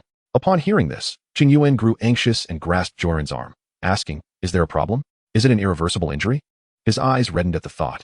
He had aspirations of taking Scyther to the pinnacle of the world. How could it possibly collapse here? Regret filled his heart for not having instructed Scyther to evade the attack. Why engage in such a reckless confrontation? Seeing Qingyuan's reddened eyes, Joran's irritation subsided considerably. It's nothing irreversible, she reassured him. It just needs a few days to recover, and during this time, Scyther may even molt. Ensure it receives adequate nutrition, and who knows, it might even grow a bit larger. Upon hearing this, Qingyuan let out a sigh of relief. He was terrified at the thought of what he would have done had anything seriously happened to Scyther. Observing Qingyuan's relief, Joran stood on her tiptoes and playfully poked his forehead. Honestly, can't you be a little more considerate? Instead of feeling any anger at her teasing, Qingyuan beamed with a radiant smile. Joran couldn't help but chuckle at the sight. You're such a fool. I'll take Scyther to the treatment room now. If you have any other Pokémon that need healing, bring them along to save me a trip. Thank you so much, Joran. As Qingyuan handed over the Pokeball, he remarked, it's nothing, just fulfilling my duty. With that, Joran accepted the Pokeball and began guiding the Scyther towards the healing room. Observing Joran's departing figure, Qingyuan couldn't help but chuckle self-deprecatingly. Well, it seems we have yet another patient to care for. Chapter 67, The Friendship of Joran. After returning to the waiting area and taking a seat, Qingyuan began to contemplate his next course of action. With 2 injured members in his team, it was evident that continuing their journey as originally planned would be impossible. They would need to ensure that the Scyther and the others fully recuperated before setting off again. After all, traveling with 2 ailing companions would prove to be quite inconvenient. Rather than struggling to move forward with injured teammates, it would be more prudent to remain in Kuroishi City for a few days, allowing for a week-long special training session. Qingyuan, come here for a moment.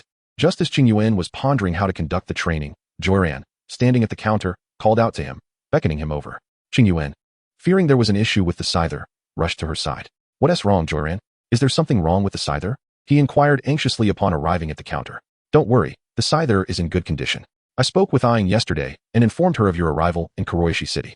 She wanted to chat with you, but you were asleep, so it didn't happen. She called again today, hoping to talk.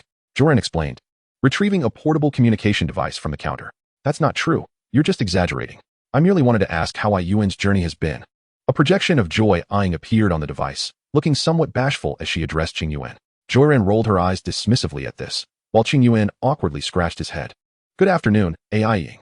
How is the Pokémon Center recovering?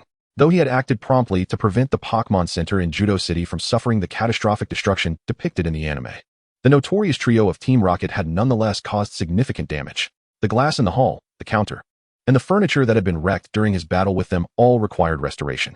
It's all been repaired. The day after you left, the League dispatched a repair team. Their efficiency was remarkable. They had the Pokémon Center restored in just half a day. Aing replied. I see. As Qingyuan engaged in lively conversation with Aing, Joran tactfully stepped away from the counter, allowing space for the two to converse freely. They chatted for over half an hour, only concluding their discussion when an injured Pokémon arrived at the Pokémon Center. Here you go. As she observed Qingyuan ending the call, Joran spoke while extending a blue mobile communication device towards him. What is this? Qingyuan inquired, gazing at the device in her hand without taking it. His expression tinged with confusion. After all, this gadget was rather expensive, selling for 200,000 Alliance coins at Silver Company. With an additional 100,000 coins, one could purchase a skill disc for Mudshot. You take it. What is there to question? Joran replied, seizing Qingyuan's hand and firmly placing the device in it. Gasping at the force with which the device landed in his palm, Qingyuan was struck by the strength of the Joy family, renowned as one of the most extraordinary families in the Elven world. Surely, their grip was not much inferior to that of a super newcomer. Upon seeing Qingyuan accept the communication device, Joran continued, this contains my contact information as well as that of Xiaoying and Xiaoqi. Should you encounter any medical issues, reach out to me or Xiaoying. For any unresolved matters, contact Xiaoqi. I've taken care of everything. Qingyuan's face displayed astonishment. Was it appropriate to disclose such matters in public? Noticing his shocked expression, Joran quickly realized her faux pas and hastily clarified. No, what I meant was, I've spoken with Xiaoqi, and she will assist you should you face any troubles. As soon as she uttered these words, she felt an awkwardness envelop the conversation. To mitigate her blunder, she waved her hand dismissively and said, forget it. Just remember to reach out to Xiaoqi if you encounter difficulties. Unable to contain himself, Qingyuan burst into laughter. Ha! But Joran, what prompted you to give me this? He asked, still chuckling. This is a token of gratitude for your assistance to Xiaoying. Consider it a gesture of my friendship. Joran replied, her face beaming with pride. Then I sincerely thank you for this communication device, Joran. Qingyuan complimented her with a smile. It's a trivial matter. Now, I must attend to other tasks. You can explore it on your own. Joyran waved her hand in dismissal. After saying this, she turned away from the counter and headed towards the treatment room. As Qingyuan watched her retreating figure and glanced at the blue communication device in his hand, he couldn't help but think, I never expected Joyran to be so affluent.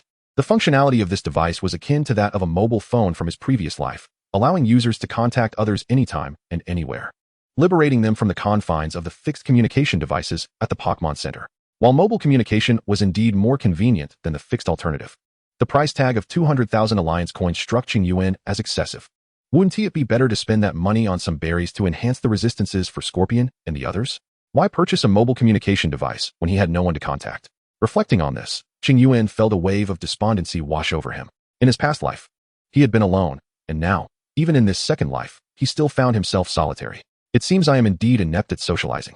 Qingyuan trainer, your Pokémon has fully recovered. Please proceed to the counter to collect it. As Qingyuan heard the announcement, he hastily made his way to the front desk. The Scyther was no longer in critical condition. With a few days of proper nourishment, it might even grow significantly. Remember, for the next 3 days, refrain from allowing the Scyther to engage in strenuous activities. Joy, looking at Qingyuan at the counter, advised him earnestly. Understood. I shall adhere strictly to your medical advice. Qingyuan replied with utmost sincerity upon hearing Joy's words. Nodding in acknowledgement, Joy handed him the Pokeballs containing the Scyther and its companions. After presenting the Pokeballs to Qingyuan, Joy put away the tray and suddenly seemed to recall something. Have you received them? What's the matter? Qingyuan asked, puzzled by her demeanor. It's nothing. I'm just relieved you got them. I was concerned about the Scyther's severe injuries and thought you might not have come for it. Wishing you great success at the Indigo Conference, Joy said with a smile. I shall take your kind words to heart. Thank you, Joy. Chapter 68. Where is your charm, brother? Upon returning to his room, Qingyuan released all of his Pokémon, including the Scyther. As soon as the Scyther emerged from its Pokeball, it prepared to greet its companions and was eager to continue their game of rock, paper, scissors that evening. However, the sight that met them was startling. The Scyther was completely charred, emanating a tantalizing aroma reminiscent of grilled meat. Wow! Little Charizard exclaimed in astonishment as it turned its gaze towards the Scyther, utterly shocked. Who could have inflicted such a fate upon our cool older brother? Brother, where has your charm gone? Meowth expressed concern, gazing anxiously at the Scyther. Although Meowth had only recently joined the team, its formidable strength had fostered a strong bond with the eager-to-improve trio of Scyther. As for Snorlax, this typically lazy creature displayed a rare glimpse of worry. However, it preferred the effort of lifting its head over the more taxing task of rising from the ground. The Rhydon, having only joined the team a few days prior, had yet to forge a connection with the Scyther, and given that it was also unwell, it regarded the Scyther with an impassive expression. In fact, secretly, it felt a hint of joy knowing that it was no longer the sole ailing member of the team. Don't worry, I'm fine. The Scyther waved its large scythe-like arms to reassure its concerned companions. Everyone, fret not. Miss Joy has treated my injuries. And now I merely require rest.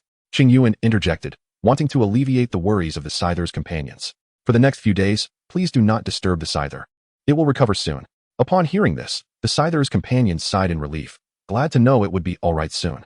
To express his newfound assurance, the Scyther even gave its older brother a playful pat on the shoulder. Ah! The Scyther yelped as fragments of its exoskeleton fell from its shoulder, and it raised its scythe-like arm, pointing at the Scyther in mock indignation.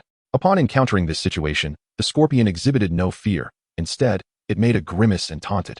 Come at me, you sickly creature. Qingyuan, witnessing the spectacle, strode directly in front of the Scorpion and delivered 2 swift punches to its head. Hiss! Gazing at his reddened hands, Qingyuan inhaled sharply, chiding himself inwardly for his folly. How careless of me. He was foolish enough to strike the Scorpion's exoskeleton with his fists. I see you have no intention of resting. Did I not explicitly state that you must not disturb the flying mantis? After tending to his sore fists, Qingyuan seized the Scorpion's pincers, lifting it up as he spoke. The Scorpion, feeling the pressure of Qingyuan's ire, let out a somewhat feeble cry. All Pokémon, follow me downstairs. Let us observe the Scorpion's training. Ignoring the Scorpion in his grasp, Qingyuan turned to address the Charmander and the others. Initially, he had considered allowing the Scorpion to rest after its commendable performance that morning, but it seemed that his words had fallen on deaf ears. I have warned you not to disturb the flying mantis, yet you insist on provoking trouble, truly deserving of a reprimand. Awesome! Exclaimed a Charmander, previously subdued by the Scorpion. Leaping up in excitement, the flying mantis and Meowth joined in the raucous cheer. Only the slothful Snorlax remained, its expression one of profound wisdom as it lay there. Qingyuan, unfazed by the commotion, proceeded to stow away the Charmander and others before dragging the Scorpion outside. The Scorpion, realizing it was being unceremoniously carried away, began to struggle in Qingyuan's grasp, vocally protesting, "Qingyuan, my image. Qingyuan, my dignity is in tatters. Boss, have mercy on my pride." Observing the writhing scorpion, Qingyuan casually picked up a nearby broom and delivered 2 swift swats to the scorpion. "Stay still. This is quite a strain for you." After receiving the blows, the scorpion settled down considerably, its expression one of despair as it stared at the slowly opening door before them.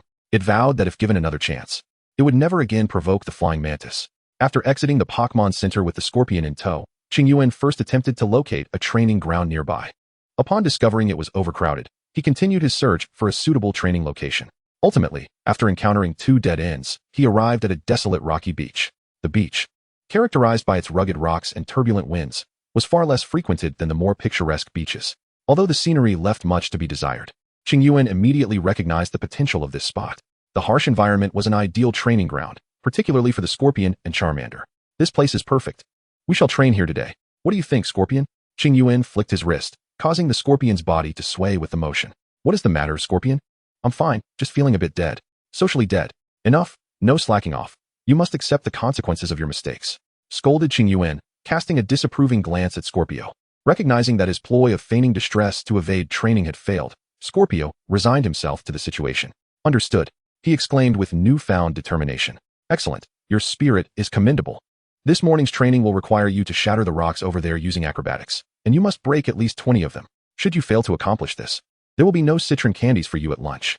The mention of citron candies, a sweet and tangy treat that Scorpio adored, immediately ignited a sense of urgency within him. "That's not fair. The morning is already half gone," he protested. "Silence. No backtalk. Get on with your training," Qingyuan replied sternly. Defeated, Scorpio drooped his head and took to the skies to commence his acrobatic drills.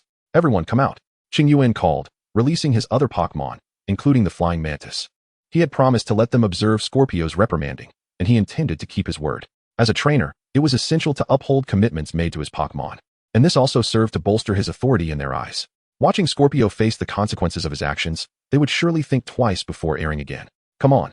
Train harder." "Ha!" taunted Charmander, unable to contain his amusement at Scorpio's plight.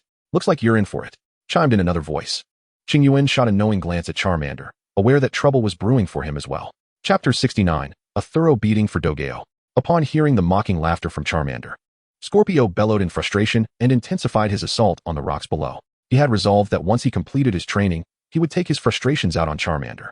Charmander, captivated by the splintering rocks, felt a surge of excitement. He called out to Qingyuan and gestured toward the rocks, mimicking a clawing motion. "If you wish to go, then by all means," Qingyuan replied with a smile. Encouraged by this, Charmander's hands glowed with a silvery light as he charged toward the rocks gleefully. "Meow?" observed Meowth, who also looked expectantly at Qingyuan. "If you want to join in, feel free," Qingyuan said, and without hesitation, Meowth dashed toward the rocks alongside Charmander. Turning his gaze to Slowpoke, Qingyuan noted that aside from the injured flying mantis and Rhydon, Slowpoke was the only one left capable of training. Would Slowpoke also express a desire to train? Looking at Qingyuan with hopeful eyes, Slowpoke calmly closed his wise eyes. "You've already stated that I am not to train this time. It would be unreasonable to insist otherwise." Qingyuan, upon witnessing this, could only nod in agreement. Acknowledging the truth of the matter, he knew all too well that this lazy bear-like creature would never take the initiative to seek exercise. However, today had been prearranged as a day without training, and he could not compel the creature to engage in any physical activity. "Just wait and see how I deal with you this afternoon," Qingyuan muttered fiercely to himself before turning his gaze towards the scorpion.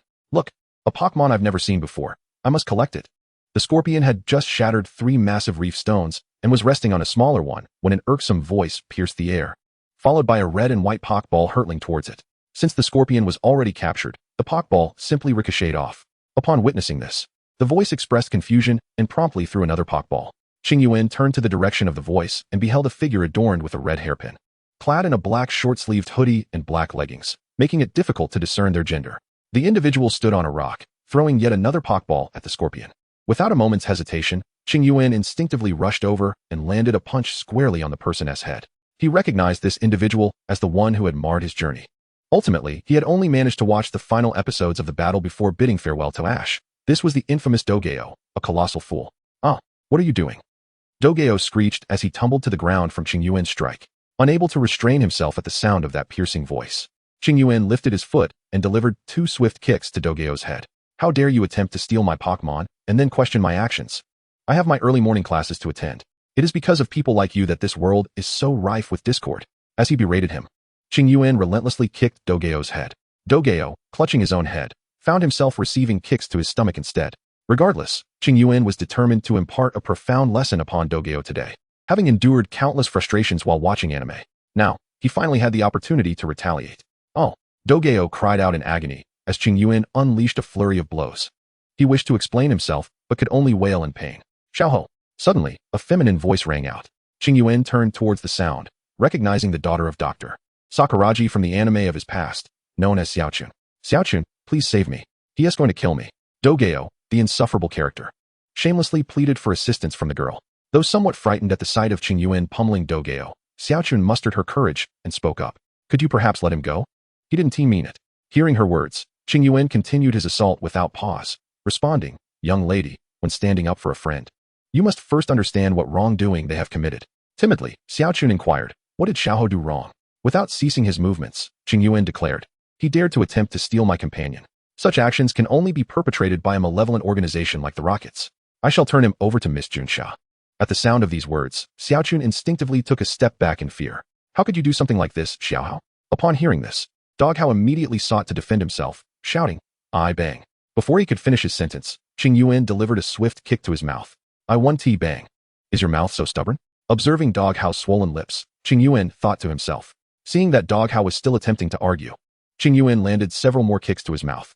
After being struck multiple times, Doghao finally wised up and, covering his mouth, exclaimed, I didn't know that was his Pokémon. What are you still arguing about? You've thrown the ball 7 or 8 times already, and you still claim ignorance. Qingyuan shouted in exasperation. Xiaochun, witnessing this, quickly silenced herself, retracting her words of defense for Xiaohao. She took another step back, but the rocky outcrop was already quite small. And with Qingyuan's scuffle with Doghao occupying a considerable space, she found herself precariously perched at the edge. Another step back caused Xiaochun to lose her footing and tumble into the sea. Oh no. Seeing this, Qingyuan disregarded Doghao and rushed over to try and catch Xiaochun's hand. He merely intended to teach Doghao a lesson and had no desire to endanger anyone's life, let alone that of this young girl, the daughter of Professor Sakuragi. Despite Qingyuan's quick actions, he was unable to grasp Xiaochun's hand due to Doghao's interference, resulting in her falling into the water. Help, I'm drowning. Xiaohao shouted desperately. Xiaochun struggled in the turbulent waters, but the fierce waves made it impossible for her to stay afloat. Hearing her cries for help, Doghao, who had momentarily escaped Qingyuan's grasp, hesitated. Then he leaped from the rocks and dashed toward the shore. Oh my goodness! Qingyuan, upon hearing this, couldn't help but laugh in frustration. What an oddity! To utter such words. However, laughter aside, Qingyuan remained focused on the task at hand. Hold on, I'll rescue you immediately, he shouted to Xiaochun in the sea. Retrieving the Pokeball containing his Psyduck, he released it without hesitation. Psyduck, use Psychic to lift that girl to safety, he commanded urgently. With a cry, Psyduck's eyes turned blue, and an invisible pink energy surged towards Xiaochun in the water. In the next moment, she was lifted by Psyduck and gently placed back on the rocky outcrop. Cough, cough. As soon as she landed, Xiaochun coughed twice. Are you alright? Qingyuan asked gently, draping a jacket from his backpack over her shoulders. I'm fine. Thank you for saving me, Xiaochun replied, tightening the jacket around herself as she expressed her gratitude. It was the least I could do. It is you, a rather young girl. How could you be so blind at such a tender age? Observing the dazed Xiaochun before him, Qingyuan spoke with a hint of melancholy. Upon hearing Qingyuan's words, Xiaochun was momentarily stunned, recalling the actions of Doghao. A flicker of anger passing through her eyes. Chapter 70, Xiaochun's home. Noticing Xiaochun lost in thought, Qingyuan gently patted her shoulder and inquired, Are you alright? Did you sustain any injuries? None, she replied. Qingyuan nodded and tucked away the nearby Dai beast before continuing, Thank you. At this, Qingyuan waved his hand dismissively. It's nothing. No need for thanks. He suddenly remembered that Ingmu was a student of Professor Oki. If this plan were executed well, he might even forge a connection with Professor Oki. Stop, my candy, cried Scorpio in agony, as a red beam shot towards him. What on earth is happening? You're unhappy even without a workout. Qingyuan couldn't help but mutter, his mind preoccupied with thoughts of how to leverage Ingmu's connections with Professor Oki, completely forgetting the punishment he had imposed on Scorpio. After retrieving Scorpio and the others, Qingyuan turned to assist Xiaochun in standing up. Thank you, she said softly, leaning on his arm. It's nothing. By the way, is your home far? Should I call Cat Boss to carry you? No need. My home is near the Pokémon Center. There's no trouble for Cat Boss. Under Xiaochun's guidance, Qingyuan soon found himself at the doorstep of Professor Ingmu's residence. At this moment, Ingmu was not yet the renowned professor he would become on his journey. Although a student of Professor Oki, he had yet to produce any significant research and was merely a researcher. Nonetheless, even as a researcher, Ingmu was destined to become a doctor in a few years and establish his own research institute. His capabilities were undoubtedly commendable in the eyes of the Alliance. Strength equated to value. A valuable individual received preferential treatment from the Alliance, especially one who was a disciple of Professor Oki. Thus, although Ingmu was currently a researcher, his home bore a striking resemblance to the two-story villa with a small courtyard that Qingyuan had seen in the anime of his previous life. Ding dong. Xiaochun pressed the doorbell and stood waiting at the entrance. Coming. After a brief pause, a female voice rang out from within. Who is it? As Yoshino opened the door, she inquired. Upon seeing the drenched Xiaochun, Yoshino froze in place, astonished. How was your day? Did you have fun? Just then, a male voice followed, and Qingyuan peered through the crack in the door, easily spotting the future Professor Ingmu. However, at this moment, Ingmu's expression was far from pleasant. Having also noticed the soaked Xiaochun, he hurriedly rushed to the door, concern etched across his face as he asked Xiaochun anxiously. Well, I fell into the sea. Upon hearing her parents' inquiries, Xiaochun awkwardly explained the reason for her drenched condition. Just as she was about to introduce Qingyuan, it dawned on her that she had yet to ask for his name. Qingyuan, I am called Qingyuan. Qingyuan gently stated his name, observing Xiaochun's embarrassment. Yes, this is Qingyuan. He rescued me from the sea. Upon hearing Qingyuan's words, Xiaochun quickly expressed her relief. Hello, Qingyuan. Thank you for saving Xiaochun. Please come in and don't catch a chill. With these words, Yoshino thanked Qingyuan and promptly invited him and Xiaochun inside. I apologize for the intrusion. Qingyuan offered a verbal apology as he skillfully stepped into the Sakuraji residence. Xiaochun, go change your clothes. Qingyuan, please have a seat. I will prepare tea for you. Upon entering, Yoshino warmly greeted her daughter's savior. I'm sorry for the trouble, Annie. Qingyuan replied apologetically to Yoshino. Not at all. Yoshino waved her hand dismissively and proceeded to make tea. Please sit, Qingyuan. Sakuraji gestured towards a nearby sofa, indicating for him to take a seat. Qingyuan complied and settled down. Facing him, Sakuraji began. Qingyuan, thank you for saving Xiaochun. However, I would like to know what transpired today. Taken aback by this, Qingyuan did not conceal the truth and recounted the events that had just unfolded. He particularly emphasized the actions of Go Hao, describing how he had thrown his Pokeballs at his own Pokémon multiple times in an attempt to seize them. He also recounted how Go Hao had callously abandoned Xiaochun to run away after she fell into the sea. In summary, he was earnest regarding Go Hao's misconduct. After taking a sip of the tea prepared by Yoshino, he continued, Uncle, this is how things unfolded. If you don't believe me, you may ask Xiaochun for confirmation.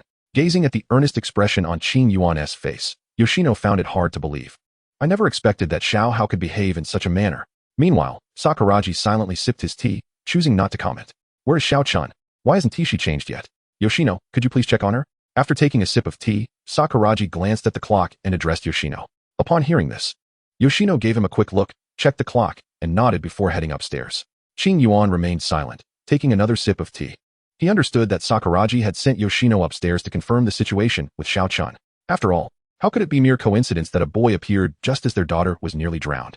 Go Hao had grown up under their watchful eyes, and they believed they knew him well. In their minds, Go Hao could not possibly be so despicable. Therefore, they could only trust about 40 to 50% of Qingyuan's account. More confirmation was needed directly from their daughter, Xiaochun. Qingyuan expressed understanding of the situation, for the claims made were merely observations of Xiaochun, devoid of any embellishments regarding the actions of the rascal. Who could have anticipated that such a fool could commit such a blunder? While awaiting Yoshino's inquiry to Xiaochun, Sakuraji began to probe into Qingyuan's identity. Upon discovering that Qingyuan was a direct descendant of the Alliance's esteemed trainers, Sakuraji found himself inclined to believe much of what Qingyuan had said. After all, as a genuine heir of the Alliance, Qingyuan had no need to disparage a child who lacked even a starter Pokémon.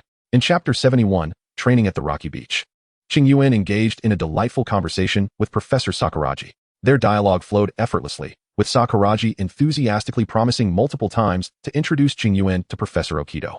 Just as their conversation was reaching a crescendo, Yoshino descended the stairs and leaned in to whisper, Qingyuan, don't leave at noon. Stay and savor Auntie's culinary skills. Yoshino warmly invited Qingyuan to join them. Indeed, Aunt Yoshino's steak is unparalleled. You simply must stay for lunch, Qingyuan. Even Sakuraji joined in the fervent invitation.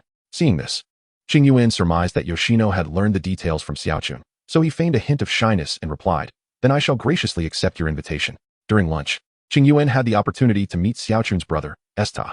True to the original narrative, Esta was a rather aloof boy. However, in Qingyuan's eyes, this little fellow was rather conceited. Yet, as Esta posed no threat to him, there was no need for Qingyuan to reprimand him. More than Esta, Qingyuan was intrigued by Ash's Gengar from the anime. He wondered whether that Gengar had been abandoned by its trainer and contemplated searching for it when time permitted. He had done all he could, and whether he would be able to forge a connection with Professor Okido remained to be seen. In truth, even if he could not establish such a relationship, it was of little consequence. His desire to connect with Professor Okido was primarily to facilitate the transfer of Pokémon to Okido's backyard, a place of remarkable wonders. If his scorpions could spend some time there, they would surely grow stronger.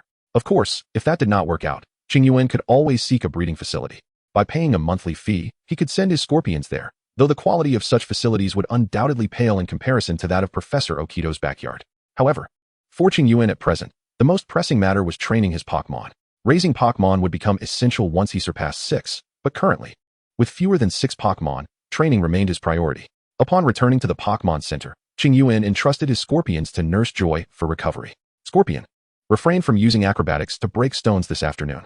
I recall that Meowth taught you how to utilize Metal Claw and Iron Tail. Spend the afternoon practicing these 2 skills and see if you can master them. In areas that elude comprehension, do not hesitate to seek counsel from the esteemed cat boss. I understand. The reason for Scorpio's buoyant mood this afternoon stems from having indulged in citrus candy. Consequently, Scorpio faces the arduous training tasks set by Qingyuan with a cheerful disposition. Observing Scorpio's enthusiastic agreement, Qingyuan nodded with satisfaction and turned to assign training duties to Cat Boss. Cat Boss, consult with Dai Beast and learn about the fluctuations of water. Cat Boss's repertoire of skills is rather limited, primarily comprising close-range techniques.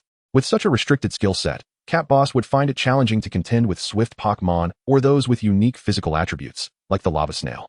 Were a confrontation to arise, Cat Boss's soft fur would surely suffer from the heat of battle. Hence, it is imperative to enhance Cat Boss's capabilities and diversify its attack options. Qingyuan even contemplated purchasing a Thunderbolt skill disc for Cat Boss, although the exorbitant price of over 1 million Alliance coins ultimately dissuaded him. Meow. Cat Boss acknowledged Qingyuan with a determined shout before leaping onto a rock to meditate on water energy. Dai Beast, do not dawdle. Direct your water gun at the rock. You may only rest once you have shattered a piece of it. Qingyuan's tone was stern as he observed Dai Beast preparing to lie down. Darn it, Dai Beast exclaimed, incredulous at the sight of the large rock, incessantly battered by the waves. Was it reasonable to expect it to destroy a stone that had withstood the sea's relentless assault? This felt like a deliberate attempt to deny it rest. Hurry, no slacking. Qingyuan's voice rang out again with authority. Fine. With a reluctant expression, Dai Beast trudged toward the rock. What about me? The eager Charmander called out to Qingyuan, observing the companions who had been assigned tasks. Qingyuan felt a surge of pride as he watched the lively Charmander leaping and waving its claws. Ah, Charmander, your enthusiasm is commendable. You are nothing like the lethargic Dai Beast. Training seems to be a life-or-death matter for it. Exactly. So what is my task? Charmander nodded in agreement, its face alight with anticipation as it turned to Qingyuan. Gently patting Charmander's head, Qingyuan began to outline its assignment. Your task, Charmander, is to stand in the sea and use Spark. Remember, it is crucial to be in the water to enhance your resistance to it. If you feel sufficiently trained, you may venture further and attempt to break the waves with your Spark. Of course, do not forget to let Cat Boss observe your progress. Caught in the embrace of the waves, your life could be lost. Upon hearing Qingyuan's words, the little fire dragon nodded solemnly and turned to wade into the nearby sea. After attempting to conjure sparks in the water, only to find that the moist surroundings hindered its ability to ignite, the little fire dragon decisively abandoned its initial desire to confront the waves directly. Standing in the water, it began to practice its sparks. Observing the scorpions diligently training around him, Qingyuan nodded in satisfaction. He then picked up a brush to massage and bathe the steel-armored rhinoceros, using the damp sand to rub against its armor, helping it acclimatize to the humid environment and thereby enhancing its resistance to water-type attacks. Today, the author has expressed gratitude extensively, so I shall refrain from further acknowledgments and thank the readers for their gifts. Chapter 72, Arrival of Ash and His Companions. Time flowed like a gentle stream, and in the blink of an eye, 5 days had passed. During this time, the chief cat successfully learned the move Water Pulse from the sluggish beast. The little fire dragon could now unleash sparks in the sea, shattering the waves that approached. True to its nature as a dragon of remarkable potential, it even mastered Dragon Breath and Flame Fong during training. This brought an immense smile to Qingyuan's face. The sluggish beast remained unchanged, always seeking to avoid exertion, practicing only enough to master Water Gun, which it could now use to smash a massive reef. However, in these 5 days, it had merely become proficient with Water Gun, although this was commendable and perfectly aligned with Qingyuan's plans. The brilliance of the little fire dragon made the sluggish beast seem less appealing in comparison. Raw talent required refinement. Yet the sluggish beast was reluctant to undergo any substantial honing. Throughout these 5 days, the scorpions successfully learned Metal Claw and Cut. Perhaps due to a preference for using their pincers over their tails, the Iron Tail Scorpion did not acquire the Iron Tail move. Upon learning this, Qingyuan became even more determined to refine the scorpion's pincers, as it had learned Cut in a single day while failing to master Iron Tail in 5. The innate talent displayed by this creature with its pincers was truly deserving of further cultivation.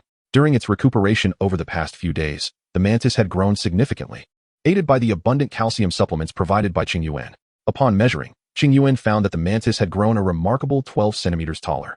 The impressive results led Qingyuan to ponder whether he should have the mantis endure another volt tackle to see if it could grow another 12 centimeters. However, upon learning of Qingyuan's intentions, Joyan did not hesitate for a moment. Like the scorpion attacking the little fire dragon, she delivered 3 swift punches to the back of Qingyuan's head. Stunned, Qingyuan was left more bewildered than when he had previously confronted the sluggish beast. It was only after Joyan's explanation that he understood the perilous situation the mantis had faced, as it had been a direct confrontation, channeling all its strength into the move Cut. In the absence of any energy protection, the body of the flying mantis would not withstand the thunderbolt of Raichu for more than 2 seconds before it would inevitably transform into a charred mantis. Upon hearing this, Qingyuan was struck by a wave of apprehension and resolved never to allow the flying mantis to engage in such perilous endeavors again. Moreover, its excessive size proved to be a disadvantage, as its speed had significantly diminished compared to its previous capabilities. From the day it began its training, the flying mantis had been burdened by the weights Qingyuan had assigned, diligently undertaking speed recovery exercises. The armored rhinoceros had also nearly completed its recovery. Under Qingyuan's care, utilizing the damp sands by the seaside for conditioning, the armored rhinoceros could now stroll through the ocean waters. Although Qingyuan hoped it would soon learn to surf and swim, there remained a considerable distance to cover. Nevertheless, this was already a marked improvement. After concluding the day's training, Qingyuan stored away the scorpion and made his way towards the Pokémon Center. The scorpion had reached level 29 and was on the brink of achieving level 30. Qingyuan's success rate in potion making had risen to 70%, which was more than sufficient to meet the scorpion's medicinal needs. Due to its injuries, the flying mantis's level advancement was rather sluggish, currently matching the scorpion at level 29. Miss Joy, please save my Pikachu. Just as Qingyuan pondered whether to concoct a potion for the armored rhinoceros to use as a test subject, a familiar voice pierced his thoughts. He immediately felt a gust of wind brush past him. Upon lifting his gaze, he could only see the retreating figures of Ash and his companions. Have I really dawdled for so long? He mused, somewhat disheartened, as he observed Ash's group hastening towards the Pokémon Center. If memory served him correctly, he had been ahead of them. It was surprising that they had caught up with him. Shaking his head, he resumed his journey to the center. Soon, he arrived at the pivotal moment for Ash and Pikachu. Still refusing to evolve, Pikachu relied solely on its own strength to overcome the evolutionary form of Raichu. In the original narrative, Pikachu had declined to evolve. However, Qingyuan remained curious. What would happen if Pikachu were to evolve? Would the protagonist transform into Ash, leading Raichu on further adventures, or would a different protagonist emerge? After careful consideration, Qingyuan ultimately abandoned the notion of tempting Ash to allow Pikachu to evolve. In this world, his foresight was limited.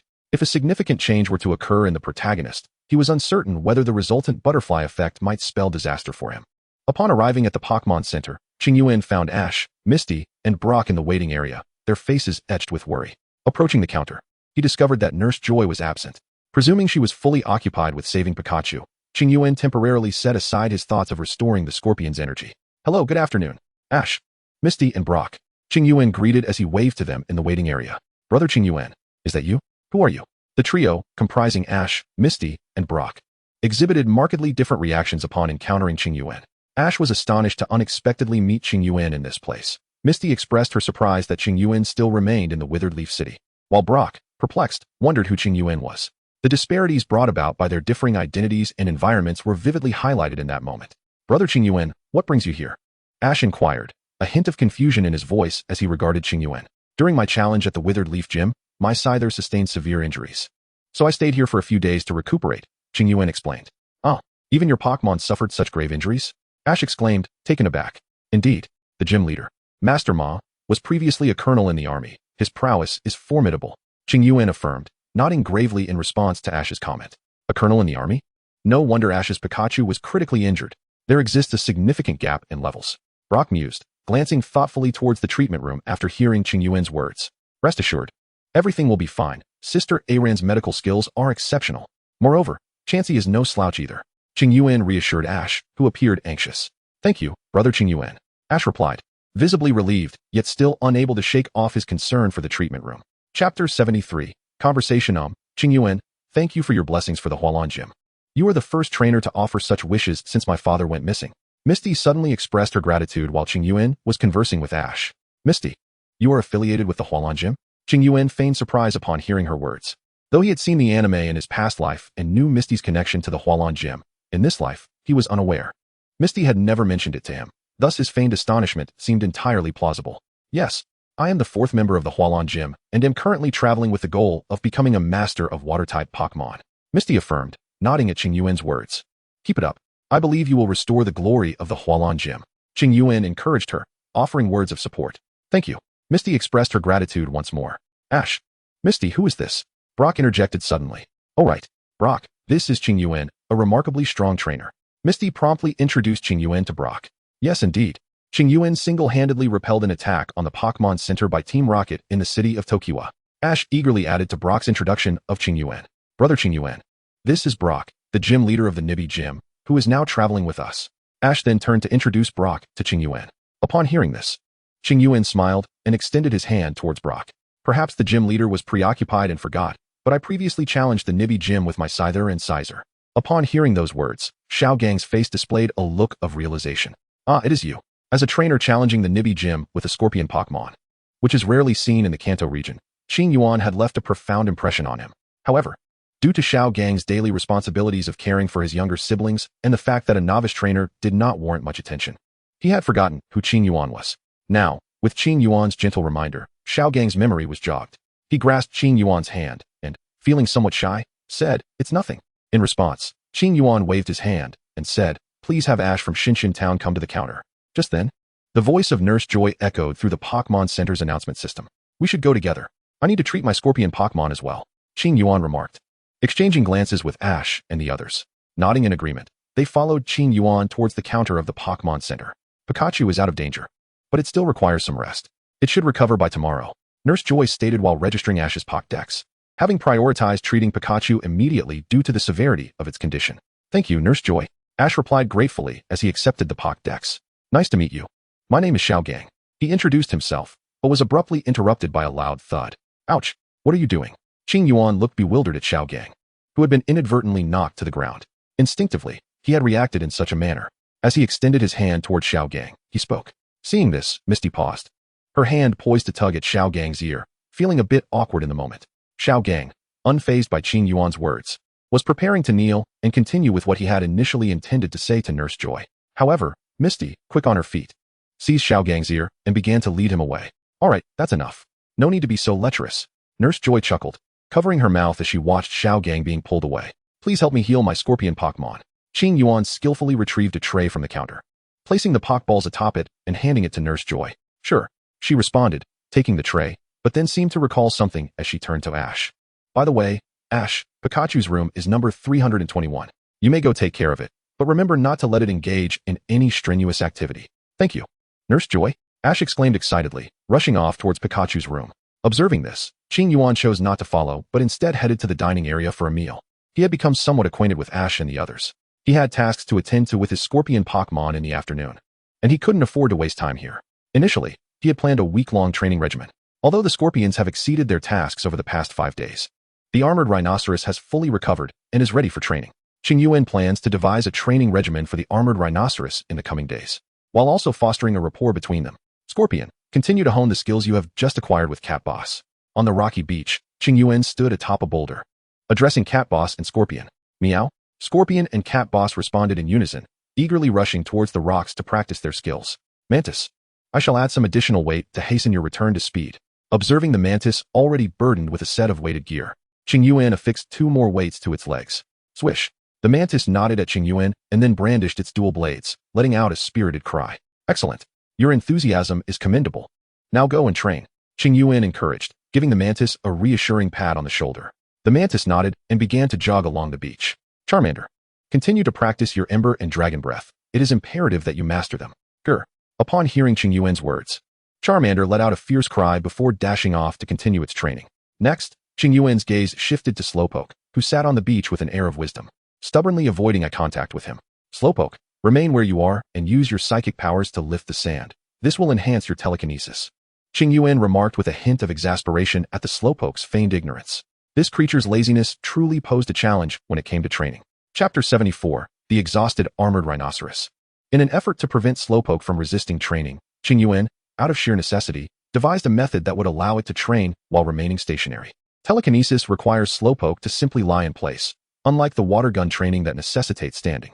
Moreover, the sand at the rocky beach is exceptionally moist, rendering it unusually heavy. Thus, lifting the sand with its telekinesis would effectively enhance Slowpoke's psychic strength. Furthermore, since sand possesses fluidity, Slowpoke must exert considerable effort to levitate it. Therefore, it appears that Slowpoke need not stand, but could train simply by lying on the ground. However, in reality, this form of training is even more taxing than standing. Nevertheless, Slowpoke seemed quite satisfied with this arrangement, as it could lazily recline on the ground. Commence your training promptly. I have been exceedingly patient with you, Qingyuan stated sternly, gazing at the seated Slowpoke. Upon hearing this, Slowpoke promptly lay down and began to use its psychic powers to lift the sand. Yay, don't look at me. I will train diligently. Noticing Qingyuan's unwavering gaze, Slowpoke waved its hand dismissively at him.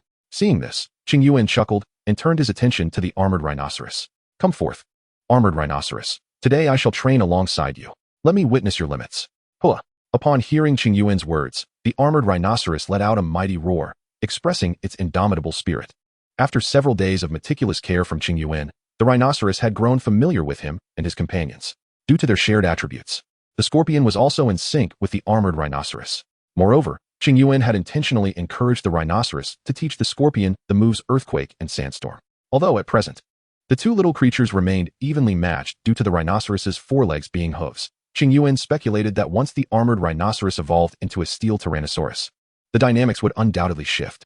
Even the most cumbersome of armored rhinoceroses would possess an advantage with hands that had 5 fingers. After all, the scorpion's pincers were merely scissors or stones. This innate advantage would not hold even when the scorpion evolved into a scorpion king. Armored rhinoceros, let us utilize your skills. I wish to assess your mastery of them, Qingyuan remarked, tapping the rhinoceros's sturdy head. Roar. Upon hearing Qingyuan's command, the armored rhinoceros nodded and let out a cry. Qingyuan pointed at a massive boulder before them and instructed, use Dragon Dive on that rock. Roar. With a thunderous cry, the armored rhinoceros surged forward, its spirit rising like a colossal wave. Harnessing this momentum, it charged toward the imposing boulder like a great dragon. Boom. With a resounding crash, the boulder, taller than a person, was obliterated upon impact with the armored rhinoceros. The scorpion and its companions, startled by the noise, turned their attention toward the scene, their faces reflecting astonishment. Ha! Splendid! Qingyuan exclaimed with unrestrained joy. Despite the scorpion's ability to easily shatter such a massive rock, it lacked the imposing presence that the armored rhinoceros commanded with its considerable bulk. In essence, it lacked a certain aesthetic of strength. The clash of titans always ignites a fervor within the hearts of young men. Do not cease. Use Rock Smash, Qingyuan commanded, observing the armored rhinoceros standing amidst the debris. Roar. The armored rhinoceros bellowed, swiftly gathering rock-type energy before it. Boulders the size of Pikachu were launched forth by the rhinoceros. Boom, boom, boom. 3 boulders struck the rock, producing a trio of thunderous sounds. Use Rock Polish. Use Horn Attack. Use Sandstorm. As Qingyuan directed the armored rhinoceros with increasing ease, he found himself thoroughly immersed in the moment. The colossal boulders were shattered under his guidance, leaving nothing but a sea of rubble scattered across the ground. It was no longer fitting to refer to it as a rocky shore. Perhaps it should now be called a gravel beach. At this point, the armored rhinoceros lay exhausted amidst the debris. Had it not been for its robust constitution, it might have already been foaming at the mouth. The scorpion and its companions, wary of being accidentally harmed, had retreated behind Qingyuan, halting their training. Qingyuan cast a glance at them, then waved his hand decisively. All right, enough. Upon hearing Qingyuan's words, the scorpions erupted in joyous cheers. After 5 grueling days of training, they were utterly fatigued in both body and mind. Now, with Qingyuan granting them a reprieve, they could finally indulge in much-needed rest. Observing the jubilant scorpions before him, Qingyuan couldn't help but plop down on the ground and burst into hearty laughter. Phew, I feel as though I might just collapse. Noticing Qingyuan's merriment, the armored rhinoceros strained to emit a faint sound, attempting to catch Qingyuan's attention. However, Qingyuan was too engrossed in his own happiness to notice. Had it not been for the scorpions looking around and discovering that the armored rhinoceros was also among the celebrants, Qingyuan might have only realized its plight once it was foaming at the mouth from exhaustion. How are you holding up, armored rhinoceros? Phew, I'm fine, just utterly drained, feeling as though I might perish from fatigue. Upon hearing Qingyuan's inquiry, the armored rhinoceros huffed and puffed, calling out to him. Fortunately, the gravelly beach was not far from the Pokémon Center, and Qingyuan sprinted there with all his might. Why must you be such a source of worry? Just as the armored rhinoceros was recovering, you subject it to such intense training? In the infirmary, the armored rhinoceros lay atop a soft mat. Having been healed by a wave of restorative energy from the Chansey, its body was not gravely harmed. It simply struggled under the sudden strain of rigorous exercise after a prolonged period of inactivity, particularly in such a restrained seaside environment. Meanwhile, Nurse Joy was scolding Qingyuan, the reckless trainer who neglected the well-being of his Pokémon. At noon, Misty's intervention opened the floodgates for Nurse Joy's admonitions. She twisted Qingyuan's ear with one hand while chastising him. Could you possibly be a bit more considerate? This is the second time. Sister Joy, I was wrong. I was wrong. I promise I won't do it again. After Qingyuan's desperate pleas for forgiveness, Nurse Joy finally relented. Should there be a next time? You will face the consequences. Who taught you this? You're killing me. Qingyuan grumbled while rubbing his ear, simultaneously resolving to become better acquainted with Miss Joy. However, he vowed to keep a respectful distance, lest she truly decide to discipline him, a punishment from which he would have no recourse. Chapter 75. Ash and others await Qingyuan. Once Nurse Joy departed, the armored rhinoceros finally opened its eyes from its feigned slumber. Phew! Seeing Qingyuan rubbing his ear, the armored rhinoceros couldn't help but let out a couple of chuckles. How can you still laugh? You were too tired to even tell me how you felt. Why are you so straightforward? Upon hearing the rhinoceros's laughter, Qingyuan playfully thumped its head. Phew! You were rather frightening back then, the armored rhinoceros exclaimed, a hint of fear in its voice. Observing its demeanor, Qingyuan gently patted its head. It's all right, but next time you feel unwell, you must inform me immediately, understood? The armored rhinoceros nodded in agreement. Gazing at the iron-clad rhinoceros with somewhat clear eyes, Qingyuan gently patted its head and inquired. Upon hearing Qingyuan's words, the rhinoceros immediately stood up in response. Although the ward was tranquil, it was also profoundly lonely, as it was only accompanied by itself. And it was not a creature that relished solitude. Observing this, Qingyuan could not help but give the rhinoceros's head a hearty pat. Thud! Hoo-ha! Watching his own hands rub together restlessly, Qingyuan noticed the rhinoceros chuckling foolishly before nodding vigorously. Glancing at his reddened palm, Qingyuan felt a twinge of puzzlement. Why am I surrounded by so many rigid beings? The dopey beast is far better. Shaking his head, he rubbed his palm while sighing and walked towards the exit of the ward, entirely forgetting how the dopey beast had nearly driven him to the brink of exasperation during training. As he stepped outside, he encountered the troubled trio of Ash, Misty, and Brock. Good afternoon, Ash, Misty, Brock. Qingyuan waved his hand, greeting the group. Good afternoon, Yuan. They replied in unison. Noticing Ash, who continued to wear a furrowed brow as he walked towards the dining hall, Qingyuan could not suppress his curiosity and asked Misty, "What's wrong with Ash?" "He's worried about Pikachu," Misty replied, shrugging her shoulders. "Is Pikachu's injury still not healed?" Qingyuan asked in surprise. It seems unreasonable that a Pikachu struck by a thunderbolt would be so difficult to mend. Surely a Pokémon of its electric type can't have less resistance to thunderbolt than a Scyther. That is not it. Pikachu is unwilling to evolve, and Ash is fretting over how to defeat Lieutenant Surge's Raichu. Misty quickly interjected. Miss Joy possesses excellent medical skills. Hearing this, Qingyuan was momentarily taken aback as he glanced toward Ash, who walked ahead. If he recalled correctly, Ash's opportunity to evolve Pikachu would arise only after Miss Joy provided him with a Thunderstone that evening. How could this situation arise so early in the afternoon? Could it be a butterfly effect? Yet, Qingyuan's surprise was fleeting, for he soon accepted this minor butterfly effect. After all, this was a tangible world, and it was implausible for events to unfold precisely as depicted in the anime. While Qingyuan pondered, the trio of Ash had already vanished around the corner of the hallway. Not overly concerned, Qingyuan recognized this merely as a chance encounter.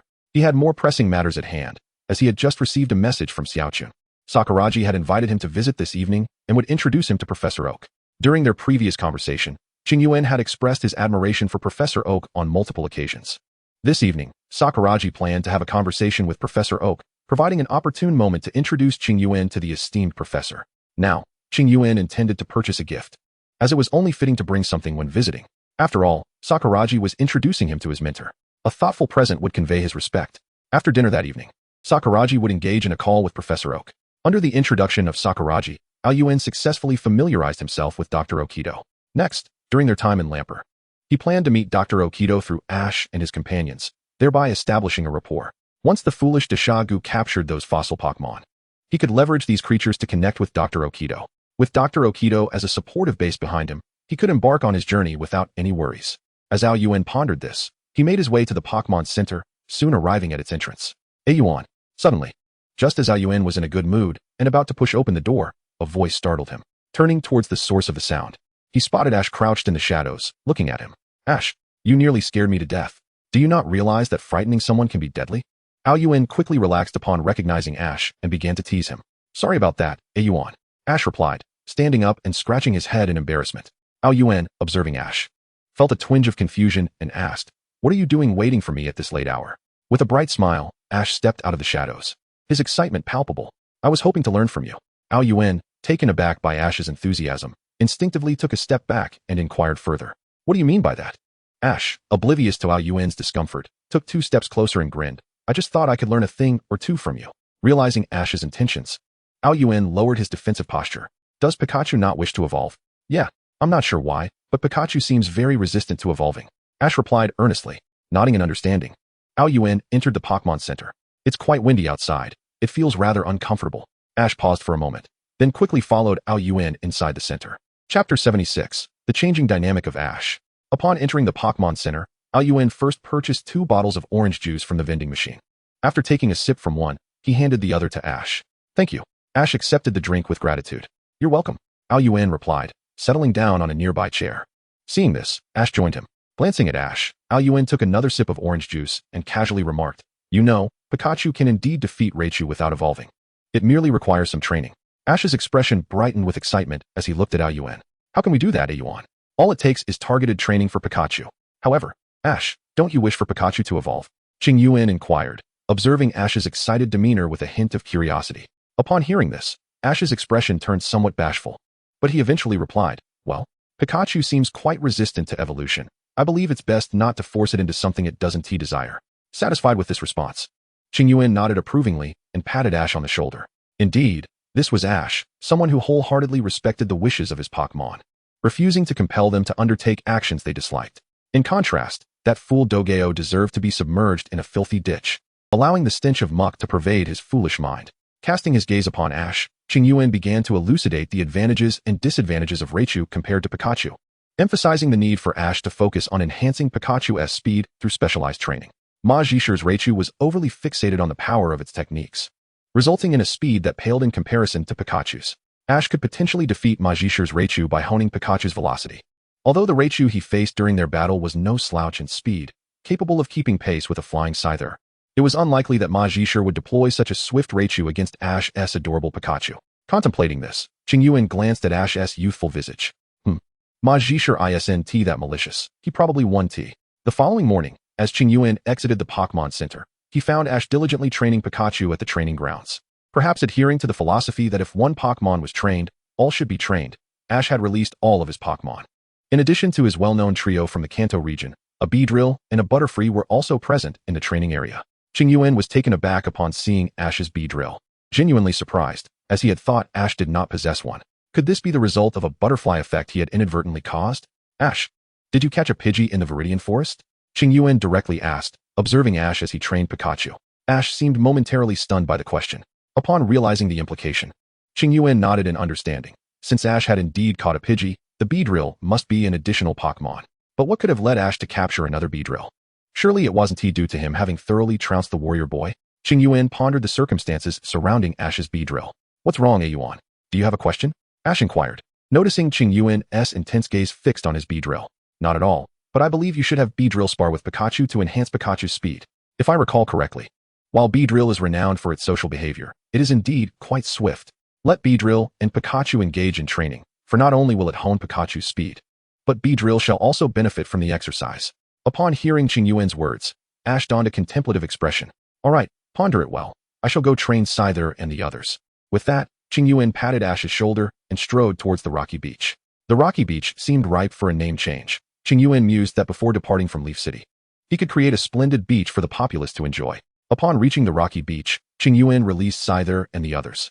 After reiterating yesterday's conversation, he commenced a day of rigorous training. Meanwhile, Ash, left to his thoughts after Qingyuan's departure, began to contemplate the feasibility of Qingyuan's suggestion. Observing Beedrill skillfully executing its bone needles, leaving afterimages in the air, and Pikachu gracefully maneuvering about, Ash increasingly felt that this plan might indeed be viable. He called Pikachu and Beedrill over, eager to initiate a sparring session. After explaining Qingyuan's idea to Pikachu and Beedrill, both little creatures nodded in agreement without hesitation. All right, Let the special training commence. Beedrill, use Fury Attack on Pikachu. Ash commanded, and Pikachu swiftly evaded with Quick Attack. B. Pikachu. Upon hearing Ash's words, Beedrill cried out, its two bone needles glowing white as they lunged towards Pikachu. Yet Pikachu was no easy target. It glimmered with radiant energy, darting away with the agility of a rabbit. Deftly avoiding Beedrill's assault, Ash stood at the sidelines, his eyes sparkling with a newfound excitement, as if Qingyuan had opened the door to a new world for him. Splash! The rock slide of Rhydon crashed violently into the sea. Charmeleon, use Ember! Qingyuan shouted, observing the waves stirred by the rock slide. Qua! Responding to Qingyuan's command, Charmeleon unleashed a fiery pillar that tore through the encroaching wave. Instead of extinguishing the flames, the wave was obliterated by the searing blast. Pleased with Charmeleon's newfound power in its Ember attack, Qingyuan nodded in satisfaction. Under his guidance, Charmeleon's Ember had transcended its previous limitations, combining explosive force with a continuous fiery stream. Now, Charmeleon's Ember could aptly be dubbed a firework machine gun. After all, having developed the seed machine gun, it was only logical to create a firework machine gun. Chapter 77, Shattering Waves and Evolution. Charizard emerges. Again, Rhydon, continue using Rock Slide. Qingyuan commanded as he directed Rhydon towards the sea once more. Hua! Rhydon bellowed, summoning 5 rocks to hurl at the ocean's surface. As the 5 massive boulders struck, they sent forth a towering wave of 3 to 4 meters high. Charmeleon, shatter the wave with Ember. Gazing at the towering waves before him, Qingyuan waved his hand, directing the Charmeleon to unleash its Ember once more. Gua! As the colossal ocean surge loomed, the Charmeleon let out a cry, flames gathering and compressing within its mouth. Eventually, the Ember coalesced into a pillar of fire, charging towards the oncoming wave. Boom! The robust fire column struck the 3-meter-high wave, creating a substantial breach. Fantastic! Charmeleon, we did it! Qingyuan exclaimed, marveling at the fiery torrent erupting from his companion. Initially, his intention in instructing Charmeleon to compress its Ember was to ascertain whether it could master the art of flame projection. However, due to its insufficient power, Charmeleon had only grasped the concept of Ember as a rapid-fire mechanism, reaching an impasse. Qingyuan had resigned himself to this limitation, content with the fact that the rapid-fire Ember was still more potent than a standard Ember. Yet, under the pressure of the immense waves, Charmeleon's latent potential was ignited, and the rapid-fire Ember astonishingly evolved into a full-blown flame projection. This realization filled Qingyuan with exhilaration. He had almost given up hope. Who would have thought that Charmeleon would ultimately succeed? Truly, it was the most remarkable among the Charmeleons at the Celadon Pokémon Center. Charmeleon possessed the potential of a champion. Gua! Just as Charmeleon prepared to turn and share its triumph with Qingyuan, a brilliant white light enveloped its form. Charmeleon! Qingyuan rushed to his side, a note of concern in his voice. Within the radiant glow, Charmeleon's shape transformed, growing taller. Roar! With a mighty roar, a red-skinned horned Charizard emerged into Qingyuan's sight. Charizard raised its arms, examining its newly formed claws, then flexed its transformed limbs. With a look of pure astonishment, it gazed at the worried Qingyuan. Roar! I have evolved! Charizard bellowed, leaping into Qingyuan's embrace. Ha! Congratulations, Charizard, you have evolved. Qingyuan laughed, cradling the exuberant Charizard. As Charmeleon underwent its evolution, he had worried that it might change its temperament, much like Ash's Charizard. However, Charizard's current exuberance eased Qingyuan's concerns. Charmeleon was a well-behaved companion, and even in its evolved form, it remained just as obedient. Congratulations, little brother. Scyther, training nearby, glided over to Qingyuan's side, offering its congratulations to Charizard. Hoo-ha! Congratulations. Indeed, standing beside Qingyuan, Rhydon remembered that the evolution of a partner was indeed a momentous occasion deserving of celebration. Moreover, the vivacious nature of Charmander made it a delightful companion, prompting Rhydon to echo Scorpion's sentiments and extend heartfelt congratulations to the fiery creature. Huzzah! Congratulations, little one. As Scyther noticed the unfolding scene, it hastened its flight towards them. However, hindered by its burdens, its speed was somewhat diminished, making it the third to arrive in order to offer its well wishes. Meow, congratulations on your evolution. The elegant Meowth gracefully leaped across the rubble, landing beside Qingyuan to bestow blessings upon Charmander. Yaden, congratulations on evolving, little Charmander.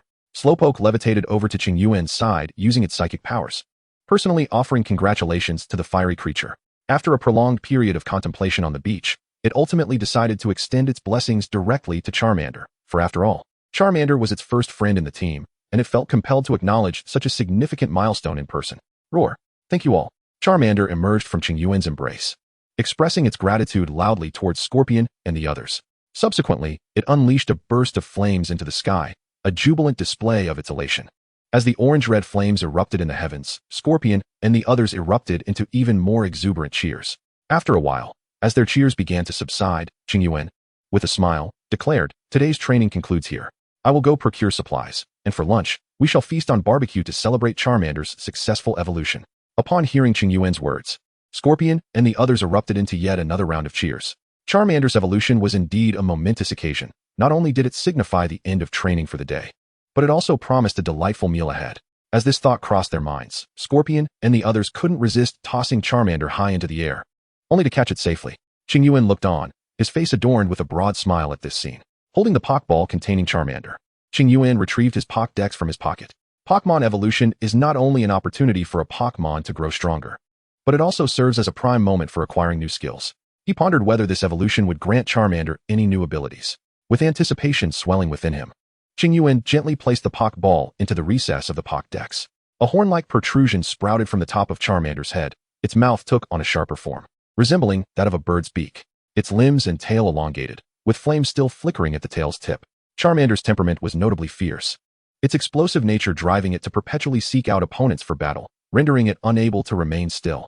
It would first swing its tail to knock down adversaries, and then shred them to pieces with its claws. As an electronic jingle resounded, Charmander's data was successfully recorded in the Pokédex. However, as Qingyuan listened to the description of Charmander, an unusual expression crossed his face. It was noteworthy that Charmander had not exhibited a hint of savagery moments ago. In fact, its behavior and temperament appeared strikingly similar to when it was still a Charmander. Could it be that I am truly nurturing a fierce dragon into a fiery little lizard? Qingyuan mused silently as he examined the Pokédex's entry. The affectionate Charmeleon, which so vividly contrasts with the depiction in the Pokédex that describes its ability to rend foes to shreds with its claws, leaves much to be desired. What I yearn for is a fearsome dragon, not a cuddly one. It seems I must dedicate some time to instilling the essence of a true dragon within this Charmeleon. As Qingyuan pondered this, he lowered his gaze towards the display screen of the Pokédex. Chapter 78, The Unrecognizable Charmeleon. Species, Charmeleon level, 17 development status, excellent type, fire ability, blaze skills, dragon dance, dragon rush, metal claw, revenge, scratch, growl, flamethrower, smokescreen, dragon breath, fire fong, slash, scary face.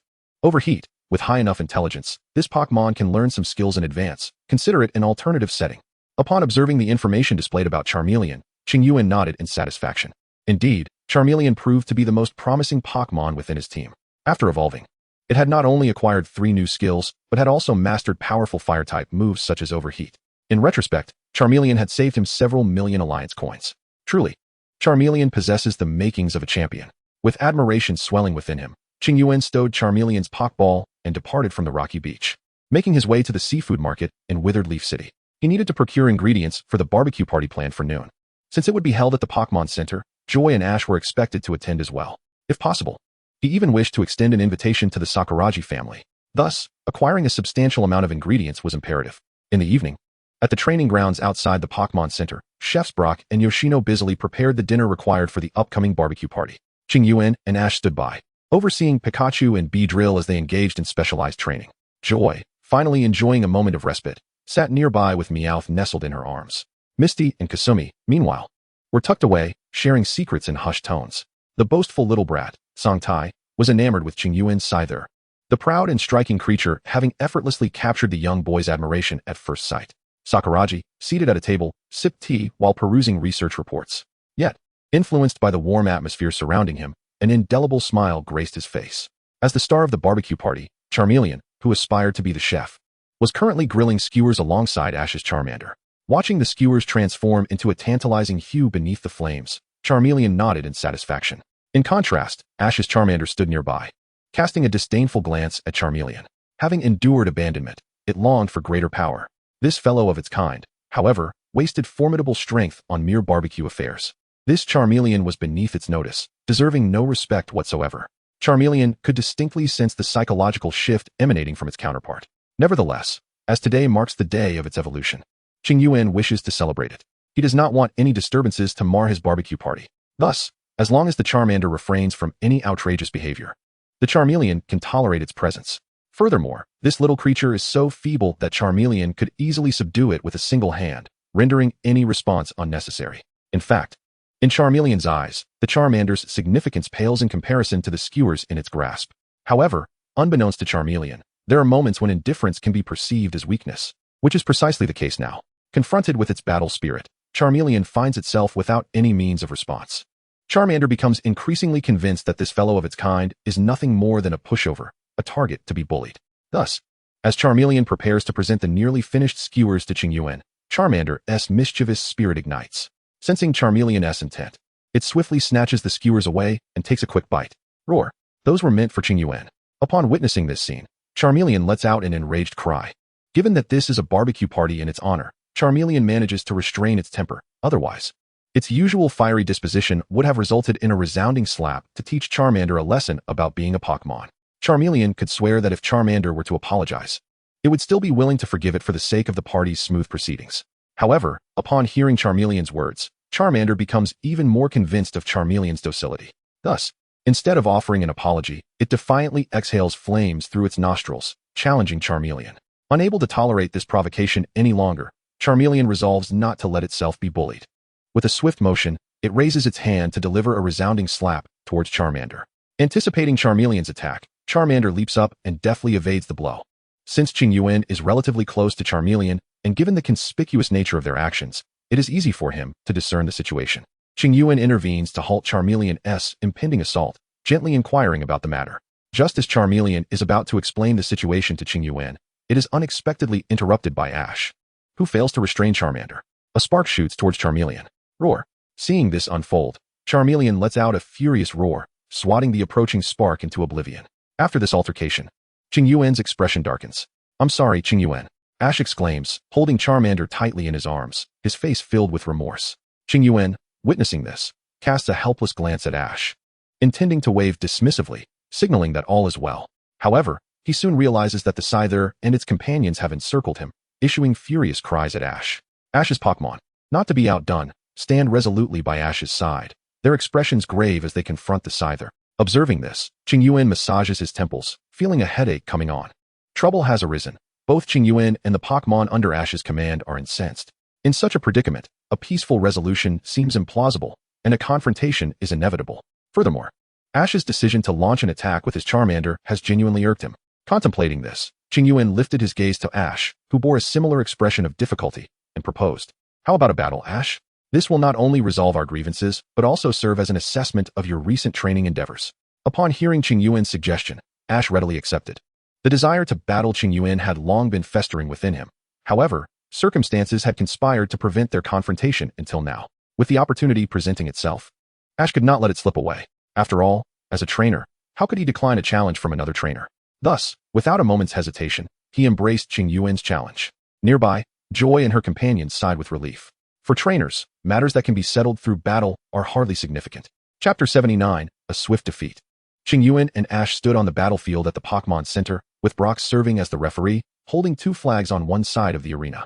Joy and Misty stood by the sidelines, cheering for both Qingyuan and Ash. Now commencing the battle between Ash from Pallet Town and Qingyuan from Pewter City. Each side may utilize 6 Pokémon. Victory is awarded to the trainer whose Pokémon all lose their ability to battle. Brock announced, waving his flags. "It's you, Charmander." No sooner had Brock finished speaking than Ash, unable to contain his excitement, hurled his Charmander's Pokeball into the arena. Observing this, Qingyuan quietly retrieved his Charmeleon and released it. Just in time, Charmeleon will teach this fellow a lesson. With a flash of red light, both Charmander and Charmeleon appeared on the battlefield. Koala. Roar. Both Pokémon let out a fierce cry as they sized each other up. "Ah, a clash between kin? I wonder if this Charmander can prevail against its evolved form," Sakuraji remarked, intrigued by the unfolding scene. Hearing this, Misty cast a worried glance at Charmander. She was well aware of the hardships Charmander had faced. If it were to be soundly defeated by its own kind here, it might succumb to despair. With this thought, she could not help but shout, "Go Charmander! And you too, Charmeleon!" Nearby, Joy, unwilling to be outdone, joined in the encouragement for Charmeleon. Having once relied on Charmeleon to prepare her meals when it was still a Charmander, she could not bear to see such a fine Pokémon being bested by its inferior counterpart. "Koala, come forth, feeble kin. Let me triumph over you." Upon hearing Xiaoxia's encouraging shouts, Charmeleon could not help but unleash a fiery breath from its nostrils, boldly challenging Charizard. Roar. "You are worthless." In response to Charmeleon's taunts, Charizard extended a hand, giving a thumbs up before slowly toppling over. Witnessing this spectacle, Charmeleon's eyes turned crimson with rage, disregarding Ash's commands and unleashing a torrent of flames directly at Charizard. "Charmeleon, Ash exclaimed in astonishment, realizing that Charmeleon had ignored his orders and initiated an attack. Charizard, block it. Observing the dimly colored flames emitted by Charmeleon, Qingyuan did not even instruct Charizard to dodge. Instead, he commanded it to absorb the assault head-on. Roar. At Qingyuan's behest, Charizard extended its right hand, effortlessly deflecting Charmeleon's fiery barrage. To convey its disdain for Charmeleon, Charizard refrained from using any skills. The orange flames collided with Charizard's paw, which split them into 4 slender streams. Moments later, Charizard extinguished the flames on its hand, surveying its unscathed appendage with a smirk. Taunting roar. Indeed, you are utterly useless. Kawaii, I will destroy you. At Charizard's derision, Charmeleon's eyes flared even brighter with rage. Its hands glowed with a white luminescence as its claws elongated, charging towards Charizard. Charmeleon, calm down. Do not act impulsively. Ash shouted in despair, witnessing the turn of events. Charmeleon had always been obedient before. Why had it suddenly become defiant? As a novice trainer, Ash felt a sense of panic in the face of this situation. Enough of this foolery. Charizard, unleash Flamethrower. Observing Ash's escalating distress, Qingyuan waved his hand decisively, commanding Charizard with authority. Roar. In response to Qingyuan's command, Charizard bellowed before launching a fire pillar thicker than Charmeleon's head at the oncoming foe. Charmeleon, hoping to emulate Charizard, positioned its claws defensively in front of it, attempting to withstand the onslaught. However, Charizard's Flamethrower was far beyond what Charmeleon's flames could contend with. The robust fire column left Charmeleon no opportunity to react, striking it with tremendous force and sending it hurtling through the air. Bang! Charmeleon crashed to the ground with a thunderous impact. Charmeleon! Ash shouted in worry, rushing towards the spot where Charmeleon had landed. Charizard, what did you just say to Charmeleon? Qingyuan called Charizard over, poking its shoulder with curiosity as he observed Ash cradling Charmeleon. He had clearly seen Charmeleon's furious expression, as if it were ready to devour Charizard. If Charizard were to claim it had said nothing, Qingyuan would surely not believe it. Roar? Nothing much, just the usual banter. Upon hearing the name Qingyuan, Charmeleon displayed a perplexed expression, pondering the matter carefully. Had he merely uttered a few disparaging remarks towards the little fire dragon? Surely, such trivial words could not drive it into a frenzy. Charmeleon, still bewildered, contemplated further before ultimately shrugging in a gesture of innocence. It truly knew nothing. Observing the Charmeleon's innocent demeanor, Qingyuan seemed to gain a newfound appreciation for this creature. He recalled their previous battle against Jamutian, where Charmeleon had successfully irritated Jamutian's Squirtle with its sharp tongue. Who would have thought that you possessed such a biting wit? Qingyuan chuckled as he affectionately ruffled Charmeleon's head. Roar. I am not a snake. I am a dragon. Feeling the hand atop its head, Charmeleon nudged against it, subsequently donning an expression of displeasure as it protested. Ignoring the little fire dragon's disgruntled look, Qingyuan departed from the battlefield, making his way towards Ash, who was currently cradling the little fire dragon. Brother Yuan. Ash, slumped on the ground with the little fire dragon in his arms, gazed vacantly at Qingyuan as he called out. What troubles you, Ash? Has a mere defeat shattered your confidence? Qingyuan plopped down beside Ash, patting his shoulder. Upon hearing this, Ash shook his head. No, it's just that I cannot fathom why the little fire dragon refuses to heed my commands. With that, Ash cast another glance at the little fire dragon nestled in his arms. It had been so obedient before. Faced with this disobedience for the first time, Ash felt utterly lost. Was the fault his own, causing the little fire dragon to disregard him? Or was there another underlying reason? In any case, Ash was deeply concerned. The disparity in experience became glaringly apparent at this moment. If it were Ash from the Hoenn region confronting such an issue, he would have been confident in asserting that no one understood how to handle disobedient Pokémon better than he did. Chapter 80. Purchasing boat tickets. Noticing Ash's despondence, Qingyuan offered a comforting pat on his shoulder. You see, the little fire dragon actually listens to you quite well. However, during the recent battle, Charmeleon's provocation led to its outburst of anger, resulting in that disobedience. Such occurrences are commonplace in battles. At times, certain moves can confuse your Pokémon, leading to bouts of disobedience. Thus, you must gradually adapt and find ways to overcome this. Listening to Qingyuan's words, Ash contemplated the little fire dragon nestled in his arms. By the way, Ash, it seems your little fire dragon might be experiencing some psychological issues, Qingyuan remarked, observing Ash's thoughtful expression as he cradled the little fire dragon. Upon hearing this, Ash looked up at Qingyuan, his face a mask of confusion. Ignoring Ash's bewildered gaze, Qingyuan continued, Your little fire dragon possesses remarkable courage, even daring to challenge my Charmeleon. This is indeed a commendable trait, signifying its desire to grow stronger. Yet, during battle, it lost its composure merely due to Charmeleon's taunts. The disparity between one's mindset and abilities can lead to unforeseen consequences.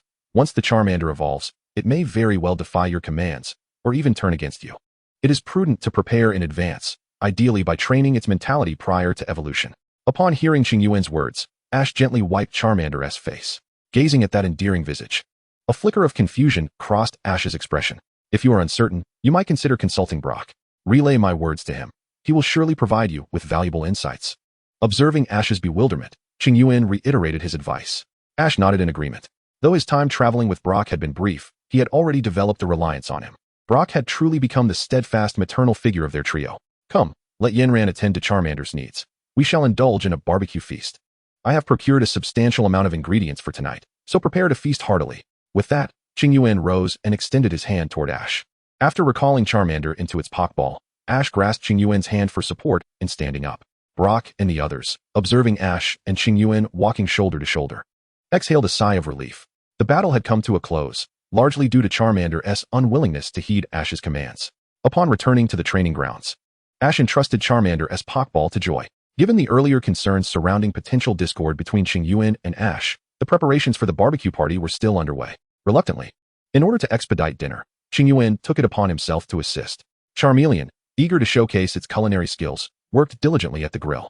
However, after witnessing Charmeleon's prowess, Charmander's demeanor towards it underwent a dramatic transformation. It now followed Charmeleon closely, dutifully passing utensils and seasonings, resembling a devoted assistant. Charmeleon cast a sidelong glance at Charmander, but paid it no mind, confident that should Charmander misbehave again, it would receive a fiery reminder. Half an hour later, all preparations were complete, and the barbecue party commenced. Charmeleon's grilled beef was crispy on the outside, yet tender within, while Brock's sardine sandwiches were equally delectable. Yoshino's mushroom soup was exceptionally flavorful, and Qingyuan's braised fish, crafted using techniques from his previous life, garnered widespread acclaim. With the aid of such exquisite dishes, the barbecue party proved to be an extraordinary success. The festivities lasted over 2 hours and, had it not been for Sakuraji's early commitment to the research institute the following morning, the celebration might have continued well into the night. After the party concluded, with assistance from Ash and the others, Qingyuan successfully tidied up the training area. By the time they finished, it was 11 o'clock at night, leaving only Qingyuan and Joy in the Pokémon Center's lobby. Joy, seated behind the counter, gazed at Qingyuan, who remained standing in the lobby, and inquired, "Well, dear Ran, I have a matter on which I seek your assistance." Upon hearing Qingtian's words, Xiaoi Ran, who had been preparing to return to her work, suddenly perked up with interest. "What conundrum could possibly lead you to request my help?" she inquired, resting her chin on her hand as she gazed intently at Qingtian. I'm uncertain where to purchase a ferry ticket, and I would greatly appreciate your help in acquiring one," Qingtian replied, simultaneously retrieving a bundle of alliance coins from her backpack. For convenience, she had been carrying a substantial amount of cash, several thousand alliance coins, in her bag. Xiaoi Ran stared at the coins in astonishment. "Are you leaving? When?" "Yes, I have been in the city of withered leaves for quite some time, and it is indeed time for me to continue my travels. I plan to depart tomorrow afternoon." Nodding in acknowledgement, Xiaoi Ran remarked, "That's quite a sum of money. Are you planning to board a luxury cruise?" At this, Qingtian scratched her head sheepishly. "I've never bought one before, and I intend to purchase a ticket directly to Lampiki. I was merely concerned that you might not have enough funds." Understanding her reasoning, Xiaoi Ran nodded. "Do you have specific preferences regarding the vessel? I've heard that the St. Anu is docked at Withered Leaves City these days. Would you like me to contribute a bit more so you can enjoy yourself aboard?" Taken aback by this suggestion, Qingtian exclaimed, "Goodness! I was hoping to avoid that very ship. I intended to purchase my ticket in advance to evade it. A vessel that is bound to sink. I would be insane to board it. If I had a water-type Pokémon capable of riding on the sea, perhaps I could consider it. However, with only a single water-type Pokémon, the sluggish Dada beast, it would be wiser to steer clear of such unnecessary troubles. I lack the protagonist's aura. Without a rideable water Pokémon, my safety on the open sea cannot be guaranteed. Please, please, please, dear Ran, any ship other than the St. Anu will suffice," Qingtian implored, waving her hands in urgency. It would be folly to waste money on that. Very well. Although somewhat perplexed by Qingtian's fervor, Xiaoi Ran resolved to adhere to her wishes. Chapter 81. Preparing to leave Withered Leaves City. Knock, knock, knock. Early the following morning, before Qingtian had even risen, Xiaoi Ran was already at her door, rapping insistently. With great effort, Qingtian finally dragged herself from her bed to open the door for Xiaoi Ran. "Good morning, Qingtian." Xiaoi Ran greeted with vibrant energy, her attire consisting of cozy pajamas, her eyes still heavy with sleep. Looking at Xiaoi Ran, Qingtian felt a wave of helplessness wash over her. "Good morning."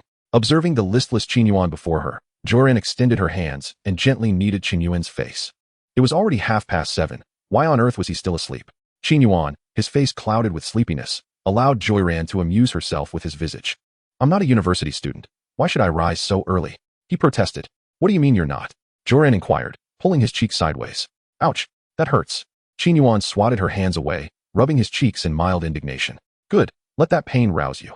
Joran rolled her eyes at Qingyuan and then retrieved a ferry ticket from her pocket. Here, time is of the essence. Most of the large ferries departing this afternoon are fully booked. I managed to secure a ticket for a medium-sized ferry. Just make do with it.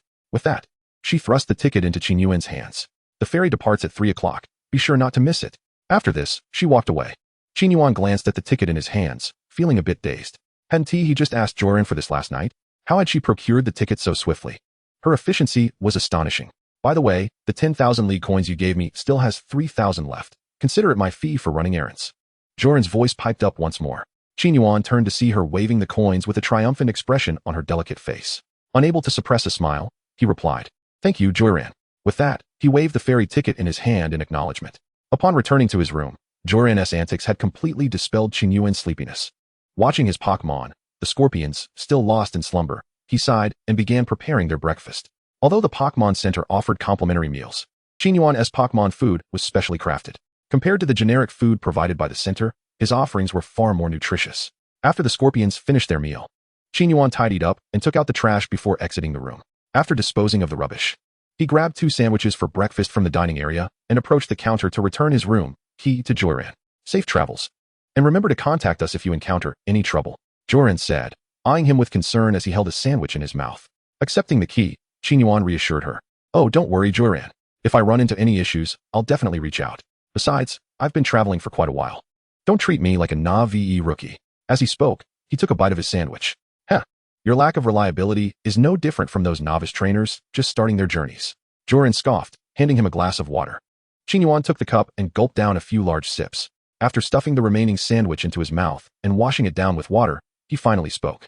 Rest assured, everything is perfectly fine. Your culinary skills are commendable, Sister Ran. The sandwiches are truly delectable. With a thumbs up directed at Joran, Qingyuan handed the cup of water to her. After shouldering his backpack, he waved goodbye to Joran and proceeded towards the exit of the Pokémon Center. I've left, Sister Ran. Watch for my performance at the Quartz Conference. Farewell, and I wish you great success at the conference. Observing Qingyuan's departing figure, Joran waved back energetically, calling out loudly. Upon leaving the Pokémon Center, Qingyuan hastened towards the Silver Company's marketplace. It was time to replace the Pokeballs for his scorpions, previously, due to financial constraints. He had no choice but to confine them within the standard red and white balls. Now, as a self-proclaimed millionaire, it was high time to provide his scorpions with a more comfortable abode. In addition to the Pokeballs, he also intended to purchase a Thunderbolt skill disc for his beloved Meowth to enhance its repertoire of moves. Furthermore, he needed to replenish the Pokémon food supplies. At the very least, he should acquire enough for a month. Had it not been for the ample provisions last time, he and his scorpions might have remained trapped within that forest. Moreover, he needed to gather the necessary materials for potion making. Both Scorpion and the Flying Mantis had reached level 30, indicating it was time to nurture them with potions. As Qingyuan walked, he pondered these tasks. The thought of the impending expenses made him feel somewhat overwhelmed. Ever since he embarked on his journey as a trainer, he had developed a profound understanding of the phrase money flows like water. It seemed that every time he received funds, they quickly transformed into resources before he could even savor their warmth. Money, money, money. Life without money is truly challenging, he lamented with a heavy sigh. As he continued on his path, Qingyuan suddenly sensed something amiss. He recalled the route he had reported to Jun Shaki. She had yet to provide him with any insights. Jun Shaki had asked him to wait for 3 days, yet it had now been 7 without any word. What could possibly be the matter? Resolving to inquire, Qingyuan promptly retrieved the communication device Joran had given him and called Jun Shaki. Hello, this is the Cureleaf City Police Station. As soon as Qingyuan initiated the call, Jun Shaki's voice resonated through the device almost instantly. Hey, Sister Qi, it's Qingyuan. Oh, little Qingyuan, what brings you to call? Upon hearing Qingyuan's voice, Jun Shaki's tone noticeably relaxed. Without delay, Qingyuan got straight to the point. It's nothing urgent. I just wanted to ask about the situation regarding the Gopher Tunnel. Has the Alliance made any progress? Before Qingyuan could finish, Jun Shaki interjected. Please hold on a moment. Let me check the files. I've been quite busy lately and completely forgot about this matter. Following that, Qingyuan could hear the sound of rustling papers on the other end. Respectfully, he remained silent, allowing her to search. Found it. Qingyuan from Shijian City discovered the underground passage from Nibi City to Cureleaf City. It has been confirmed. Apologies, little Qingyuan. Recently, my sister has been exceedingly busy and forgot to submit the documents to the Alliance. Rest assured, I will deliver them immediately, and the Alliance's rewards will reach you the day after tomorrow. You can trust me. My sister would never embezzle your reward. Upon hearing Jun Shaki's words, Qingyuan let out a deep sigh of relief. He had feared that the alliance deemed his efforts worthless and would deny him the rewards. It turned out that Jun Shaki simply forgot to submit them.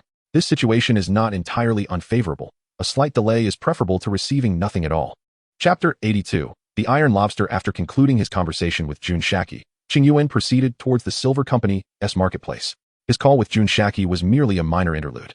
He still needed to spend several million alliance coins at the mall and then board a ship to continue his journey. Once Qingyuan emerged from the marketplace, the unusually low pressure surrounding him caused those nearby to instinctively distance themselves. Oh, my money. Standing at the entrance of the mall, he gazed skyward, hoping to alleviate the pain of watching his funds dwindle away. The items at Silver Company were exorbitantly priced. Merely acquiring a skill disc worth 100,000 volts cost him 120,000 alliance coins. Adding various miscellaneous items and upgrading a set of equipment, Qingyuan ended up spending over 2 million alliance coins on this trip alone. Half of his fortune had vanished in an instant. However, he consoled himself with the thought that these purchases would significantly bolster the strength of the scorpions, making it somewhat acceptable. With his spatial backpack securely fastened, Qingyuan clutched his ticket and made his way to the Key City dock. The ticket Joran provided was for a vessel named the Iron Lobster. Just by its name, Qingyuan could surmise that the captain must have a rather robust iron-clawed lobster. Otherwise, it was difficult to comprehend why such a rugged name was bestowed upon a ship. The Iron Lobster served as a ferry between the Kanto and Fangyuan regions, primarily transporting cargo. However, when cargo was scarce, the captain would occasionally allow a few passengers aboard, providing some amusement to the crew during their monotonous voyages. As soon as Qingyuan boarded the ship, he noticed a crew member with a megaphone shouting on the deck. Our captain intends to hold a competition during our voyage to Lampolki. The contest will last 3 days, with the top 3 winners receiving mysterious prizes prepared by the captain. Hearing this, Qingyuan's interest in the competition was piqued. Since the Iron Lobster also carried a portion of cargo, its speed was somewhat slower than that of those dedicated sightseeing cruises. The journey from Key City to Lampolki would take approximately 4 days. Without hesitation, Qingyuan approached the crew member with the megaphone. Upon entering the cabin, Qingyuan's first task was to exchange the pokeballs of the scorpions for higher grade ones. How does it feel, Scorpion? Is this ball more comfortable than the previous one? He inquired curiously as he released the scorpion from the high-grade ball. Upon hearing Qingyuan's question, the scorpion promptly pointed at the high-grade ball with its claws, making a clicking sound. This is so comfortable. Upon hearing this, Qingyuan smiled and gently patted the scorpion's head, saying, "All right, I understand. As long as you feel at ease, my investment has not been in vain." Delighted by Qingyuan's words, the scorpion bounced joyfully around the room. After putting the scorpion away, Qingyuan proceeded to give the Thunderbolt skill disc to the cat boss, with 4 days remaining until their arrival in Lampluff. This time was perfect for the cat boss to thoroughly master Thunderbolt aboard the ship. Qingyuan still harbored some thoughts about the gigantic Tentacruel, which had been enlarged due to the antics of Team Rocket's trio. If he could successfully capture it, he would be able to contact Professor Oak sooner. Of course, if capturing it proved impossible, he could still utilize this skill to gain some advantage amidst the chaos caused by the Tentacruel. With so many Tentacruel around, capturing a few with good potential amid the turmoil would likely go unnoticed. If he recalled correctly, the Rhydon should also be capable of learning Thunderbolt. Although his memory was a bit hazy, he distinctly remembered that Rhydon could learn Thunder. Since it could learn Thunder, it was certainly feasible for the Rhydon to learn Thunderbolt as well. The only concern was that Rhydon was somewhat slow-witted, presenting a challenge. However, being slow-witted does not necessarily imply poor aptitude. Rhydon could very well be a genius at learning skills. Yet, Qingyuan couldn't help but worry about the complexity of cross-type skill acquisition. Moreover, if it learned the skill promptly, Rhydon might assist him during the capture of the gigantic Tentacruel. What method could he employ to ensure Rhydon quickly learns Thunderbolt? Sitting cross-legged on his bed, Qingyuan gazed at Rhydon's Pokeball, furrowing his brow in contemplation. Suddenly, a spark of inspiration struck him as he recalled Rhydon's ability, Lightning Rod. With its ground and rock typing, combined with the Lightning Rod ability, Rhydon was immune to most electric-type moves. Thus, if the cat boss were to strike Rhydon dozens or even hundreds of times each day, would Rhydon not deeply experience the power of Thunderbolt, potentially leading it to learn the skill? The more he pondered, the more feasible the plan appeared. Additionally, while striking Rhydon, the cat boss could simultaneously hone its mastery of Thunderbolt. Eureka! A plan that achieves 2 objectives with 1 action. How brilliant am I? Qingyuan exclaimed, clapping his hands together in excitement. Meanwhile, Rhydon, nestled comfortably within its luxury ball, suddenly sneezed. It then felt an unexpected chill creeping up its back. Ugh, I must tell Qingyuan next time to switch my Pokeball. After a couple of grumbles, Rhydon returned to its slumber. Indeed, the luxury ball was far more comfortable than the standard Pokeball. After tidying up his belongings, Qingyuan left his room and headed to the deck. The clock now read 11 o'clock, marking the lunchtime hour. After inquiring with the crew, Qingyuan made his way to the ship's dining area. The interior of the restaurant resembled a lavish buffet, where he could freely select his preferred dishes, albeit with a strict prohibition against wastefulness. This complimentary buffet was provided for the duration of the 4-day voyage aboard the Iron Shrimp. As Qingyuan wandered through the dining hall, he discovered an abundant array of lunch offerings. Various meats and fruits had been exquisitely prepared by the ship's chefs, including delightful delicacies such as the sharp-beaked fish and sardines. As he picked up a slice of sharp-beaked fish, he silently lamented the situation. Chapter 83, The Master Angler. The weather was splendid that day, and he intended to soak up the sun on the deck. Additionally, his feline companion had just learned the move Thunderbolt and required practice. Thus, Qingyuan casually sought a secluded spot, retrieved a reclining chair from his spatial backpack, and settled down to bask in the sunlight. His feline friend stood a short distance to his left, unleashing Thunderbolt towards the sea. Scorpion lay across his legs, sporting a custom-made pair of sunglasses that Qingyuan had purchased, mimicking his owner's sunbathing posture. The flying mantis stood to Qingyuan's right, continuously slashing at the sea breeze with its dual blades. As for the fire dinosaur, it was reluctant to emerge due to seasickness, while the sloth Pokémon, already inherently lazy, was even less inclined to leave the comfort of its luxurious Pokeball. The iron rhinoceros was too heavy to be permitted on deck by the Iron Shrimp. Listening to the melodious sound of thunder emanating from his feline companion, and feeling the warm sunlight enveloping him, Qingyuan was gradually overcome by drowsiness. What are you doing? Can't you train somewhere else? You've scared all my fish away. Just as he was on the verge of drifting off, a gruff voice interrupted, dispelling his sleepiness. Turning towards the source of the voice, he beheld a muscular man with graying temples, glaring at him from around the corner. Glancing past the man, Qingyuan faintly discerned a long fishing rod. Realizing the situation, he quickly called out to his feline partner, "Let us pause for a moment, shall we? Meow." Upon hearing Qingyuan's words, the feline, poised to unleash another thunderbolt, immediately ceased its activity. "I sincerely apologize. I did not notice you were fishing, which is why I allowed my partner to train here." Qingyuan stood up from the reclining chair, offering an earnest apology to the man. Seeing Qingyuan's sincere demeanor, the man's previously furious expression softened. "It's all right. Ignorance is no crime.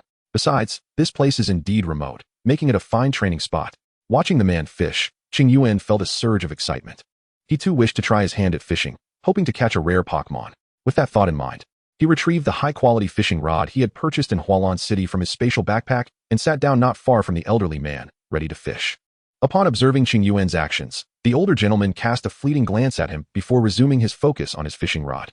Qingyuan affixed the bait provided with his fishing rod onto the hook and promptly cast it into the sea. "TSK, youngster, that is not how you cast a rod." The elder, who had been attentively watching Qingyuan's every move, could no longer contain himself and felt compelled to offer a correction. Initially, judging by Qingyuan's impressive equipment, he had assumed him to be a seasoned angler. Now, however, it became evident that this fellow was a complete novice. Feeling slightly embarrassed by the remark, Qingyuan smiled and admitted, "I've never fished before, so I'm not very adept at it. But I'm just here to have fun. Catching fish is secondary." In response, the elder rose from his seat, taking possession of Qingyuan's rod. "Let me show you how it's done. Pay close attention, for this is not the correct way to cast." Qingyuan obediently settled in place, allowing the elder to demonstrate the casting technique. "Watch closely, young one. The rod should be cast like this." With those words, the bait soared gracefully into the distant waters. The entire process was seamless, akin to a well-choreographed dance. "Bravo. Impressive indeed. Your skills are quite remarkable." Qingyuan applauded enthusiastically, showering the elder with compliments. Observing Qingyuan's unwavering admiration, the elder felt a twinge of bashfulness. He handed the fishing rod back to Qingyuan, speaking casually, "I've cast the bait for you. Now you can fish like this." While superior techniques may yield quicker results, the essence of fishing lies in patience. "Understood, sir," Qingyuan replied earnestly, nodding his head in acknowledgement as he reached for the rod. Just then, the previously tranquil fishing rod suddenly jerked with immense force. The elder instinctively tightened his grip on the rod. "You're in luck, young man. You've hooked a fish already," he exclaimed with astonishment while skillfully reeling in the catch. Qingyuan chuckled and moved aside to grab the net, preparing to assist in landing the fish. "No need for the net, just watch." The elder swiftly halted Qingyuan's efforts. With a deft motion of loosening and pulling on the rod, he soon brought a half-meter-long fierce bass to the surface. Seeing this, Qingyuan instinctively set the net down and gave the elder a thumbs up. "Impressive, sir. You certainly possess considerable strength." The elder chuckled heartily at Qingyuan's praise. "Ha ha. In my youth, I could have effortlessly pulled up a mere half-meter bass like this without breaking a sweat. However, this fish is rather small. It won't suffice for a meal. Otherwise, I would have treated you to my culinary skills today." Displaying keen insight, Qingyuan placed the bucket for the fish in front of the elder. Once the elder removed the hook and placed the fish into the bucket, Qingyuan continued. If the fish isn't enough, we can catch more. After all, there is still ample time before we leave the boat. Upon hearing Qingyuan's words, the uncle chuckled. With my old mate, I lack the confidence. Unless what? Qingyuan, playfully striking the wild bass in the bucket, inquired with curiosity. Unless you permit me to use your fishing rod. It's splendid. A premium piece. With that, the uncle affectionately caressed the rod in his hand. What a trivial matter. Go ahead. I wouldn't know how to fish anyway. Just share some of the fish meat with me later. Unfazed by the remark, Qingyuan nonchalantly replied. Pushing aside the scorpion that had been preparing to strike the wild bass in the bucket, Qingyuan continued. Of course, if you happen to have any rare items to spare, I wouldn't mind. Hearing this, the uncle cast his bait once more, grinning as he retorted. Haha, you rascal, trying to take advantage of me. Just getting a few pieces of fish meat should suffice. Qingyuan, not at all annoyed, rested against the feline companion, watching the uncle fish from the side of the deck. Gurgling sounds emanated from the cat as it purred contentedly under Qingyuan's gentle strokes. Observing this, the scorpion swiftly climbed onto the bucket and delivered a resounding strike to the wild bass. The sound so loud that Qingyuan briefly wondered if the scorpion had cracked the fish's skull open. Chapter 84, The Crab Claw Hammer. Listening to the gentle hum of the cruise ship as it set sail, Qingyuan rose from his repose on the cat and glanced at the bucket brimming with wild bass. He couldn't help but give the uncle a thumbs up. I must say, Uncle, your technique is impressive. Beside him, the scorpion nodded in agreement. Having relished its earlier strike on the wild bass's head, all of this was thanks to the skilled uncle before them. The years weigh heavy. If it were my youth, I could have caught double the fish in this time. The uncle modestly waved his hand in response to Qingyuan's compliment. Qingyuan, however, felt a wave of exasperation wash over him. The uncle's refrain of getting old had become a familiar mantra, often repeated after every exchange. Qingyuan felt as though his ears might develop calluses from hearing it so frequently. What will we do with all these fish? He asked, showing little interest in the uncle's youthful tales, focusing instead on the immediate concern of how to handle the fresh catch. Don't worry, I'll take them to the kitchen shortly and have that fellow Lon prepare a fish soup. Rest assured, you might just get to savor some wild bass meat at dinner. The uncle replied cheerfully, rod in hand, nodding in agreement. Qingyuan was about to lay back down on the cat for a nap when the uncle turned to him and asked, by the way, kid, I still don't know your name after all this time. My name is Qingyuan, hailing from Changpan City. Currently, I'm on a journey to challenge the gyms with my sights set on the quartz conference. Uncle, how can you be so leisurely fishing here? You aren't perhaps a relative of one of the crew members, are you? Upon hearing Qingyuan's words, Taiyan burst into hearty laughter. I remain unchanged in name and title. I am indeed Captain Taiyan of the Iron Shrimp. So, the name of this vessel, the Iron Shrimp, was chosen by you? Qingyuan looked up at Taiyan and inquired. Indeed. What do you think? Isn't it quite imposing? I derived it from my name and that of my companions, taking one character from each. Taiyan turned to Qingyuan, brimming with pride. Hearing this, Qingyuan's mouth twitched slightly. It is indeed quite formidable, but who are your companions? In response to Qingyuan's curious question, Taiyan laughed heartily and tossed out a pokeball. I knew you'd be curious. Come forth, Iron Claw Lobster. A flash of red light illuminated the deck, revealing a lobster of similar height to Qingyuan, adorned with a 5-pointed star atop its head. Kaka, I couldn't find a sound of Iron Claw Lobster, so it gave me this. There's a junior here who wishes to make your acquaintance, Iron Claw Lobster. Taiyan patted the lobster's large pincers and gestured towards Qingyuan. Hello, Iron Claw Lobster. Seeing the lobster glance in his direction, Qingyuan waved to greet it. Kaka, hello. In response, Iron Claw Lobster waved its large pincers back at Qingyuan, signaling its friendliness. Iron Claw Lobster is known for its fierce temperament and propensity for battle, often instigating conflicts and considered a challenging Pokémon to train. It relentlessly swings its massive pincers, tossing other Pokémon from the pond out with ease. When faced with intruders in its territory, it will not hesitate to strike them down. After greeting Iron Claw Lobster, Qingyuan took out his Pokédex to gather information about it. This Pokédex seems somewhat inaccurate. My Iron Claw Lobster is quite well behaved. Upon hearing the electronic voice from the Pokédex, Taiyan immediately retorted, indeed, Iron Claw Lobster is a good child. He then affectionately patted the lobster's head. Kaka, exactly. Feeling a tad embarrassed, Qingyuan tucked away the Pokédex. Unfortunately, I didn't write the entries in the Pokédex. If you have any issues, you should consult Professor Oak. As a mere novice trainer, I cannot make such determinations. Upon hearing this, Taiyan's expression softened slightly, though internally he still grumbled. Clearly, Iron Claw Lobster is a sweetheart. Why label it with such a rough name? As the ship began to set sail, Taiyan packed away his bait. Qingyuan, that fishing rod of yours is quite impressive. Where did you acquire it? While packing up the bait, Taiyan inquired. Qingyuan pondered for a moment, a hint of frustration in his expression. I believe I bought this rod in Hualan City, from a shop owned by someone named Ming Yichuan. I spent over 3 million alliance coins there, and considering Ming Yichuan's reputation, the shop presented it to me. Although I spent little, it seems far from a trifling item. I believe it was a gift from a store in Hualan City when I purchased some props. Ultimately, devoid of any clever words, Qingyuan could only recount the origin of the fishing rod. Since it cost me so little, if you desire it, feel free to take it. Observing Tian's fascination with the fishing rod, Qingyuan waved his hand at him. After all, he had no interest in fishing, and rather than let the rod gather dust, it would be better to gift it to Tian, the fishing master. Upon hearing this, Tian suddenly burst into laughter. You are indeed generous. With the material of this rod, it must be worth at least 200,000 to 300,000 alliance coins. You're giving it to me without a second thought. Qingyuan felt a pang of regret at Tian's words. Had he known the rod was so valuable, he would have refrained from boasting. Nevertheless, he had spoken, and a man of honor must stand by his words. With tears welling in his eyes, he gazed at the rod, valued at 200,000 to 300,000 alliance coins, and waved his hand, exclaiming, "All right." Hearing this, Tian clapped his hands and exclaimed in delight. He set the rod down, approached Qingyuan, and patted his shoulder. You are a true man. However, at my age, I shouldn't take advantage of a young lad like you. Upon hearing this, Qingyuan's eyes lit up. I noticed your scorpion hasn't yet mastered the crab hammer, has it? Indeed, the scorpion hasn't yet learned the crab hammer. How about I have my old partner teach your scorpion the crab hammer? This way, I wouldn't be taking advantage of you. Without hesitation, Qingyuan nodded eagerly. You're right. I would be the one benefiting. You truly are generous. Seeing Qingyuan's obsequious demeanor, Tian snorted. At such a young age, where did you learn this art?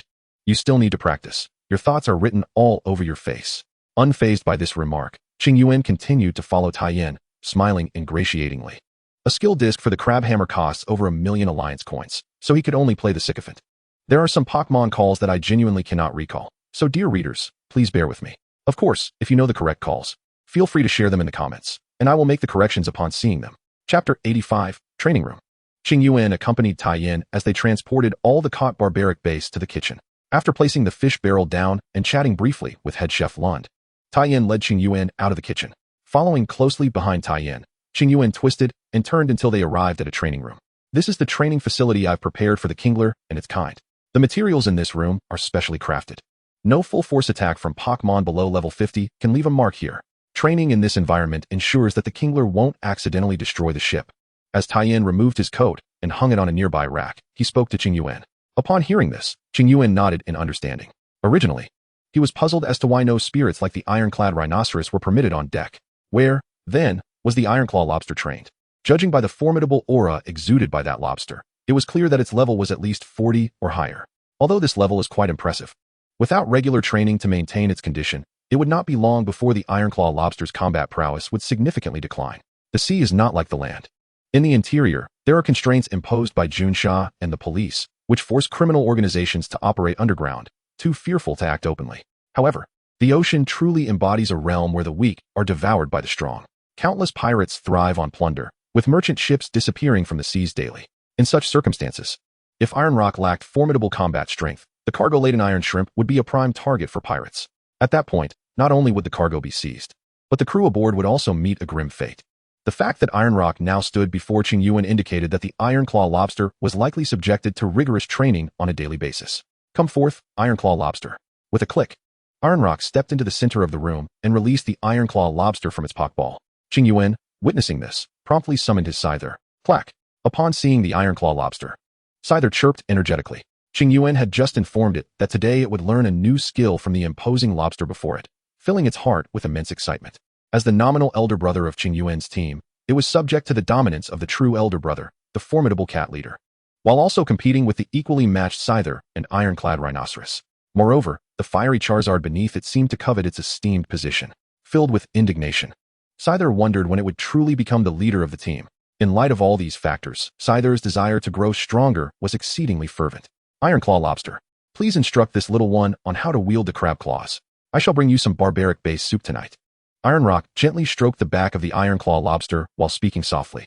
Upon hearing this, the Ironclaw lobster nodded in agreement. Clack! No problem. Noticing the Ironclaw lobster's affirmation, Iron Rock was about to call Scyther over when he saw the lobster pinching his sleeve with its claws. What is it, Ironclaw lobster? Iron Rock inquired, puzzled. Clack! It's time for a star polish. The Ironclaw lobster pointed to the 5-pointed star atop its head, calling out to Iron Rock. Immediately, Iron Rock understood. Please wait a moment. After informing Qingyuan, he rummaged through a drawer and produced a piece of pristine silk. He began to carefully polish the star on the Ironclaw lobster's head. Clack! Sensing Ironrock's actions, the Ironclaw lobster emitted a joyful sound. All done. The little star is shining brightly once again. Looking at the glimmering star on the Ironclaw lobster's head, Ironrock smiled warmly at it. Upon hearing those words, the lobster, with renewed vigor, approached Scorpion, ready to impart the secrets of the crab punch. Observing this, Taiyin pulled Qingyuan aside to watch. After approximately half an hour, witnessing the two sprites' instruction fall into a steady rhythm, Taiyin finally rose and addressed the lobster. Ka-ka. The lobster waved its claws in response, continuing its dedicated teaching of the scorpion's claw hammer technique. Noticing this, Taiyin patted Qingyuan on the shoulder. Let us proceed. The competition is about to commence. Would you care to witness it? Qingyuan, somewhat bewildered, inquired, what competition? As Taiyin donned his outerwear, he replied, the very competition that Xiaoyu mentioned, with the mysterious grand prize. The first round of eliminations begins today at 5 o'clock. Did you not hear? Seeing Qingyuan still in a state of confusion, Taiyin pondered aloud. Could it be that Xiaoyu has been slacking off? Glancing at the time displayed on his Pokédex, Qingyuan realized it was already 4:58. Oh no, I registered for that competition as well. I thought it commenced tomorrow. It's 4:58 now. It starts in 2 minutes. I must hurry, uncle. Scorpion, study well. I shall return for you shortly. With that, Qingyuan dashed at breakneck speed towards the deck. You may not even be in the first round. Why the rush? Focus on your studies and don't be lazy. Once dressed, Taiyin approached the door, offering a few parting words to the lobster and its companions before closing the door and departing from the training room. By the time Qingyuan reached the deck, the clock had struck 5:03, and the first battle had already commenced. Fortunately, he discovered that his match was the third round, granting him a bit of time to familiarize himself with the competition rules. Since the battles were to be held on the cruise ship's deck, there were weight restrictions in place. Any sprite weighing over 50 was prohibited from competing. Furthermore, the use of field-altering abilities and moves that would damage the deck, such as digging, were expressly forbidden. Should any skills, like flamethrower, cause damage to the deck, the trainer would be responsible for the repair costs. This effectively disallowed many fire-type sprites from participating. However, this was understandable, given that the deck was constructed of wood. Sustaining damage from fire-type skills could lead to minor destruction, but a fire could endanger everyone aboard the vessel. To prevent reckless fire-type trainers from causing trouble, the rules did not outright ban fire-types from competing, but the stipulation regarding repair costs served as a deterrent for numerous fire-type trainers. As a frugal individual, upon seeing this regulation, Qingyuan wisely abandoned the notion of entering his Charmeleon into the fray. Chapter 86. The Sinister Hippo. Not long after, approximately 5 to 6 minutes passed, the crew member named Xiaoyu took up the megaphone and called out Qingyuan's name. Upon hearing this, Qingyuan promptly made his way to the command position. A few moments later, Qingyuan's opponent, Xiaoxin, a boy with spiky yellow hair, arrived at the battlefield. In this match, each side could use only one Pokémon. If one Pokémon lost its fighting capability, the opposing side would claim victory. Furthermore, according to the rules of this competition, any Pokémon weighing over 50 would be automatically disqualified. Xiaoyu, standing by the edge of the battlefield with the megaphone, loudly outlined the rules of the contest.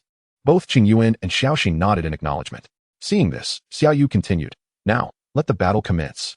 May both contestants release their Pokémon.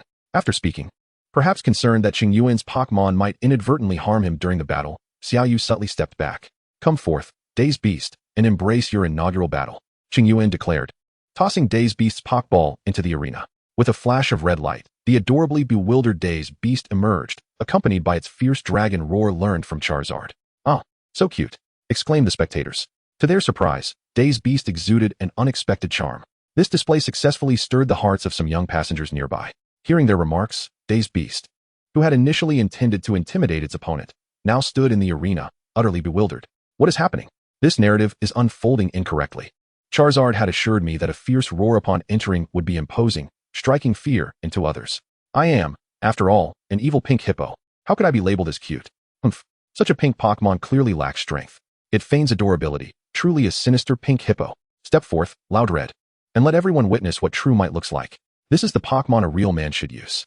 Noticing that the audience's attention had shifted to Daze Beast, Xiaoxin, feeling indignant, threw out his own Pokeball, exclaiming that he would demonstrate what a powerful Pokémon truly was.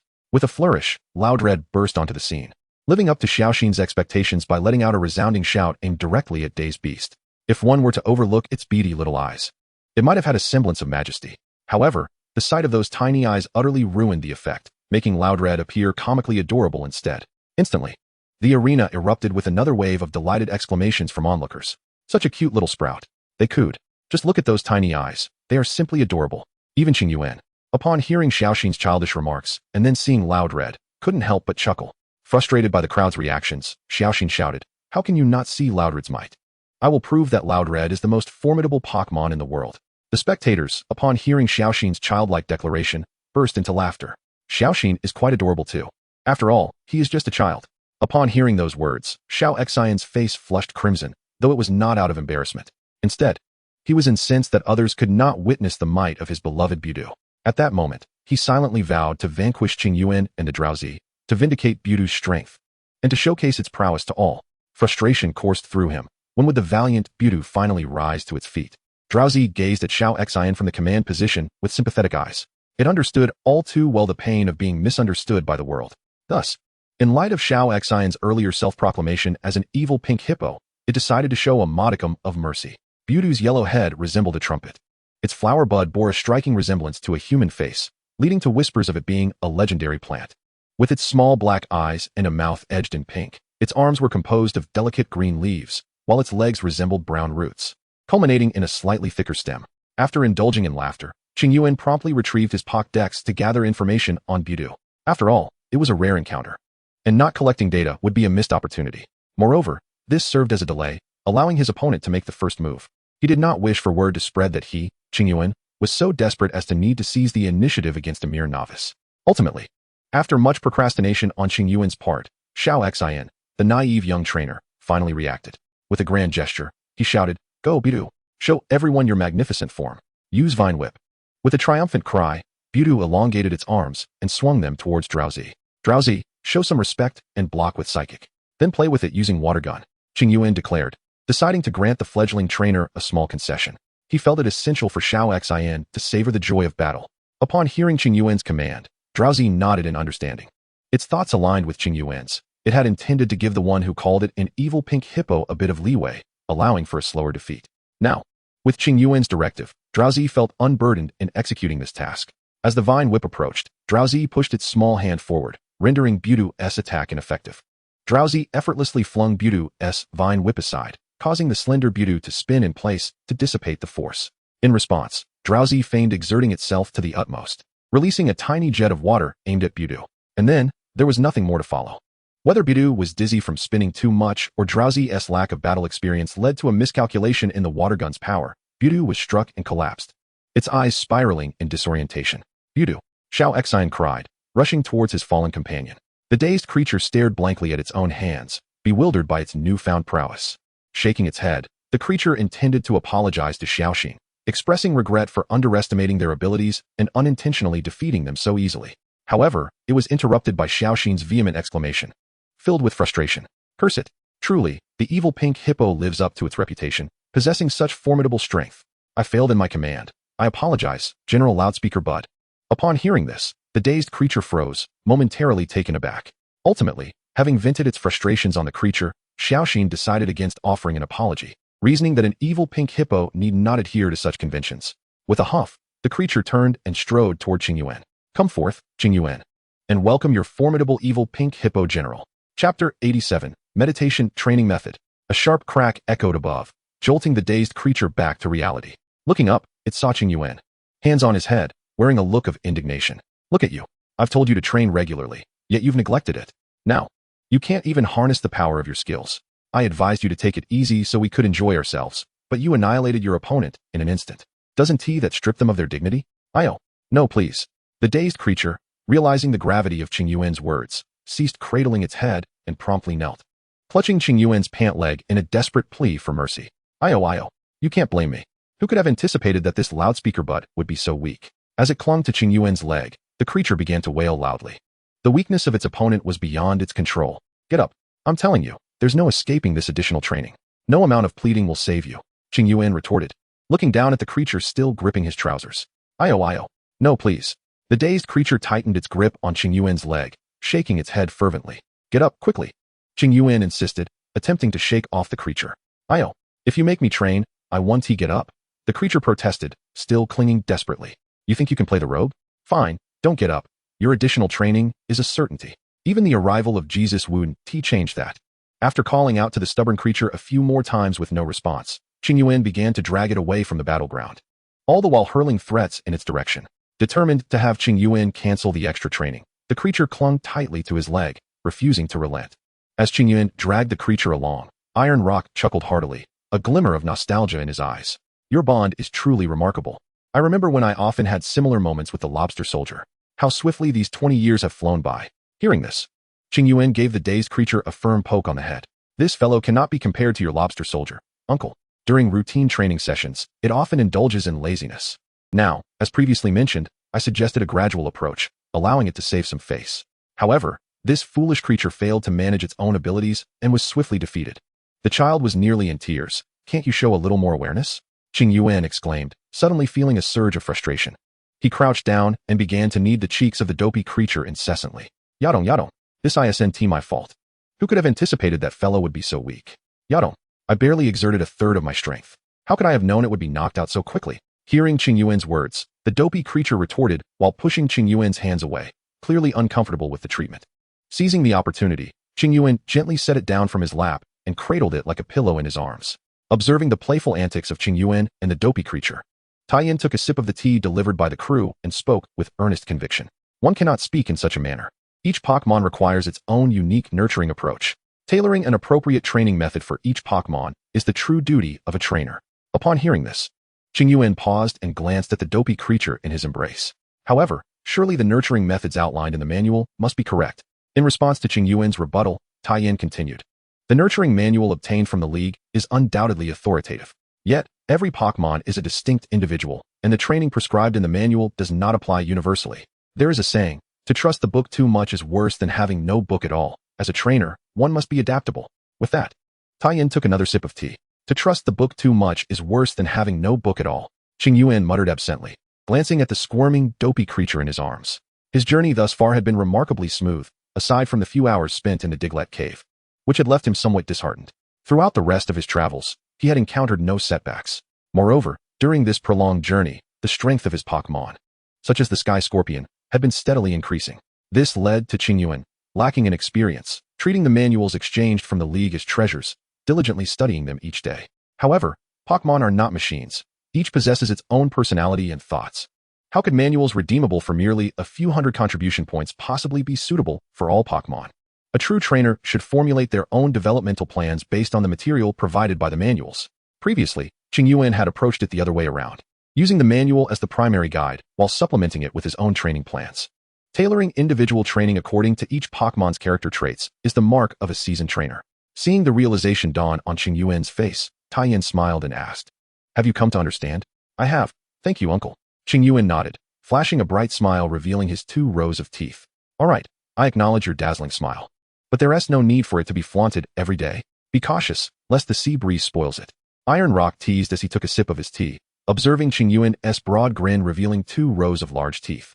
Upon hearing this, Qingyuan's expression shifted dramatically to one of utter disbelief. "Uncle, you truly have a knack for dampening the mood," he retorted with a hint of exasperation. "Haha. No need for flattery, I am well aware." Iron Rock's confidence only deepened Qingyuan's incredulity. Indeed, he was a seasoned veteran, entirely oblivious to the concept of embarrassment. "By the way, after the match, let your little one learn some meditation from my dull hippopotamus," Iron Rock suddenly suggested, eyeing the bewildered Qingyuan. The latter, who had not read extensively, was perplexed as to why the dull hippopotamus would need to learn meditation. The dull hippopotamus, a Pokémon known for its lethargy, typically preferred to remain stationary and gaze into space. If I am not mistaken, it is quite challenging to get your dull hippopotamus to exercise regularly, isn't it? Iron Rock continued. Qingyuan nodded in agreement. Indeed, the dull hippopotamus was notoriously lazy, making it difficult to engage in training.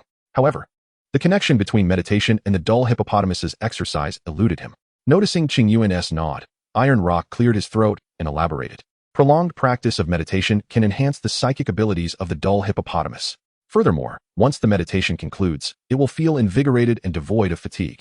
Allowing the dull hippopotamus to meditate in lieu of conventional training will not only prevent it from resisting the regimen, but will also bolster its strength.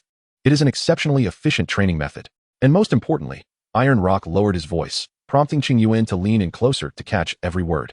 Both the dull hippopotamus and its evolved form, the Hippowdon, possess formidable psychic powers that will serve as a tremendous advantage. This was a strategy that promised enduring benefits. Upon hearing this, Qingyuan's eyes sparkled with enthusiasm. "Please, teach me, sir," he exclaimed, bowing deeply to Iron Rock in excitement. Chapter 88. The Self-Aware Pokémon. Iron Rock regarded the bowing Qingyuan with satisfaction, nodding appreciatively. He recognized Qingyuan's cleverness and was reminded of his own youthful days through the boy's interactions with the dull hippopotamus. It was this realization that prompted him to offer guidance. Observing Qingyuan's respectful demeanor only increased Iron Rock's approval of him. You are quite commendable. But the path of a trainer is a long and arduous one. Continuous learning is the sole way to progress along this journey. Focus on your studies, for there is much yet to learn. Iron Rock advised. After your match, take your dull hippopotamus to the training room. I will have the dull hippopotamus instructed in meditation. With that, Iron Rock turned toward the kitchen. Thank you, uncle. Qingyuan called out, his gratitude ringing loud. Iron Rock merely waved his hand in acknowledgement and continued on his way. After Iron Rock departed, Qingyuan waited for approximately half an hour before the moment for his second match arrived. Go, dull hippopotamus. Fight well. We shall learn a new skill tonight. He declared from the command position of the battlefield, launching his dull hippopotamus into the fray with a spirited shout. Yadong, Qingyuan, you fool. After the dull beast clumsily utilized its psychic abilities to descend from the air, it angrily shouted at Qingyuan. Misunderstanding the intent, Qingyuan believed the dull beast was merely assuring him of its capabilities. Thus, he waved his fist at the dull beast, exclaiming, Go for it, dull beast. You can do it. Oh, you really are a fool. Observing Qingyuan's enthusiastic yet foolish demeanor, the dull beast felt a sense of exasperation and turned its attention to its opponent. In truth, the dull beast had long been aware of Qingyuan's low intelligence, but it had not anticipated it to be quite so abysmally low. He had actually thrown out a Pokémon that could not fly. Had he mistaken it for that imbecile, Scorpy? If it weren't for its ability to levitate using psychic force, it would have certainly been grievously injured from the outset. Oh, a water-type Pokémon. Then it is decided. Seed, defeat it decisively. Qingyuan's opponent, a boy named Xiaokong, shouted nervously upon seeing the dull beast. This scene prompted Qingyuan to exchange a puzzled glance with the dull beast. Had this child not witnessed his previous battle? The Horn Leech had been effortlessly defeated by the dull beast's water gun. Was deploying such a low-level seed truly effective? Eek! Seed, displaying a fearful smile, quivered in trepidation. Do not be afraid. I have calculated accurately. The dull beast is a water-type Pokémon. You are a grass-type Pokémon. It cannot overcome you. Upon witnessing Seedot's cowardice, Xiaokong adjusted his glasses and shouted at Seed. Hearing this, Qingyuan and the dull beast exchanged incredulous expressions. What a boast. Do you even know what you are facing? Have you ever encountered a level 26 dull beast? Your grass-type Seed stands no chance against it. Truly, what a ridiculous boast. Initially, Qingyuan had assumed that the bespectacled Xiaokong was a data-driven trainer fond of collecting statistics. However, seeing his ignorance of the dull beast's previous swift victory over a Horn Leech, Qingyuan wondered what data he had actually collected. Nevertheless, out of a desire to avoid bullying the weak, Qingyuan patiently awaited Xiaokong's attack. Seed, with its large eyes and yellow body adorned with 3 brown stripes, was quite feeble, often dropping from the sky unexpectedly in the early morning. When attacked by a fierce sparrow, it could only desperately wave its leaves to fend off the assailant. It survived solely by consuming the dew collected on the underside of its leaves, reportedly eating nothing else. Aware of its own frailty, it would continuously gather nutrients until its evolution. Indeed, Qingyuan appreciated a Pokémon that possessed self-awareness regarding its own strengths. Come on, Seed. Let us seize the initiative and use Leaf Blade. Xiaokong shouted, cupping his hands in a trumpet shape before his mouth, attempting to bolster Seedot's courage against the dull beast. Qingyuan, upon hearing this, could only display a look of utter disbelief. He had never felt so utterly speechless in his life, while Sunflora displayed a commendable sense of self-awareness. One had to wonder if its trainer possessed any semblance of such insight. Had it not been for my deliberate decision to let you attack first, would you have managed to launch a single offensive move in this battle? I would have simply absorbed the impact. Upon hearing their trainer's words, Sunflora mustered its courage and unleashed 3 blades of green leaves towards the oblivious Snorlax. Witnessing this feeble assault, Qingyuan's expression contorted into one of disbelief. Surely, this Sunflora had already matured beyond its juvenile stage. It couldn't possibly still be in its infancy, dragged into battle by you at such an early point. The damage inflicted by its attack, striking Snorlax, would likely pale in comparison to the blow Qingyuan had previously dealt the creature. Snorlax effortlessly countered with its psychic powers. Though incredulous, one must still play the part. As a commendable trainer of the New Era League, assisting novice trainers is a task every esteemed league trainer relishes. With a gesture from Qingyuan, Snorlax raised a hand, halting Sunflora's blades midair. How infuriating. Such strength. Observing Snorlax's effortless defense, Xiaokong expressed his frustration. Sunflora, we shall emerge victorious. Let us unleash the impact that embodies our bond. Gazing at the stationary Snorlax, Xiaokong shouted once more at Sunflora. With a spirited cry, Sunflora surged forward, radiating a brilliant white light. Qingyuan, intrigued, remarked, So, It is indeed the impact of our bond, is it? Snorlax, evade with your psychic powers. In response to Qingyuan's command, Snorlax's eyes glimmered with a blue light, and in the next instant, the creature soared into the air. Wow, is it possible to utilize psychic powers in such a manner? Incredible. This Snorlax possesses a certain charm. The onlookers gasped in unison at Snorlax's display. Shao Kahn, too, gazed in astonishment at the spectacle before him. Subsequently, Qingyuan indulged Shao Kahn in this charade for another 2 minutes, until Sunflora was left panting from exertion. Only then did Qingyuan instruct Snorlax to conclude the encounter with a water gun, sending Sunflora away. As Shao Kahn rushed towards the weary Sunflora, concern etched on his face. Qingyuan couldn't help but smile wickedly. Youngster, self-awareness is a valuable trait, and bear in mind, grass types do not inherently counter water types. After recalling Snorlax, he inquired of Xiaoyu beside him. Once he confirmed that his matches for the day were complete, Qingyuan made his way towards the training room, eagerly anticipating the moment Snorlax would master meditation. Chapter 89. The Roar of the Evil Dragon, Snorlax. The process of learning meditation proved far less enigmatic than Qingyuan had envisioned. Taixian simply instructed the Hippowdon to teach Snorlax meditation, after which the two pink hippos sat together in tranquil meditation. Qingyuan observed the scene with a perplexed expression, silently questioning, is this truly the correct approach? Is it not necessary for the two Pokémon to communicate with each other in order to teach the Slowpoke the meditation skill? Observing the perplexed expression on Qingyuan's face, Taiyan gently patted his shoulder and reassured him. This technique was learned from the monks at the Hornbud Tower in Jeking City. Just calm your heart and place your focus within. It will undoubtedly enable the Slowpoke to master meditation. After hearing this, Qingyuan nodded thoughtfully and continued to gaze at the Slowpoke. Although the Hornbud Tower was renowned, he remained skeptical about the effectiveness of their methods. Enough staring. The Hippo Pokémon learned meditation in precisely this manner. Come, let us check if the barbaric base soup is ready in the kitchen. With that, Taiyan grasped Qingyuan's arm and led him out of the training room. Hey, not so fast, uncle. Let me watch a little longer. Qingyuan protested, struggling against Taiyan's strong pull. Come now, is it not just sitting cross-legged? What is there to see?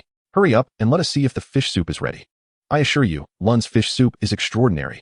You are in for a treat today. Ultimately, unable to break free from Taiyan's grip, Qingyuan relented and followed him out of the training room. However, glancing at Taiyan's arms, which were nearly as thick as his own thigh, Qingyuan silently vowed to master martial arts.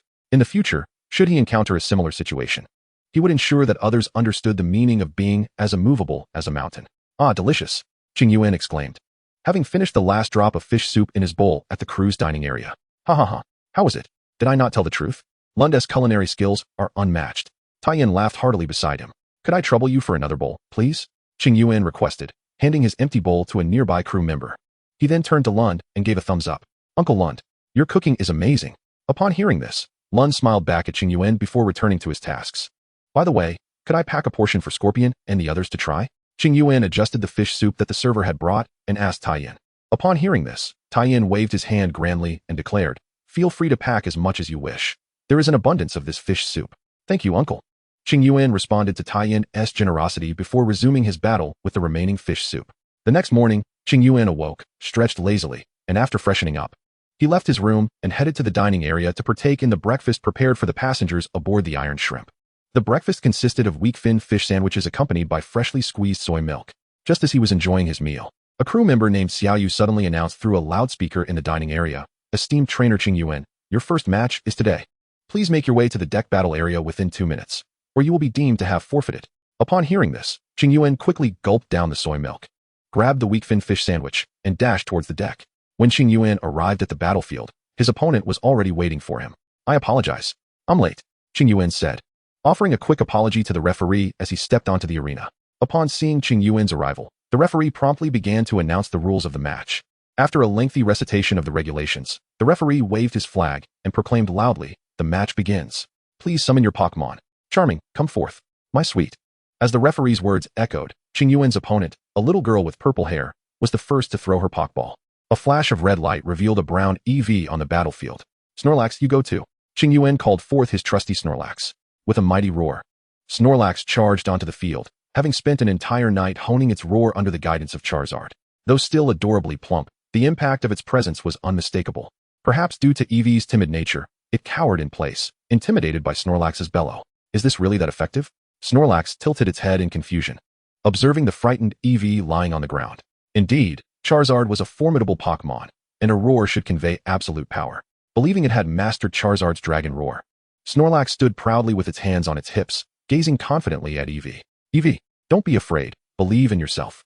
The trainer, a determined girl named Shauna, encouraged her Eevee with unwavering resolve. Just like yesterday, if you show your tenacity, we can surely overcome our opponent. Eevee, resembling a small fox with predominantly brown fur, possessed fluffy cream-colored fur around its neck and tail, which were its defining traits. This rare Pokémon could evolve into various forms, owing to its unstable genetic makeup. Its evolution could be triggered by environmental changes, with certain stones emitting rays that could cause mutations. As Qingyuan observed his charming adversary, he took out his Pokédex to gather information on Eevee. While stalling for time, he silently cheered for the little girl and her Eevee. She possessed the potential to be a great trainer. Her indomitable spirit alone could carry her far along the path of training. Encouraged by Shauna's words, the timid Eevee eventually regained its fighting spirit. It lifted its head from the ground and, trembling, stood up. Then, summoning all its strength, it shouted at Snorlax. Eevee. Snorlax, hands on its hips, found its opponent rather endearing at that moment. Eevee, use quick attack. With renewed determination, Shauna commanded her Eevee with a wave of her hand. Eevee. With a resounding cry, the little Eevee flung its head, unleashing a cascade of shimmering five-pointed stars that hurtled towards the slow-witted Psyduck. Staying true to form, Psyduck employed its psychic powers to deftly evade the attack. Observing this, Qingyuan directed Psyduck with a gesture, encouraging it to take the initiative. Acknowledging the signal with a nod, Psyduck engaged in a playful chase with Eevee. After 2 minutes of spirited play, Psyduck, having had its fill, gazed at the panting Eevee before unleashing a psychic force that sent Eevee out of the grueling battlefield. With Eevee incapacitated, Psyduck emerged victorious, claiming the win for Qingyuan from Pewter City. The referee promptly declared the outcome of the match. Well done, Psyduck. Qingyuan celebrated the moment with a fist bump, lavishing praise upon it. Hearing Qingyuan's words, Psyduck proudly placed its hands on its hips and called out in response. Chapter 90. The Evolution Crisis. After triumphing over Eevee, Qingyuan and Psyduck engaged in 2 more battles that morning, successfully advancing into the top 16 to contend for the championship. During lunch, Qingyuan took the opportunity to check on the Scorpions training diligently in the training room. After careful consideration the previous night, he decided to maximize everyone's time by arranging for all Pokémon, except for Psyduck, who needed to compete, to train under Mr. Ironrock. This way, he wouldn't have to worry about the time that the other Pokémon, like Catboss, might waste while he was busy with competitions. Ironrock, embracing the philosophy that teaching a single Pokémon is akin to teaching a group, readily accepted Qingyuan's proposal. Moreover, to ensure that Qingyuan's Pokémon received ample training, Ironrock arranged for his 2 seasoned companions to assist Catboss and the others in their practice battles. Although Qingyuan suspected that Ironrock might be seeking sparring partners for his own Pokémon, he felt that it wouldn't be detrimental for Catboss to train against higher-level Pokémon. Thus, he happily placed Catboss and the others in the training room, confident that they would undergo a remarkable transformation after several days of rigorous training. Upon entering the training room, Qingyuan was met with an electrifying atmosphere. The Scorpions were engaged in a fierce brawl with the Kingler, utilizing Crabhammer. After a day of practice, the Scorpions had begun to master the move, albeit with some lack of finesse. To help them refine their technique, Kingler devised a method involving mutual practice through combat. Although the Scorpions often bore the brunt of the blows, they seemed to revel in the experience. Meanwhile, Catboss was practicing with a Hippowdon, who skillfully wielded its psychic abilities, thoroughly outmaneuvering Catboss. Charmeleon and Scyther were locked in an intense duel against Ironrock's Frogadier, showcasing the latter's exceptional combat prowess. The 2 little combatants, their eyes aflame with determination, had succumbed to the thrill of battle, adopting an aggressive strategy of attack without defense. The ironclad rhinoceros, however, due to its considerable size, found itself unable to maneuver within the confines of the training room, and thus could only bear weights, diligently enhancing its endurance step by step. The match has concluded. What was the outcome? Victory or defeat? Ironrock inquired. His curiosity piqued as Qingyuan entered through the door. With me in the fray, the odds are decidedly in our favor. Qingyuan responded confidently, patting his chest as if it were a matter of course. You may boast, but should you truly taste defeat, I shall relish seeing how you maintain that bravado. Ironrock dismissed him with a wave of his hand, a look of disdain upon his face. Unperturbed, Qingyuan shrugged and turned his attention to the training of the Scorpions, while Ironrock followed suit, engrossing himself in the training of his own Pokémon. Come on, unleash a fierce attack on its vulnerable spots. The flying mantis is on the verge of collapse. Fire Dragon, what are you waiting for? Qingyuan bellowed, witnessing the apparent lack of coordination between the flying mantis and Fire Dragon as they battled the agile Frogadier. That's the spirit. Deliver a resounding defeat to this little rascal, ensuring he learns his lesson. Ironrock laughed heartily, urging Frogadier to capitalize on its advantage. At long last, the opportunity had arisen. It was imperative to teach a stern lesson. Yet, despite Qingyuan's fervent commands. The disparity of over 20 levels loomed like an insurmountable chasm. The flying mantis and fire dragon were swiftly dispatched by Frogadier with remarkable efficiency. Alas, do not despair. You have performed admirably. Qingyuan sighed, approaching the flying mantis and fire dragon to offer words of comfort. Upon hearing this, both Pokémon lowered their heads in shame. Qingyuan, placing a reassuring hand on their shoulders, consoled them before departing the training room to ascend to the deck. The top 16 competition was about to commence, and he was the second to take the stage, necessitating his early arrival to prepare. It was evident that these were no ordinary competitors, having persevered this far. They either possessed genuine skill or had been favored by remarkable fortune. Regardless, the matches had finally risen above the level of trivial skirmishes. Meow meow. Unleash a flurry of chaotic scratches. Qingyuan observed a somewhat arrogant young contender successfully utilizing meow meow to vanquish a Froakie. Straightening his attire, he approached the battleground with solemnity. His opponent was a boy with blue hair named Xiaoqiu, who commanded a large Shellder. Qingyuan had watched his previous matches and noted the considerable effort he had invested in training that Shellder. The ice shard attack it executed was not only powerful but delivered with astonishing speed. Now, may the contestants release their Pokémon. Go forth, Shellder, and secure our victory in this battle.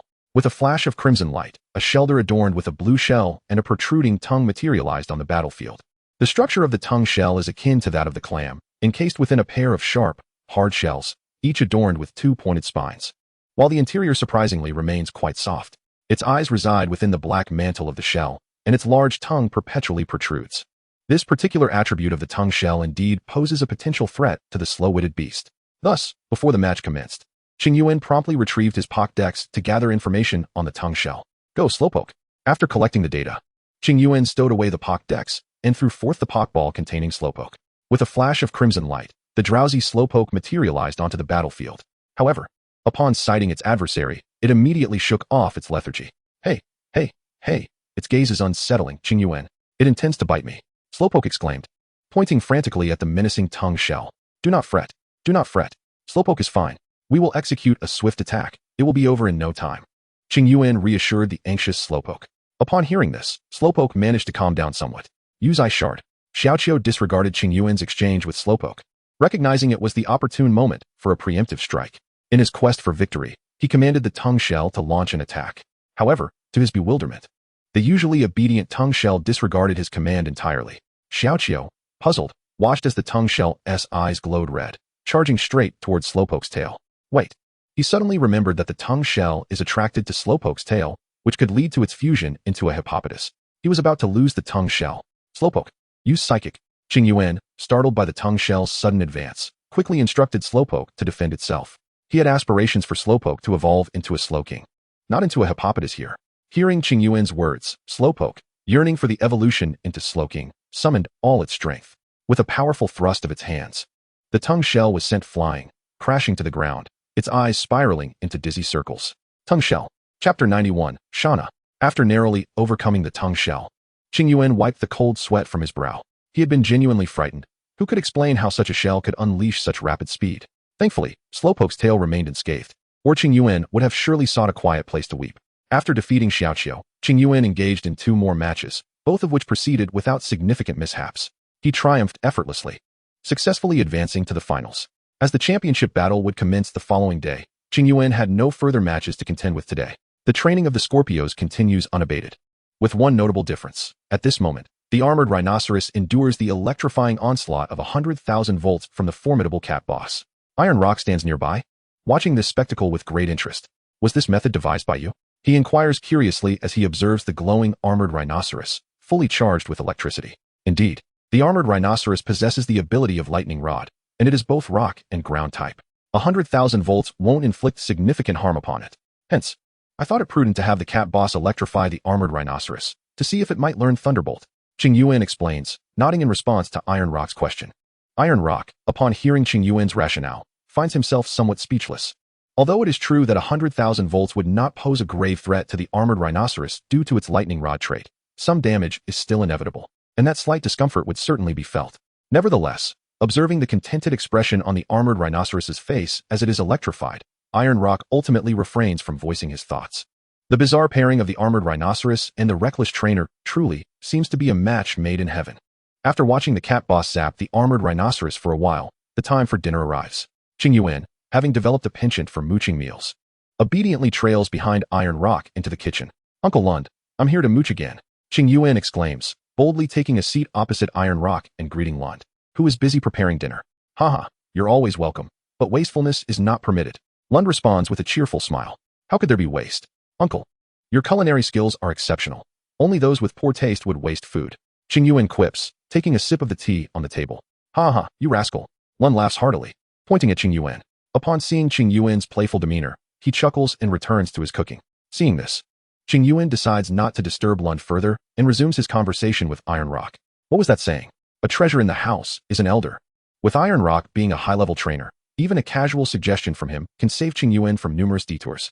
Seizing the opportunity while Iron Rock is in good spirits, Qingyuan presents his high-grade fishing bait, which leads Iron Rock to impart even more knowledge about training. Adhering to the adage that a good memory is inferior to a poor pen, Qingyuan diligently records everything in his notebook. Later, back in his room, Qingyuan sits on his bed, reviewing the notes for another half hour, before finally drifting off to a contented slumber. The following morning, Qingyuan rises early to prepare himself meticulously. Today marks the championship match, and as the contender, he feels it imperative to leave a favorable impression. After dressing, he departs his room and leisurely makes his way to the dining hall. The match is scheduled for 9 o'clock in the morning, granting him ample time to enjoy a hearty breakfast. After selecting 2 weak-fin fish sandwiches and a cup of freshly squeezed soy milk, he prepares to savor his meal. Qingyuan sought a secluded spot and settled down, preparing to enjoy his breakfast while glancing at his notebook. Hello. At that moment, a charming voice resonated nearby. Qingyuan's gaze instinctively turned towards the source of the sound, where he spotted the purple-haired girl, Shauna, whom he had bested the previous day, standing at his table and waving at him. Hello.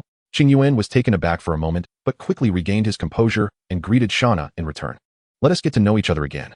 My name is Shauna, hailing from Canas City in the Hoenn region. Shauna smiled brightly as she extended her hand towards Qingyuan. The young girl was indeed quite lovely, particularly with her 2 pristine little canine teeth that shone when she smiled. Qingyuan found himself momentarily captivated by her charming grin. Hello, I am Qingyuan, from Tokiwa City in the Kanto region. Qingyuan wiped his hands, which were stained with salad dressing, with a napkin and stood to shake Shauna's hand. Now we are officially acquainted. Shauna joyfully shook their joined hands. Qingyuan responded with a polite, yet warm smile, gradually releasing her hand. Without any shyness, Shauna plopped down in the seat beside Qingyuan, her face alight with anticipation. Your Psyduck is so adorable. May I give it a hug? Qingyuan glanced at the sardine sandwich on the table. It was breakfast time, so he replied, I apologize, Psyduck. I am agreeable, but you must seek Psyduck's permission. After all, Pokémon are independent beings too. As he spoke in a tone akin to soothing a child, he released Psyduck from its confines. With a flash of red light, the battle-ready Psyduck appeared before Qingyuan and Shauna, striking a pose. Wow, Psyduck, you are so cute. Upon seeing Psyduck, Shauna couldn't help but exclaim. Psyduck, this lovely girl wishes to befriend you. I believe it is important to inquire about your feelings on the matter. Qingyuan pointed at Shauna while addressing Psyduck. Nah, Psyduck retorted. Nay, I am the wicked pink hippo. I cannot befriend such a delightful child. Psyduck, consumed by the thought of being an evil pink hippo, promptly rejected Qingyuan's proposal without a second thought. I shall not concern myself with this. You handle it. I'm off to have breakfast, Qingyuan remarked, casting a knowing glance at Psyduck before turning to Shauna. Psyduck is a bit shy, so perhaps you could engage it in conversation. All right. Shauna responded excitedly and leaped from her chair. As she rushed towards Psyduck, Qingyuan offered Psyduck a look of resignation and continued to enjoy his breakfast, nonchalantly. Oh dear. This sardine sandwich is truly pathetic. Psyduck gazed at its trainer, who had so readily sold it out, revealing a pair of lifeless eyes.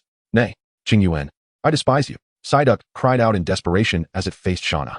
Chapter 92, The Brother Complex of Natsuki and Aki. Oh dear. Oh my, how delightful. Enveloped in the warm embrace of the lovely Shauna, indulging in the energy cubes she fed him, the adorable Daisuke could not help but express his awe. This was precisely the kind of treatment a dashing sprite like him deserved. At that moment, Daisuke was lost in the gentle cocoon of Shauna's affection, entirely oblivious to his previous desperate protests. By the way, Shauna, did you come to the Kanto region alone? Observing Shauna, who was cradling Daisuke and following closely behind him, Aki inquired with a hint of curiosity. No, I came on a trip with my brother, Shauna replied, her head still bent as she playfully teased Daisuke. Upon hearing this, a bead of cold sweat trickled down Aki's forehead. So, where's your brother?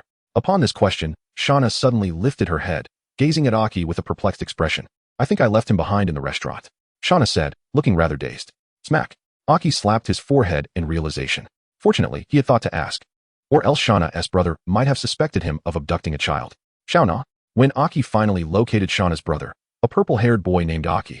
The latter's demeanor was decidedly suspicious as he regarded Aki. His gaze was akin to that of someone who believed a dubious character had spirited away his sister.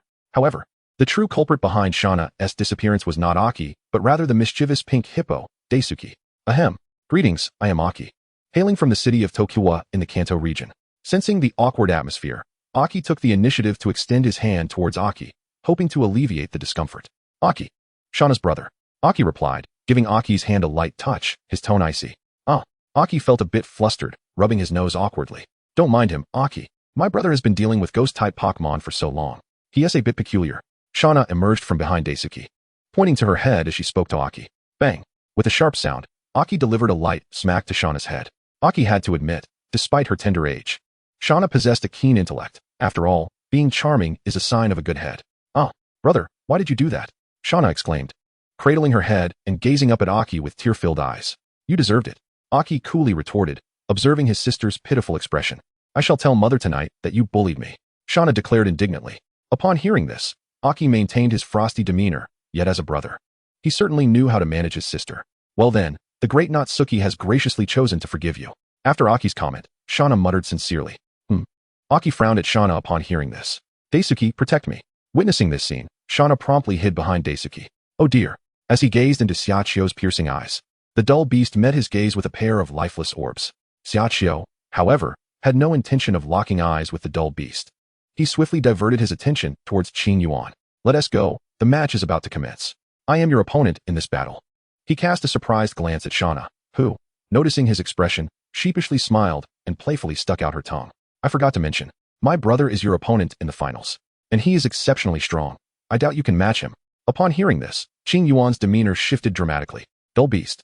Let us move, he exclaimed, abruptly snatching the dull beast from Shauna's grasp. Why are you carrying me? I'm not your brother's match. The dull beast protested. Hey, little dull. Shauna reached out, watching the dull beast being carried away by Qingyuan, her face reflecting utter despair. Awaken now, evil pink hippo. The dull beast nestled against Qingyuan. Although it was not as comfortable as being held by Shauna, it felt compelled to apologize. After all, Qingyuan was its true trainer, and the evil pink hippo was its inherent nature. The moment had come for the evil pink hippo to awaken. Farewell, gentle haven. The dull beast cried resolutely, eyeing the battlefield ahead. With a swift clap, Qingyuan reprimanded the suddenly vocal dull beast. What are you shouting for? You startled me. The dull beast, cradling its head, cast a resentful glance at Qingyuan. I've left my gentle haven for you. And now you want to even let me call out? Now, commencing the championship battle between Qingyuan from the Kanto region's Shijian City and Xiaoqiu from the Hoenn region's Canas City. Each side may utilize only one Pokémon. If one Pokémon is rendered unable to battle, the other side will emerge victorious. Now, please release your Pokémon. The referee, Xiao Yu, stood beside the battlefield, waving a flag and officially announcing the rules of the match. Go, dull beast. Let us achieve victory. Qingyuan shouted, tossing the dull beast into the arena. Awaken. The dull beast, accustomed to Qingyuan's actions, used telekinesis the moment it left his embrace, gracefully floating into the air before landing in the arena with its hands on its hips. Its adorably clumsy stance immediately drew shouts of affection from the surrounding crowd. Even Shauna stood at the sidelines, cheering loudly for the dull beast. Little Dull, you're so adorable. Go, Little Dull, defeat Xiaoqiu the big fool. Initially prepared to retrieve a Pokeball from his waist, Xiaoqiu glanced at Shauna and slowly lifted his hand from his side. He then pulled a Pokeball from his necklace, enlarging it and throwing it into the arena. Come forth in battle, cursed doll. With a cry, the cursed doll emerged, emanating a powerful aura that spread throughout the surroundings. The dull beast, sensing this formidable presence, felt its lifeless eyes suddenly come to life. It was now fixated on the cursed doll, its tail perked up with newfound energy. What on earth, is this a joke? This isn't trivial. Qingyuan gazed at the cursed doll in the arena, a look of utter disbelief etched upon his face. What was the point of this? The power of this cursed doll was undoubtedly at least level 40, with the possibility of reaching level 50. How could a mere 20-something level Pokémon like Dai Beast contend against it? Dai Beast, do not lose heart. Facing our fears is our guiding principle. Use Psychic. Faced with such a formidable foe, Qingyuan resolved to give it his all. The Scorpions had already faced the pressure of high-level Pokémon. Now it was Dai Beast's turn. Upon hearing Qingyuan's encouragement, Dai Beast regained its confidence, its eyes glowing with a blue light as it charged at the cursed doll. Shadow Ball. At this, Xiaoqiu, with her hands in her pockets and a frigid tone, shouted. A shadow ball, larger than a basketball, was hurled at Dai Beast. Realizing the imminent threat, Dai Beast hastily summoned all its strength to defend itself. Bang! Dai Beast fell, rendered incapable of battle, and the cursed doll emerged victorious. Xiao Yu's voice rang out from the sidelines, timely and reassuring. You did excellently, Dai Beast. Hearing this, Qingyuan stored his Dai Beast, now with eyes resembling circles, back into its Pokeball. He then mimicked Dai Beast, casting a fierce glare at Xiao. Come on, can't handle it, you diehard sister complex. Was it really necessary to unleash such a powerful move just because your sister gave Dai Beast a little encouragement? After this encounter, Qingyuan mentally noted to never provoke those with sister complexes again. They were all a bunch of players who couldn't handle the heat. As the winter solstice approached, Xiao Yu took this opportunity to wish all the esteemed readers a joyous winter solstice in advance. Don't forget to eat dumplings tomorrow, or beware of chilly ears during winter. Chapter 93, The Proper Use of Ghost-type Pokémon. The cursed doll resembled an ordinary puppet with a zippered mouth, once a pitiful toy discarded and forgotten. The energy of the curse seeped into the cotton stuffing of the forsaken doll, and the intense resentment transformed it into a Pokémon. It made the landfill its habitat, and could often be found lurking in dim alleyways. With one hand clutching the Pokeball of Dai Beast, and the other holding the Pokédex, Qingyuan observed as the information about the cursed doll was recorded. A smile finally graced his lips. The cursed doll was a rare find, marking this venture as a success. Having become quite familiar with Taishian, Qingyuan was already aware of the rewards for the champions. Since this battle was merely for amusement, the rewards were not particularly grand. The champion's prize was a large pearl discovered by the Ironclaw lobster during a dive, valued at approximately 10,000 Alliance coins. The runner-up received a small golden pearl, worth around 5,000 Alliance coins, while the third place was awarded a small pearl, valued at about 3,000 Alliance coins. Furthermore, the top 3 competitors were exempted from the voyage fees, effectively enjoying a complimentary cruise while pocketing several thousand Alliance coins. After putting away the Pokédex, Qingyuan shot a fierce glare at Xiao, this player who couldn't handle the pressure. Brother Qingyuan, how is little Dai doing? Shauna hurried over to Qingyuan, her concern evident. Upon hearing those words, Qingyuan halted his steps, momentarily taken aback by the sight of Shauna rushing towards him. After a brief pause, he shook his head and reassured her. The dull beast is fine. This fellow can take a beating. I'll take it to the ship's medical room for treatment. These minor injuries will heal swiftly. Upon hearing this, the tension in Shauna's anxious face finally began to dissipate. Then I shall accompany you, Brother Qingyuan, she declared. Qingyuan, noticing the increasingly cold demeanor of Xiao, felt a mischievous delight rise within him. Very well, then you may join me. Should I inform your brother? He inquired. No need. He will come over on his own soon. Shauna shook her head and followed closely behind Qingyuan as they made their way to the medical room aboard the ship. Meanwhile, Xiao, who had initially felt uncertain about his actions, found his expression darken upon witnessing this scene. I had been too lenient earlier, he muttered to himself before hastily pursuing Qingyuan and Shauna. He certainly could not allow Shauna to follow Qingyuan alone. As they journeyed to the medical room, they passed by the dining area, where Qingyuan seized the opportunity to grab a few ice pops, handing one to Shauna. After entrusting the dull beast to the care of the medical staff, Qingyuan and Shauna settled down in the treatment room, enjoying their ice pops as they awaited further developments. When Xiao finally squeezed through the crowd, drenched in sweat, and arrived at the treatment room, his already frigid expression grew even more frigid. It was as if a bucket of icy water had been splashed upon his face, causing the very essence of frost to settle upon him. Observing Xiao's glacial demeanor, Qingyuan offered him an unopened ice pop from his pocket. Here, have an ice pop to cool off. It's not worth getting worked up over. He jested. No need for that, and your mouth is quite foul. Xiao retorted coldly, swiftly countering Qingyuan's playful banter. Qingyuan, undeterred by the response, handed the unwrapped ice pop to Shauna and proceeded to unwrap and enjoy one for himself. On a sweltering summer day, having just completed a battle, relishing an ice pop was an unparalleled delight. Of course, the experience would be even more gratifying if the confrontation had not ended in a swift defeat, but rather had been a hard-fought duel where one barely lost. Shauna cheerfully accepted the ice pop from Qingyuan and began to savor it.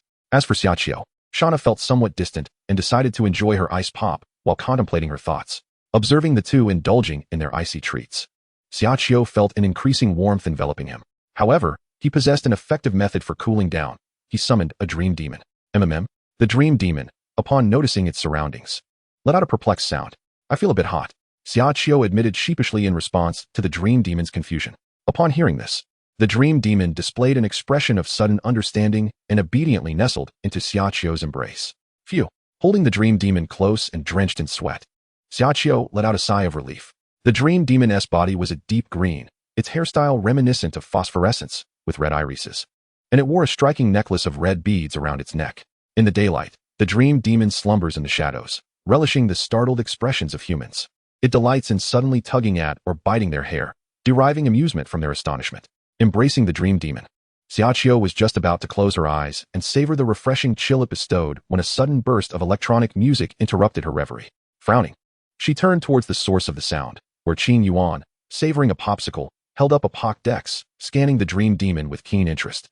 Noticing Xiaoqiu's gaze, Qingyuan waved the device, remarking on the rustic charm of someone unfamiliar with ghost-type Pokémon. "It's quite fascinating," he said with a smile directed at her.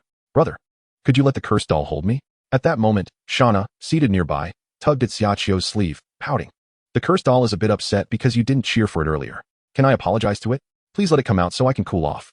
Hearing her plea, Xiaoqiu felt compelled to comply, and after negotiating a series of agreements that stipulated the doll could not stray from her sight, she finally released the cursed doll, allowing it to carry Shauna aside to cool down. Meanwhile, Qingyuan continued to enjoy his popsicle, observing the unfolding scene. Qingyuan, I apologize for being a bit overzealous during our battle earlier." Xiaoqiu suddenly offered her apology. "This is the large pearl awarded for the championship. Consider it compensation for the injury to your Slowpoke." "There's no need for that," Qingyuan replied, waving his hands dismissively. "It was simply a matter of skill disparity. There's nothing to apologize for. Besides, Slowpoke is not severely injured, so such an extravagant compensation is unnecessary."